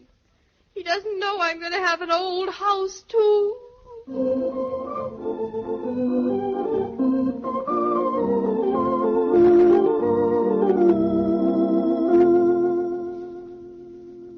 programs star Catherine Bard as Claudia and Paul Crabtree as David.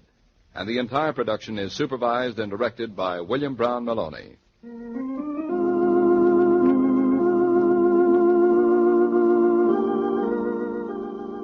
Does it ever occur to you to offer your household helper ice-cold Coke during the day's work? A frosty, inviting bottle of Coca-Cola establishes goodwill, whether it's offered to worker or guest, you know. And now that there's enough to go round, you can buy it by the case. With plenty of Coke in the refrigerator, you can extend hospitality as it should be dispensed, whenever the spirit moves you.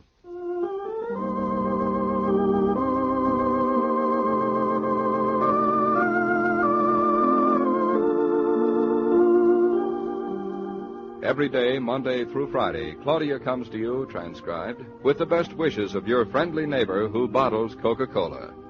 So listen again Monday at the same time. And now this is Joe King saying au revoir. And remember, whoever you are, whatever you do, wherever you may be, when you think of refreshment, think of Coca-Cola. For ice-cold Coca-Cola makes any pause the pause that refreshes.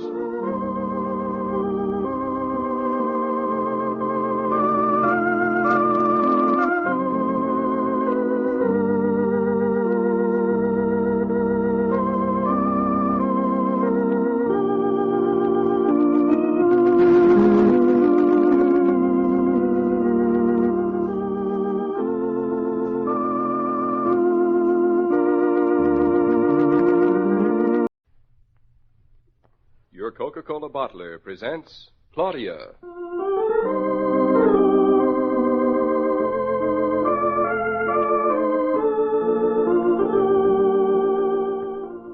Claudia, based on the play and novels by Rose Franken. Brought to you, transcribed, Monday through Friday by your friendly neighbor who bottles Coca-Cola. Relax, and while you're listening, refresh yourself. Have a Coke.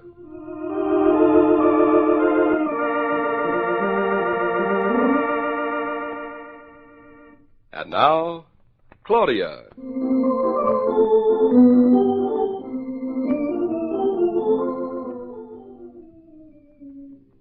Shakespeare, you naughty cat. Get away from me. Haven't you got something better to play with than my shoelaces?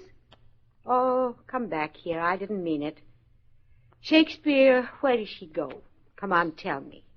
Now, come on, wag your tail for yes. Was she feeling all right? Yes? Oh, you're no help. That's a very pretty picture. Oh, it's you. You finally decided to come home. Hello, Mama. How long have you been standing there? Long enough. Nice cat, isn't Shakespeare? Stupid cat. Wouldn't tell me where you were. I guess he didn't know. Where have you been? I'm exhausted. That doesn't answer my question. Where do you think I've been? Well, you look as if you'd gone back to high school. What are all those books in your arms? Books. They're awfully heavy. I'd forgotten how heavy. What are you studying? Philosophy? No. Houses. Claudia, be serious. True, Mama. Houses. One architect in the family should be enough. One architect is too much. I'm trying to balance things. Try balancing your budget first. It won't balance. Here, I'll read you the titles of the books, and maybe you'll understand. Of Men and Houses by Moffat and Johnson. The Lure of the Country by Osterweel and Green. And The Farmer's Finished by Fleming and Walsh. And The Cost of Rebuilding by Stone, White, and Traymore. That last one must be the best. I suppose because it's written by 3 people. That's true, too. But mainly because it'll tell David a few things. Like? Like why we shouldn't buy that house in Eastbrook, that's all. That's all. Well, that's quite an order for 4 books to accomplish. But I don't know how else to do it. Well, why don't you just tell David that you don't like the house? Just come out with it. I can't, Mama. Why can't you? You've told me how disappointed you were in the house and the farm and the countryside. Yet, when you say it in front of David, he beams and acts as if it were a great big joke, and you were saying the funniest things he's ever heard. Now, something is queer someplace. I think I'll go home. Don't go, Mama. I feel like talking. Well, this is a rare occasion. Books and talking on the same day. Then tell me, David still loves the house, doesn't he? More than ever. He's mad about it. I'm starting to think he's just plain mad. Mama, it's not only old, it's antique. I thought you liked antiques. I do around me, but I wouldn't like to live in one. It's all broken down. The floor squeaks, the ceiling fell on us, and it tilts. What tilts? It's uneven. One side of each room is shorter than the other. Oh, that. Connecticut is famous for slanting ceilings. I don't think there's one door in Connecticut that's even. Really? Then it's not a mistake? Oh. Well, you sound disappointed. I am. I thought that maybe when David noticed it, he'd decide he doesn't like the house so well after all. Oh, well, a little thing like that wouldn't change David's mind. It would just give the house added personality. It honestly befuddles me how he can get so excited about a poor old rickety house that doesn't even look as if it had been built at all. I have a feeling that's what David likes most about it. Claudia. I know it's none of my business, but... Mama, I can't tell him. If I could tell him, I would have before now, but I can't because David still thinks I love it. Well, where did you get that idea? For me, I acted as if I loved it. I raved about everything, the old latches, the squeaky floors, the falling ceilings, the peeling wallpaper. Oh, Mama, I gave a performance that Catherine Cornell would be jealous of. But for heaven's sake, why? Because I think I'm smarter than I am. I thought this wasn't our house at all. I thought David was playing a joke on me and that he'd take me to the real house afterwards. So, to turn the joke around to him, I pretended to love this silly old house, and well, the joke's still on me. I see. Claudia, how many times do I have to tell you? Don't think so much. It only gets you into trouble. I'm certainly in trouble now. I've sort of tried to tell him by making fun of the farm and the house, but he only thinks it's because I'm so excited I don't even want to show it. I don't know what to do anymore. Well, I can't even tell David the truth about how I feel. He'd be so disappointed in me. But I think these books will convince David how impractical it is to live in the country and to try and redo an old house. Just wait till he sees them. I won't have to say another word. I hope. I'm just going to strew these books around and see what happens. Hey, it's me. It's me, too. Any other me around? Me, but I'm not going to be around long. Hello, woman. Hello, David. You're cracking my ribs. It's nice. The farmer's wife is looking well tonight, don't you think, Mama? Not bad for her. I mean, well, healthy. Oh, that, yes. I'm always healthy when I'm not sick. And I'm never sick, am I? It's spending Friday on the farm that did it. Just thinking about all that nice open air and fresh eggs, fresh milk. And the fresh rain through the roof. She's wonderful, isn't she? He doesn't know the half of it, does he, Mama? Poor boy. Where are you going, Mama? Pick up some store eggs before everything closes tonight. On the farm, Mama, you won't have to hurry. We never close. Hens will get awfully tired, won't they? Wait and see. Have a nice evening, you two. I intend to, Mama. And happy reading to you, David. What do you mean by that, Mother? You'll see. Good night. Good night, Grandma. Well, here we are. Just the two of us. Hello, darling. Hello, Farmer Norton. You know, you get home awfully late at night, David. I know, but I can't seem to help it. Oh, I'm not scolding you or anything. I know you can't help it. It's just there's always a phone call or something that comes at the time I'm leaving or that I have to wait for. Well, we're just lucky we live so near the office, or you'd never get home. We are lucky. Are you sure you're not going to mind commuting? I mean, if we buy that house in Eastbrook. No ifs about it, are there? Well, won't it be hard on you, leaving so early and coming home so late? No, that's a small price to pay. You won't get home till 7 o'clock or later most nights. But it will really be getting home. It's all right with me if it's all right with you, darling. It looks as if it's all right with you. Does it look like that? It certainly does. Come on. Sit on my lap. That's a nice invitation. We'll talk about our house. Oh. Now, let me see. We want to build a nursery and an extra bath and then an extension maybe to... David, if we're going to buy a house. Hmm? Why don't we get one with all those features already in it? No house has everything you want. But this house at least offers all of the possibilities, plus being perfect in itself for what it is. But don't you want to look some more? I don't have to. Do you? I don't want to. So there. Now that settles it. Hey, where were you when Mama came by and you weren't here? I was out. You don't say. Where? At the library. At the library? Mm-hmm. What on earth? Oh. Claudia. Hmm? You're not intending to read a book, are you? And why not? Honestly, you and Mama. Well, it's just so sudden. I brought home a few of them. You brought home a few of them. What on? Houses and farms. What are you laughing at? You know, I love you very much. Why now? Because you go around pretending that you're not sure whether you want this house or not. You try to be very sensible and unexcited about the whole thing. The next thing I know, you're in the library reading a bunch of books about it. But you haven't even seen the books. How do you know what they say? Just the fact that you went and got them is proof enough for me. Oh, David, you're so trusting. And you're so modest. Now, where are these books? We'll sit down right over here, and we'll read them together. Well, here's one. It's called, Of Men and Houses by Moffat and Johnson. Of Men and Houses, huh? Hmm. Sounds funny. It's not meant to be funny. It's tragic. Tragic? How? Here, read this part. Where? Right here. Hmm. No man should buy the first house he likes. Huh. And no man should buy a house for the things he can do to it any more than he marries a woman to reform her. There. David! What are you laughing about? What was it? That is the funniest thing I ever read.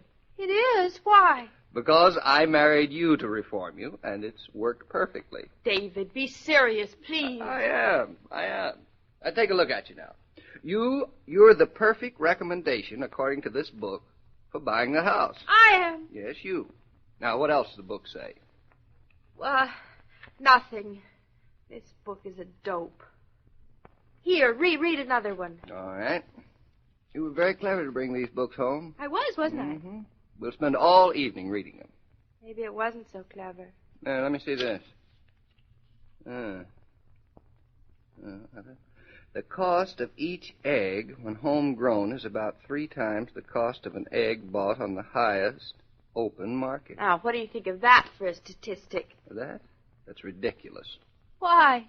Because when we get through with the eggs, we'll still have the hen and lots of her chickens, and the hen can still grow. I won't eat her if that's what you're thinking. Eat one of our own hens? Why, that's worse than being a cannibal. I'm glad to see you're already so sentimental about the hens we haven't got. Oh, what am I saying? David, look, let's forget about all these silly books. They're nothing but boomerangs. You're right now. You're right. We don't need any books to tell us this is the house for us. Those beautiful old latches and beams. And drafts and mortgages and plumbingless plumbing. Darling, I didn't mean it. I wouldn't change one thing about you either. Not one beam or buttress or closet. From now on, I'm going to do all of my reforming on the house.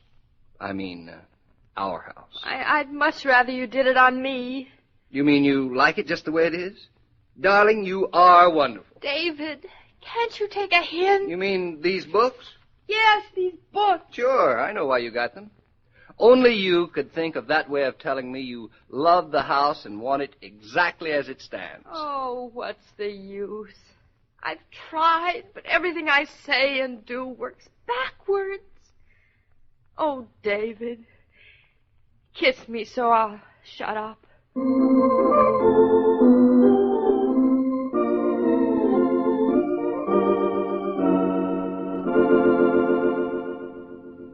These broadcasts are adapted for radio by Manya and Roger Starr, and the entire production is supervised and directed by William Brown Maloney.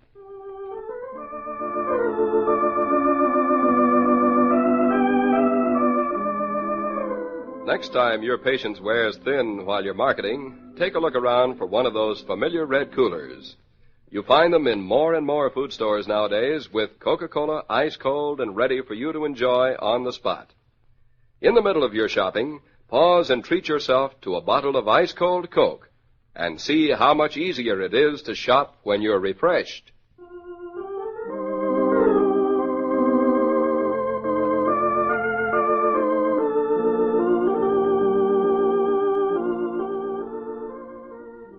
Every day, Monday through Friday, Claudia comes to you transcribed with the best wishes of your friendly neighbor who bottles Coca-Cola.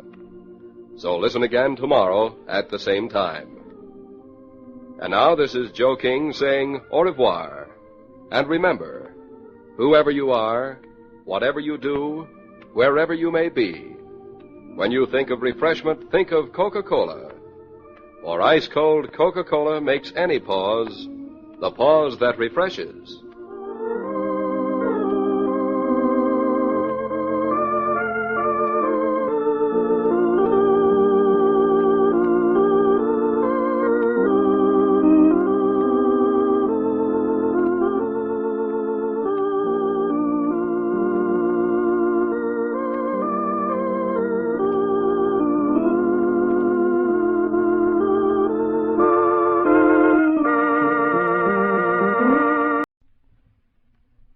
Coca-Cola bottler presents Claudia.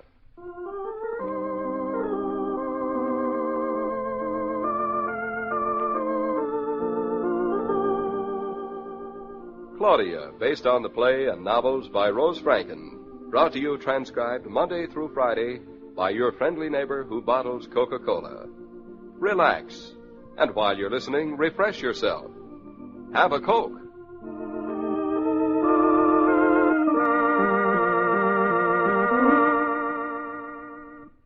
And now, Claudia.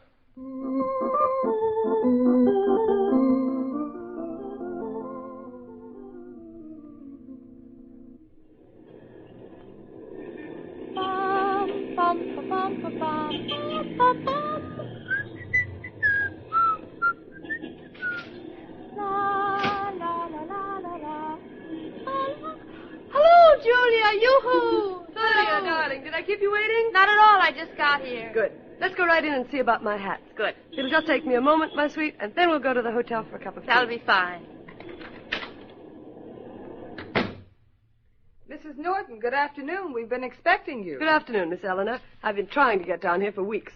This is my sister-in-law, Mrs. David Norton. Oh, so glad to meet you. Hello. Won't you sit down? You're looking very well, Mrs. Norton. Here's an ashtray. I'll tell Mr. Rowland you're here. I would appreciate his coming right over.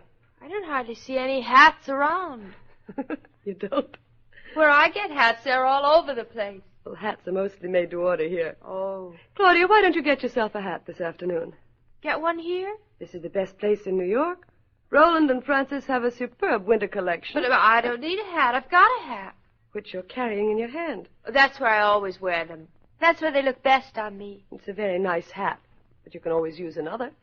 I hate to ask, Julia, but are they... No, they're not expensive here at all. For what you get, it's the cheapest place in town. Oh. Oh, what? Well, it sounds terribly expensive. You're a funny child. We'll ask Mr. Rowland what kind of hat you want. He knows what I want? Of course. He even knows what I want. Oh, Mrs. Norton. One moment, and I'll be right with you, Mrs. Norton. Julia, I am not going to buy a hat. I don't think I want the kind of hat I want. Well, Mrs. Norton, you're looking marvelous. Simply marvelous. Thank you. This is my sister-in-law, Mrs. David Norton. How do you do? So pleased to meet you. Well, now, hats, What kind of hats? Every kind of hat. I've got one special one that'll look drenchingly lovely on you. Really. Drenchingly lovely? I don't think I'd mind that at all. It sounds like a rain hat. A rain of inspiration, perhaps. Now, Mrs. Norton, the model for this hat is in fuchsia and mauve.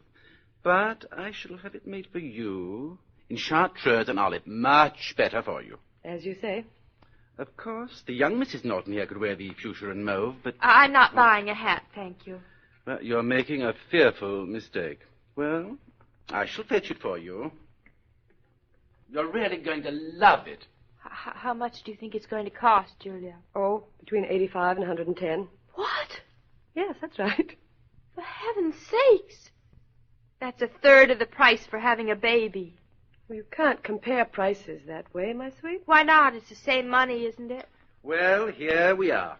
I call this one Surprise. It's very gay. And why not, Mrs. Norton? You should be very gay. New York in the winter just cries for this hat. Here, let me put it on for you. Oh. You're sure it's not too big a hat for me? Too big. If anything, too small. How do you like it, Claudia? It doesn't look like a hat at all. And what more could you ask of a hat than that? Well, Mrs. Norton, just look at yourself. Well, yes, I see what you mean. Really, it is. If I must say so myself, it is stunning. Yes, but how many things have I got that I can wear it with? This hat, with everything, with nothing. It would dress up a hat rack. Oh, yes, that is your hat. I like it. It's very mad. What else have you got? You may keep it on, Mrs. Norton. Yeah, I'll be right back. I want to glean the shelves and ransack every nook of inspiration for you, but it'll just take me a moment. It's all right, don't hurry. Well, Claudia, you haven't said very much. Don't you hate having someone put a hat on for you? Usually, but I wouldn't know how some of these hats went on otherwise. Darling, why are you here? Are you sure you don't want to get a hat? I'm sure. David would love it. I don't think so. David wants me to wear a sunbonnet. A what? A sunbonnet. Isn't that what milkmaids wear? You don't look the least bit like a milkmaid, and don't let that husband of yours tell you that you do. It's the farm, Julia, at Eastbrook. David wants to buy it. Oh, might be rather nice to have for weekends. Eastbrook's a very chic community. There's Nancy Riddle, of course, and the Frosts and the Frayling Hyacinths. But, Julia, this isn't for weekends, it's for good. Bury yourself in the country at your age? Oh, Claudia, you mustn't let him do this. In the first place, it's probably not a good investment buying at the top of the market like this. Oh. Why don't you have David speak to Hartley about it? I'll discuss it with Hartley tonight, and tomorrow have David call, and they'll lunch together, and... Well, that may settle everything. Oh, Julia, that would be wonderful. You don't know how much I appreciate this. Nonsense. It's nothing at all. Men get this way, my dear. All they need is a little sense. David's sensible, except for this. I suppose he wants it very much. You know, maybe that's why I've sort of not tried to talk him out of it, I guess. Only I didn't know it till now. It's because you love David so much, you mean. Well, darling, that love is fine. But you can have it in the city, too. Hartley will settle everything tomorrow. Well, here we are. If you saw these hats one at a time, you wouldn't think there could ever be another hat as beautiful. But we needn't fool each other, Mrs. Norton. So I've brought you the three most beautiful of all. Heavens, I won't be able to decide. But don't decide. Take them all. 4 hats. 4 hats is nothing. It's almost 2 babies, so how could it be nothing? Yeah. Oh, I don't quite understand. I do. Mrs. Norton, wouldn't your sister-in-law like to try on a little hat? Mrs. Norton, your sister-in-law, would not. This hat is the only hat in the entire salon that I would recommend to you. The only one. It's just right for your features. It'll emphasize the ephemeral quality of your beauty. Really? Well, Go on, Claudia, try it on. You need a hat. And when David sees you in that, he won't try and stick you away in the country. Maybe that is a good idea. And this hat is only $66. A special price for Mrs. Norton's sister-in-law. $66? It's so little. Well, frankly, we're trying to lure you into buying all your hats here. And, of course, you understand that for $66, I mean, this isn't really an original.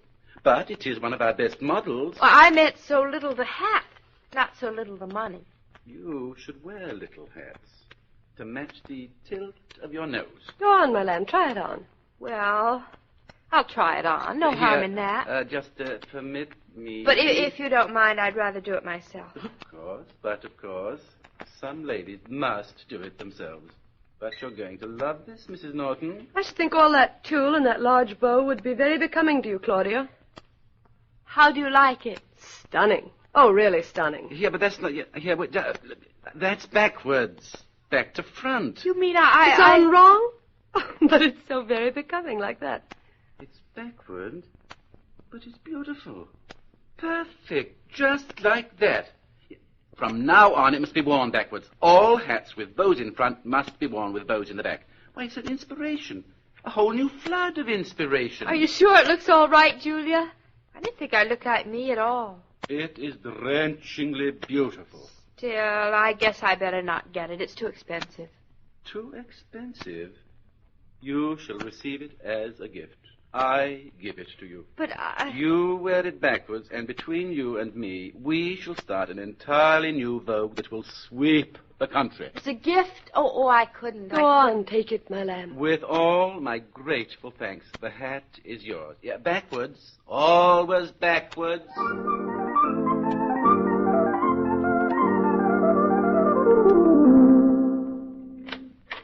David, you home? Been home for an hour. Where have you been? The tea with Julia. Lemon or cream? Sugar. Hello, David. Hello, sugar.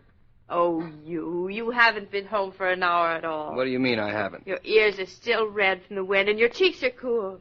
It's nice. What's in that box? What box? The box you're not carrying in your left hand. Oh, that box.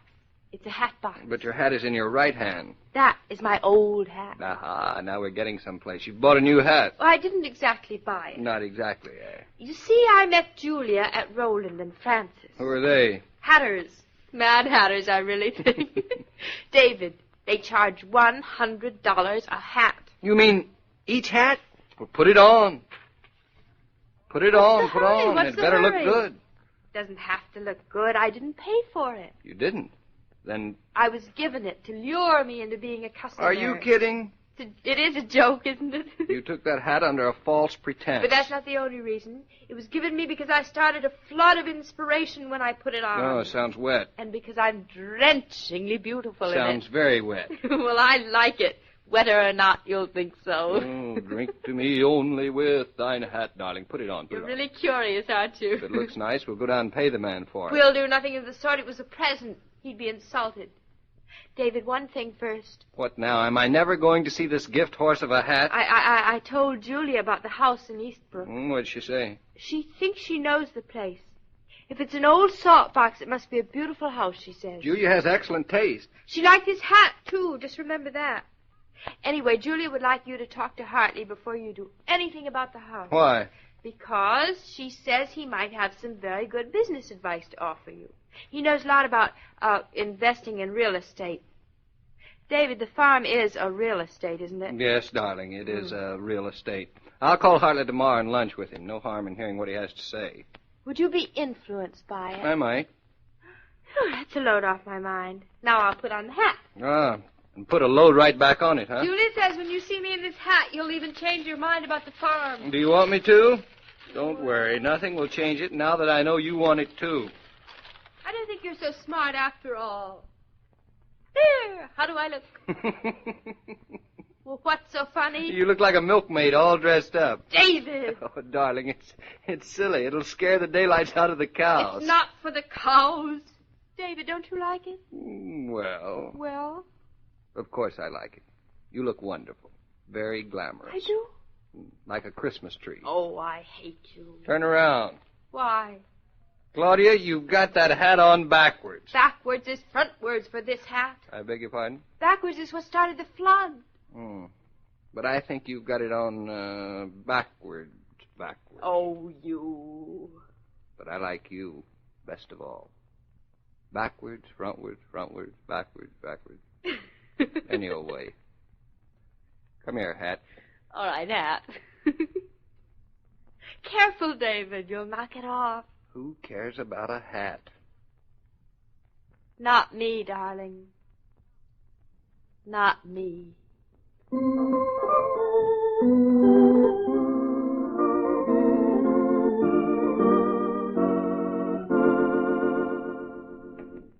This broadcast of Claudia was supervised and directed by William Brown Maloney.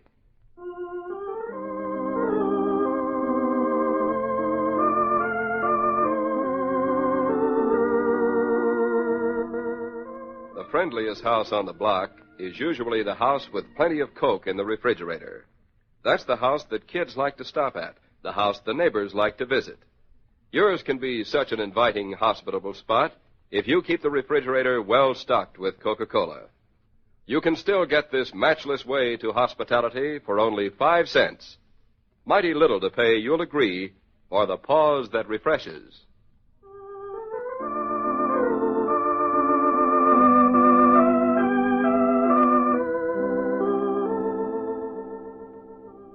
Every day, Monday through Friday, Claudia comes to you, transcribed, with the best wishes of your friendly neighbor who bottles Coca-Cola. So listen again tomorrow at the same time. And now this is Joe King saying au revoir, and remember, whoever you are, whatever you do, wherever you may be, when you think of refreshment, think of Coca-Cola. For ice-cold Coca-Cola makes any pause the pause that refreshes.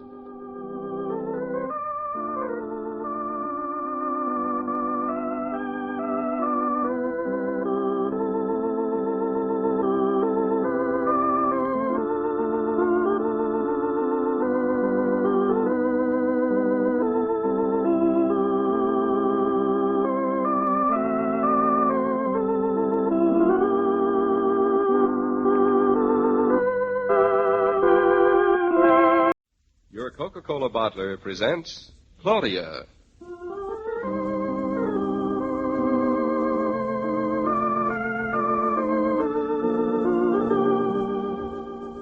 Claudia, based on the play and novels by Rose Franken. Brought to you, transcribed Monday through Friday by your friendly neighbor who bottles Coca-Cola.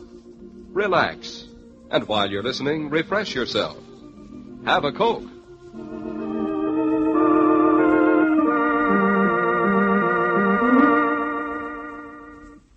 And now, Claudia.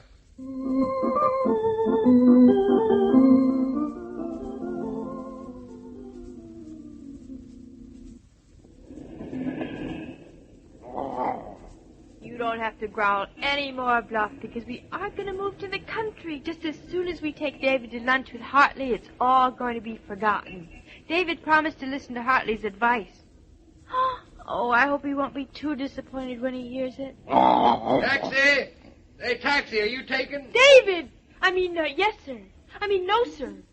Hey, since when is our convertible a taxi? That's fine, taxi. I want you to drive me 3 times around the park and then take me to the Calumet Club, and I have to be there in 3 minutes, but no, don't hurry. Jump right in, sir. I have. I don't know how you talked me into letting you take the car. I thought we agreed you weren't going to do any more driving. I'm only going right home. You better had. I'm going to call you there the minute I'm through lunch. I'm just dying to hear what Hartley's going to say about the house.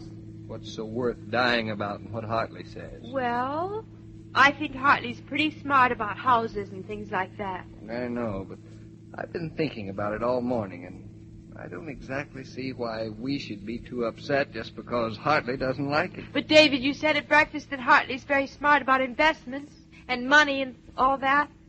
That's what buying a house is, isn't it? Well, it is. And besides, if we're going to be married to the soil like real farmers, I think the least you can do is ask your brother about taking someone new into the family. Hartley really wouldn't care who we brought into the family, except for you. As far as Hartley's concerned, there are only 2 kinds of people. The people who have stomach trouble and other people. That's a very nice way to talk about your brother. Hartley would be the first to admit it.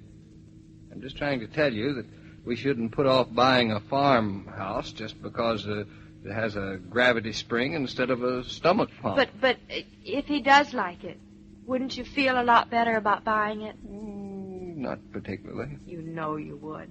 I would. Well, we'll listen to what Hartley says and then use our own judgment. But I hope you won't be too disappointed if he thinks we shouldn't buy it. Oh, David, I know I won't be disappointed. I hope you won't be. Don't worry about me. David, why does Hartley belong to a club? Why can't men read their newspapers at home? They get asked too many questions. I think they'd love to be asked questions. Do you? Of course.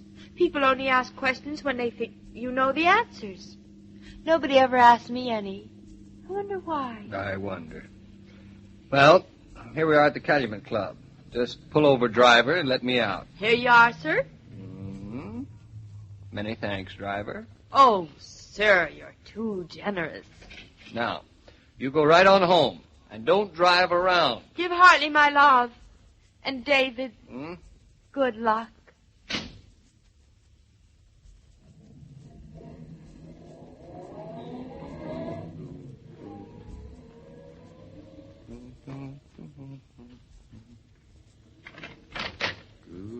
Good afternoon, sir. Good afternoon. I'm the guest of Mr. Norton, Mr. Hartley Norton. Mr. Norton? One moment, sir, while I look at the board. Oh, yes. Mr. Norton, I'm afraid, has not come in yet. Oh, well, I'll wait for him here. Wouldn't you prefer to wait for Mr. Norton in the lounge, sir? Certainly, if that's all right. I'm not a member, you know. Quite all right, sir, if you will follow me. Just this way, sir. I hope I don't wake anyone. I think we shall be all right, sir. Now, if you'll walk right in. Thanks very much. I'll wait for Mr. Norton in here, then. I'll tell him you are here, sir. Silence is golden. The evening... David, I'm very sorry to be Oh, late. Hello, Hartley. It's all right. I just got here. Have they bound and gagged you? You don't have to be afraid to talk up. I've been afraid of waking up some of the gentlemen in the armchairs. Oh, those. They'd like it, I think. They're only happy when there's somebody to glare at. Let's go right downstairs. Fine. David, I can't see why you won't join here. It's really a very nice club. Oh, I'm sure of that, Hartley. Seems very nice. Excellent chef, too.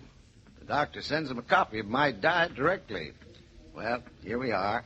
Good day, Mr. Norton. Luncheon for two? Yes, Albert. Right here, Mr. Norton, by the window, sir. Will this be all right? All right for you, David? It's excellent. You certainly have a fine view of the park here. Well, David, we haven't had lunch together in a long time, have we? Or have we? I can't remember when the last time was, actually. I think it was just before I got married and you went abroad. It's quite a view of the park, isn't it? Mm-hmm.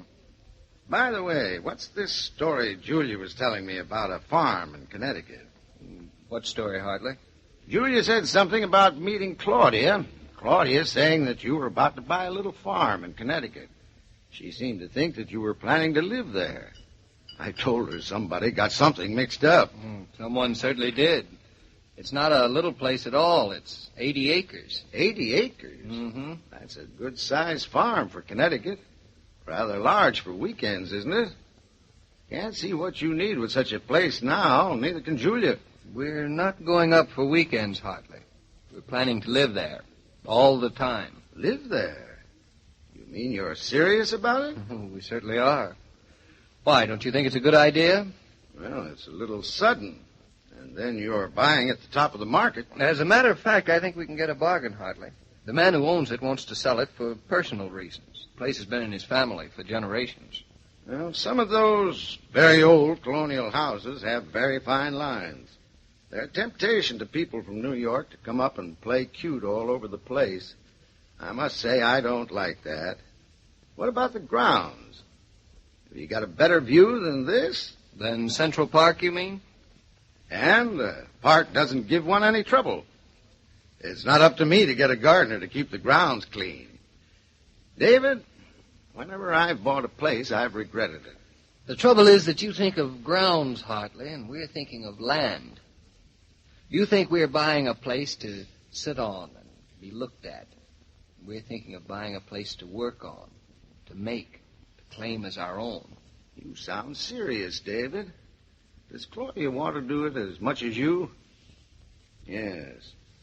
Well, my experience is a little bit different. Tell me about your your land. Well, we've got a little bit of everything, Hartley. A hill? With a walnut grove on top of it. And fields on the slope and grazing land. You haven't got a brook, have you? We have. With a gravity spring. If I had a place, I'd want a brook. But Julia says they're very messy. Always overflow. In the spring, frogs and so on. I've always wanted one anyway. Well, you see, the mess won't matter so much to us. I know. land again. What are you going to raise? Oh, I think we'll start off with one cow. You better feel your way along with the farming. Tell me about that hill of yours. What can you see from the top? We've got a real Connecticut view. Fairly broad valley, I suppose, with farmland. Stone fences. White houses and red barns. And a wooden church with big windows and a square steeple. You can just see it on the other side of the valley. What a wonderful place to bring up children. And you're going to have children. Yes. And your neighbors, what are they like? I don't know, Hartley. They're just neighbors, I guess. You didn't see any brand new station wagons, did you, with elegant names painted on them? No, not the other day. Nor any very low license numbers either. You're sure those farms you saw aren't really golf clubs, and that when you talk about farming, you don't mean getting in about 60 other people to do the work. I do not. You're not planning to make the barn into a studio and the horse stall into a bar room and the garden patch into a tennis court. No, we aren't. Well, and this isn't a fad, is it? It's not just more of the same. No, Hartley, it isn't. How much are they asking? 15. I want to offer 10. That's what I wanted to see you about. You think it's too much? I don't think it is. May not even be enough. Be ready to bid as much as you have to. You have the money left from Father's estate, haven't you? And of course, But Hartley. Well, what's the matter? You old fox, you had me completely bewildered. How's that? Well, ever since I came in here, we've been fencing back and forth like a couple of strangers. You started by telling me that we were buying at the top of the market. Then you threw a lot of cold water on us. And then you end up by telling me to go out and pay more than I wanted to in the first place. Well, I didn't know what you wanted the place for, David. If it was just a place to go weekends, I think it's too much money. And I'd hate to see you and Claudia get in that rut. You don't belong in it. But if it's for land and not grounds, if this is the way you and Claudia want to live, then you ought to grab it. I'd rather see you waste $1 than a minute. Hartley, well, it's one of those moments when I feel as though I found a brother. I feel the same, David. I suppose it's a shame, too, that we both sound so surprised. Surprised? Say, Claudia will really be surprised when she hears what you've been saying. You haven't any idea how excited and happy it's going to make her, Hartley. Go call her right now and tell her what a lucky husband I think she has. David, don't try to answer this, but do you know how lucky you are? Now get to that phone. It's just behind that tower. I'm getting.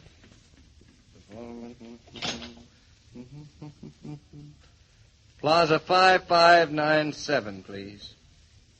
The farmer takes a... Oh, hello. Hello, darling. Did Bluff get the car home all right? Yeah, of course, that's why I called. And to tell you, thanks for suggesting this talk with Hartley. Yeah, you made everything very clear. Yes, darling. Thanks to you. I'm taking Hartley's advice, and we're going right ahead. I'm sending in my bid tonight. We're going to buy the farm. Claudia? Claudia? Claudia, what's wrong? Has something happened? Are you all right?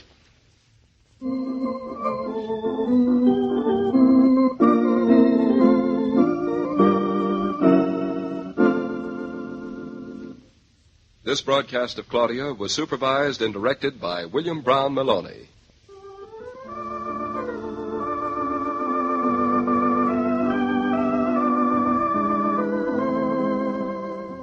Sociability flourishes when Coke is passed round.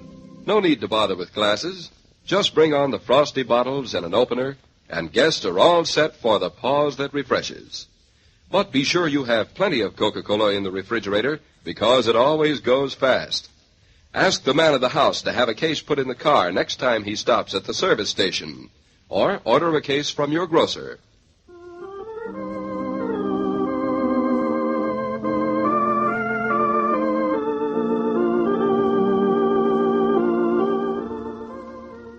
Every day, Monday through Friday, Claudia comes to you, transcribed, with the best wishes of your friendly neighbor who bottles Coca-Cola.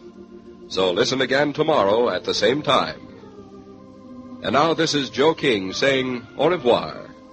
And remember, whoever you are, whatever you do, wherever you may be, when you think of refreshment, think of Coca-Cola. For ice-cold Coca-Cola makes any pause the pause that refreshes.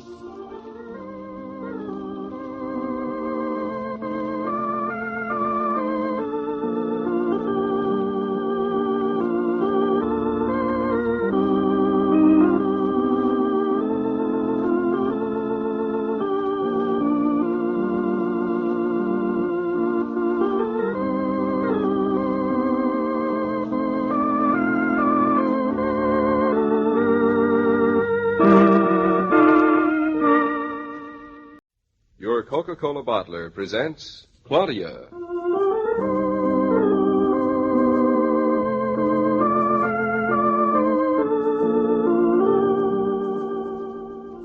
Claudia, based on the play and novels by Rose Franken. Brought to you, transcribed, Monday through Friday, by your friendly neighbor who bottles Coca-Cola. Relax, and while you're listening, refresh yourself. Have a Coke.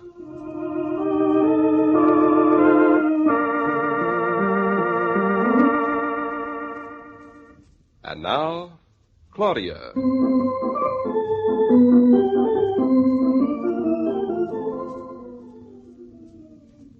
David, just because you're nervous, you don't have to be pacing up and down like a caged lion. I'm not nervous. I'm never nervous. I haven't been nervous in years. If you aren't nervous, why aren't you sitting still and reading the evening papers while I get dinner ready? I just don't feel like reading the newspapers tonight. What's so awful about that? Nothing. But why'd you put your pipe down 3 times in the last 10 minutes and then have to go looking for it every time? I like bending over. That's why. It's good exercise. And your nostrils twitch twice. Why would they twitch if you weren't nervous? How many dishes have you broken today? Only 2. And you wouldn't by any chance have cut yourself peeling something. Or maybe that bandage is just for decoration. 18-karat cotton with a marquise-shaped mercure comb. I cut myself. But it's only a little cut. It would have to be. It's only your little finger. David, when do you think we'll hear? Well, we sent a letter yesterday. He got it this morning. He could have opened it up right away and sent us a telegram and said that the deal was all settled and there wasn't anything to do but move right in. Things don't happen that way. You said so yourself. When did I ever say anything like that? This morning, for one time. You said that buying a house was so complicated that even if Mr. Tucker accepted our offer, we still wouldn't have the house. Well, that's true, of course. You mean there might be a hitch and we mightn't have to buy the house after all? Have to buy it? You mean we mightn't be able to buy it? Oh, of course that's what I mean. There is a chance, David. Oh, sure, there might be something wrong with the titles. The title? Mm-hmm. Is it that kind of a house? Gosh, you'd never know it to look at it. What sort of a house is it that you'd never know it to look at it? A house with a title. You'd never guess it, would you, David? What kind of a title do you think I was talking about? I thought you meant a title like Twin Oaks or Hickory Hill or something like that. Doesn't sound right to me anymore. You're getting warmer. I mean the kind of title that proves that the person who is selling it to us really owns it himself. Mr. Tucker? Mm-hmm. You mean you think that Mr. Tucker doesn't own the house, and now he's trying to sell it to us? No, wait. David, that's dishonest. You better send him a telegram right away and get him to send you your offer back. Well, I'm glad we found out about that right at the beginning. I didn't say that Mr. Tucker doesn't own the house. All I said was that he has to prove that he owns it before we can buy it. Oh, I know he owns it. Otherwise, he wouldn't be living in it. Isn't there anything else that might happen? I mean, even if Mr. Tucker accepted the offer? I suppose so. Hey, what are you trying to do? Make me think of all the things that can go wrong later, even if the bid is high enough? Are you trying to make me feel better just in case he turns it down? Oh, no. You're just wasting your time, darling. But it's very sweet of you. If the bid's too low, I'll feel lower. Now, come on. We're going out for dinner. Oh, good, David. Where? Where? What difference does that make? Some place where we can get our minds off bids and houses. And mortgages, David. Maybe you can tell me what a mortgage is on the way to the restaurant.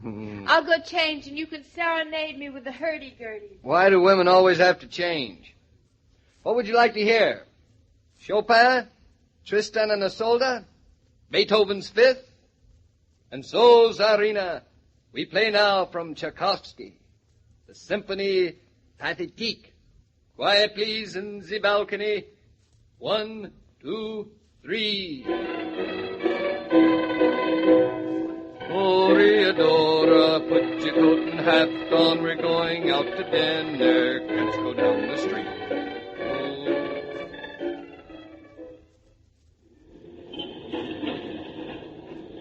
David, you can't find an Italian restaurant just walking around. You can't, eh? Well, Mrs. Norton, an Italian by the name of Columbus found this country by just sailing around, so I don't see why we can't try some more of the same. But how do you know it'll do any good? The Italian restaurant isn't made that isn't any good. I think it's always best to go to a restaurant you've heard about, don't you? You've got no wild, sweet spirit of adventure, Claudia. If that's what a wild, sweet spirit of adventure is, I've got it. But suppose something happens. For heaven's sake, what's going to happen in an Italian restaurant? You can't tell. Something might. Don't be silly. I don't know. I've been listening to the radio all day long, and I'm beginning to think that we're the only people in the world nothing ever happens Well, something may happen to us tomorrow. We may get the house. David, we promised we weren't going to talk about the house. Well, so we did. You were just about to tell me all the things that haven't happened to us. Nothing happens to us, David. You should listen to the stories on the radio. Everybody's always having all kinds of trouble. You remember the day Bluff ran out of the door? If we were people on the radio, he would have bitten that little boy. And the little boy's mother would have been Mr. Carrington's aunt. And Mr. Carrington wouldn't have allowed you and Roger to go ahead with building that freight terminal. And when you heard this from Bertha, who'd been listening at the little boy's mother's keyhole all morning, you rushed down to tell me about it at the office. And the taxi cab driver was the brother of Lottie's sister's husband, and since she was desperately jealous of me... He ran into a bus deliberately, and you were taken to a hospital. And when you came to, nobody knew whether you would ever walk again. And Lottie told you that it all happened because Mr. Carrington was secretly in love with you. And you lost your memory and wandered off, and when you came back, the police held you for murder. And when we buy a house in the country, of course, it has a hidden treasure in the attic. David, nothing ever happens to us. And now we're going up to the country to live, and nothing's ever going to get a chance to happen to us. So, nothing happens. Didn't you once get a cinder in your eye, Mrs. Norton? That doesn't count, because someone came along and took it out for me. That doesn't count either, I suppose. Because all you did was marry him. Did I? I almost forgot. And then nothing else happened except we found an apartment. 2 of them, but not at the same time. And if I recall correctly, didn't something happen to you once at an auction? I scratched my ear and won a white elephant that was too big to go in the room. And then you scratched the other ear and sold it again. I guess that was easier. And aren't you just finished running into somebody else's car? But he was very nice, David. He wasn't Mr. Carrington's maniac nephew who embezzled all kinds of money from the First National Bank. Yes, well, I'm well aware of just how nice he was, Mrs. Norton. And David, something very big is going to happen in June. It won't even be twins. David, how can you say such a thing after Dr. Rowland promised to make us a special rate? It can't possibly be twins, darling. We're not that exciting. Say, what was I saying just a minute ago? You mean about nothing ever happening to us? Seems silly, doesn't it? Hey, wait for the light. Come back here. Yeah, it seems very silly.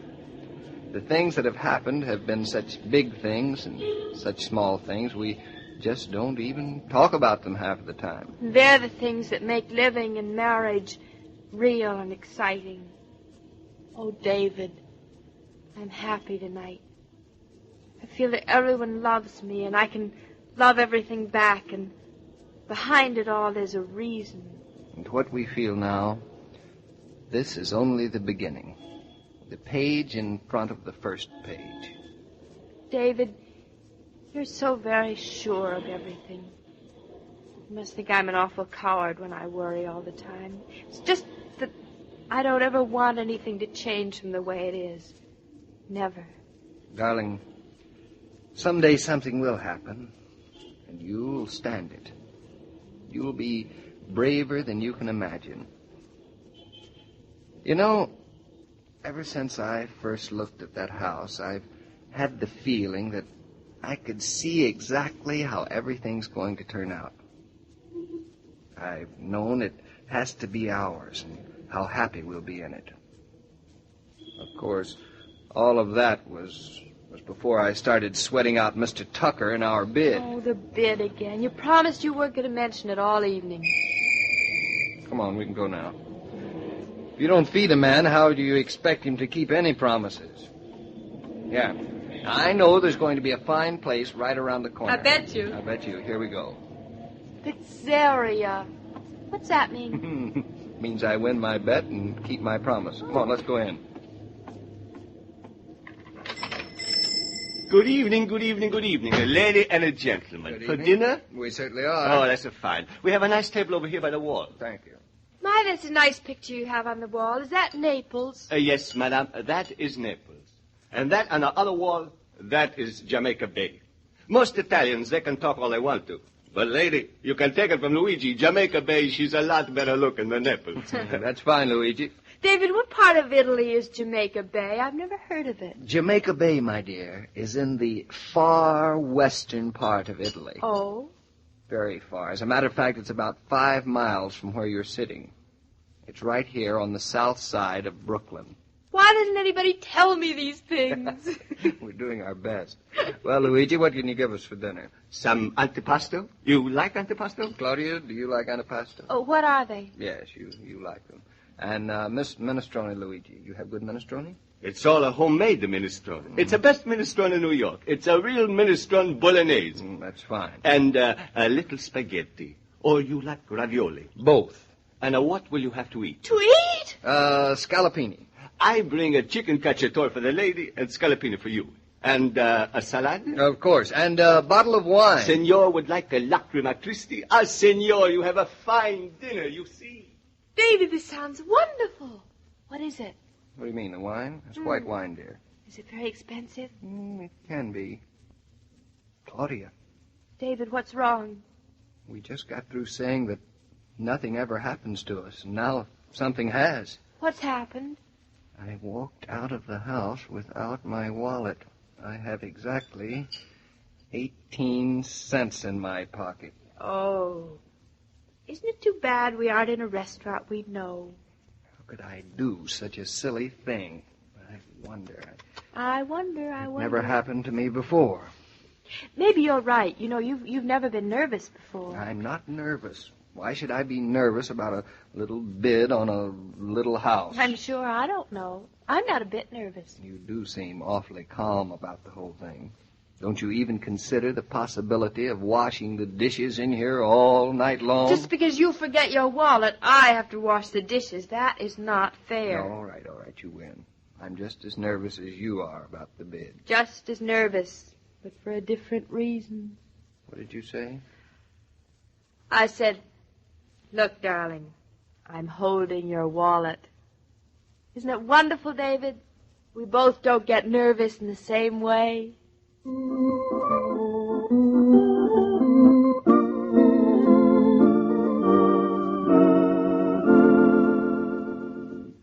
This broadcast of Claudia was supervised and directed by William Brown Maloney.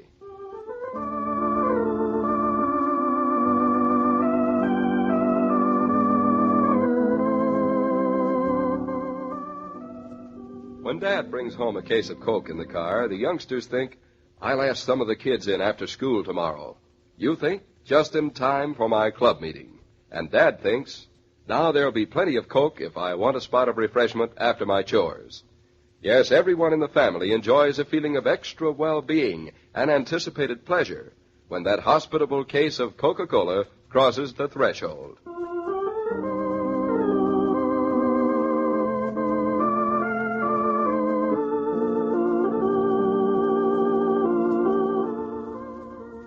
Every day, Monday through Friday, Claudia comes to you, transcribed, with the best wishes of your friendly neighbor who bottles Coca-Cola.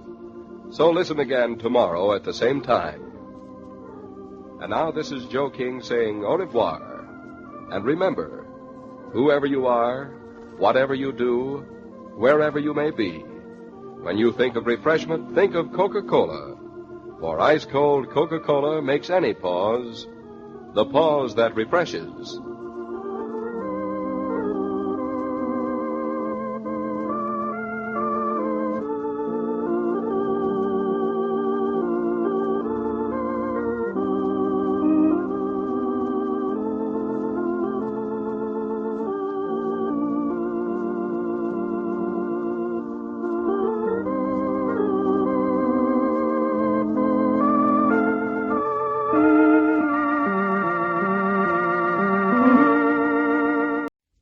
Coca-Cola bottler presents Claudia.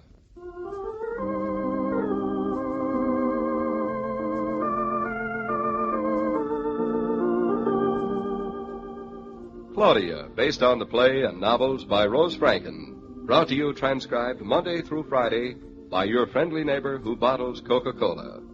Relax, and while you're listening, refresh yourself. Have a Coke.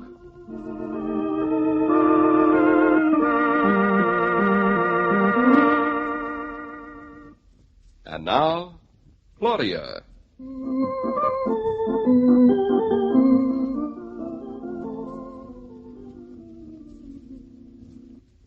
David, where are you? I'm out here.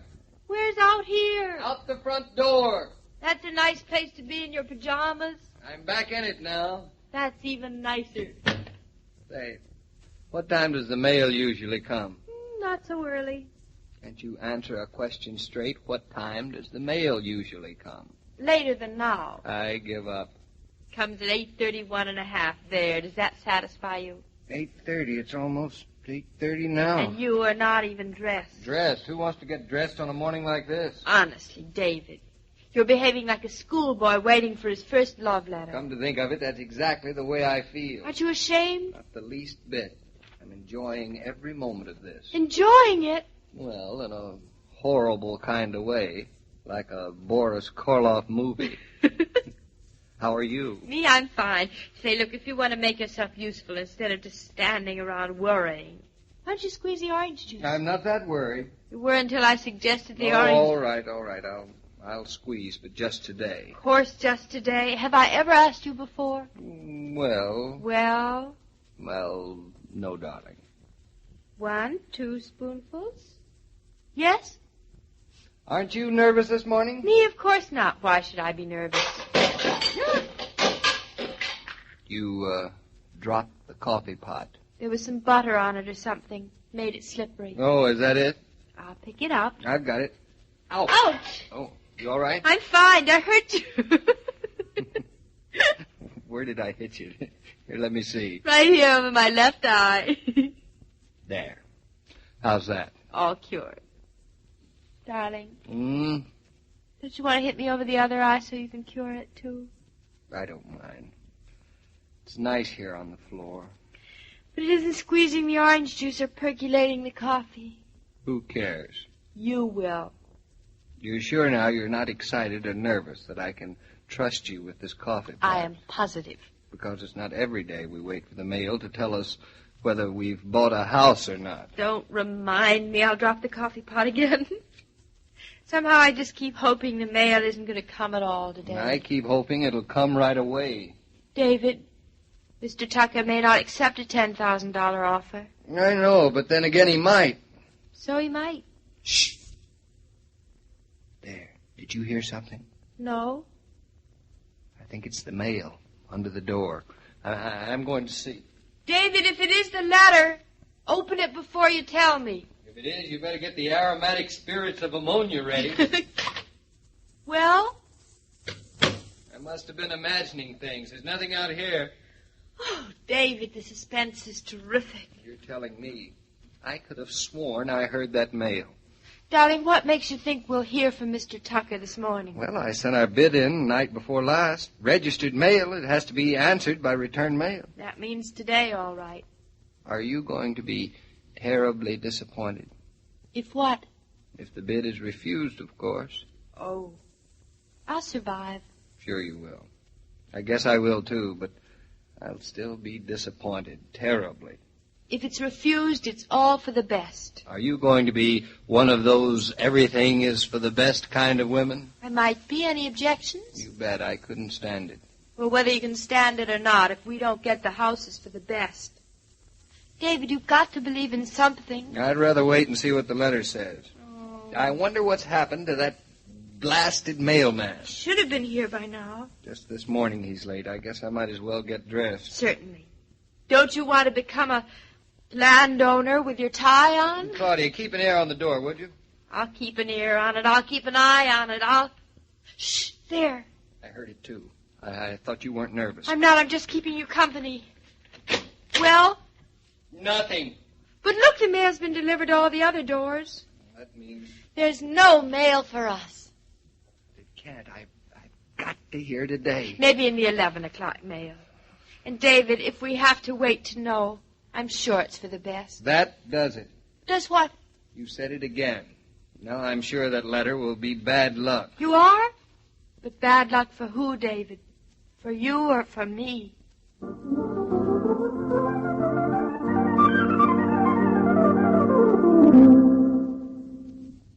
Listen, Kelly, I'm not going to bother Mr. Norton with them minute details. You can tell me, Lottie McBride, just as good if that load of concrete block is going to hit Redberry on schedule. But you better not tell me it's not going to get there. Yeah, I heard you. No, Wednesday ain't good enough. Tuesday sounds better, but... Oh, Monday is fine. Yeah, first thing in the a.m. Ah, thanks, dearie. Mr. Norton joins me in it. Monday and no slip-ups or else. So long, Kelly. Mr. Norton, Monday it is. He said sure it'll be there. After all, a Kelly couldn't very well say no to a McBride. Say, you want I should ring your missus again? I just tried her 5 minutes ago, but she'd blown the coop. I figure she was picking up a lamb chop at the corner. Yeah, I'll give her a buzz. Oh, sure, the 11 o'clock mail is here. One advertisement from some building supply in Long Island. Yeah, that's all, Mr. Norton. It's me. I decided to make a personal appearance instead of spending the rest of my life as a voice through a switchboard. Oh, Mr. Norton, you are one for jokes. Say, you're not looking so good today. I feel fine. You're looking kind of like a fish that's been out of water too long. Well, that makes me feel a lot better, Lottie. Seriously, maybe you want I should call a doctor? Lottie, that's very sweet of you, but there's nothing the matter with me. I've seen guys like you, all strong and fine one day, rugged as a blue plate special. The next day, laid out like an oyster on ice. You're making me feel better every minute. You've got to take preservations of your health, Mr. Norton. You're a very important man around this office and at home. Now, what exactly seems to be the trouble? There is no trouble, Lottie, believe me. All right, then stop walking around like a bloodhound and straightening out all my paper clips. Oh, have I? I'm sorry. Well, I've got some plans to make up. I might as well get to them, I guess. Here you are, Mr. Norton. Here's an aspirin and a glass of water. Well, help yourself, Lottie. Take as many as you want. And try my wife again, please, in a few minutes. Men. They were all the same. Just infants in long pants. Killian and Norton. Oh, yes, Mr. Killian. You're not feeling very well? Lobster, huh? Oh, yeah. Lobster is murder with my mother, too. Yeah, he's here, but he don't feel so good either. I don't know, but I don't think it's something he ate. I think... What's that? Oh, sure, I'll switch you right in. Goodbye now.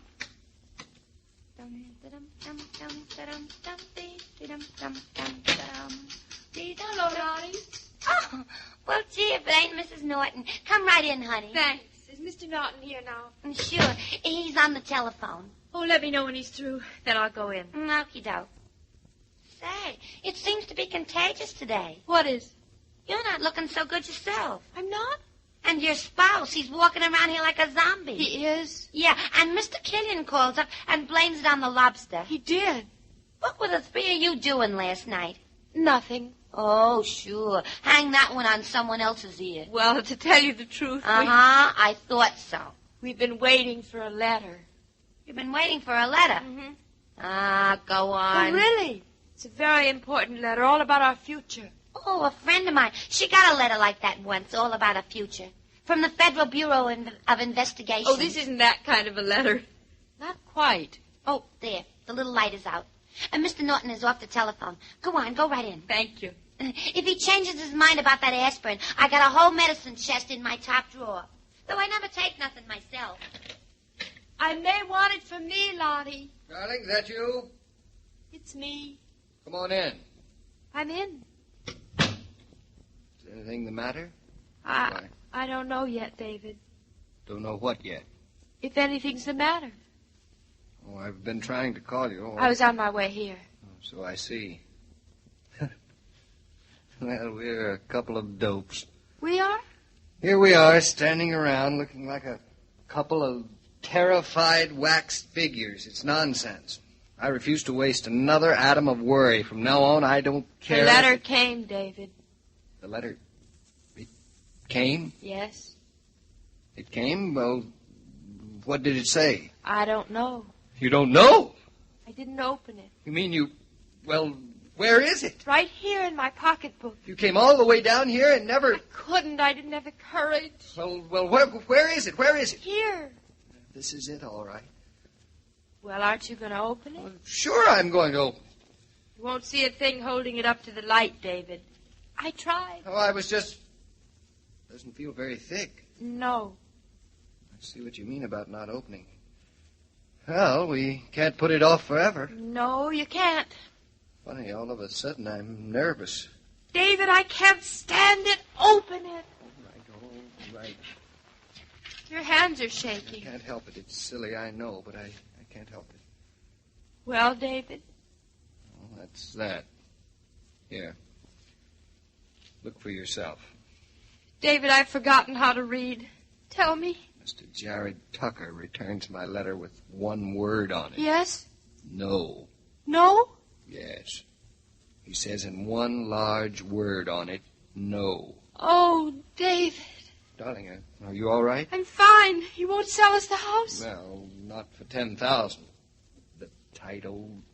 You'd think he would have grabbed it. You would think so, wouldn't you? You know, I've got a half a mind to...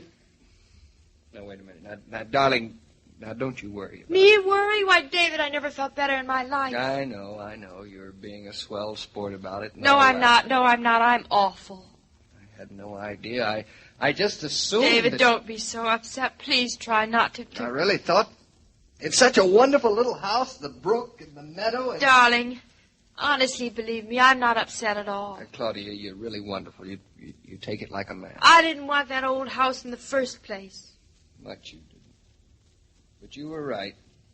You were absolutely right this morning when you said that it's all for the best. What? I'm so glad you can look at it that way. Of course it's for the best.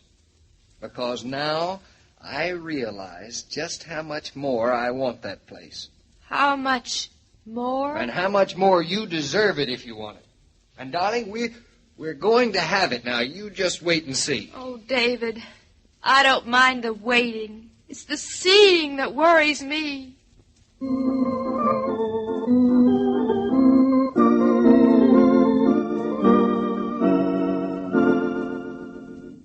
These programs star Catherine Bard as Claudia and Paul Crabtree as David. And the entire production is supervised and directed by William Brown Maloney.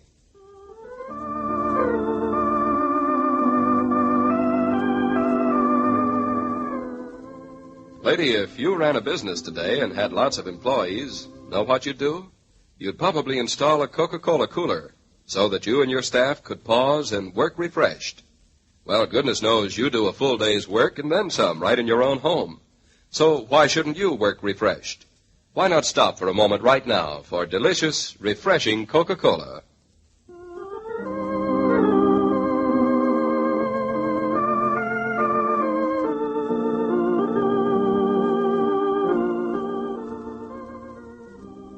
Every day, Monday through Friday, Claudia comes to you, transcribed, with the best wishes of your friendly neighbor who bottles Coca-Cola. So listen again Monday at the same time. And now this is Joe King saying au revoir. And remember, whoever you are, whatever you do, wherever you may be. When you think of refreshment, think of Coca-Cola. For ice-cold Coca-Cola makes any pause the pause that refreshes.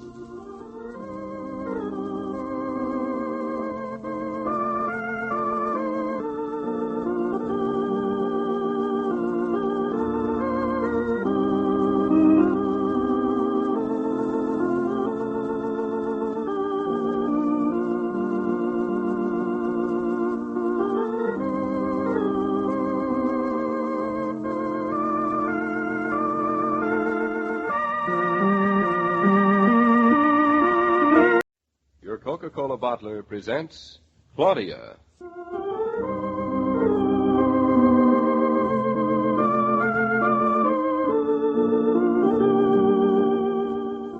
Claudia, based on the play and novels by Rose Franken, brought to you, transcribed, Monday through Friday by your friendly neighbor who bottles Coca-Cola. Relax, and while you're listening, refresh yourself. Have a Coke.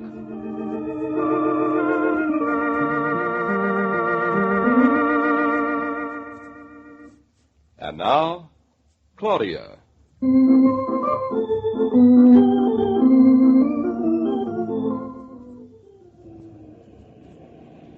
We're certainly walking a long way for a piece of cake, Claudia. It's a wonder to me we're still in New York. We still are, Mama. But I can't understand why my walking 8 miles on a cold winter day is going to cheer David up any.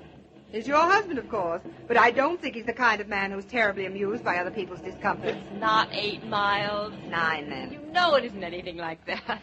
As a whole, I may know it, but my parts don't agree. My nose says it's 80 below zero, and my feet say it's at least 80 miles. My ears say you're saying a lot you don't mean. I'm still not sure what my suffering has to do with David and his house in the country. Because he's depressed because Mr. Tucker refused his bid on the house. That still has nothing to do with my suffering. And from what you've said, I don't think Jared Tucker wants to sell that house at all. He probably just likes to lead people on. Helps him pass away the Connecticut winter. And that's just what I'm going to do. I'm going to help David pass away the winter. You expect to make him forget farming? Well, my child, you don't understand men. You don't understand about David. You might be able to make him forget about one farm. But in a few weeks, he'll start pining for another. This is the only farm he'll ever want. How do you know? He said so. How does he know? He knows. So, I'm going to help him forget this one. Are you going to accomplish that with one piece of cake? It's not cake, it's Linzer tart. And that's just the beginning. David particularly loves Linzer tart? I never heard him say so. He loves everything that comes from Bauer's Bakery. Mama, look. What is there to look at in this part of New York? Except a frozen old woman being mercilessly dragged about by her daughter. Look at those wonderful knitted gloves. They're Austrian, too, aren't they? They're Austrian, too? What else is Austrian? Bauer's Bakery, of course. Didn't I say that? You didn't even say what Bauer's Bakery is. That's where we're going to get David's cookies. So I gathered. Don't you think I ought to get David those gloves, too? So your conscience is hurting you. My conscience? What's it got to do with anything? Everything. I think you're a little bit ashamed because you didn't want David to get the house in the first place, and you did an awful lot of silent wishing against it. Oh, Mama, I didn't know how awful he'd feel. Well, even if you had, I doubt that your wishes one way or another would have had much effect on Mr. Tucker. So you might as well cheer up. Have you made up your mind about the gloves? We'll get them on the way back from Bauer's. Hey, I didn't know you'd be in such a hurry to eat a lot of cakes and things. I thought you said you'd rather not go to a bakery because it's too tempting. Does it have a place to sit down? 2 marble-top tables. Oh, and white chairs. You can sit down and eat cookies and homemade ice cream. Lead on, young woman. I am prepared to look temptation right in the eye and give in.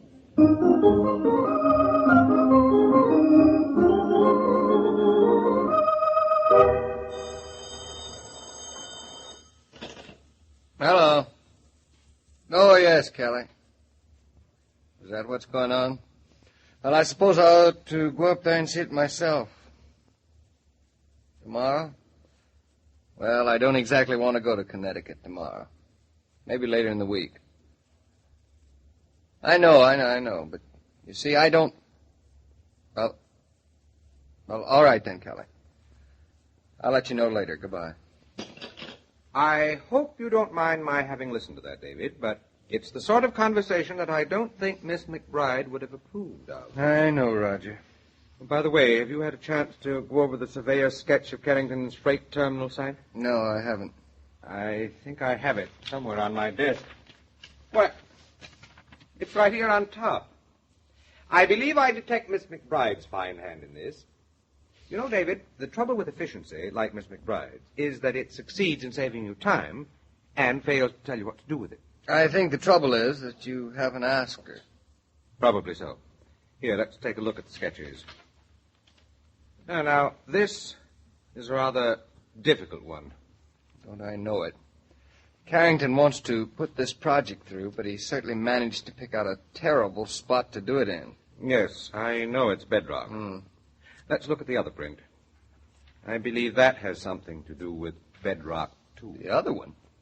I didn't know there were two. You didn't? No. Well, you see, it is a very interesting piece of land. But this isn't a blueprint. And it isn't Carrington's land. It's the place in Connecticut. It's the house you picked out. It's Jared Tucker's. Isn't it? I had a fine weekend sketching it from memory. And do you know, I am considerably pleased with myself. I don't think I cast the east boundary quite right. I think that that angle in the corner is actually more than a right angle.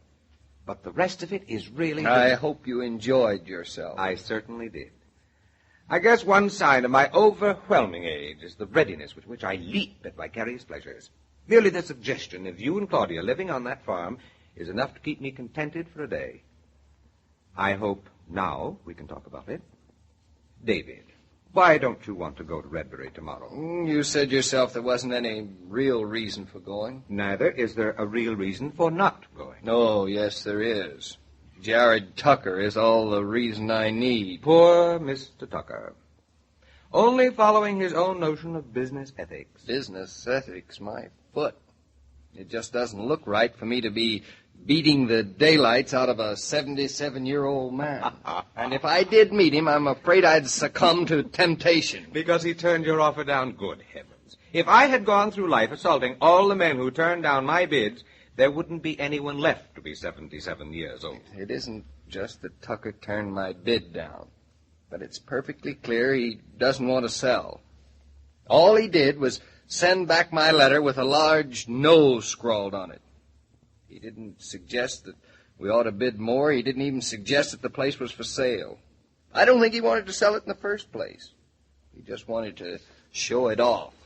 You've never been out in the Orient, have you? No, I haven't. Is that the only alternate to Connecticut?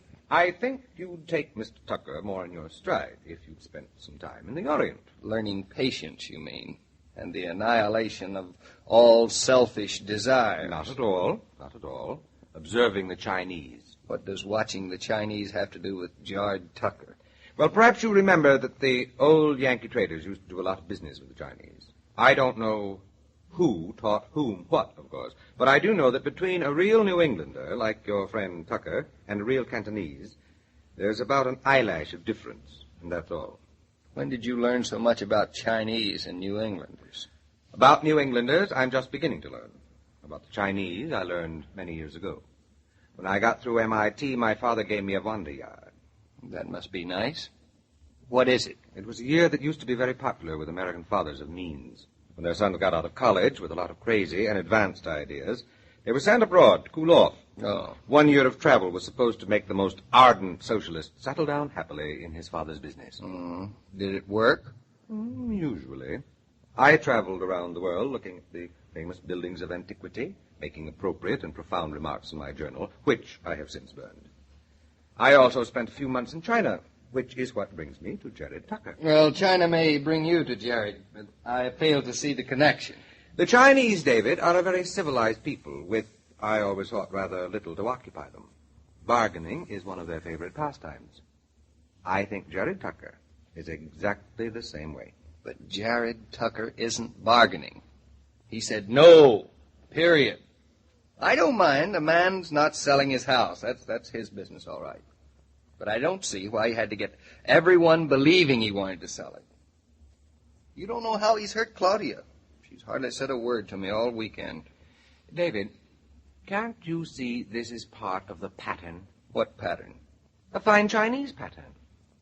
The seller's first step is to make the buyer believe that the last thing in the world he wants to do is sell anything. You mean you really think Tucker wants to sell the house? But of course he does. That's why he's trying so hard to make you think he doesn't. How do you know? It doesn't sound right to me. It's just one of those things you keep from knowing. It's all perfectly simple. If you want the house, and of course you want the house, now more than ever, you've got to make a new offer. I know Claudia doesn't think it's going to do any good. Of course not, David. She's never been to China either. I tell you, a few months with the Chinese is an absolute must to understanding New Englanders. Then I guess I'd better let you carry the ball on it, Roger. How much should I offer? Now, you have to think it out very carefully. You see, this is going to be your final offer. This is the price you are going to pay. That's what the other was. No, it wasn't. That was just a hope. Tucker knows that. This time he knows you mean it. Wait and see how different he acts. It better be different. It will be. I'm not going to sit around this time waiting for an answer. This time I'm going to call him. That's a splendid idea. You and Claudia must agree on a price and then stick to it.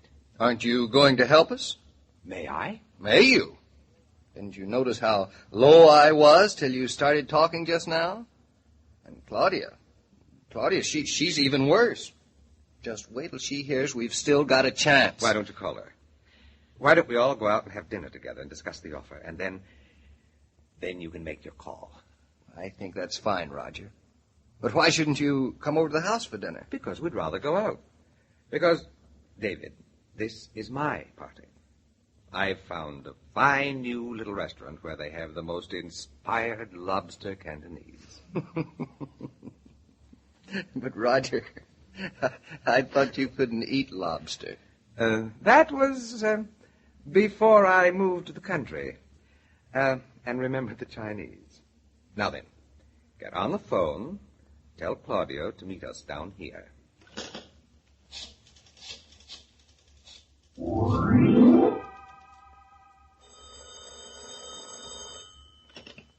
Hello? David, it's you, but you sound so different I didn't know. Do you love me? Well, what's happened? Go out for dinner? But David, we can't go out for dinner, darling. I bought the most wonderful cake to surprise you. Oh, now I've said it. Well, anyway, it doesn't matter. What? Well, darling, it's sweet of Roger to take us to dinner, but what's so important? Roger's giving us a Chinese dinner so we can understand Jared Tucker.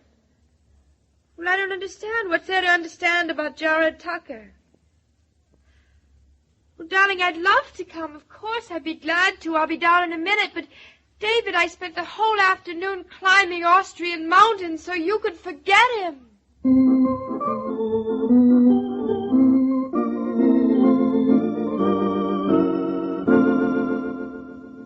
These broadcasts are adapted for radio by Manya and Roger Starr, and the entire production is supervised and directed by William Brown Maloney.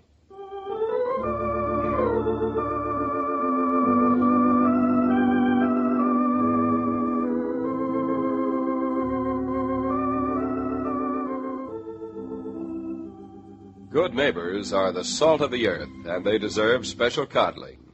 When your neighbor drops around, it's such a little thing to say, "Have a Coke," but it means a lot. When you put an opener to that frosty bottle, you're saying, "Come, friend, join me in the pause that refreshes." For neighborly hospitality, why not have your grocer or service station attendant put a case of Coca-Cola in your car today?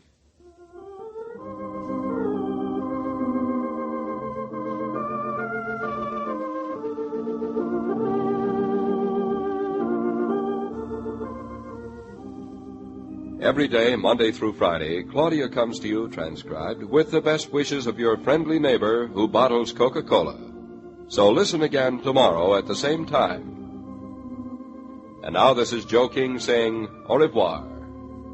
And remember, whoever you are, whatever you do, wherever you may be, when you think of refreshment, think of Coca-Cola.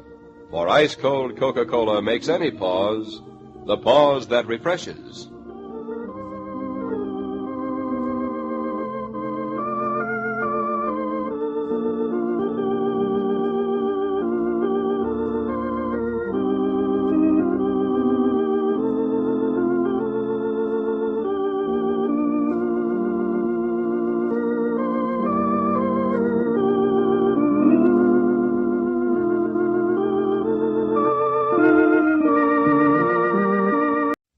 Coca-Cola bottler presents Claudia.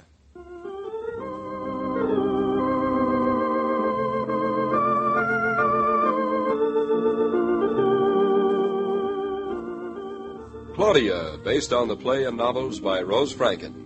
Brought to you, transcribed, Monday through Friday, by your friendly neighbor who bottles Coca-Cola. Relax, and while you're listening, refresh yourself. Have a Coke.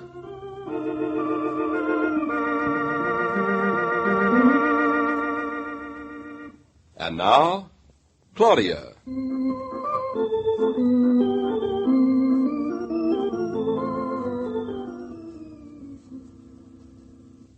Darling, what time is it? Just 5 minutes later than it was when you asked me 5 minutes ago. What time was it 5 minutes ago? 8:30 o'clock. That sounds funny, 8:30 o'clock. 8 o'clock sounds all right. I wonder why 8:30 o'clock. David, why do you want to know the time? Because I want to call Mr. Jared Tucker as early as possible. And still not too early. Oh, you're going to call him in Eastbrook? Where else? Nowhere, I guess. Eastbrook is where he is. Do you think 8:35 is too early to call him? Pretty early. Have another cup of coffee and then see what you think. I've got coffee, thanks. Come on, here, have a little more. Warm it up. That's enough. Claudia, that's enough. Oh, look what you've done. What? You filled the cup too full. Now I've got to go to the coffee instead of the coffee to me.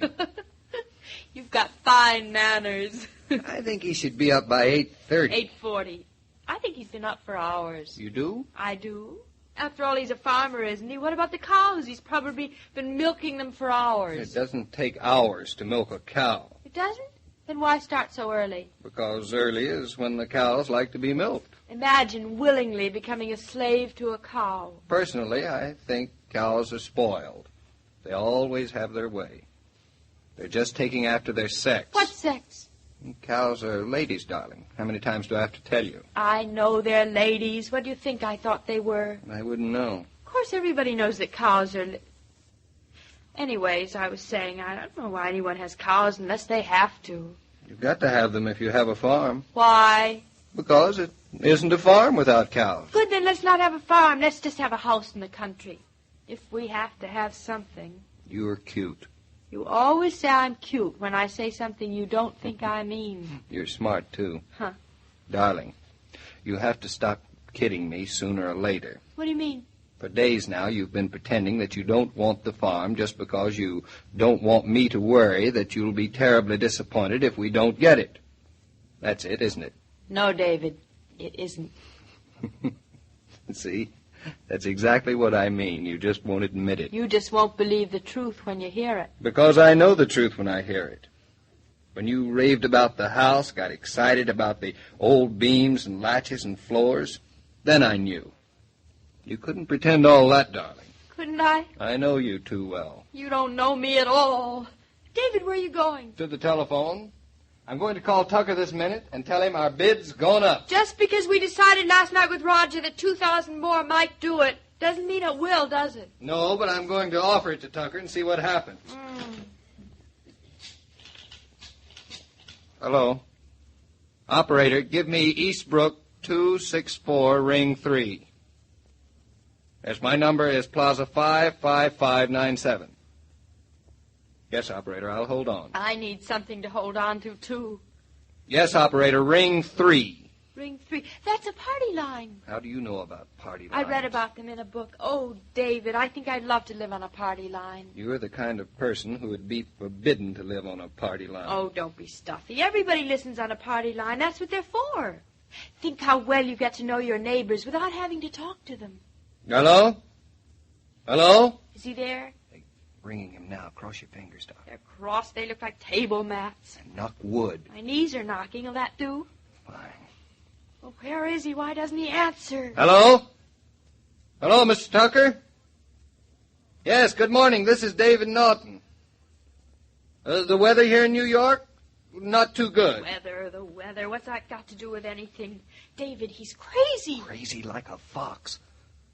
Oh, of course I received my letter back. That's why I'm calling. Well, I was very disappointed, Mr. Tucker. David, don't you think you ought to play hard to get? Yes, I don't mind telling you that I thought you'd accept my offer. Well, I realize that you're not anxious to sell the place. Tell him that I'm not anxious to buy it.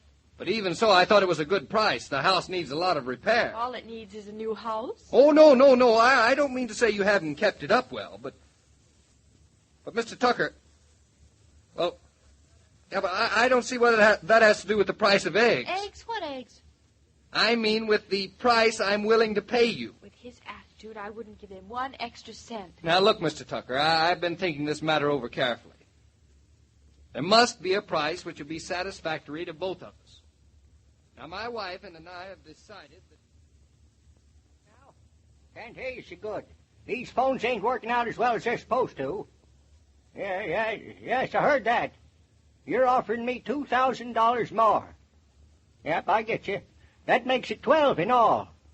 No, I'm not saying that'll do. Jed Tucker, you stop bargaining with that young man. He's offering you plenty for that house. You don't need no more. Now, Delilah, this is business. You're just a woman. You stay out of it. Talking to my sister, Mr. Norton. Women always got to put their 2 cents in. 12,000, eh? $12,000 will do you, Jed Tucker, till your dying day. You ain't got so much time left. If I was you and I was offered it, I'd take it. Delilah, I got a heap more living to do, and I aim to do it well. Now, hush up, or I won't be selling the house tall. You'll sell it. Not because you want to, but because you like to make a bargain. Why do women talk so much? Look here, Mr. Norton. This phone conversation is costing you too much. Delilah here seems to think it can go on forever. Now, I'll hang up and start figuring about whether I can manage to give it to you. Oh, wait a minute, Mr. Tucker. No, don't hang up. Really, I don't mind how long this takes. I'd like to arrive at a decision as soon as possible. David, what is going on? Why doesn't he say yes or no? He's thinking about it. Oh, I don't know what there's so much to think about. Just a minute, Mr. Tucker. If we want to buy that old place, you'd think he'd sell it. A broken-down house, no plumbing. Now, look, Mr. Tucker, what seems to be the trouble? Is it too much or is it too little? Oh, this makes me so angry. I've half a mind to want to buy the place now. Shh, darling, I can't hear a word he's saying.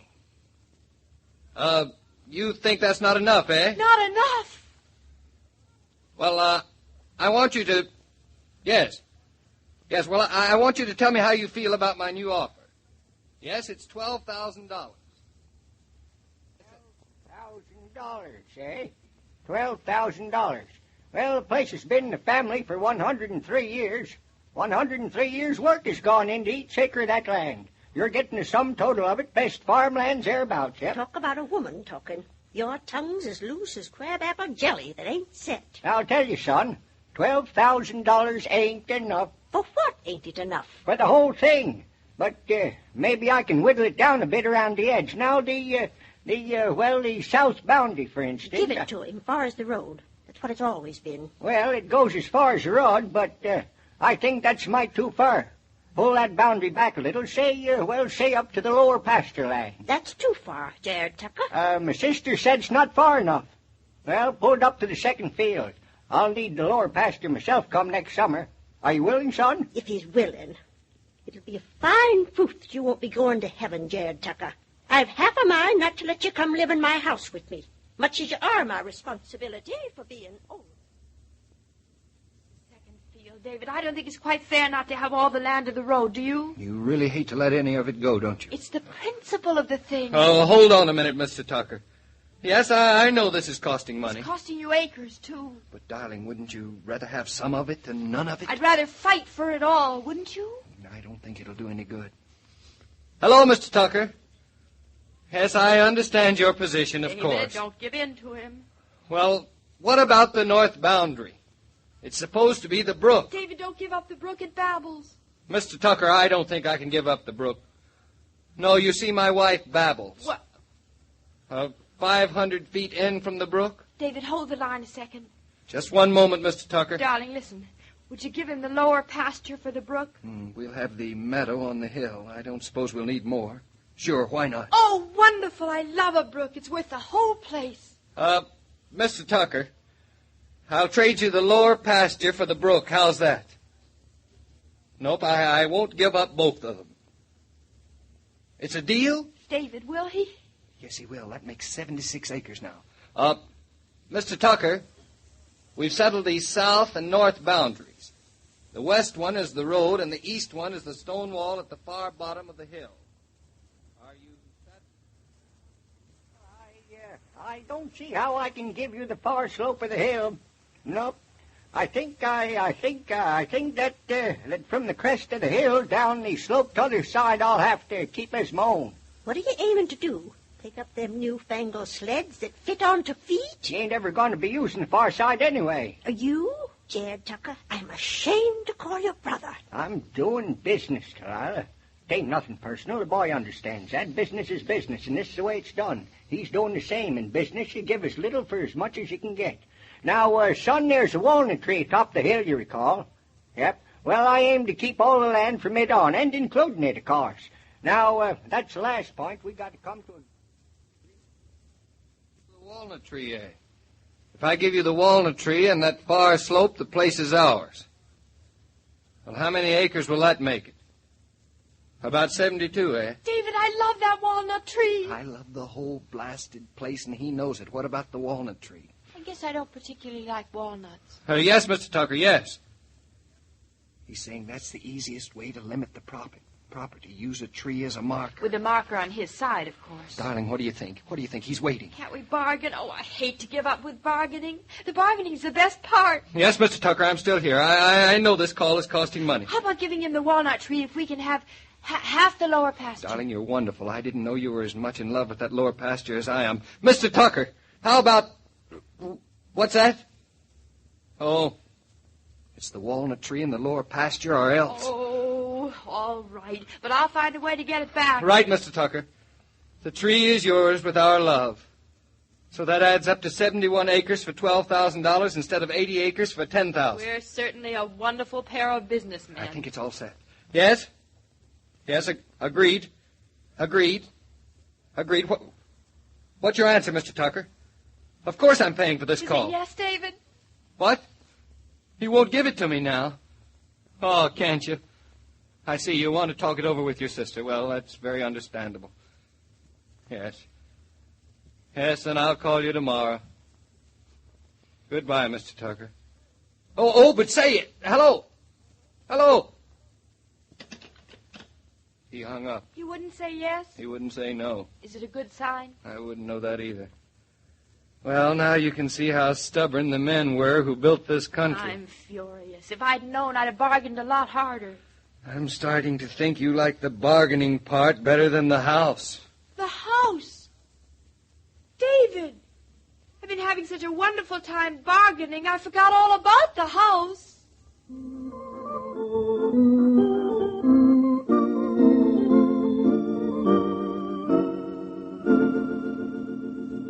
This broadcast of Claudia was supervised and directed by William Brown Maloney.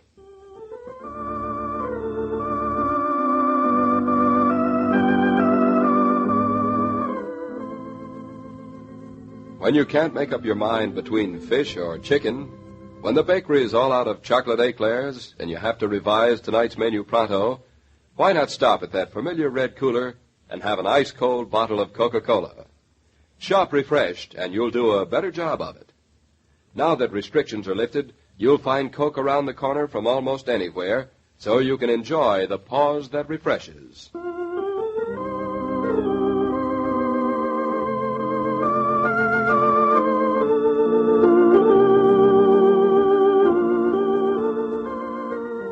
Every day, Monday through Friday, Claudia comes to you, transcribed, with the best wishes of your friendly neighbor who bottles Coca-Cola.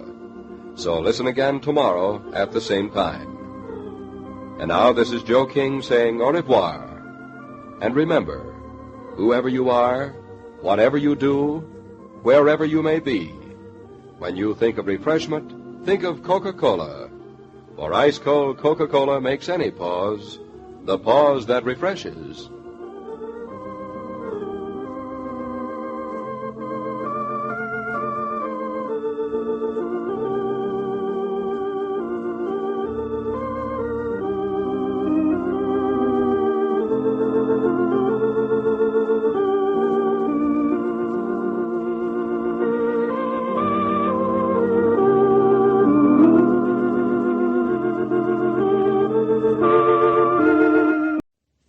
Coca-Cola bottler presents Claudia.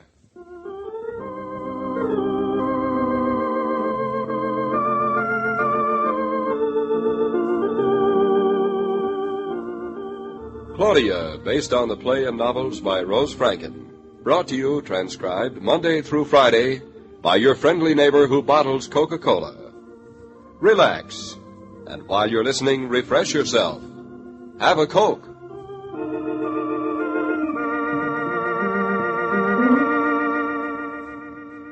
And now, Claudia.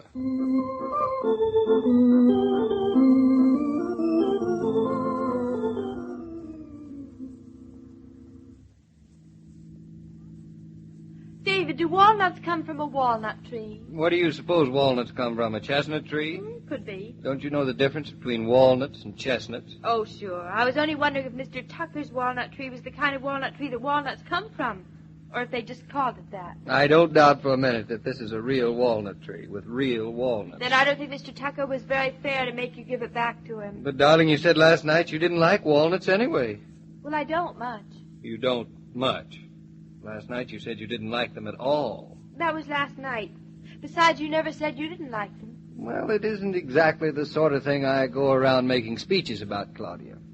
You expect me to put up a soapbox on the corner and stand there every night yelling, "Ladies and gentlemen, down with them, I say, off with their heads, down with them, down with I walnuts." think you've just started disliking walnuts since Mr. Tucker took them away from us. Mr. Tucker did not take them away from us. He said we could have the house if we didn't. Well, he didn't exactly say that either. We thought he was going to, but he didn't.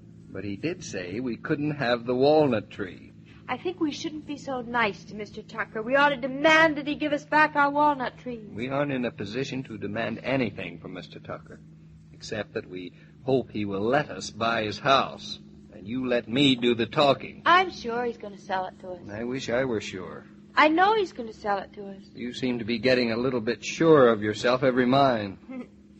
You don't mind if I hurry a little before it starts going the other way. I mean, before you start getting a little less sure of ourselves with every mile. Oh, sure, you can go fast, but if you get stopped, I'm not going to talk to the policeman and talk him out of giving you a ticket. That's a fine, loyal wife for I'm you. saving my arguments for Mr. Tucker. Darling, I'm doing the talking now. You can start, but if you don't fight, I will. Walnut trees and 9 acres. If you aren't just like a Claudia. I bet you never even noticed the walnuts until you heard we can't have them. We'll go straight to Tucker's house. I want to find him while he's still in the mood he was in yesterday. I hope you aren't. You'll buy the farm without the house, and just to be nice, you'll give him the land. The important thing is to buy the house and argue the details later. David, please, just don't give him back to Brooke. From here, it doesn't look as though anyone's home at our house. The place looks haunted. I don't think any self-respecting ghost would dare poke his nose around Delilah Tucker. She's too down to earth. She'd frighten them away. See any ghosts? Not a ghost. Not even a gremlin. See any Tuckers? Not even the shadow of one. Bluff says to hurry up. I'm hurrying. They aren't here. I don't see them anyplace. Oh, they're probably out chopping down walnut trees before they sell us the house. You think they might be over there? Of course they are. They're taking a long last look before they tell us it's ours. Just so they can see what else they won't include with Now, it. you're not being very fair to Mr. Tucker. I don't understand men at all. I thought men always went out and fought for things. But you hardly even argued with Mr. Tucker last night. You just agreed with everything he said. You agreed over my shoulder. But, I've been thinking about it, and I think we ought to be firm. I've been thinking about it, too. I can't decide which it is you really want, the farm or the fight. Look at it. I feel about the house just the way I feel about you. The more I know about it, the more I'm going to be attracted. Is that how you feel about me? Yes. And the more I'm attracted, the more I wonder why I didn't have the sense to know all about you before. What a sweet way to feel about me. And about the house. Don't forget about the house. And the house can't ask questions. Is that Mr. Tucker's car over there? Where? Over there. It certainly is. Is the other car Mr. Tucker's car, too? I didn't notice the other car. No, that certainly isn't Jared Tucker's car. Unless he's just struck oil in his backyard. Whose car do you think it is? David, there's a chauffeur. Yeah, I know. I saw him, too. Do people around here have chauffeurs? I thought this was farmland. It has a New York license. That car doesn't belong here. Not yet, anyway. Better see who it is.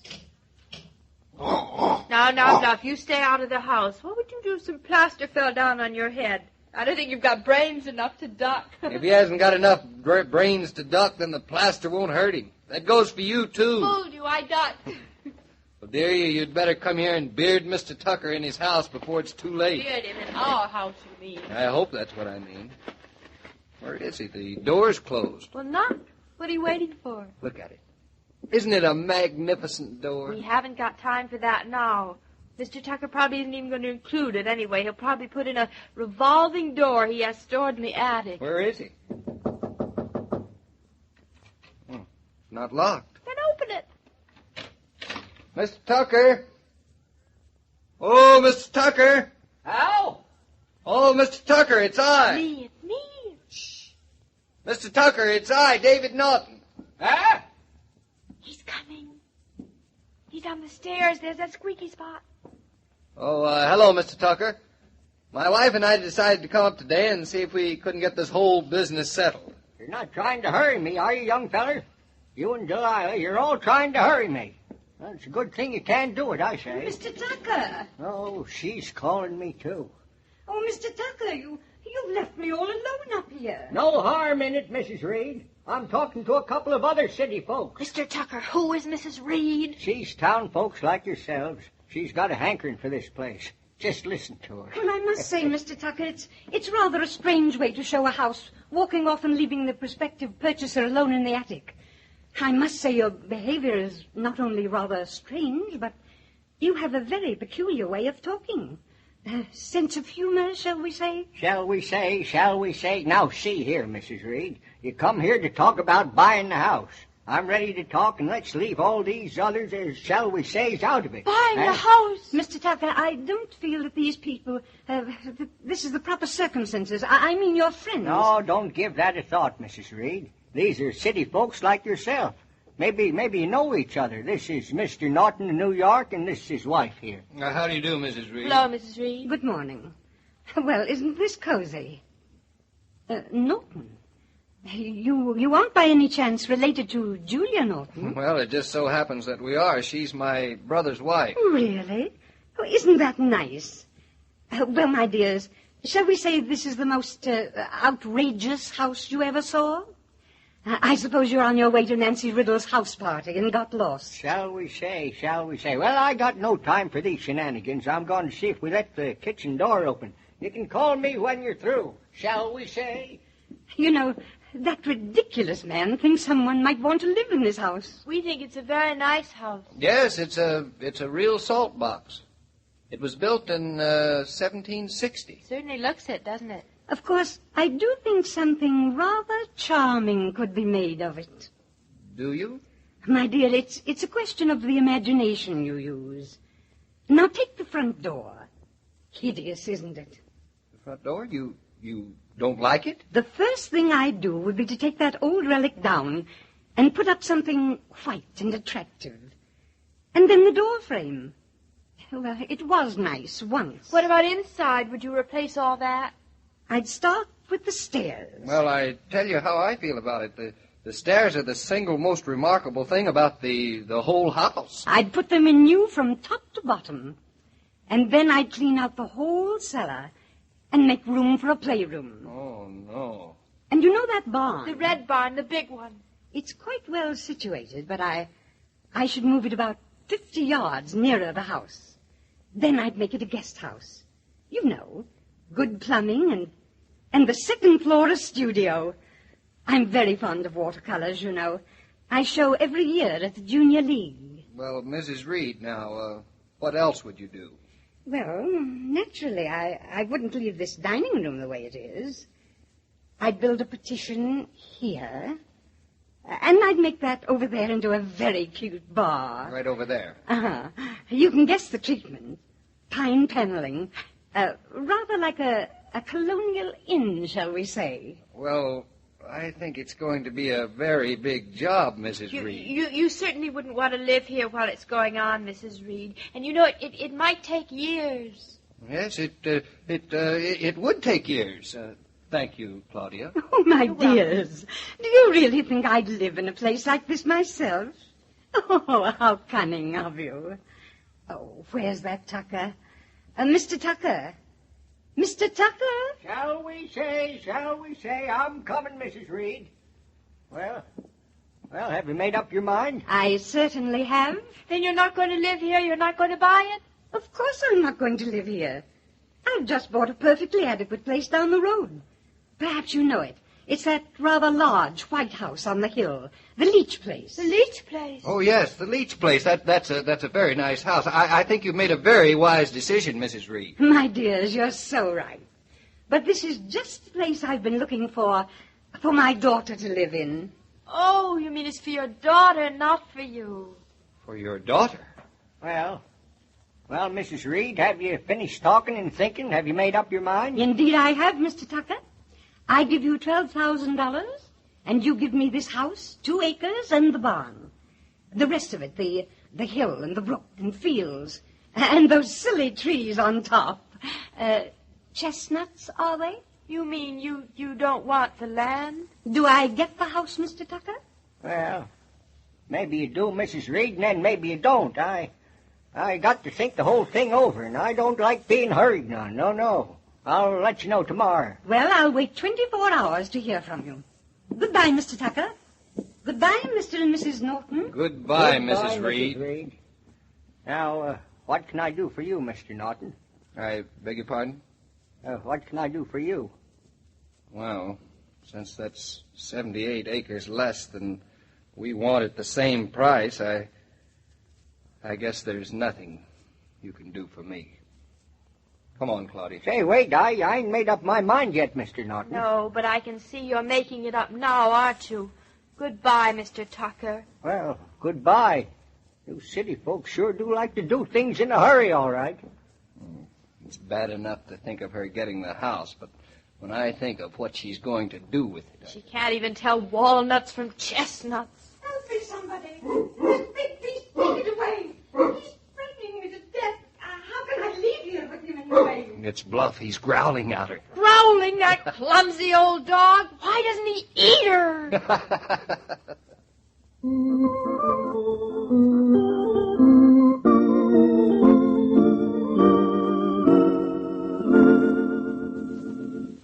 This broadcast of Claudia was supervised and directed by William Brown Maloney.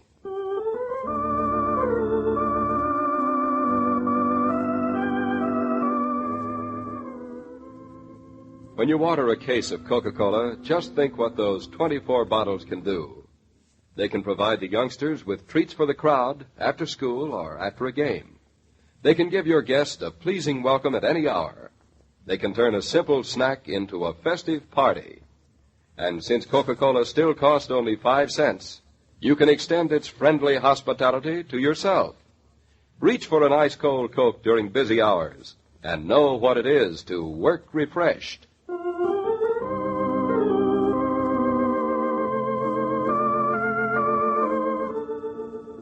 Every day, Monday through Friday, Claudia comes to you transcribed with the best wishes of your friendly neighbor who bottles Coca-Cola.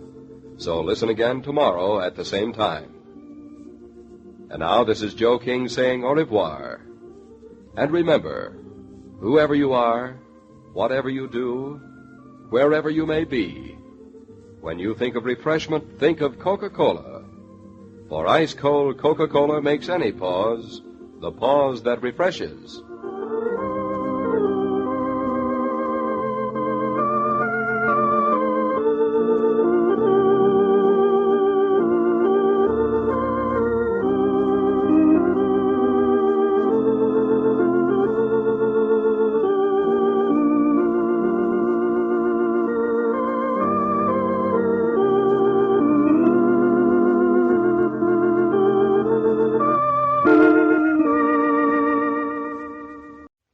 Coca-Cola bottler presents Claudia.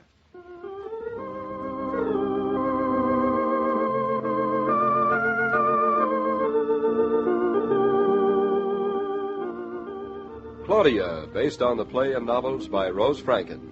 Brought to you, transcribed, Monday through Friday, by your friendly neighbor who bottles Coca-Cola. Relax, and while you're listening, refresh yourself. Have a Coke.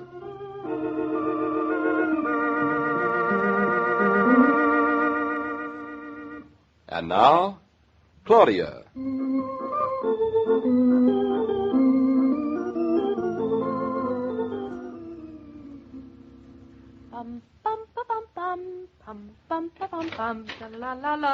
Who's coming into my castle? What's the password? It's me. Who is me? Me. Oh, it's you. Yep, me. And this is the password. Not a bad password. Say, you're home early. What are you doing here, David? I have been kissing you. I mean, what are you doing besides that here? You would have me do nothing else. David, you love to see me suffer. You came home for a special reason, didn't you? I did not, Mrs. Claudia Sherlock Holmes. You sure you didn't? I was all through at the office, so I came home. No better reason than that. Any objections? Didn't we hear anything from Mr. Tucker? Not a word. You're sure? Quite sure. Oh. I'm sorry to disappoint you, darling, but I came home with no ulterior motives, with no message, with no good news. Mr. Tucker did not call. That means that the house is kaput, sold to Mrs. Reed. I don't mind, really. Because I like you to come home without any reason. Then I know you come home only because you like to. But I just don't understand it. No, you meet men like Jared Tucker in business every day. They lead you on, make you think that you're their favorite customer, then kerplop. I'm glad I'm not in business. You'd be very good at business. I would? What makes you think so? Well, you hate to let anything go. When you want something, you usually manage to get it. You haven't any proof of that. You wanted me, didn't you? That doesn't count. You wanted me to want to. I admit it. On second thought, maybe you wouldn't be so good at business. Why not? Because you wanted the house and you didn't get it. Well, that was different. How? It was just different. I bargained for the brook, and I really wanted the brook, and I got it. Yes, you got it, in a way. If you'd gotten the rest of it. You're really awfully disappointed, aren't you, darling? We'd have won, David, if that Mrs. Reed hadn't outbid us yesterday. Of course we would have. But, say la guerre. If that old Mr. Tucker weren't so greedy and had said yes to us right on the phone, it'd have been all settled before she put her old 2 cents in. It wasn't 2 cents. It was the same as our bid, and not including pasture land or the brook on the hill, but... Oh, now, come on, darling. We're not going to mourn about this the rest of our lives, are we? We might. David, aren't you the least little bit upset? Certainly I am. Well, if you're upset, what are you going to do about it? I'm not doing anything about it. Are we going to look for another farm? No. Then it was this farm or no farm at all? For the present. Oh, darling, I'm sorry. Why be sorry? I'm perfectly happy. So was I in the first place. Oh, if Roger hadn't brought the whole thing up. Oh, well, what's the use? As a matter of fact, I'm delighted the whole thing happened. You are? It's an experience we've shared. And any experience we share, I like. Funny. A few weeks ago, we'd never heard of a farm in Eastbrook, and now, until we have the baby, it's the biggest experience we've had. I love you, David. I know. Me too. You're a nicer person than I am. Only you don't know it. Of course I'm nicer, but why? Because I didn't really want the... Well, who do you think that is? Mama? Well, she wouldn't ring. Whoever is ringing has just rung again. So I heard. I'll answer, but reluctantly. You don't even have to be polite as far as I'm concerned. Nice to know. Hello. Oh, I'll be polite to you, Roger. Come on in. That's very polite of you. Were you expecting someone to snub? We weren't expecting anybody. Claudia, whoever it was, did you bop him in the eye? You better come out here and bop him yourself. He's bigger than I am. Take off your coat, why don't you, Roger? I don't like the sound of this. First you tell David to come bop me in the eye, and then you tell me to take off my coat. I have no intentions of fighting back. Oh, hello, Roger. Hello. Claudia, you don't want me to bop him, do you? He's taking off his coat. Only in self-defense. I'm putting on my glasses. You're safe. I never hit anybody whom I think is stronger than myself. Well, that's nice. I'll certainly put my glasses on in that case. Come on in, Roger. We were only talking. Only talking. Why, my dear, talking is the greatest art, the greatest pleasure, and the greatest wonder between husband and wife. What do you suppose we were talking about? Now, let me see. You should be able to guess. I don't have to guess. I know. What? Me. In a way, indirectly, a couple of times removed. You were talking about the house in Eastbrook. Brilliant, isn't he, David? I'm training him. Thank you.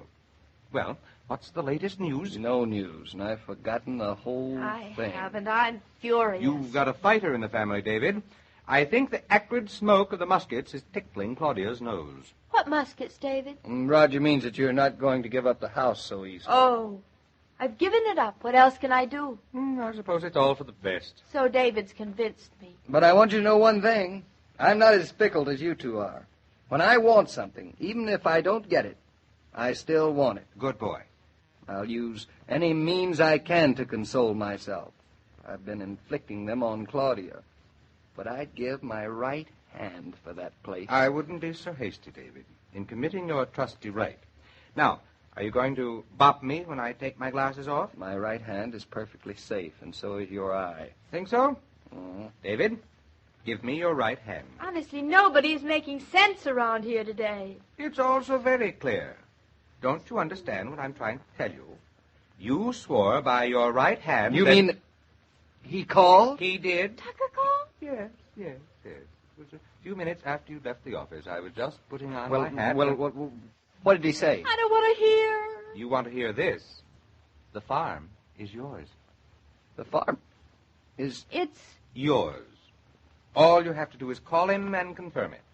It's ours. That means that Tucker said yes. Indeed he did. For $12,000. I can't believe it. Why, the tricky old fox. I thought sure he was going to give the place to Mrs. Reed. I think he liked you better. At least Claudia. Roger, what did he take back? What do you mean? Well, Claudia means what does the $12,000 include? Everything but the lower meadow, the pasture land on the far side of the hill, half of the cornfield, the walnut tree. You settled it the other day, I thought. What about the brook? The brook is yours. You hear that, Claudia? What about the walnut tree? Roger said Tucker kept that for himself. We agreed. I will not buy that place without the walnut tree. Come on, darling. You're joking, of course. I'm not. She's very amusing, isn't she? I'm not amusing. I'm serious. I won't sell the walnut tree, not for $12,000. Call up. Tell it to Tucker. You think I won't? I think you will. Look, darling, I'm perfectly satisfied to call it a deal with or without that tree. David, don't you have any fight? No more, but I have the house and enough farmland, and that's plenty for me. For $12,000, an incomplete farm without a walnut tree? I won't let you do it. Well, you won't let me do it sooner. I admit $12,000 is $2,000 more than we should spend. Even $10,000 is high, but what can we do? Not give in so easily. I'm calling Tucker. David, she means it. Well, what should I do? Should I stop her? She's liable to make Tucker withdraw. Operator, I want Eastbrook 264, ring 3, and my number is Plaza 5, 5597. Ring 3. Now, Claudia, yes, I'll wait. Darling, think it over before you call him. We've got the house. It's a matter of principle, David. Well, I know. And I've learned all about them from you. Claudia, the whole bargain seems very fair to me. After all, he could have given the place to Mrs. Reed. He couldn't have and still brush his tooth, and face himself in the mirror in the morning. Well, whatever you say now, Claudia. Hello, Mr. Tucker? Hello, this is Claudia Norton. How's the weather up in Eastbrook? How's the weather? Fine. Claudia. Well, Mr. Tucker, we got your message. Yes. Well, the least you can do is thank him. Oh, thank you very much.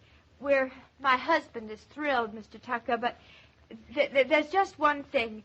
I'm afraid we can't buy unless we own the walnut tree. Claudia, don't sound so firm. You see, my husband is simply mad about walnuts. I'll never eat another walnut as long as I live. And I wouldn't feel right if he had to go on buying them in a store as long as we have a...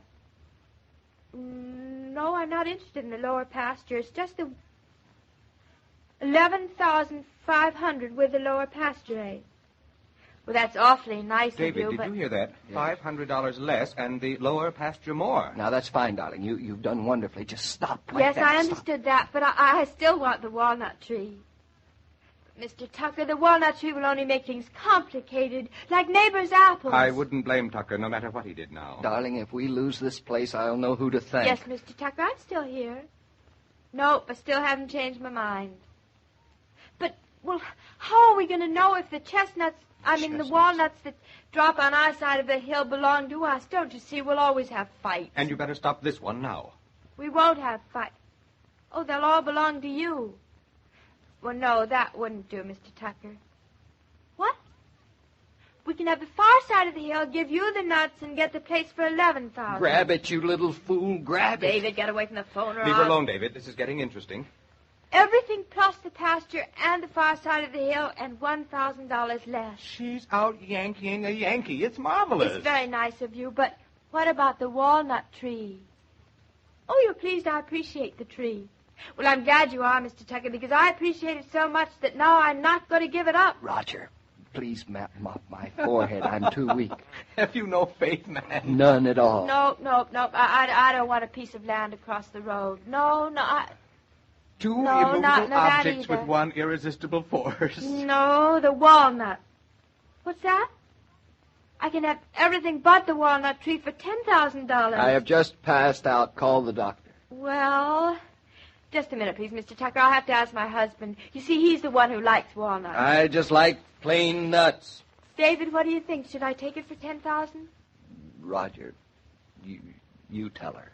Take it, Claudia. By all means, grab it. Well, if you think I should. I love you, darling. I worship the ground you walk on, but if you don't, I'll... David, there is nothing to get excited about. Mr. Tucker is perfectly willing.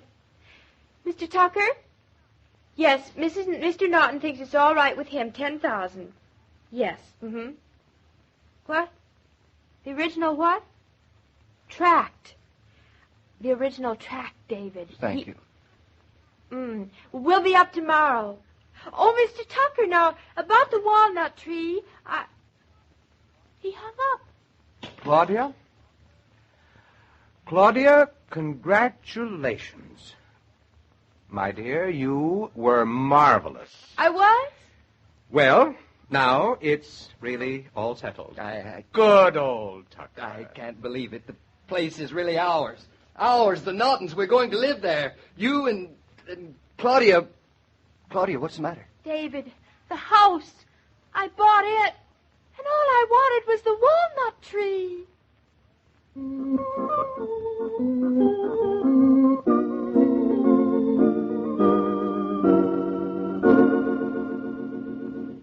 This broadcast of Claudia was supervised and directed by William Brown Maloney.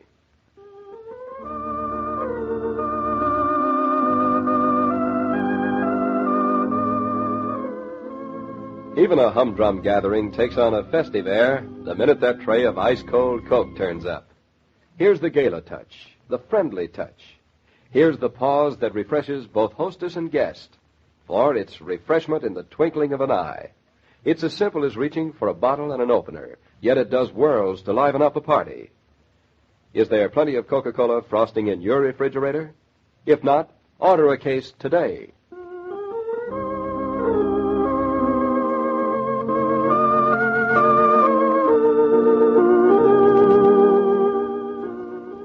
Every day, Monday through Friday, Claudia comes to you, transcribed, with the best wishes of your friendly neighbor who bottles Coca-Cola. So listen again tomorrow at the same time. And now this is Joe King saying au revoir. And remember, whoever you are, whatever you do, wherever you may be, when you think of refreshment, think of Coca-Cola. For ice-cold Coca-Cola makes any pause the pause that refreshes.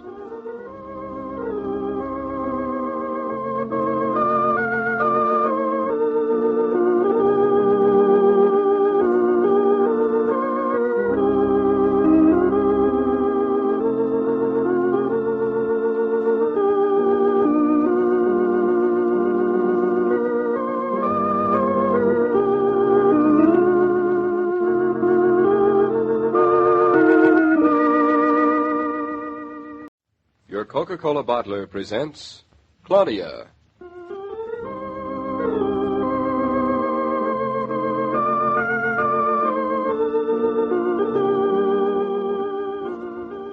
Claudia, based on the play and novels by Rose Franken.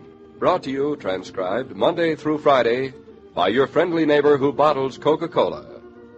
Relax, and while you're listening, refresh yourself. Have a Coke.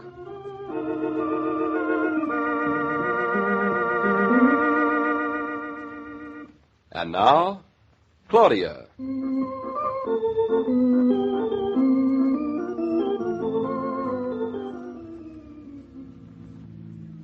Well, here we are. Mama, this is it. This is going to be our house. It's our house already. What do you think of it, Mama? I think... Of course, it isn't very big. And, of course, there are a lot of things we have to do to it still. You know, I never noticed a broken branch on that beech tree in front. We'll have to saw it off right away. And look, there are 2 windows broken upstairs. Did you notice them before, David? I did not. And it isn't a very nice day, either. It looks as though it's going to snow. I think rain. Snow, Mrs. Weatherwoman. Just because you're now a Connecticut farmer's wife, don't think you know everything about nature. You know, we should have brought Mama when the sun is out. It isn't fair to the house to see it on a day like this. What's the matter with today? Oh, nothing really. Except aren't we going to have to do something to that roof there? Where? Look there, see on the left over that window? Oh, yeah. Just a few shingles.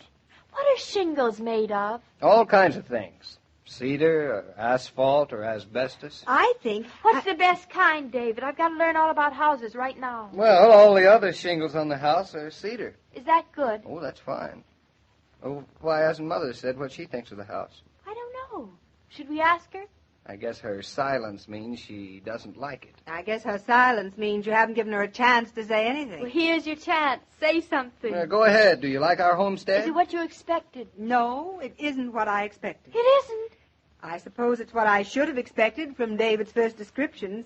But ever since then, I've been so mixed up between walnut trees and bids and offers and Jared Tucker and Mrs. Reed that I forgot it was a house. I began to think it was some exotic treasure, say the golden fleece. Well, do you like it? Like isn't the word for it. Well, I was going to say beautiful, but that isn't the word either. It's real. I wonder if you two know how lucky you are. We certainly are lucky. Mrs. Reed offered Jared Tucker the same price for the house alone, and yet he liked us better. You're incurable, aren't you? Me incurable? Why? I wasn't thinking about Jared Tucker and Mrs. Reed. I was thinking of a terribly confused and uncertain world in which you two will have a home. We haven't got a home yet. We haven't signed a thing. And you can't hurry, Mr. Tucker. Besides, it's still only a house, and it really isn't very pretty yet. You have to do a lot of fixing, I suppose. Do we? We have to do a lot of everything. Well, come on, Mother. We'll show you around. Doesn't it look a little different to you today, darling, just because we know it's ours? It looks a little littler. All of a sudden, how many things there are to do. Put on your walking shoes, Mama. We're going to explore the estate. This is the entrance, Mama. No, really? I thought it was the exit. It's that, too. How'd you guess? I can't imagine, except that perhaps it's the only driveway in sight. And this is the house, Mother. No, really? So soon? Claudia told me once it came at the end of a very long driveway with a row of trees along both sides. Oh, Mama. Of course, she said that before she saw it. This isn't much longer than your car, and the only tree is in the middle. Oh, that's our beech tree. Are we going to have peaches? I said beech tree. Oh, is that different? Anyway, the branch is broken, and we've got to fix that. Why don't you make a list of all the things you've got to do? We can get a very strong man to carry it around. Take a note. The first thing we're going to buy is a cow. Have you decided what kind yet? You mean there are different kinds of cows? What a well-informed daughter I brought into the world. It seems like yesterday. Yes, child, there are different kinds of cows. There are brown cows and white cows. There are Jerseys and Guernseys. There are cows that give milk, and there are cows that give butter. Cows that give sweet cream, and cows that give sour cream. David, can we have a cow that gives a malted milk? Chocolate malted milk? Strawberry. Sorry, we only have chocolate. Oh, dear. Do you think it'll take a long time before you move in? At the present rate, 2 or 3 centuries. Jared Tucker isn't even here, and we've yet to even sign the contract of sale. Move in? What's the matter? I forgot we had to. Well, let's go inside, Mother. How about it? I hoped someone was going to suggest that. It's a bit cold to stand around outside waiting for Mr. Tucker to show up. Isn't that the wind I hear? Do we have a key? Tucker always keeps it under this mat. It's after 11. Isn't that what he said we should be here? He'll be along any minute. It's only a little formality, you know, and then the place will really be almost ours. It feels like ours already. Just wait until it's official. Look, you two landowners, a fine pair you are. While you're standing around discussing your status, Let me tell you that mine is miserable. I'm cold. Listen to the wind. Even your dog sounds cold. Oh. What do you think I feel like? I forgot all about Mama, didn't you? She makes an awful lot of noise for a mere number one guest. We should have known we'd meet people like her in the country. Yes, we should have. Sir, please, I am a cold and hungry old woman, wandering about in the countryside. Please, sir, take me into your castle and let me warm my weary bones before your fire. Well, since she called it a castle, maybe we ought to let her look in. I'll look for the key. She called it a castle, and I think that makes her such a liar. We ought to leave her out here to freeze. That's just exactly what we're going to do. Mercy, have mercy. And it's not a question of mercy at all. It's a question of Jared Tucker not having left the key under the mat. You mean it isn't there? That's exactly what I mean. Oh. And you propose to sit out here in the cold waiting for Mr. Tucker to appear? Isn't it strange how many advantages of city life suddenly flash through my mind? Now, don't be silly, Mother. We aren't going to wait out here. Should we get back in the car? We should not. It's our house, isn't it? You just said it wasn't really our house yet. It's enough our house, so it doesn't matter too much. We're going through a window. That's fine for you, but what about Mama? Me? Oh, no, don't bother about me. I'll keep warm all right. I'll go out running with your Great Dane. Now, what's the matter with Mama? I thought she was a second-story man from way back. But if she's only a safecracker, maybe I'd better climb through and open the front door for the rest of you. I'll help you. The windows are locked. Try one of the broken ones. You can open the lock. Now, come on. Be careful, David. I'd hate to have the sheriff see you. Well, whose house is it anyway? It isn't yours yet. Just a technicality, Mother. A mere little legalism. Just a few splotches of ink on an old piece of paper. Now, Claudia, you stand right there. Yeah. I'm going to put my foot on this lower windowsill. Be careful, raise be myself careful. up. And I can stand right here on the window, reach up across this upper window here, and... David, don't slip. I can't look. Be careful. And then reach right around here. Here, young fella. You can't do that. David, someone's shouting at you. Let him shout. I take my left hand, put it here on the upper windowsill. No call to go busting into other people's houses, young man. In the name of the law, you come down from there. Well, sir, I'm afraid there's a misunderstanding. You see, this isn't somebody else's house. This is mine. But I'll come down. You said something there, young fella. You are coming down. As deputy public prosecutor of this county, I have half a mind to call the sheriff. He's my brother. But it is his house. It's our house. That makes you Delilah Tucker and him Jared Tucker. Well, young woman, may interest you to know that I'm Rupert Hankins, and I'm Jared Tucker's counselor at law. And you ain't my client. Well, if you're Jared Tucker's lawyer, then I'm somebody you're looking for. I'm David Norton, and this is Mrs. Norton. We've just bought this house from Mr. Tucker. And you're here with the papers, Mr. Hankins. Yep. I'm here with the contract to sale unsigned by either party. But nothing else you just said is so. You haven't bought the house, young man, and have not taken title, and you have no rights of entry or possession. Well, I was only climbing in a window to let my wife's mother in the door. You are guilty of a flagrant trespass, which we shall investigate in due course. Trespass my foot, Mr. Hankins. My son-in-law is a gentleman who does not like to leave ladies outside to freeze on a day like this. Maybe. What do you want to go breaking a window for? Well, it was broken already. Prove it. But don't you see it doesn't matter, Mr. Hankins, because it's our house anyway. Not yet, Dane.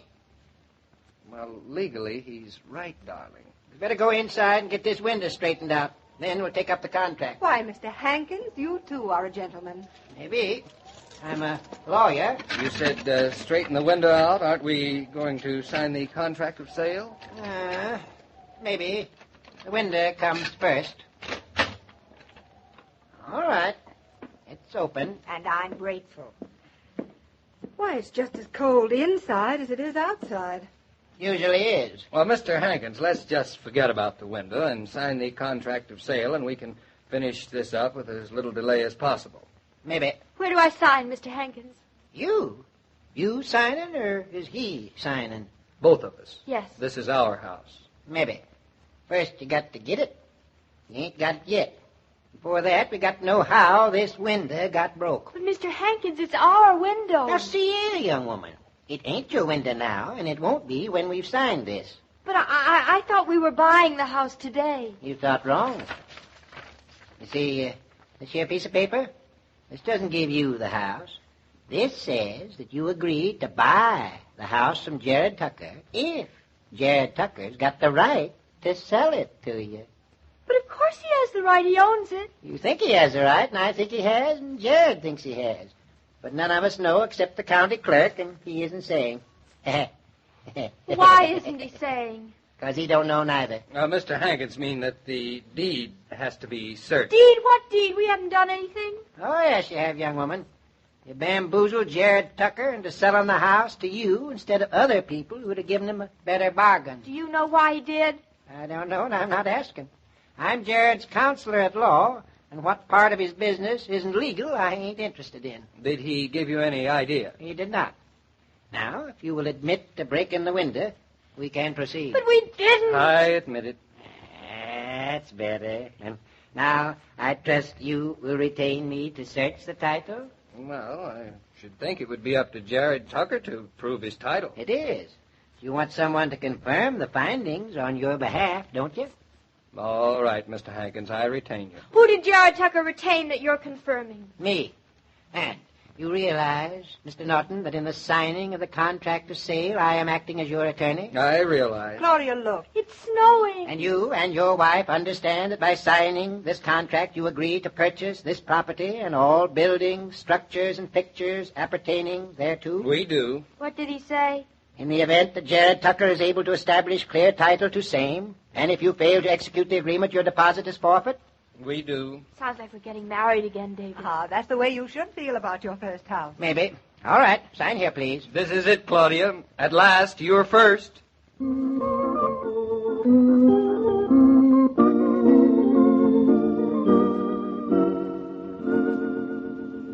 These programs star Catherine Bard as Claudia and Paul Crabtree as David. And the entire production is supervised and directed by William Brown Maloney.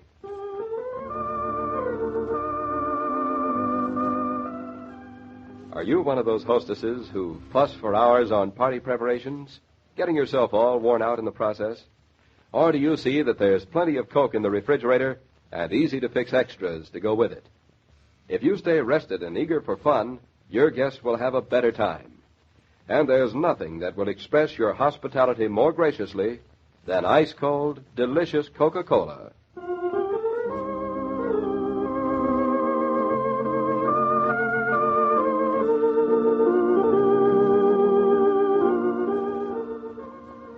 Every day, Monday through Friday, Claudia comes to you, transcribed, with the best wishes of your friendly neighbor who bottles Coca-Cola.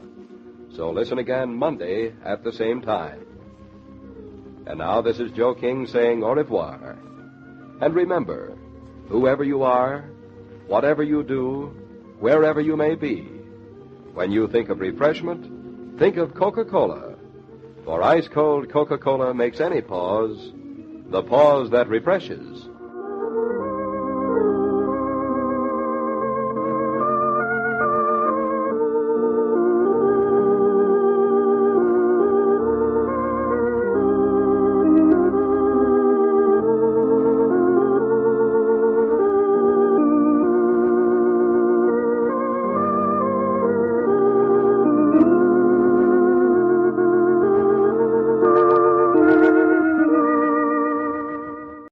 Your Coca-Cola bottler presents Claudia.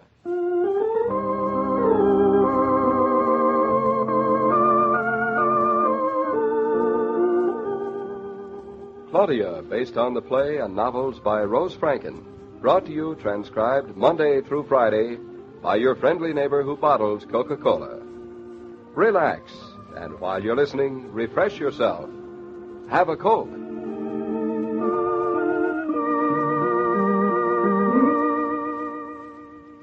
And now, Claudia.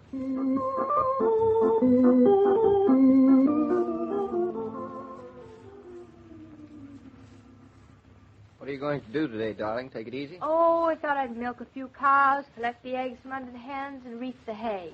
Isn't that what a good farmer's wife does? She doesn't reap hay. She doesn't? What does she reap? The wild wind, wheat, or all of the benefits. I haven't any of those, have I? Haven't you? I don't think so. But you're always saying I make hay, so for a change, I thought I'd reap it. Well, reap me another piece of toast first, please. Such repartee.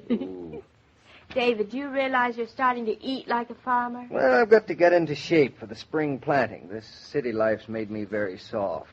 Funny, I always thought it was overeating that made people soft. But I'm not complaining. I love to see you eat. Here's your toast. Darling, just wait until we've lived in the country a while. I can't wait. We'll be like different people. I like us just the way we are, don't you? Certainly I do. But we'll be different in a better way. We'll be stronger. We'll be real. Because we'll live with the land. Living with an awful lot of things already. There's Shakespeare and Bluff. And soon there'll be the baby. And you watch how they'll thrive on a farm. Fresh milk, fresh air, good fresh earth around. Oh, darling, I don't think we have any idea how wonderful it's going to be. I know I don't. Darling, is anything wrong? No. What could be wrong? You just don't look right to me. You feel all right? I feel fine, David. Now stop worrying. Being an expectant father and house owner isn't going to make you a worrier, is it? And why are you so... I was thinking of all the things we'll have to do if we're going to move to Eastbrook before the spring planting. Darling, would you do me a favor? Certainly, anything. What? Start taking things easy. David, what do you mean? Well, we've had an awful lot of excitement these past few weeks, and you should be taking care of yourself. I have been, David. I can't stop moving around just because I'm going to have a baby in months and months and months. 5 months, to be exact, and that's not very far off. It's years. Your sense of time is curiously elastic. You think that 5 months is years. It's no wonder that I'm always kept waiting for you. I never keep you waiting more than 20 minutes. Well, it seems like years. Well, just to please you, I won't do anything strenuous today. Good. Now I just want to read the stock market page before I plow off to the office. I don't consider looking at the stock market reading. Oh, David, wait a minute. Don't turn that page. What's the matter? I want to read that ad on the back of it. I don't consider looking at an ad reading it. David, it's a sale. So what? Oh, they're selling them for nothing. Selling what for nothing? Towels. We've got towels. You can always use more, and they're practically giving them away. I'd be a fool to let them go by. I suppose if there were a sale on derricks, you'd buy 3. If I could get 3 for the price of 2, I might.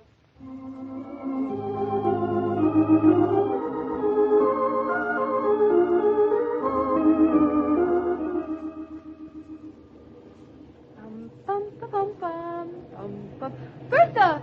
Hey, Bertha, hello. Oh, Mrs. Norton, good morning. How nice to bump into you. I haven't seen you in a long time. I've been fine. And you? You look wonderful having a baby. It agreed with you. I wish you'd tell Mr. Norton. He keeps telling me to take it easy. Oh, he's right. You must. This is a plot. I should have known better. But it is not for very much longer. Then, a beautiful baby. I got something beautiful this morning, Bertha, and without waiting. Ach so? The most stunning towels at a sale. They were practically paying people to take them. They were so cheap. And what a mob. But I got right up to the counter, and I got 1 dozen. Hey, look, there's that little boy who lives upstairs in our building. He admired our dog. That bicycle, he's so excited. His father gave him that for Christmas. It's awfully big for him. Yeah. If I were his mother, I would not let him ride into the streets. You know, sometimes I wonder how so many children have managed to grow up in New York. It seems so terribly dangerous looking at it from this end. You and Mr. Norton, you are right. You move out to a farm. There, everything is always good. Looks like I'm going to be convinced from every side. He looks as if he's in trouble. He goes so far. Stop me! I can't stop! There's a car coming. Help! Mrs. Norton, stop! Oh! Mrs. Norton, are you all right? Hey, lady, that was great. I don't know what... Lady, are you all right? What happened? Oh, of course I'm all right. You can stand up, yes? Of course I can stand up. Are you all right? I'm fine. But if you hadn't caught onto those handlebars, I'd have... Are you sure you couldn't stand up? Well, you don't think I'm going to sit here the rest of my life. I help. My bicycle hasn't got 1 scratch on it. Say, you're the lady who has a dog. Look at your knees. Ah, now I help you up. Bertha, I'm fine. I don't need any help, thanks. There, see, I'm standing up. I feel perfectly all right, I think. Ma'am, you're getting awful pale. I'm starting to feel awfully pale. I'm here, Mrs. Norton. Lean on me. You want me to get my mother? I don't want anything except to sit down again. I'm a little dizzy. I'm going to get my mother. She'll help us. Mrs. Norton, can you walk? I'm feeling better now. Of course I can walk. No more dizzy? No more. I guess it was just falling down like that. Yeah, you fall down hard. I'm just as clumsy as that dog of ours. I'll never say another word against him as long as I live. Now I call you a taxi and you go right away to the doctor's. To the doctor's because I bumped my knee? I never heard I of do it. not argue. I call the taxi. It's very bad to fall like that when you will have a baby. Bertha, I'm feeling fine now, not even dizzy, so I I go with you if it's necessary. My head feels light. Be sure you tell the doctor everything. Honestly, you're worse than Mama.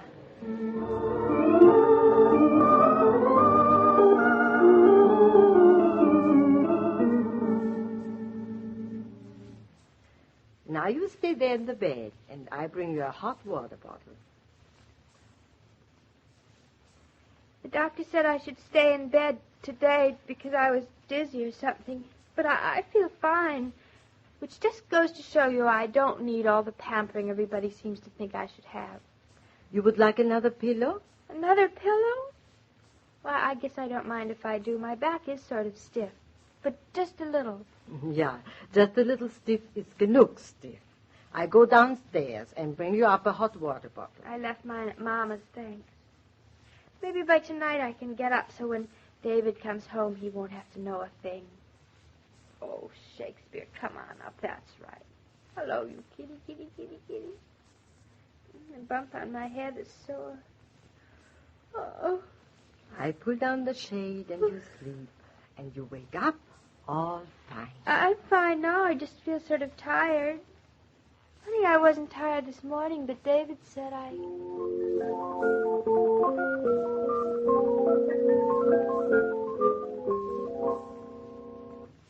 Claudia? Darling, you home? What? Hey, Mrs. Norton, answer me. Oh. David, is that you? Oh, you're in the bedroom. Why didn't you say so?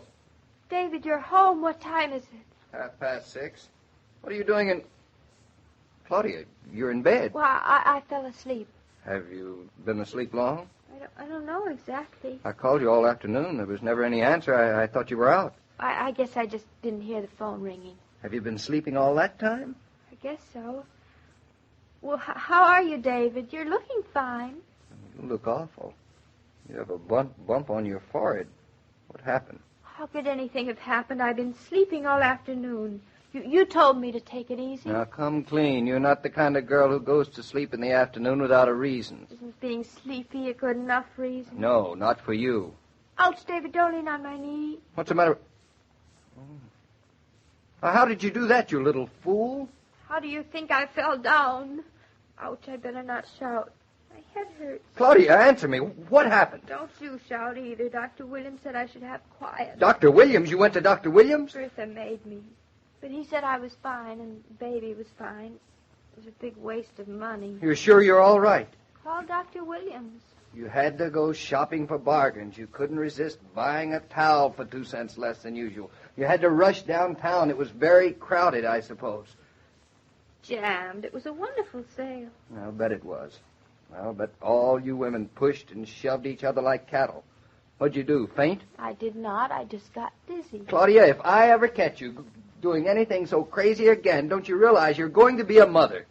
Of course I realize it. That's why Well, you'd never know it. Does your mother know about this? No, I didn't have a chance to tell her. David, you're angry with me. I knew you'd be. Angry? No, I'm not angry. I'm furious. That's worse. I hoped you'd be sorry and you'd take me in your arms and tell me, David, you can't love me. Can't I? David, if it's Mama, don't tell her, please. Well, you don't deserve me not to tell her. Please don't. There's no point in making it worse, is there? David, if you love me... First, I'll see if it's Mama. Hello? Yes, this is Mr. Norton. Yes, in 12C. Who? Oh, Mrs. Compton in 16A. My wife? Well, she seems to be... pardon me, but how did you know she wasn't well? No, she didn't tell me. He was on a bicycle, and she stopped it. No, I didn't know.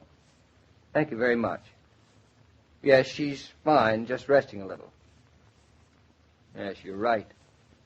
She's a pretty wonderful girl. Goodbye. David, I couldn't hear you talking. Did you tell Mama? You little dope. Why didn't you tell me? Tell you what? That it wasn't the towel that tripped you, but a runaway bicycle. Oh, His mother called to find out how you were. that was awfully sweet of her, wasn't it? I know how she'd feel if anything happened to her son. Because I'm already starting to feel a little that way about ours. I'm proud of you, darling. You're not angry anymore? And you love me? I love you so much, I'd like to take you over my knee when you do something like this. Is that good? It's terrible, but I can't help it. Come here. There's a bump on your forehead I've never kissed before.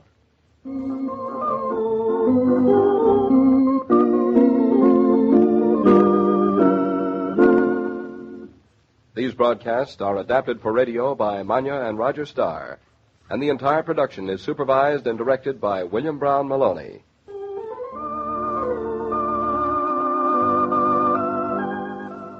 Spending more time marketing these days? Getting a bit frazzled, trying to buy wisely? Well, here's a suggestion. Many food stores now not only have Coca-Cola for you to take home, but have the familiar red cooler with ice-cold Coke for you to enjoy on the spot. When you see that inviting cooler, lady, stop for the pause that refreshes. You'll shop better refreshed.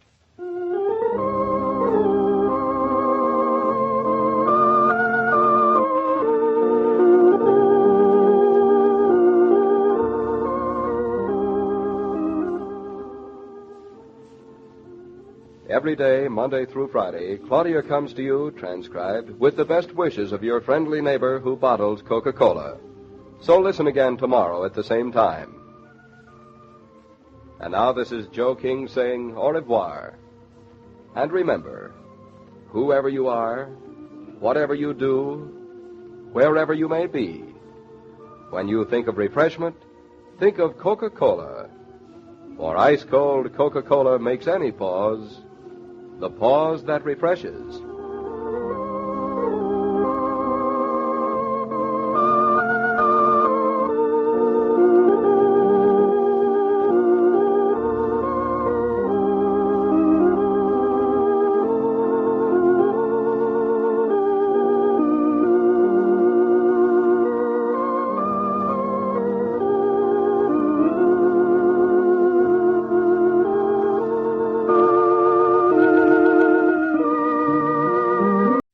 Your Coca-Cola bottler presents Claudia.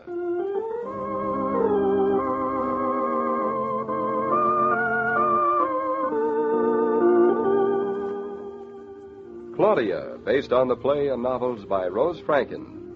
Brought to you, transcribed, Monday through Friday, by your friendly neighbor who bottles Coca-Cola. Relax, and while you're listening, refresh yourself. Have a Coke.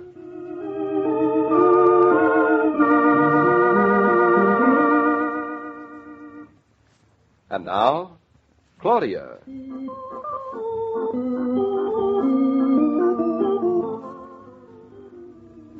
Claudia! Oh, Claudia! Is somebody calling me or something? Somebody is calling you, and you know it. Somebody calling? Claudia! What, huh? What? All right. Now, you're a fine actress, and I've known it ever since I saw you do the 5th Mrs. Tanqueray at dramatic school. Second. Second what? Second Mrs. Tanqueray. I was sleeping. Sleeping? You haven't been in bed all the time? I haven't been in bed all day. Now, don't try to sound like an innocent little lamb. You're a disobedient and unruly patient. That's a fine thing to call anyone so early in the morning. What? You ask for it. Despite everything Dr. Williams and your mother and I, and especially Bertha, told you, you got out of bed. Really? Really. Can you prove it? Your toothbrush is wet. Oh, that. Shakespeare must have used it. Such a clean cat. Oh, and you're such a clean storyteller. You were up and out of bed. You know you aren't supposed to get up all day. You seem to have forgotten what a narrow escape you had yesterday. But nothing happened. Nothing happened. But enough happened for Dr. Williams to order you to bed. Now are you going to watch me prepare breakfast in bed? You can't prepare it in bed. You've got to prepare it in the kitchen. Ooh. I'm just going to pretend that wasn't said. Now, here's your cat, and you can try your jokes on him while I cook. Then after breakfast, to work I go. I'm spending the whole day home with my drawing board and you. I'll get caught up on my work for the office. And now, without further ado, to breakfast. David, you think I'm going to lie here doing nothing while you slave over a hot stove? Exactly. Try it for a change, and that's an order. David! Now what? You have to make my bed first. How's that? If you're going to be a nurse, the first thing you got to do is make the bed. With me in it. Breakfast comes first. Where did you take your nurse's training? Well, never mind where I took it. I'm visiting nurse. I'm just visiting in the bedroom because I really belong in the kitchen. I think Shakespeare's hungrier than I am this morning. You better get his breakfast first. Let him get his own breakfast this morning. I've got more important things to do. And Bluff, you've got to feed Bluff. We forgot all about him. You, a cat, a dog. We don't need a nurse here. We need a veterinarian and 2 assistants. And if I catch you out of bed when I go into the kitchen, I'm going to be very severe. I'll wreak some dreadful revenge. I'll sprinkle crumbs all over the sheets. David, listen to me. You've got to make the bed before breakfast. You've got to. It's the system. What system? Woman system? Boy, I say. Mrs. Norton, first comes breakfast, and then comes beds, and then come blueprints. I'm going to show you how a man handles housework, and you'll be surprised how easy it is. I'll have time to take care of you and do my work for the office, too. Give me another pillow, David. I'm going to have a wonderful day.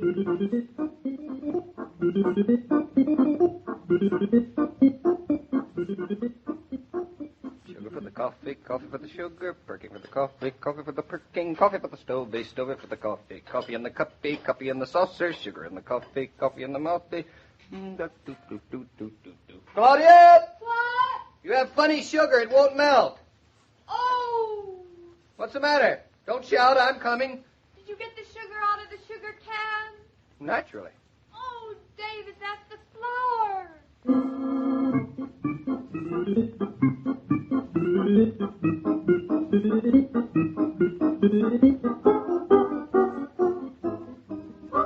All right, now. Now roll over on your right side. I am. You're on your left side. Don't be silly, I'm on yours. How do you expect me to get this bottom sheet underneath if you won't roll over? All right, I'll roll. Hello. Hello. When I say 3, and then I'll pull out the one you've been on already. All right, you ready? Ready. 1, 2, 3.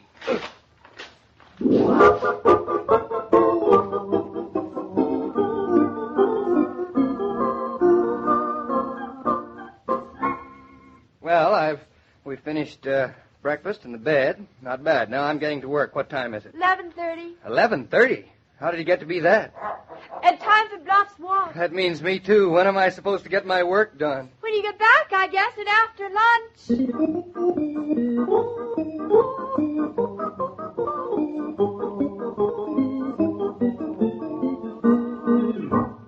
Well, Bluff, old boy, this lunches now. Lunch is over, Claudia napping, and here's the last of the dishes. I'll just kick it under the sink. There. Now at last. Now to work. Oh, it's subversive. Now what? Coming. Hello, Mother. Oh, yes, she's fine. Yeah, she's staying in bed. How's Long Island? You don't say. Oh, good. She's asleep now. No, things are going smoothly here. No, I don't mind doing housework, only... Oh, there's the doorbell now. That's the way it's been all day long. Yes, I'd better go answer it. I'll tell her. Goodbye. Bells, dogs, dishes, bells. Oh, Bertha, come in. Mrs. Naughton's asleep, but I'll take the laundry. Oh.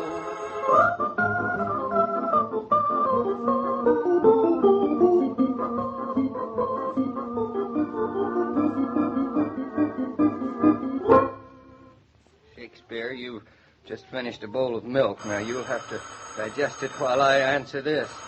Coming. Hello. Oh, hello, Kelly. I'm sorry, old man. I haven't looked at those blueprints yet. Oh, no. She isn't sick. No, I haven't been giving her medicines. Well, what do you think I've been doing? I've been ordering the groceries. There they are. So long.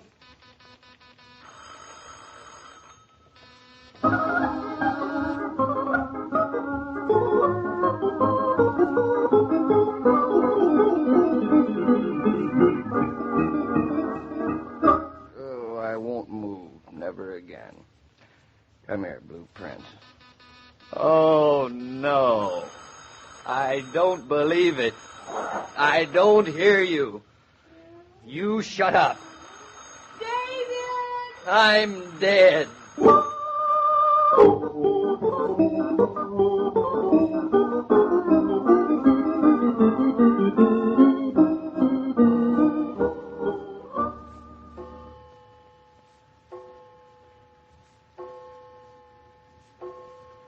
Clock.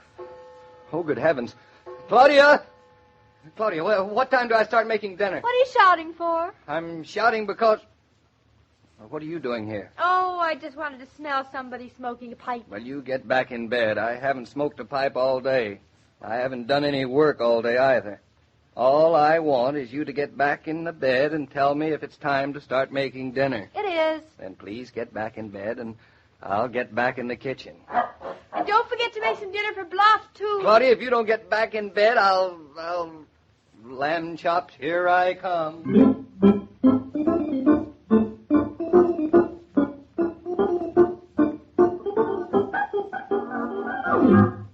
David!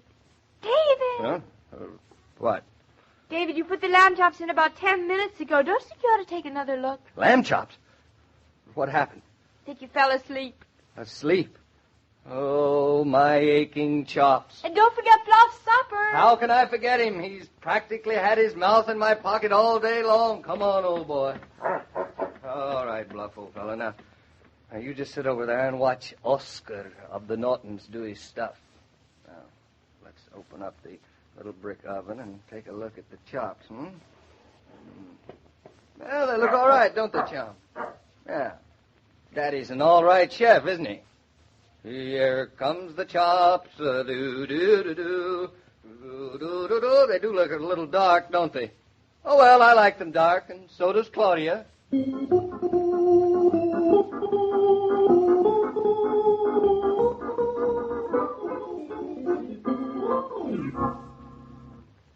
taking so long? Did the chops get up and walk away? Here comes the chops, dee-dee-dee-do. Here comes the dinner fit for a queen. Is there a queen in the house? You mean dinner is really ready all at the same time? That queen is exactly what I do mean. Oh. Your Grand Chamberlain, Mr. Shakespeare, tells me the peas are fine. The chief meat chef, Mr. Bluff, was raving, simply raving about the lamb chops. And as for the rolls, I bought them. It looks worthy of your finest efforts, Chief Chef. Just wait till I get my pillow straight. You ready? Ready? Here, just there. There you are. Now the tray, Your Majesty, descends. David, it looks marvelous. Oh, nothing to it at all. Just followed what it said in the cookbook with a faint touch of instinct. Even have parsley on the lamb chops. Just a sprig, a mere sprig. Mmm. You don't think they're too well done, do you? Oh, no. Some people love them black. How about the peas? Fine. Everybody knows that cooking things too long takes away all their food value. These are nice and raw. Glad you like them that way. I know I do. And I think it's a wonderful idea not to warm the rolls up. I mean, when they're hot, it's such a waste of butter. Well, now that you're all set, I'll get my dinner, too. David, bring me a napkin while you're at it. Oh, did I forget that? I wonder what I could be thinking of. Here, Bluff, wouldn't you like to eat a nice old lamb chop? It's kind of black, but maybe you like them that way. That's fine, Bluff. Thanks an awful lot. I certainly wish Shakespeare were here to help me with the peas. He likes chewing on pebbles. Here comes the chops, do-do-do-do. Here is the chef's own dinner. He's going to eat it in bed, too. Favorite nurse and chambermaid. I can't think of another trained nurse who climbs into the next bed just to keep the patient company. It's just that little extra touch of service that makes Norton Hospital the unique institution it is. You know our motto, spend your vacation at Norton's. Hasn't been much of a vacation for you, has it? It's been a perfect vacation. I haven't had a minute free all day to do my work. What have you been doing all day? I don't know. I don't know what I've been doing. Except that I'll never ask you that again when I come home from the office. Oh, here it goes again. David, watch out the train! This is the end.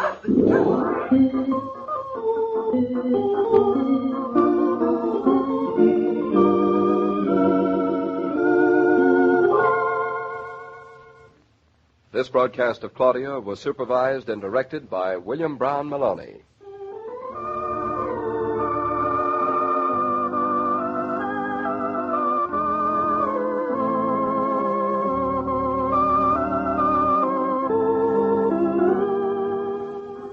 If you're one of those who think entertaining and work go together, here's a happy suggestion. Just order a case of Coca-Cola from your favorite food store, or have your service station attendant put a case in the car. Put plenty of Coke in the refrigerator, and you're ready to toss the welcome mat in front of the door. You can serve Coke right in the bottle if you wish, and there'll be no glasses to wash. And the price is still only 5 cents a bottle.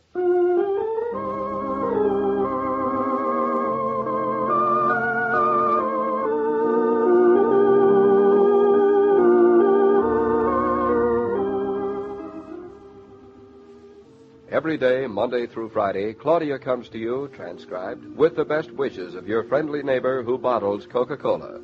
So listen again tomorrow at the same time. And now this is Joe King saying au revoir. And remember, whoever you are, whatever you do, wherever you may be, when you think of refreshment, think of Coca-Cola. For ice-cold Coca-Cola makes any pause the pause that refreshes.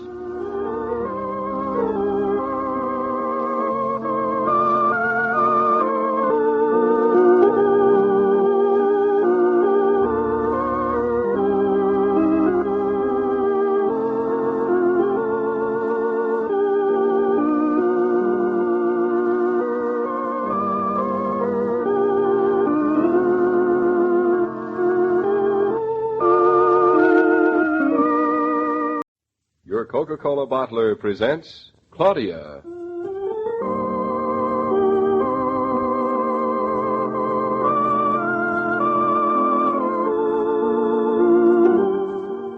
Claudia, based on the play and novels by Rose Franken. Brought to you, transcribed, Monday through Friday, by your friendly neighbor who bottles Coca-Cola. Relax, and while you're listening, refresh yourself. Have a Coke.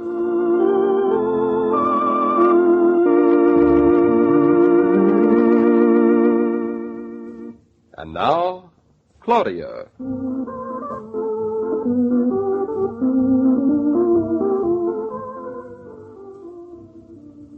Claudia, will you please sit still? I'm being still, Mama. All I'm doing is straightening out the pictures on the walls. Why must you? Because they're crooked. But why must you this minute? Because I just noticed. The pictures hanging crooked make me nervous. Well, you're making me nervous. David distinctly asked me to come over here and keep you quiet. I thought at the time he was asking the impossible. Now I'm sure of it. Mama, there is nothing the matter with me anymore. As a matter of fact, there never was. There might have been. I can't remain in a chair the rest of my life because there might have been something the matter with me that there isn't. If it weren't that I'm counting on a grandson, I'd let you walk tightrope across Niagara Falls. But with only 5 months left to go, you're going to take care of yourself. Mama, this is Wednesday. Monday, I had a little dizziness. You had more than a little dizziness. You had a bad fall. Look at your knees and your elbow and that bump on your forehead. You're just lucky you have a husband whose nerves are as strong as iron, but he'd given up long ago. Long ago, we didn't even know each other.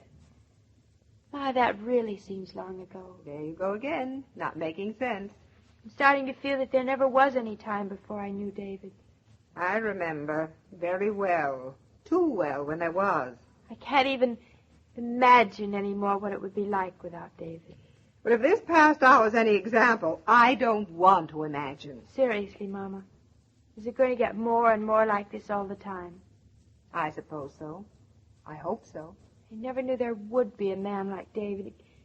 Except he isn't just another person anymore. He's a bigger part of me than I am myself. I could never be without him again, not for one day. That's the way you should feel, dear. But always with the thought that someday you might be. I don't want any such thoughts.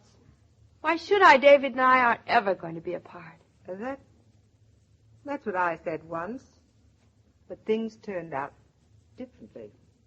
You know, Mama, till I was married to David, I never even imagined what it was like for you. Now I don't want to. Let's not have any of your sympathy, Mrs. Norton. You and I, we managed fine. As a matter of fact, you were such a handful, I would have had time for anybody else, not even a cat. Say, where is Shakespeare? I haven't seen him in hours. Wherever he is, let him be. But he might need me. He might have fallen in the bathtub. If he has, good. It might give him some practical ideas. But he won't be able to get out. The sides are like ice, and he'll catch cold. Mama, you wouldn't want that to happen. All right. You're breaking my heart. I'll go and see what that cat's up to. Thanks. But if he's sound asleep and nothing's happened to him, I'll never forgive him. It's David. I'll answer. You don't have to ring again. Here I am. Made it. Almost. Hello, David. How do you suppose I knew it was you? By the ring, of course. Oh, it was a nice tweedy ring. Mama? Oh, Mama's in the bathtub with Shakespeare.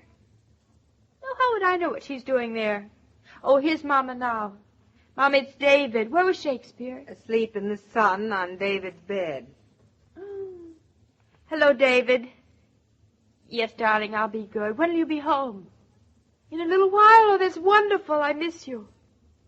I miss you terribly. Say, bring home a half pint of cream. What's that? Yep, I'll hold on. Doesn't that husband of yours have anything more important to do than talk to you on the phone? What is more important, Mama? Roger just came in. David had a message for him. I'm holding on while he talks to him. Roger, don't go away. I'm calling Carrington, and I'd like you to be here. Fine. How's Claudia? She's on the phone now. I'm just saying goodbye to her. Oh, give her my regards. Hello, darling. Sorry to keep you waiting. Roger sends his love. That's even better than regards. Fine. Now take it easy. Try and act like the kind of person you aren't. Yeah. Give my love to Bluff and hello to Shakespeare. Bye. You never run out of conversation, you two. With Claudia, all I run out of is breath. Lottie, please get Carrington on the phone. It's a good sign when two people have so much to say to each other. My wife and I, we used to stare at each other from down a long dinner table. They were the most quiet meals. Where is she now, Roger? As a matter of fact, my eldest son has informed me that she's due in New York tomorrow. We'll have one of those dinners tomorrow night, no doubt. Oh, it'll probably be a lot better than you expect. I don't expect anything anymore, David. But tell me, is Claudia still excited about the farm? Oh, and impatient. Roger, do deeds always take so long to turn Now, up? don't you start getting worried. The place is as good as yours. Oh, David, it's going to be a good life for you and Claudia on the farm. Makes me very glad for you. And very sad for the rest of us. That must be Carrington now. Hello. Hello, Mr. Carrington. Yes, this is Norton. I'm fine, and you? Good. Good. Oh, you got them, and... Are the estimates all right? You want to form a corporation to finance and administer? That's what I expected him to do all along. You've got a committee already. Fine. Meetings tomorrow evening and Friday in Chicago. He certainly moves when he moves. I see. And you'd like me to make the presentation? Well, of course, Mr. Killian and I have been planning to come out to Chicago. We want to see the site firsthand and discuss matters further with you. Tomorrow, eh? Yes, I can see it's pretty important for one of us to be there. Of course. Well, either Mr. Killian or I will call you as soon as we land in Chicago. Fine. Very kind of you, Mr. Carrington, but I think a hotel might be simpler. Right. Goodbye. Well, you heard it. He's really underway. It's great, isn't it? I still can't believe it. So one of us must be in Chicago tomorrow. It's a pretty important meeting. And it's important that you go. Oh, but I don't want to go. It's your brainchild, David. You must go. Oh, Roger, I don't go in for that sort of thing. Board meetings and dinners and stuff, but that's the part of architecture I prefer to omit. You can't omit it. It's very important, and sometimes just as exciting as it can be dull. Tomorrow it should be exciting. Then why don't you go? Remember, my wife in New York, first time in 7 months, family dinner. David, I can't go, much as I'd like to. That means that I know you've never spent a night apart from Claudia since you've been married. I'm sorry, but... Oh, don't be silly. We're an old married couple now. Somehow I don't think Claudia thinks so.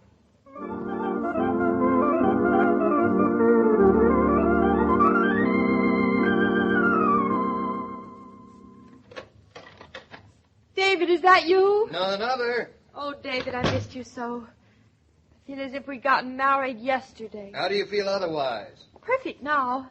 And I was disgustingly good all day. I didn't move out of the house. How's Mama? In the kitchen preparing supper. She won't let me help. David, your arms are full of things. Oh, so they are. What do you know? David, are they for me? You're a greedy little girl. Well, are they? Well, there's a half a pint of heavy cream you wanted. Oh, who cares about that? What else? Hey, you can't stand around holding things all night. Can't I? All right. First, something for you. For me, David, how nice of you. It's a surprise. Roses. Yellow roses. How beautiful. I like the yellow ones best. So do I. But, David, I'm not sick anymore. Tomorrow I can go out. Dr. Williams said so. Oh, you don't have to be in bed for me to bring my wife flowers. David, they're so beautiful, I thought they deserved a good reason. They have a good reason. I love you. And I always will. David, listen, tomorrow night there's a Mickey Mouse at the Corner Theater. Can we go? Here's another box for you. Another one for me. You sure this isn't for Bluff? You're his keeper. Go on, open it. Can't imagine what it is. Oh, David, chocolate-covered cherries. Oh, I love them. Can I eat one now? Why not? I'll have one, too. Oh, how delicious. Oh, I'll never be able to stop eating them. David, what about the Mickey Mouse tomorrow night? I think it's one I haven't seen. Here is the last package, and it's for Shakespeare. Not for me? Well, he won't mind if you open it. Oh, I love getting presents. Is that horrible of me? Disgraceful. Especially when there's no no particular reason for getting them. David, it's a jigsaw puzzle. As big as the dining room table. That's enormous. I'll never do it. Sure you will. Take you exactly 2 days. If I stay home all day and we stay home every evening, I'll get just one corner finished. Oh, David, you're sweet. I'll be fed and busied for days. And the roses are beautiful. Why'd you bring them? I love you, I told you. Don't you love me other nights, too? Well, certainly, but... I know, darling. Tonight especially. You didn't have to bring me presents, but I'm glad you did. Then you know. I know everything I have to know. Whew. That's a relief. David, what about the Mickey Mouse tomorrow night to celebrate our being in love? Uh-oh. Then you don't know. Know what? Honestly, you're mysterious and exciting tonight. You go to that Mickey Mouse, darling, with, Mama. David, are you going to be busy tomorrow night? Yes, darling, I am. Oh. Well, it can't be helped, I suppose. We'll wait for Mickey Mouse till Friday. I'll still love you on Friday. But Claudia, I have to go to Chicago on business. Overnight? Over 2 nights. You have to go? You don't think I want to go, do you? Then don't let Roger go. He can't. His wife's coming into town. Your wife is in town. Oh. David, can't you go and come back and not spend the night? I'll wait up for you if you do. Darling, I'm going to Chicago, not Brooklyn. It's so sudden. I know. I'm going to feel like a bachelor, only worse. Would you like to stay at Mother's? No, I'd rather be where you might be, David, if you were there. If you know what I mean. Darling, will you take it easy? Not run around? Let the elevator man take Bluff for his walk? Please don't clean my pipes. Go see Mickey Mouse and get lots of sleep, will you? Oh, David, hold me tight. That's nice. What's nice? Going away makes our being in love so exciting.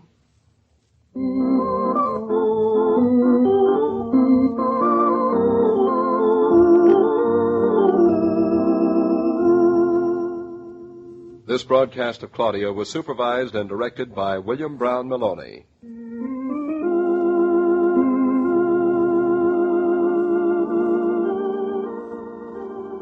If you worked in a factory or an office, you'd be able to step over to that familiar red cooler for a bottle of refreshing, ice-cold Coca-Cola during work hours. Housework is even more trying than outside jobs oftentimes, so why not help yourself to work refreshed? All you have to do is to keep plenty of Coke in the refrigerator.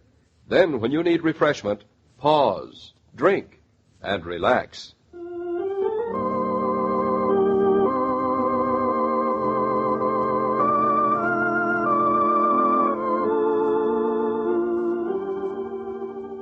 Every day, Monday through Friday, Claudia comes to you, transcribed, with the best wishes of your friendly neighbor who bottles Coca-Cola. So listen again tomorrow at the same time. And now this is Joe King saying au revoir. And remember, whoever you are, whatever you do, wherever you may be, when you think of refreshment, think of Coca-Cola. For ice-cold Coca-Cola makes any pause the pause that refreshes.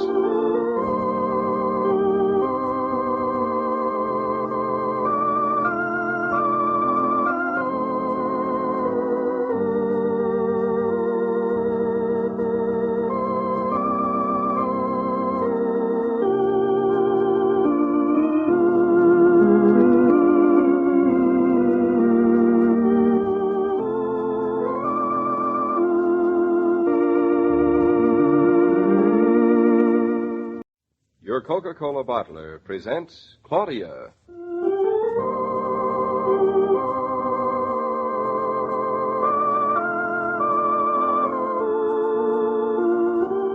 Claudia, based on the play and novels by Rose Franken.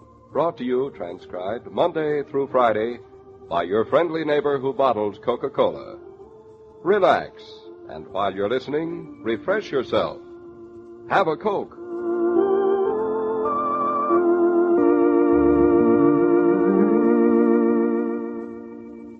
And now, Claudia.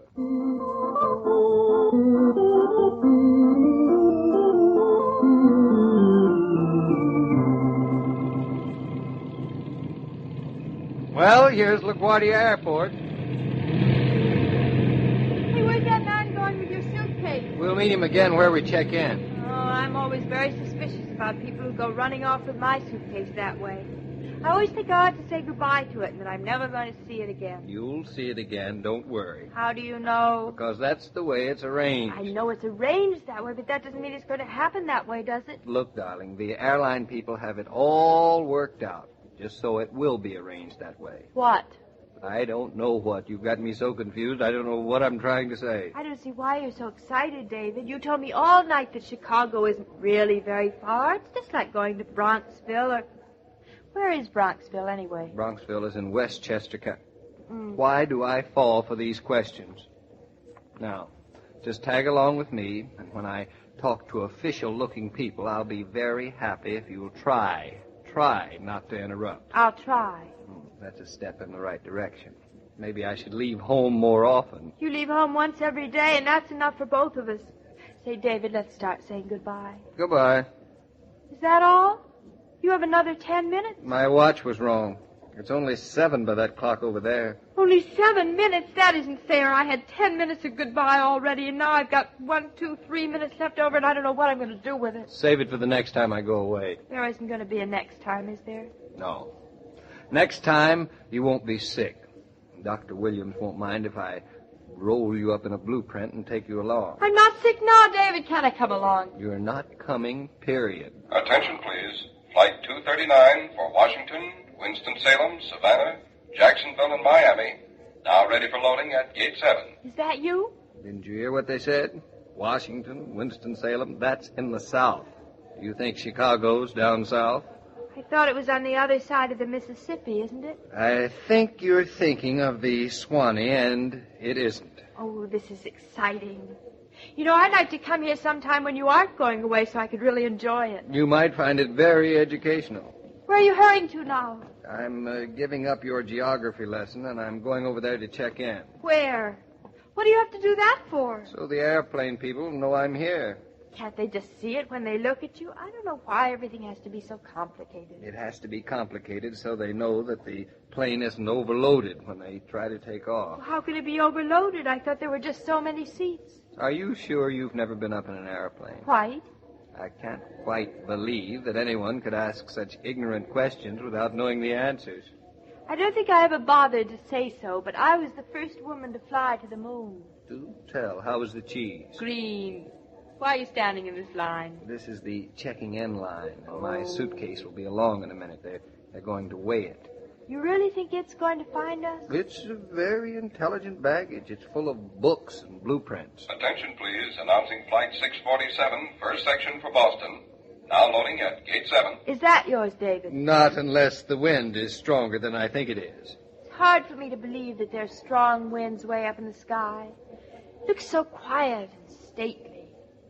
David, are you sure you're going to be all right? Now, look, darling, it's just like taking a streetcar. It's awfully high up for a streetcar. They build them high nowadays. Oh. Say, you're not going to be silly about this, are you? No sillier than you are for not taking me to Chicago in the first place. I didn't tell you to be a hero the other day and nearly get yourself in trouble. And I certainly didn't put Dr. Williams up to ordering you to stay at home. You just wanted to go sailing off to Chicago all by yourself like a hawk or something. More like an eagle, a golden eagle. Just be sure you don't come back like a bald one. Impossible. I'm only going to be away a couple of days. That's what you said yesterday. But your suitcase looked awfully big when you packed it this morning. Now, here's the checking in line. Where's the suitcase? The suitcase? It'll be there when we're at the head of the line. Announcing Flight 986, non-stop for St. Louis. Now loading passengers at Gate 4. Non-stop to St. Louis. Now, that isn't it either. Good morning. Oh, good morning. I'm David Naughton. I have a reservation on the 9:45 for Chicago. Good morning. Good morning, miss. Oh, it's all right. We're together. You also are booked on the 9:45? Oh, no. But I wish I was. Were. One reservation for Chicago on Flight 644. Name of David Naughton. One moment, please. Where's she going? She's gone. She went to check up on things, I suppose. Are you sure it isn't going to be too windy? Oh, I wish you were taking a streetcar. If I were, you wouldn't be seeing me again for 2 months. That wouldn't matter. After 2 days, I won't be able to feel anything anyway. Announcing the arrival of Flight 543 from the Azores and Lisbon, with connecting flights from Paris, Rome, and Marseille. That's not me either. Will they tell everybody when you come back, or don't they care about a little thing like Chicago? They will, if they know you're listening. It's going to be fun. What happened to the girl we were talking to? She's disappeared. They always disappear. Wasn't she sort of icy? Hush up now. Here she comes. Mr. Naughton, I'm afraid there's been some mistake. The reservation desk has no record of your reservation. They haven't. I'm sorry. Reservation says that we're without a vacancy on 644. The earliest we can get you off to Chicago is 11:50 on Flight 1236. That's 2 hours. What a wonderful goodbye we're going to have. Hello. But that won't do. I'll have to be in Chicago for a 1 o'clock conference. Why don't you have it at 1 o'clock next Monday so I can go with you? Isn't there anything you can do? I'm sorry, Mr. Naughton. Well, of course, Mr. Naughton, there's a possibility your reservation is on another line. I just assumed that it was on this one. I believe that Universal, just across the terminal, has a flight 654 at 9:48. Perhaps your reservation is with them. It must be. But look at that line in front of their desk. I'd never get through it in time. I believe I can take you through the line, Mr. Norton, but you'll have to hurry. I didn't think you could do that. Oh, I'm just going off duty, and I'll be happy to do it. For you. David, wait for me. We still haven't said goodbye. And at the last minute, we'll be so busy we'll forget to. I won't forget. Right now, we've got to keep up with our... Damsel in distress. No, that's wrong. You're the damsel in distress. Or a reasonable facsimile. Funny, I didn't think she was the type to help just any old damsels in distress, did you? Just tall, dark, and masculine ones. Well, if you really want to make a point of it... I don't see why you're so embarrassed, David. Embarrassed? Who's embarrassed? I'm proud you're the kind of man other women want to help out of trouble. I wouldn't want you any other way. Only don't get into too much trouble, darling. Now, Claudia, don't be ridiculous. I don't see why you should get so upset just because your own wife says you're a very handsome man. And you're especially attractive when you're distracted, if you know what I mean. Claudia, please. Announcing the departure of Flight 690 for Los Angeles. Passengers now loading at Gate 8. No, that isn't me. Are you sure? I suppose you want me to parachute out when the plane goes over Chicago. Did they let you? All I want to know now is whether they'll let me on board. Now we're all alone except for several thousand other people. And maybe, David, this is a good time to start saying goodbye. Perfect. Goodbye, darling. Is that all you're going to say? It's a beginning. Doesn't sound like a beginning. Are you going to miss me? What do you think? Mr. Norton, here's your ticket. Yes? Well, what about your baggage? I assume you had baggage. Baggage? I had a suitcase, isn't it there? I told you it wouldn't be, but I'm not going to remind you of that. It isn't there? Well, not a sign of it. Well, they must have put it over at your checking desk. You see, you haven't got such an intelligent suitcase after all. Why, it isn't even bright enough to be a hat box. Announcing the departure of flight number 444, non-stop for Chicago. Now loading passengers, Gate 3. That's yours, isn't it? No, miss. That's ours. Mr. Norton's flight won't be announced for several minutes more. Well, I've just time to attend to your suitcase. It will be checked right through for you, Mr. Norton. Well, thank you. Thank you very much. I hope we may have the pleasure of helping you again, Mr. Norton. Ourselves. Well... the airline, I mean. Oh, yes, the airline. Well, goodbye, Mr. Norton. Goodbye, miss. Have a good flight. I'm afraid she thought you were my sister, my younger sister, but she was very efficient. I wonder what happens to the poor suitcases that don't belong to attractive men. I'll bet they never get on the right plane. That has nothing to do with it. She was just being helpful. Darling, I wouldn't have it any other way. Only if she hadn't been so nice, then you would have missed the plane. And, no, I don't wish that either. That's better. Whew. This is the first moment we have had to breathe since we found we were standing in the wrong line. Announcing the departure of Flight 454, non-stop to Chicago. Now loading at Gate 2. I know. Your hat's on crooked. Thanks. Oh, I'll fix it myself. Let me fix it. I don't want to be picturing you for the next 2 days with your hat on crooked. Picture me without a hat on at all. And your tie. I want that to be straight, too.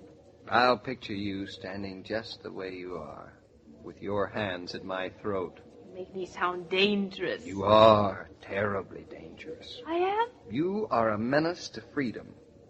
You take away about 98% of the fun of going to Chicago. Are you going to be terribly miserable? Abject.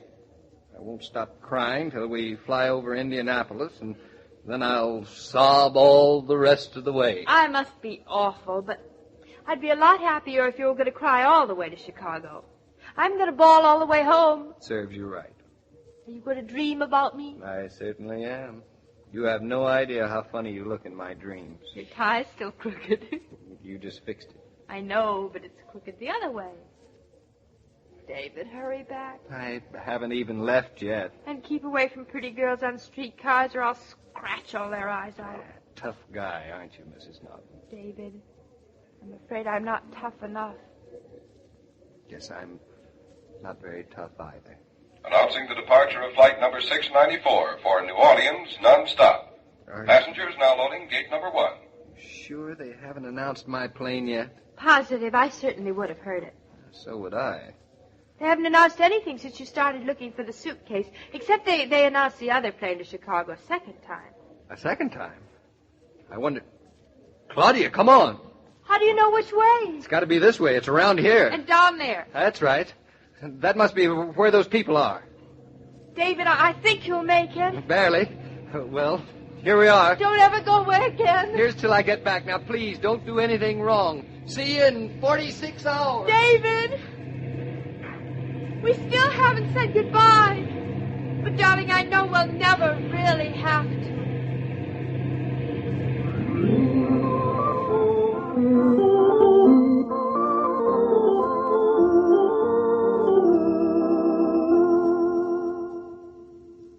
This broadcast of Claudia was supervised and directed by William Brown Maloney.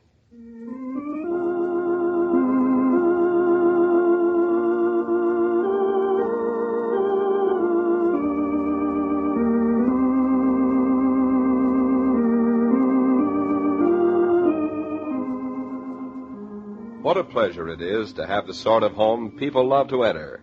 A home where hospitality beckons and good cheer prevails. Such homes are many in our fortunate land. Youngsters crowd in after school or play for an ice-cold Coke. The older generation says, have a Coke at any hour. Always sure there's a bountiful supply cooling in your refrigerator. How's your stock of Coca-Cola? Better order some today.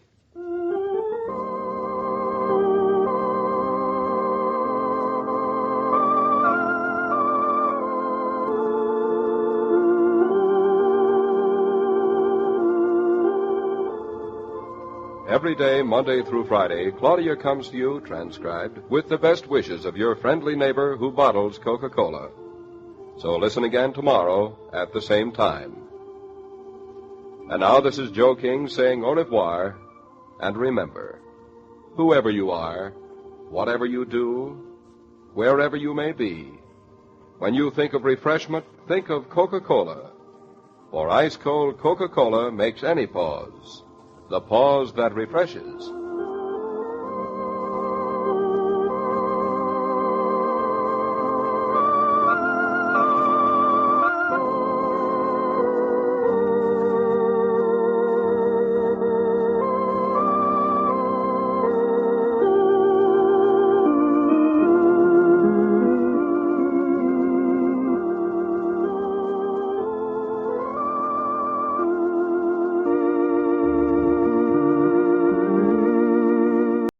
Your Coca-Cola bottler presents Claudia.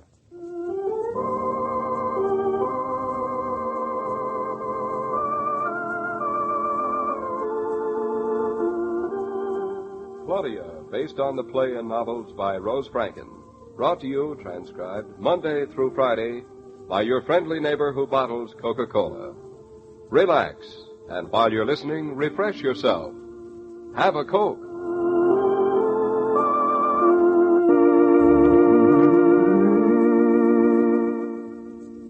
And now, Claudia.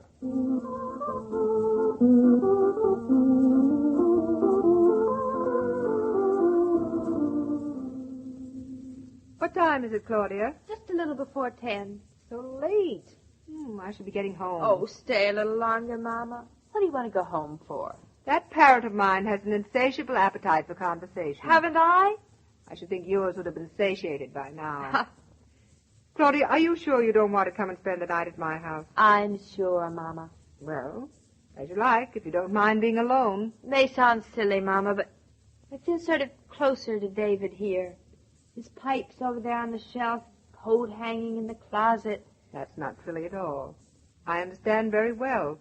But I should think you'd feel very close to David even without the pipes and coat. Very close, Mama. He's in Chicago. How many times did he call today? Only once.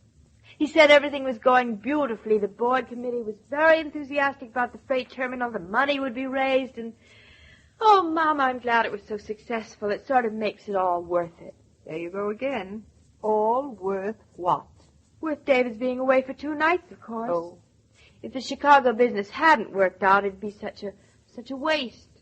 Being apart doesn't harm people who love each other. It may hurt them, but never harms them. I heard awfully. Lonesomeness hurts. How's your finger? Fine now, doesn't hurt me a bit. Have you told David about Bluff? No, I thought I'd wait till he got back. Mama, what do you suppose David is doing right now? Right now? Mm-hmm. 10 o'clock? Oh, sitting around with some of the men discussing things? David's the handsomest. Well, he may be the handsomest of men, but right now you're not the handsomest of wives, not by a long shot. I'll bet I look awful. I don't even dare peek in the mirror. But I'll look very glamorous tomorrow when David comes home. Wait and see.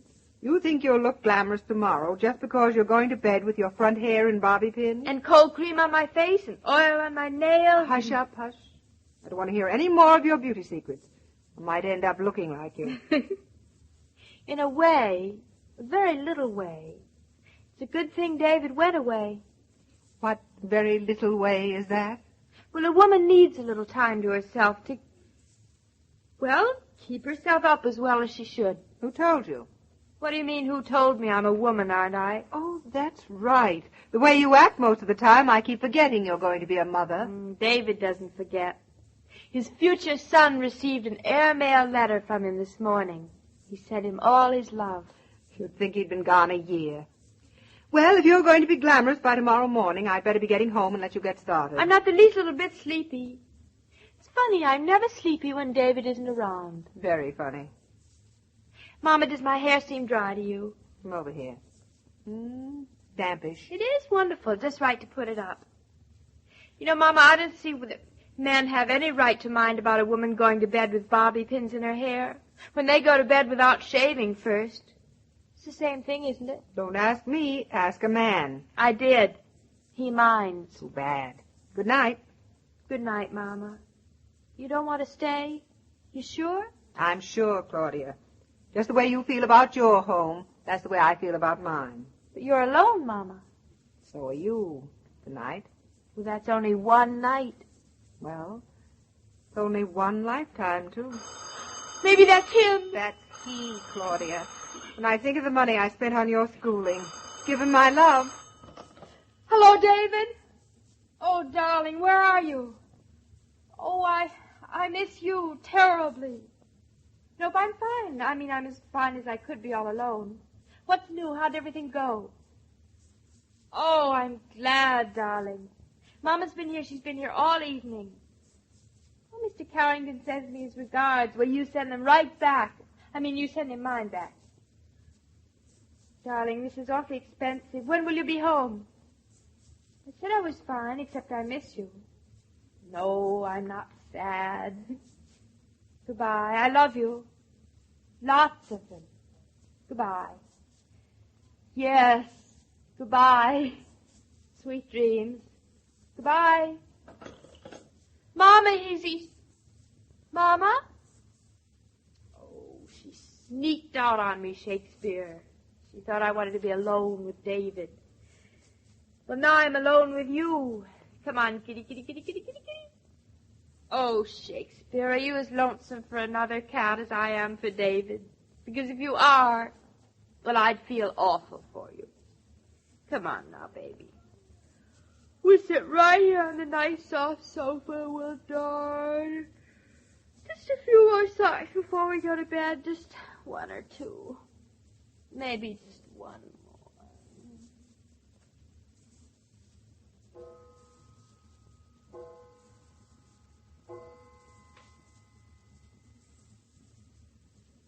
Shakespeare, stop tickling my ear. Go away now, go away. My back is still. Shakespeare, please don't. I thought you liked having your ear tickled. No, I don't. I hate it. Go away. Do you always sleep on the sofa when I'm not here? Darling, it's me. What? David. David, where'd you come from? From Chicago. But what time is it? Is it tomorrow already? 3 o'clock, time you were in bed.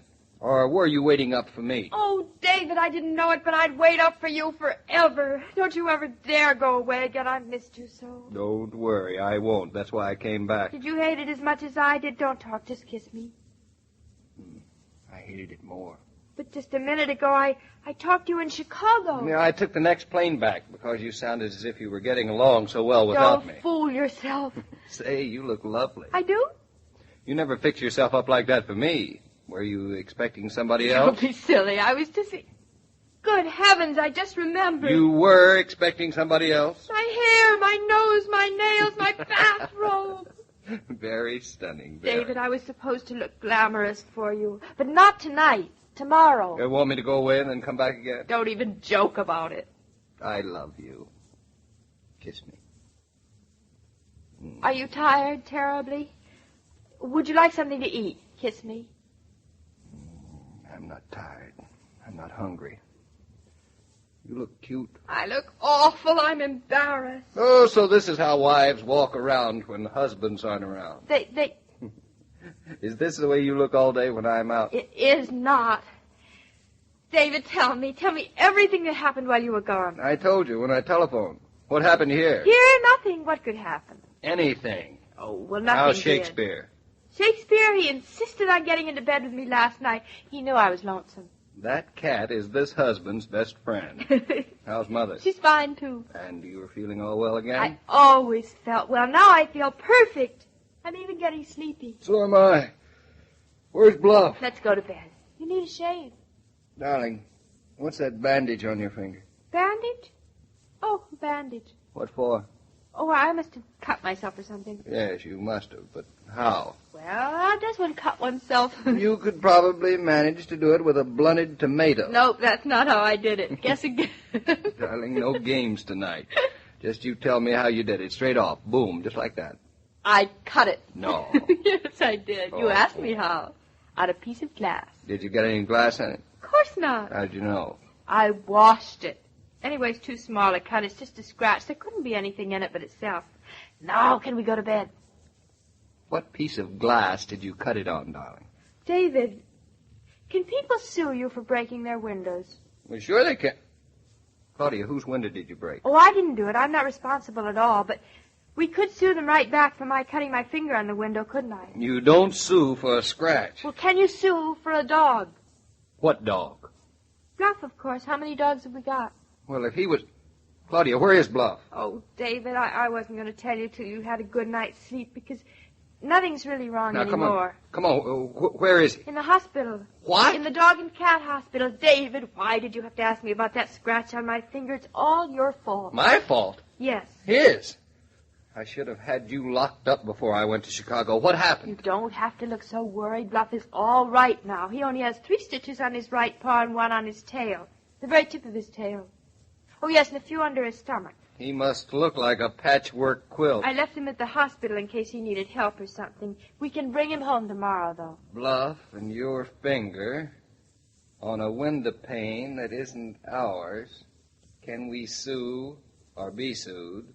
Not at Mama. That reminds me, David, I did about half the jigsaw puzzle you gave me. It's not so hard. Well, this one is murder.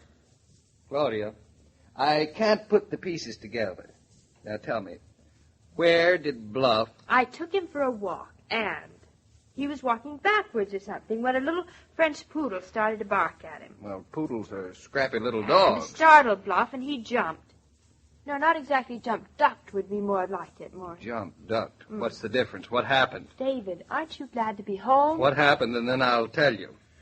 Well, Bluff scared a grocer's boy.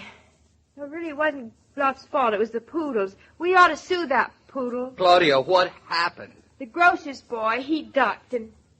No, jumped would be more like it. Yes, he jumped. And he let go of his cart. It was full of things like potatoes and oranges. And it spilled.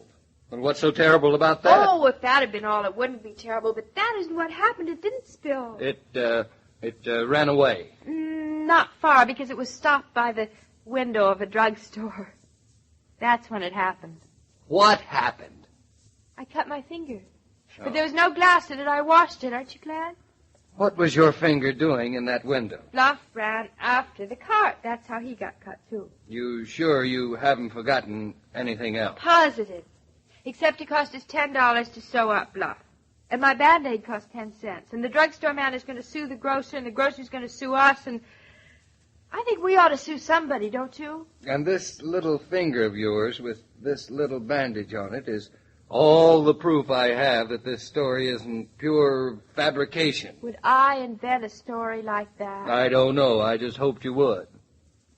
Let's go to bed. Oh, David, not with you looking like that. Why did you have to go and notice my finger? Now your coming home is all spoiled. You little dope.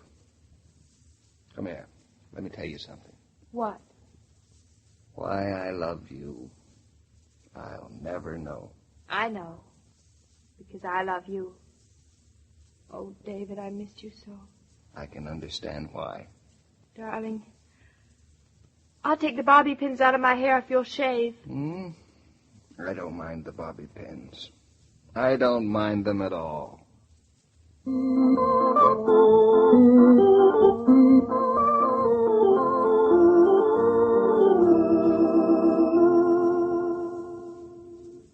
These programs star Catherine Bard as Claudia and Paul Crabtree as David. And the entire production is supervised and directed by William Brown Maloney.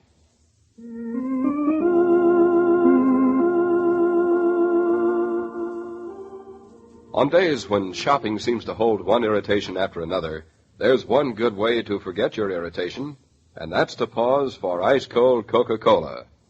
Nowadays, you see that familiar red cooler in your favorite food store, as well as in lunchrooms and service stations. And always it seems to carry the message, take it easy. Pause and refresh yourself.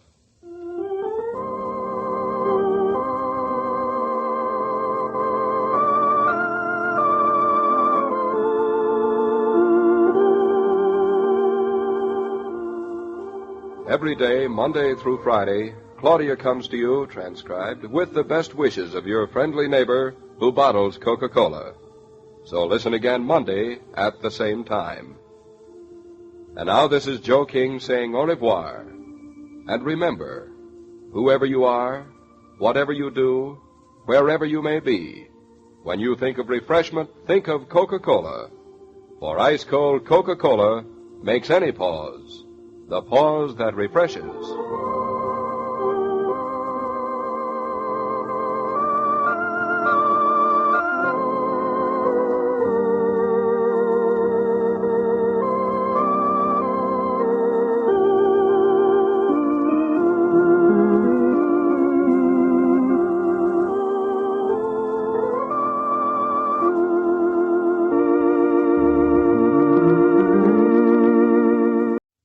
Coca-Cola bottler presents Claudia.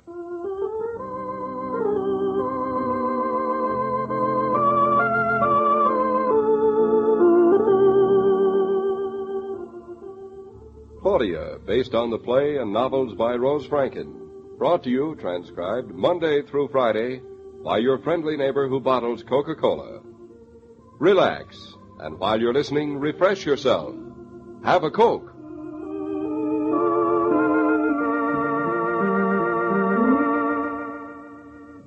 And now, Claudia.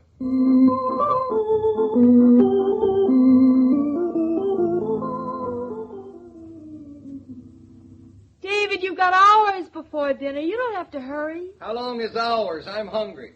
About 15 minutes. Well, what have you been doing?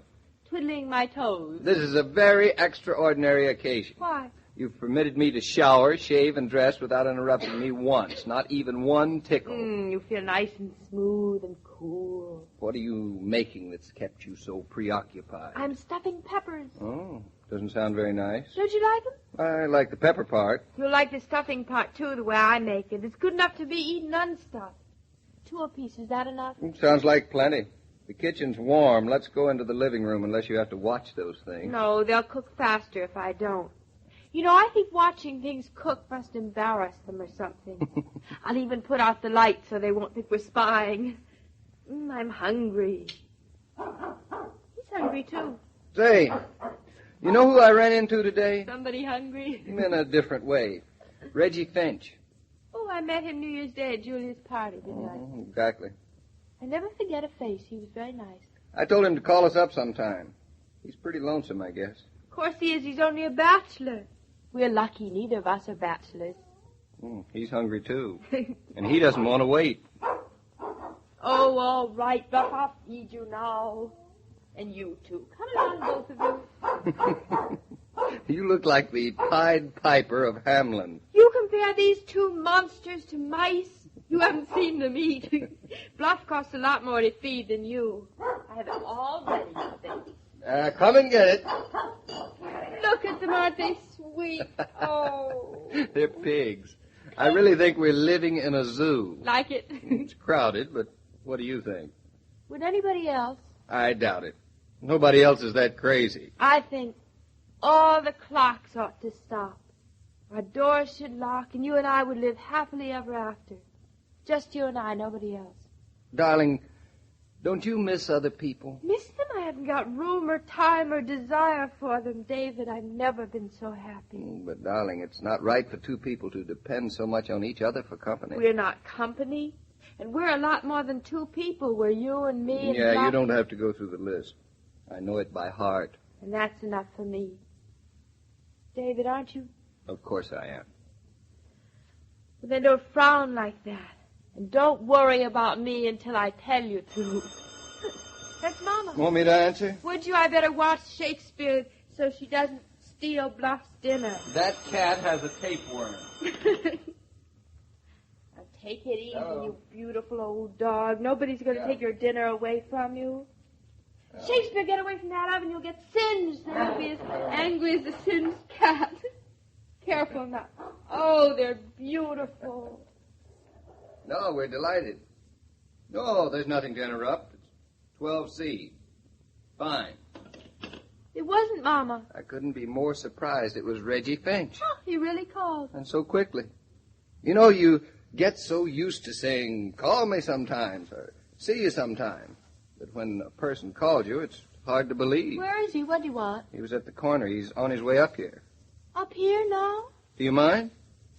Well, no, but we haven't had dinner yet. There's enough for him, isn't there? I guess so. Oh, David, how can you divide 4 peppers 3 ways? That is a problem. I know. Break 'em up.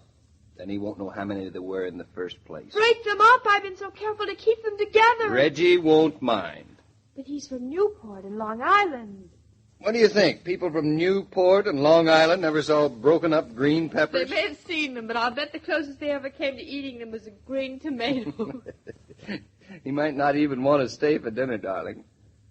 I don't know how he happens to be coming even. Probably just to say hello or something. I better send another place in case. David, What is it, darling? did you invite him this afternoon when you met him? No, of course not. I'd have told you. Why? Oh, it just seems like a coincidence that he should call right after you were telling me that we didn't see enough people. Yes, it is a coincidence, isn't it? Mm. Reggie's a funny guy. I've never seen him very much. Never knew him very well. But we've always just sort of touched each other as we went our separate ways. The last thing I expected was to have company tonight. David, I thought it would be just us. Oh, there he is. You go, darling, while I set the extra pace and crumble the peppers, poor thing. Well, Reggie, come on in. Don't you love the way I come blustering in at dinner time? I think it's wonderful. It's the best time to go visiting, Reggie. But only the most civilized people know that. Well, I'll fool you. I act barbaric and leave just as soon as dinner is about to be served. You don't know my wife.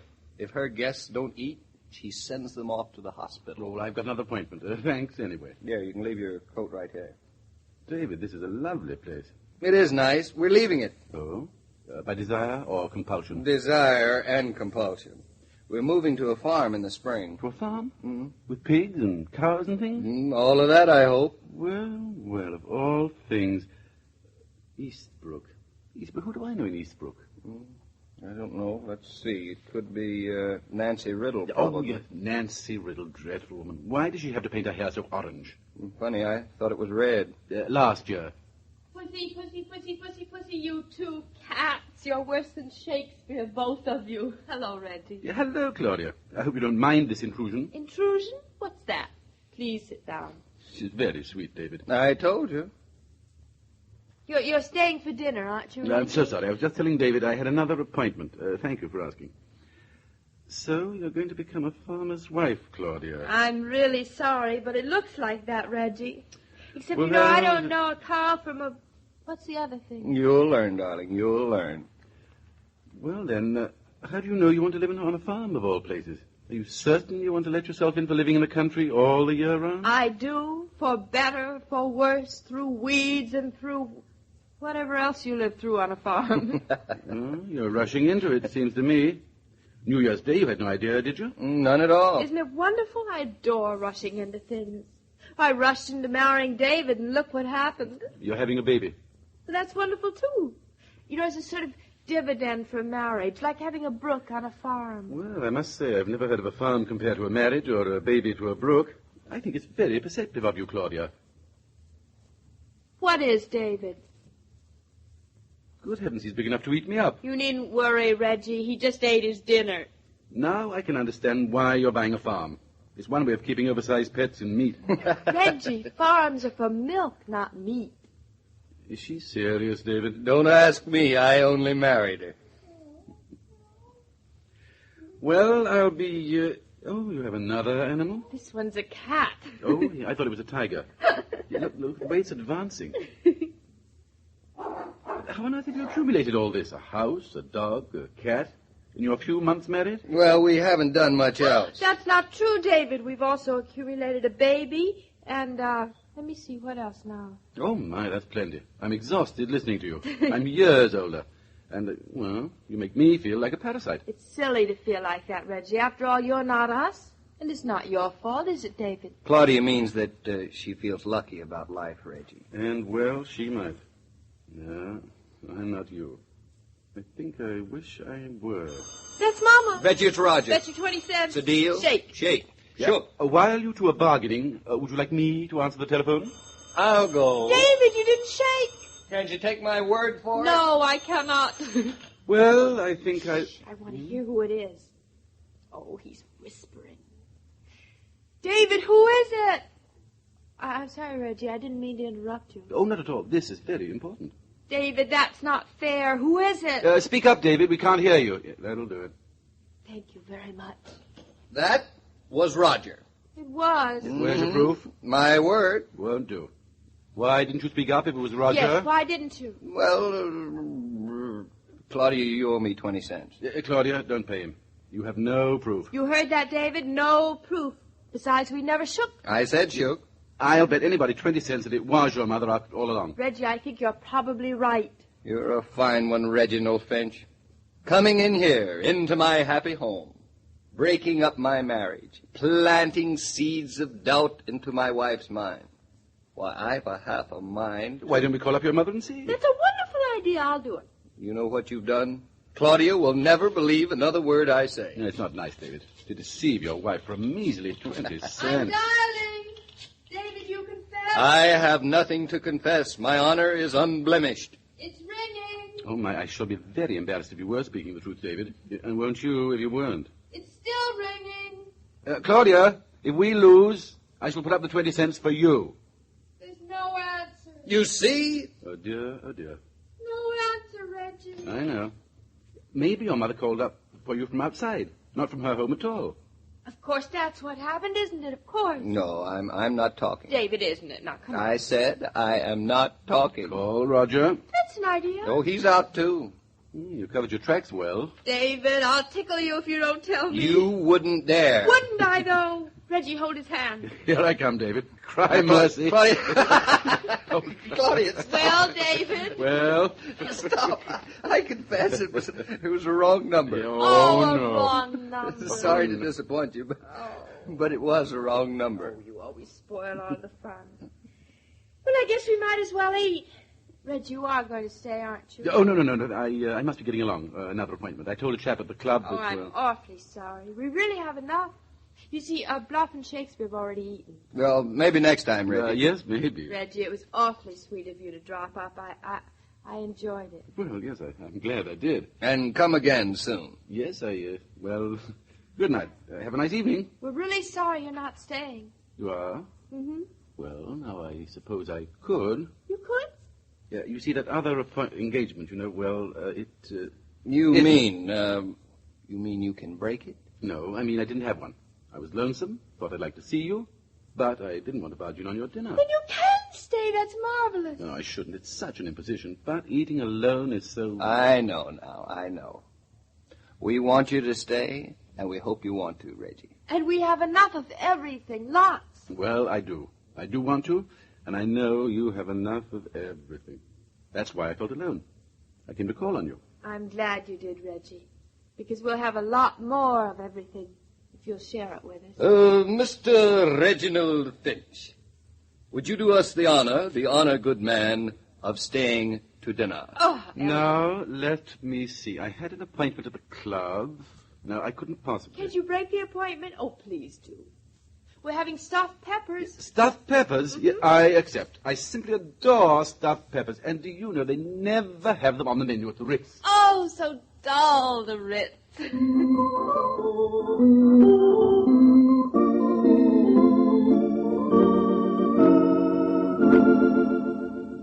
These broadcasts are adapted for radio by Manya and Roger Starr, and the entire production is supervised and directed by William Brown Maloney.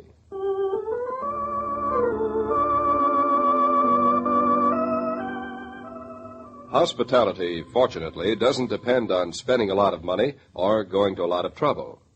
One of the surest signs of hospitality is a tray full of ice-cold Coca-Cola. And Coke still costs only 5 cents, though it's the self-same delicious drink folks have ordered for years whenever they want the pause that refreshes. Keep plenty of Coke in the refrigerator, and you've plenty of good times in store.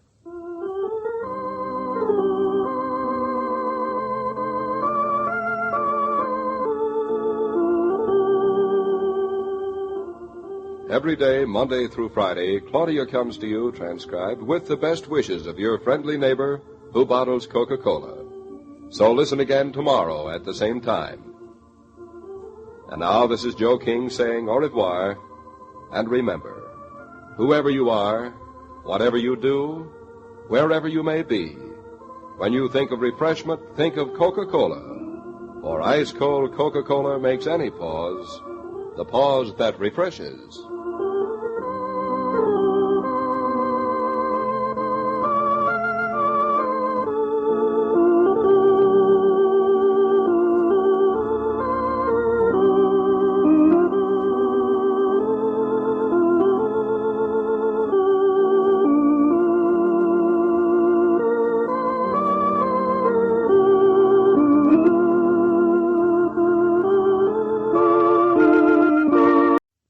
Coca-Cola bottler presents Claudia.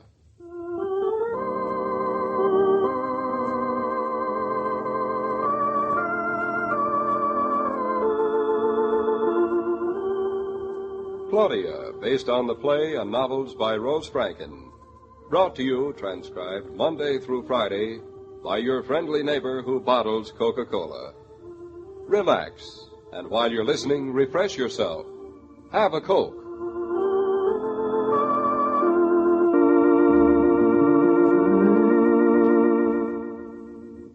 And now, Claudia.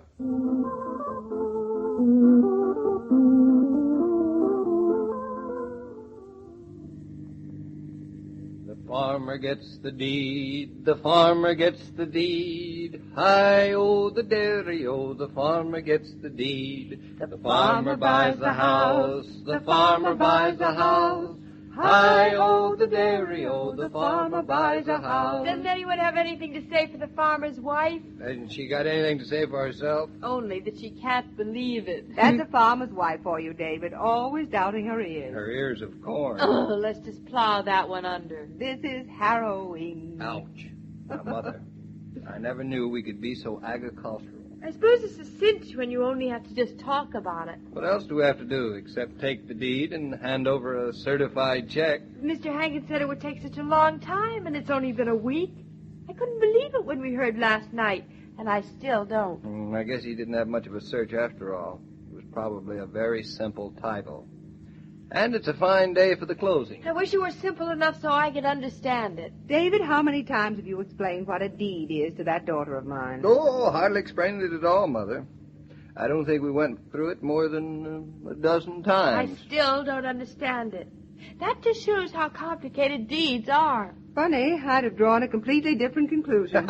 All right, Mama. If you're so smart, you tell us what a deed is, and what a title is, and why we have to go to the courthouse. Well, Well, now, let me see what's the easiest way to explain I it. know what that means. It means you don't understand it any better than I do. Oh, just because I'm not like you and start talking before I've decided what I'm going to say. Anyway, I think men make it a lot more complicated than it really is. If it were so complicated, I don't see how Mr. Hankins was able to get it all straightened out so quickly. You'd like it to be complicated, wouldn't you?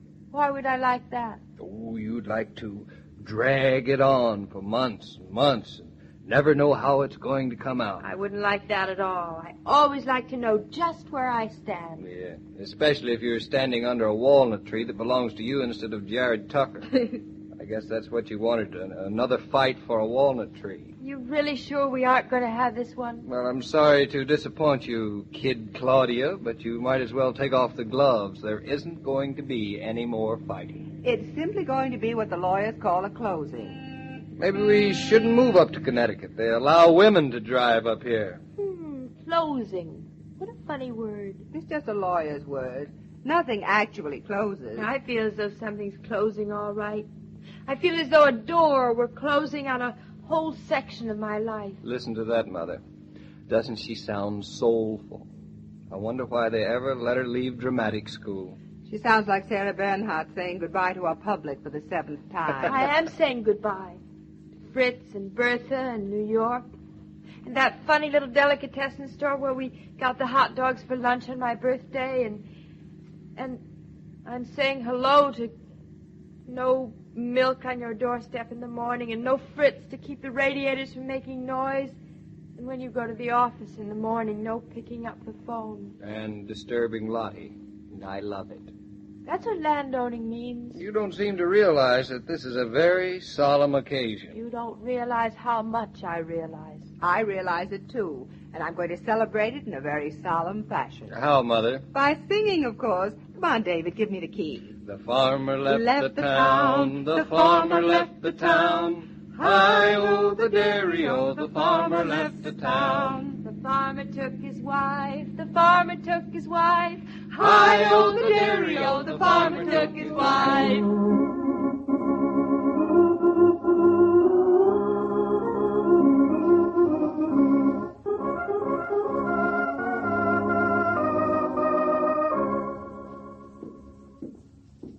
I don't think anybody's been here in 50 years, David. Look at the dust on everything. Listen to the stairs. They make practically as much noise as the house we're buying. I don't know why people say the country's so quiet. This isn't country. This is the biggest office building in Eastbrook Center. I think it's the only office building in Eastbrook Center. I wonder if Mr. Hankins has ever been up in an elevator. So there's his office. Rupert Hankins, counselor at law. What do you think it's going to be like inside? Oh, lots of old books and a dictionary on a stand and a green shade on the window. And a fan in the ceiling. And one of those shiny brass things in the corner under the chair. Exactly. Only it won't be shiny and brass. Well, take a deep breath. 1, 2, 3. Who's there? It's us. We are the Nortons. Well, guess you might as well come in, if that's who you are. David, it is brass. How's that? My wife said she was glad to see you. Maybe. Maybe she won't be so glad when she hears what's what. What's what? Been trying to get you two on the telephone all morning. I guess you'd gone already. What's wrong now? You mean Jared Tucker wants more than his walnut tree? Ain't nothing new said about a walnut tree. Maybe you and Mrs. Norton better sit down. We'll take this thing up the way it's supposed to be took up. Claudia, you sit down in that swivel chair near Mr. Hankins' desk. I'll sit back here. What's the matter, young woman? Think that chair's dirty? Just a bit of healthy dust. Oh, you know how the ladies are, Mr. Hankins. They object to getting dust on their clothes. Trouble with people today. Too much afraid of dust, most of them. Spend most of the time running around just to keep from gathering it. Plenty worse things than gathering dust. Claudia, you'd better sit down. I did. Well, now we're ready. I guess we can get started. What's happened? What's wrong? Why don't we get the house? Nobody said that yet, maybe. Glad you're here, though. There's a hitch in the title. You mean Jared Tucker doesn't own that house after going through all this and throwing out the other bid and arguing about the walnut tree in the third place? He doesn't own it at all? He owns it, maybe, but he don't own it free and clear. Well, you'd better explain, Mr. Hankins. Good thing you had a good lawyer, Mr. Norton. Good thing you did. Yes, I appreciate that, Mr. Doesn't Hankins. Jared Tucker really own the house at all? Maybe he does, and maybe he doesn't. Mr. Hankins, I think we're prepared for the worst. I wish you would just go ahead and let us in on it. Well, sir, there are some lawyers who would notice a thing like this and some who wouldn't. Yes, Mr. Hankins. You in a hurry or something? Want to get back to New York City, maybe? Oh, we've got all day, Mr. Hankins, but we'd just as soon spend it doing something else. Maybe we can help to get it straightened out. You can't do nothing, Mr. Norton. Is it about the walnut tree? Claudia, Mr. Hankins already said it wasn't about the walnut. He hasn't said it was about anything else either. Mind if I smoke? No, we don't mind if you smoke. You can smoke, too, if you want to. I don't mind neither. You're very generous. Then there's some lawyers in this county who'd say, you're city people, and you ought to be left to take care of yourselves. Now, sir, you are city people. Maybe I know what they mean. But when it's a matter of the law, I say who you are and where you come from is irrelevant, immaterial, and impertinent. I was sure you felt that way, Mr. Hankins. How does he feel? And I'm not telling a client of mine to accept a defective and insufficient title. What's defective about it, Mr. Hankins? Mr. Norton, my fee for this service is $25, with disbursements of $3.75. You mean you want that now? I hope I don't have to go to New York for it. I'll write out a check for you. Will that be all right? Maybe it will. Well, isn't there anything we can do, Mr. Hankins? Either Jared Tucker has a clear title to his land or he don't. If he don't, that's all there is to it. Right. Here's your check, Mr. Hankins. Now, please tell us exactly what happened. Well, sir, when I search a title, I give it a real good search. You said that, Mr. Hankins. Are you in a hurry, Mrs. Norton? Seemed to me you said you had all day. Never mind her, Mr. Hankins. Well, sir, this land was deeded to Jared Tucker as sole survivor of his father, Stanton Tucker, in 1909. It came to Stanton Tucker from his maternal grandmother, Mehitable Ashley, in 1863. Mehitable Ashley had it from her father, Joseph Ashley, in 1840. Joseph Ashley had it from Martin Ashley in 1822. Martin Ashley had it from Cyrus Newton in 1806. Cyrus Newton had it from Caleb Matthews in 1798. And we don't have to go back any further than that. I should hope not. Because, as your attorney, I find that in the transfer from Caleb Matthews to Cyrus Newton on April 10th, 1798, Caleb Matthews retained to himself, his heirs and assigns, the right in perpetuum to collect all the hay on the South Meadow every year. And the claim was never quitted. What does that mean? It means that every summer the heirs of Caleb Matthews have a right to come on your South Meadow and cut your hay without paying for it, and you can't stop them. Do they ever do it? They don't. But what's that matter? You know how many descendants Caleb Matthews must have by now, maybe. 10,000, maybe. Rupert Hankins don't let his clients take that sort of a title without warning them first. Well, you've warned us, Mr. Hankins, but we'll go ahead with the deal anyhow and take our chances with the descendants of Caleb Matthews. That's up to you, Mr. Norton.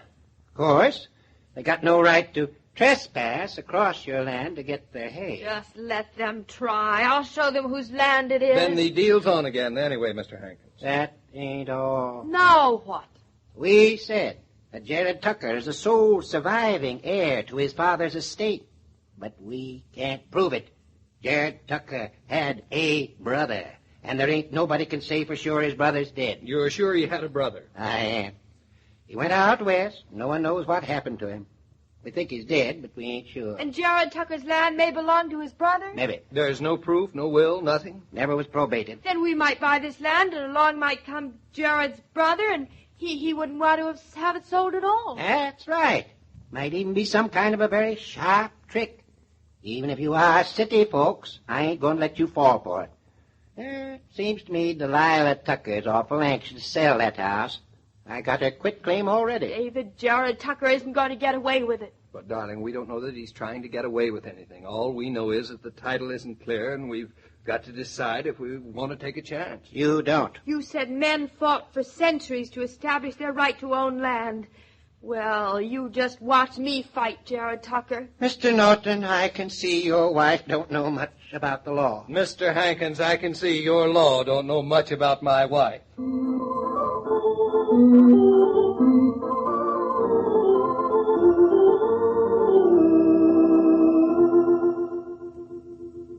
This broadcast of Claudia was supervised and directed by William Brown Maloney.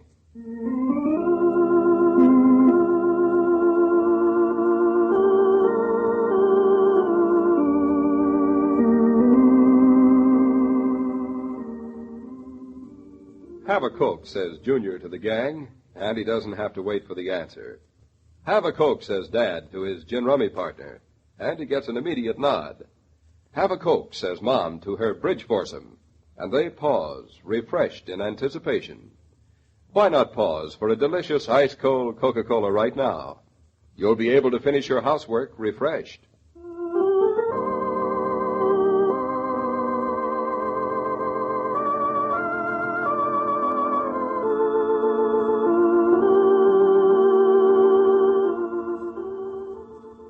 Every day, Monday through Friday, Claudia comes to you, transcribed, with the best wishes of your friendly neighbor who bottles Coca-Cola. So listen again tomorrow at the same time.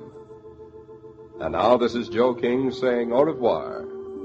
And remember, whoever you are, whatever you do, wherever you may be, when you think of refreshment, think of Coca-Cola. For ice-cold Coca-Cola makes any pause the pause that refreshes.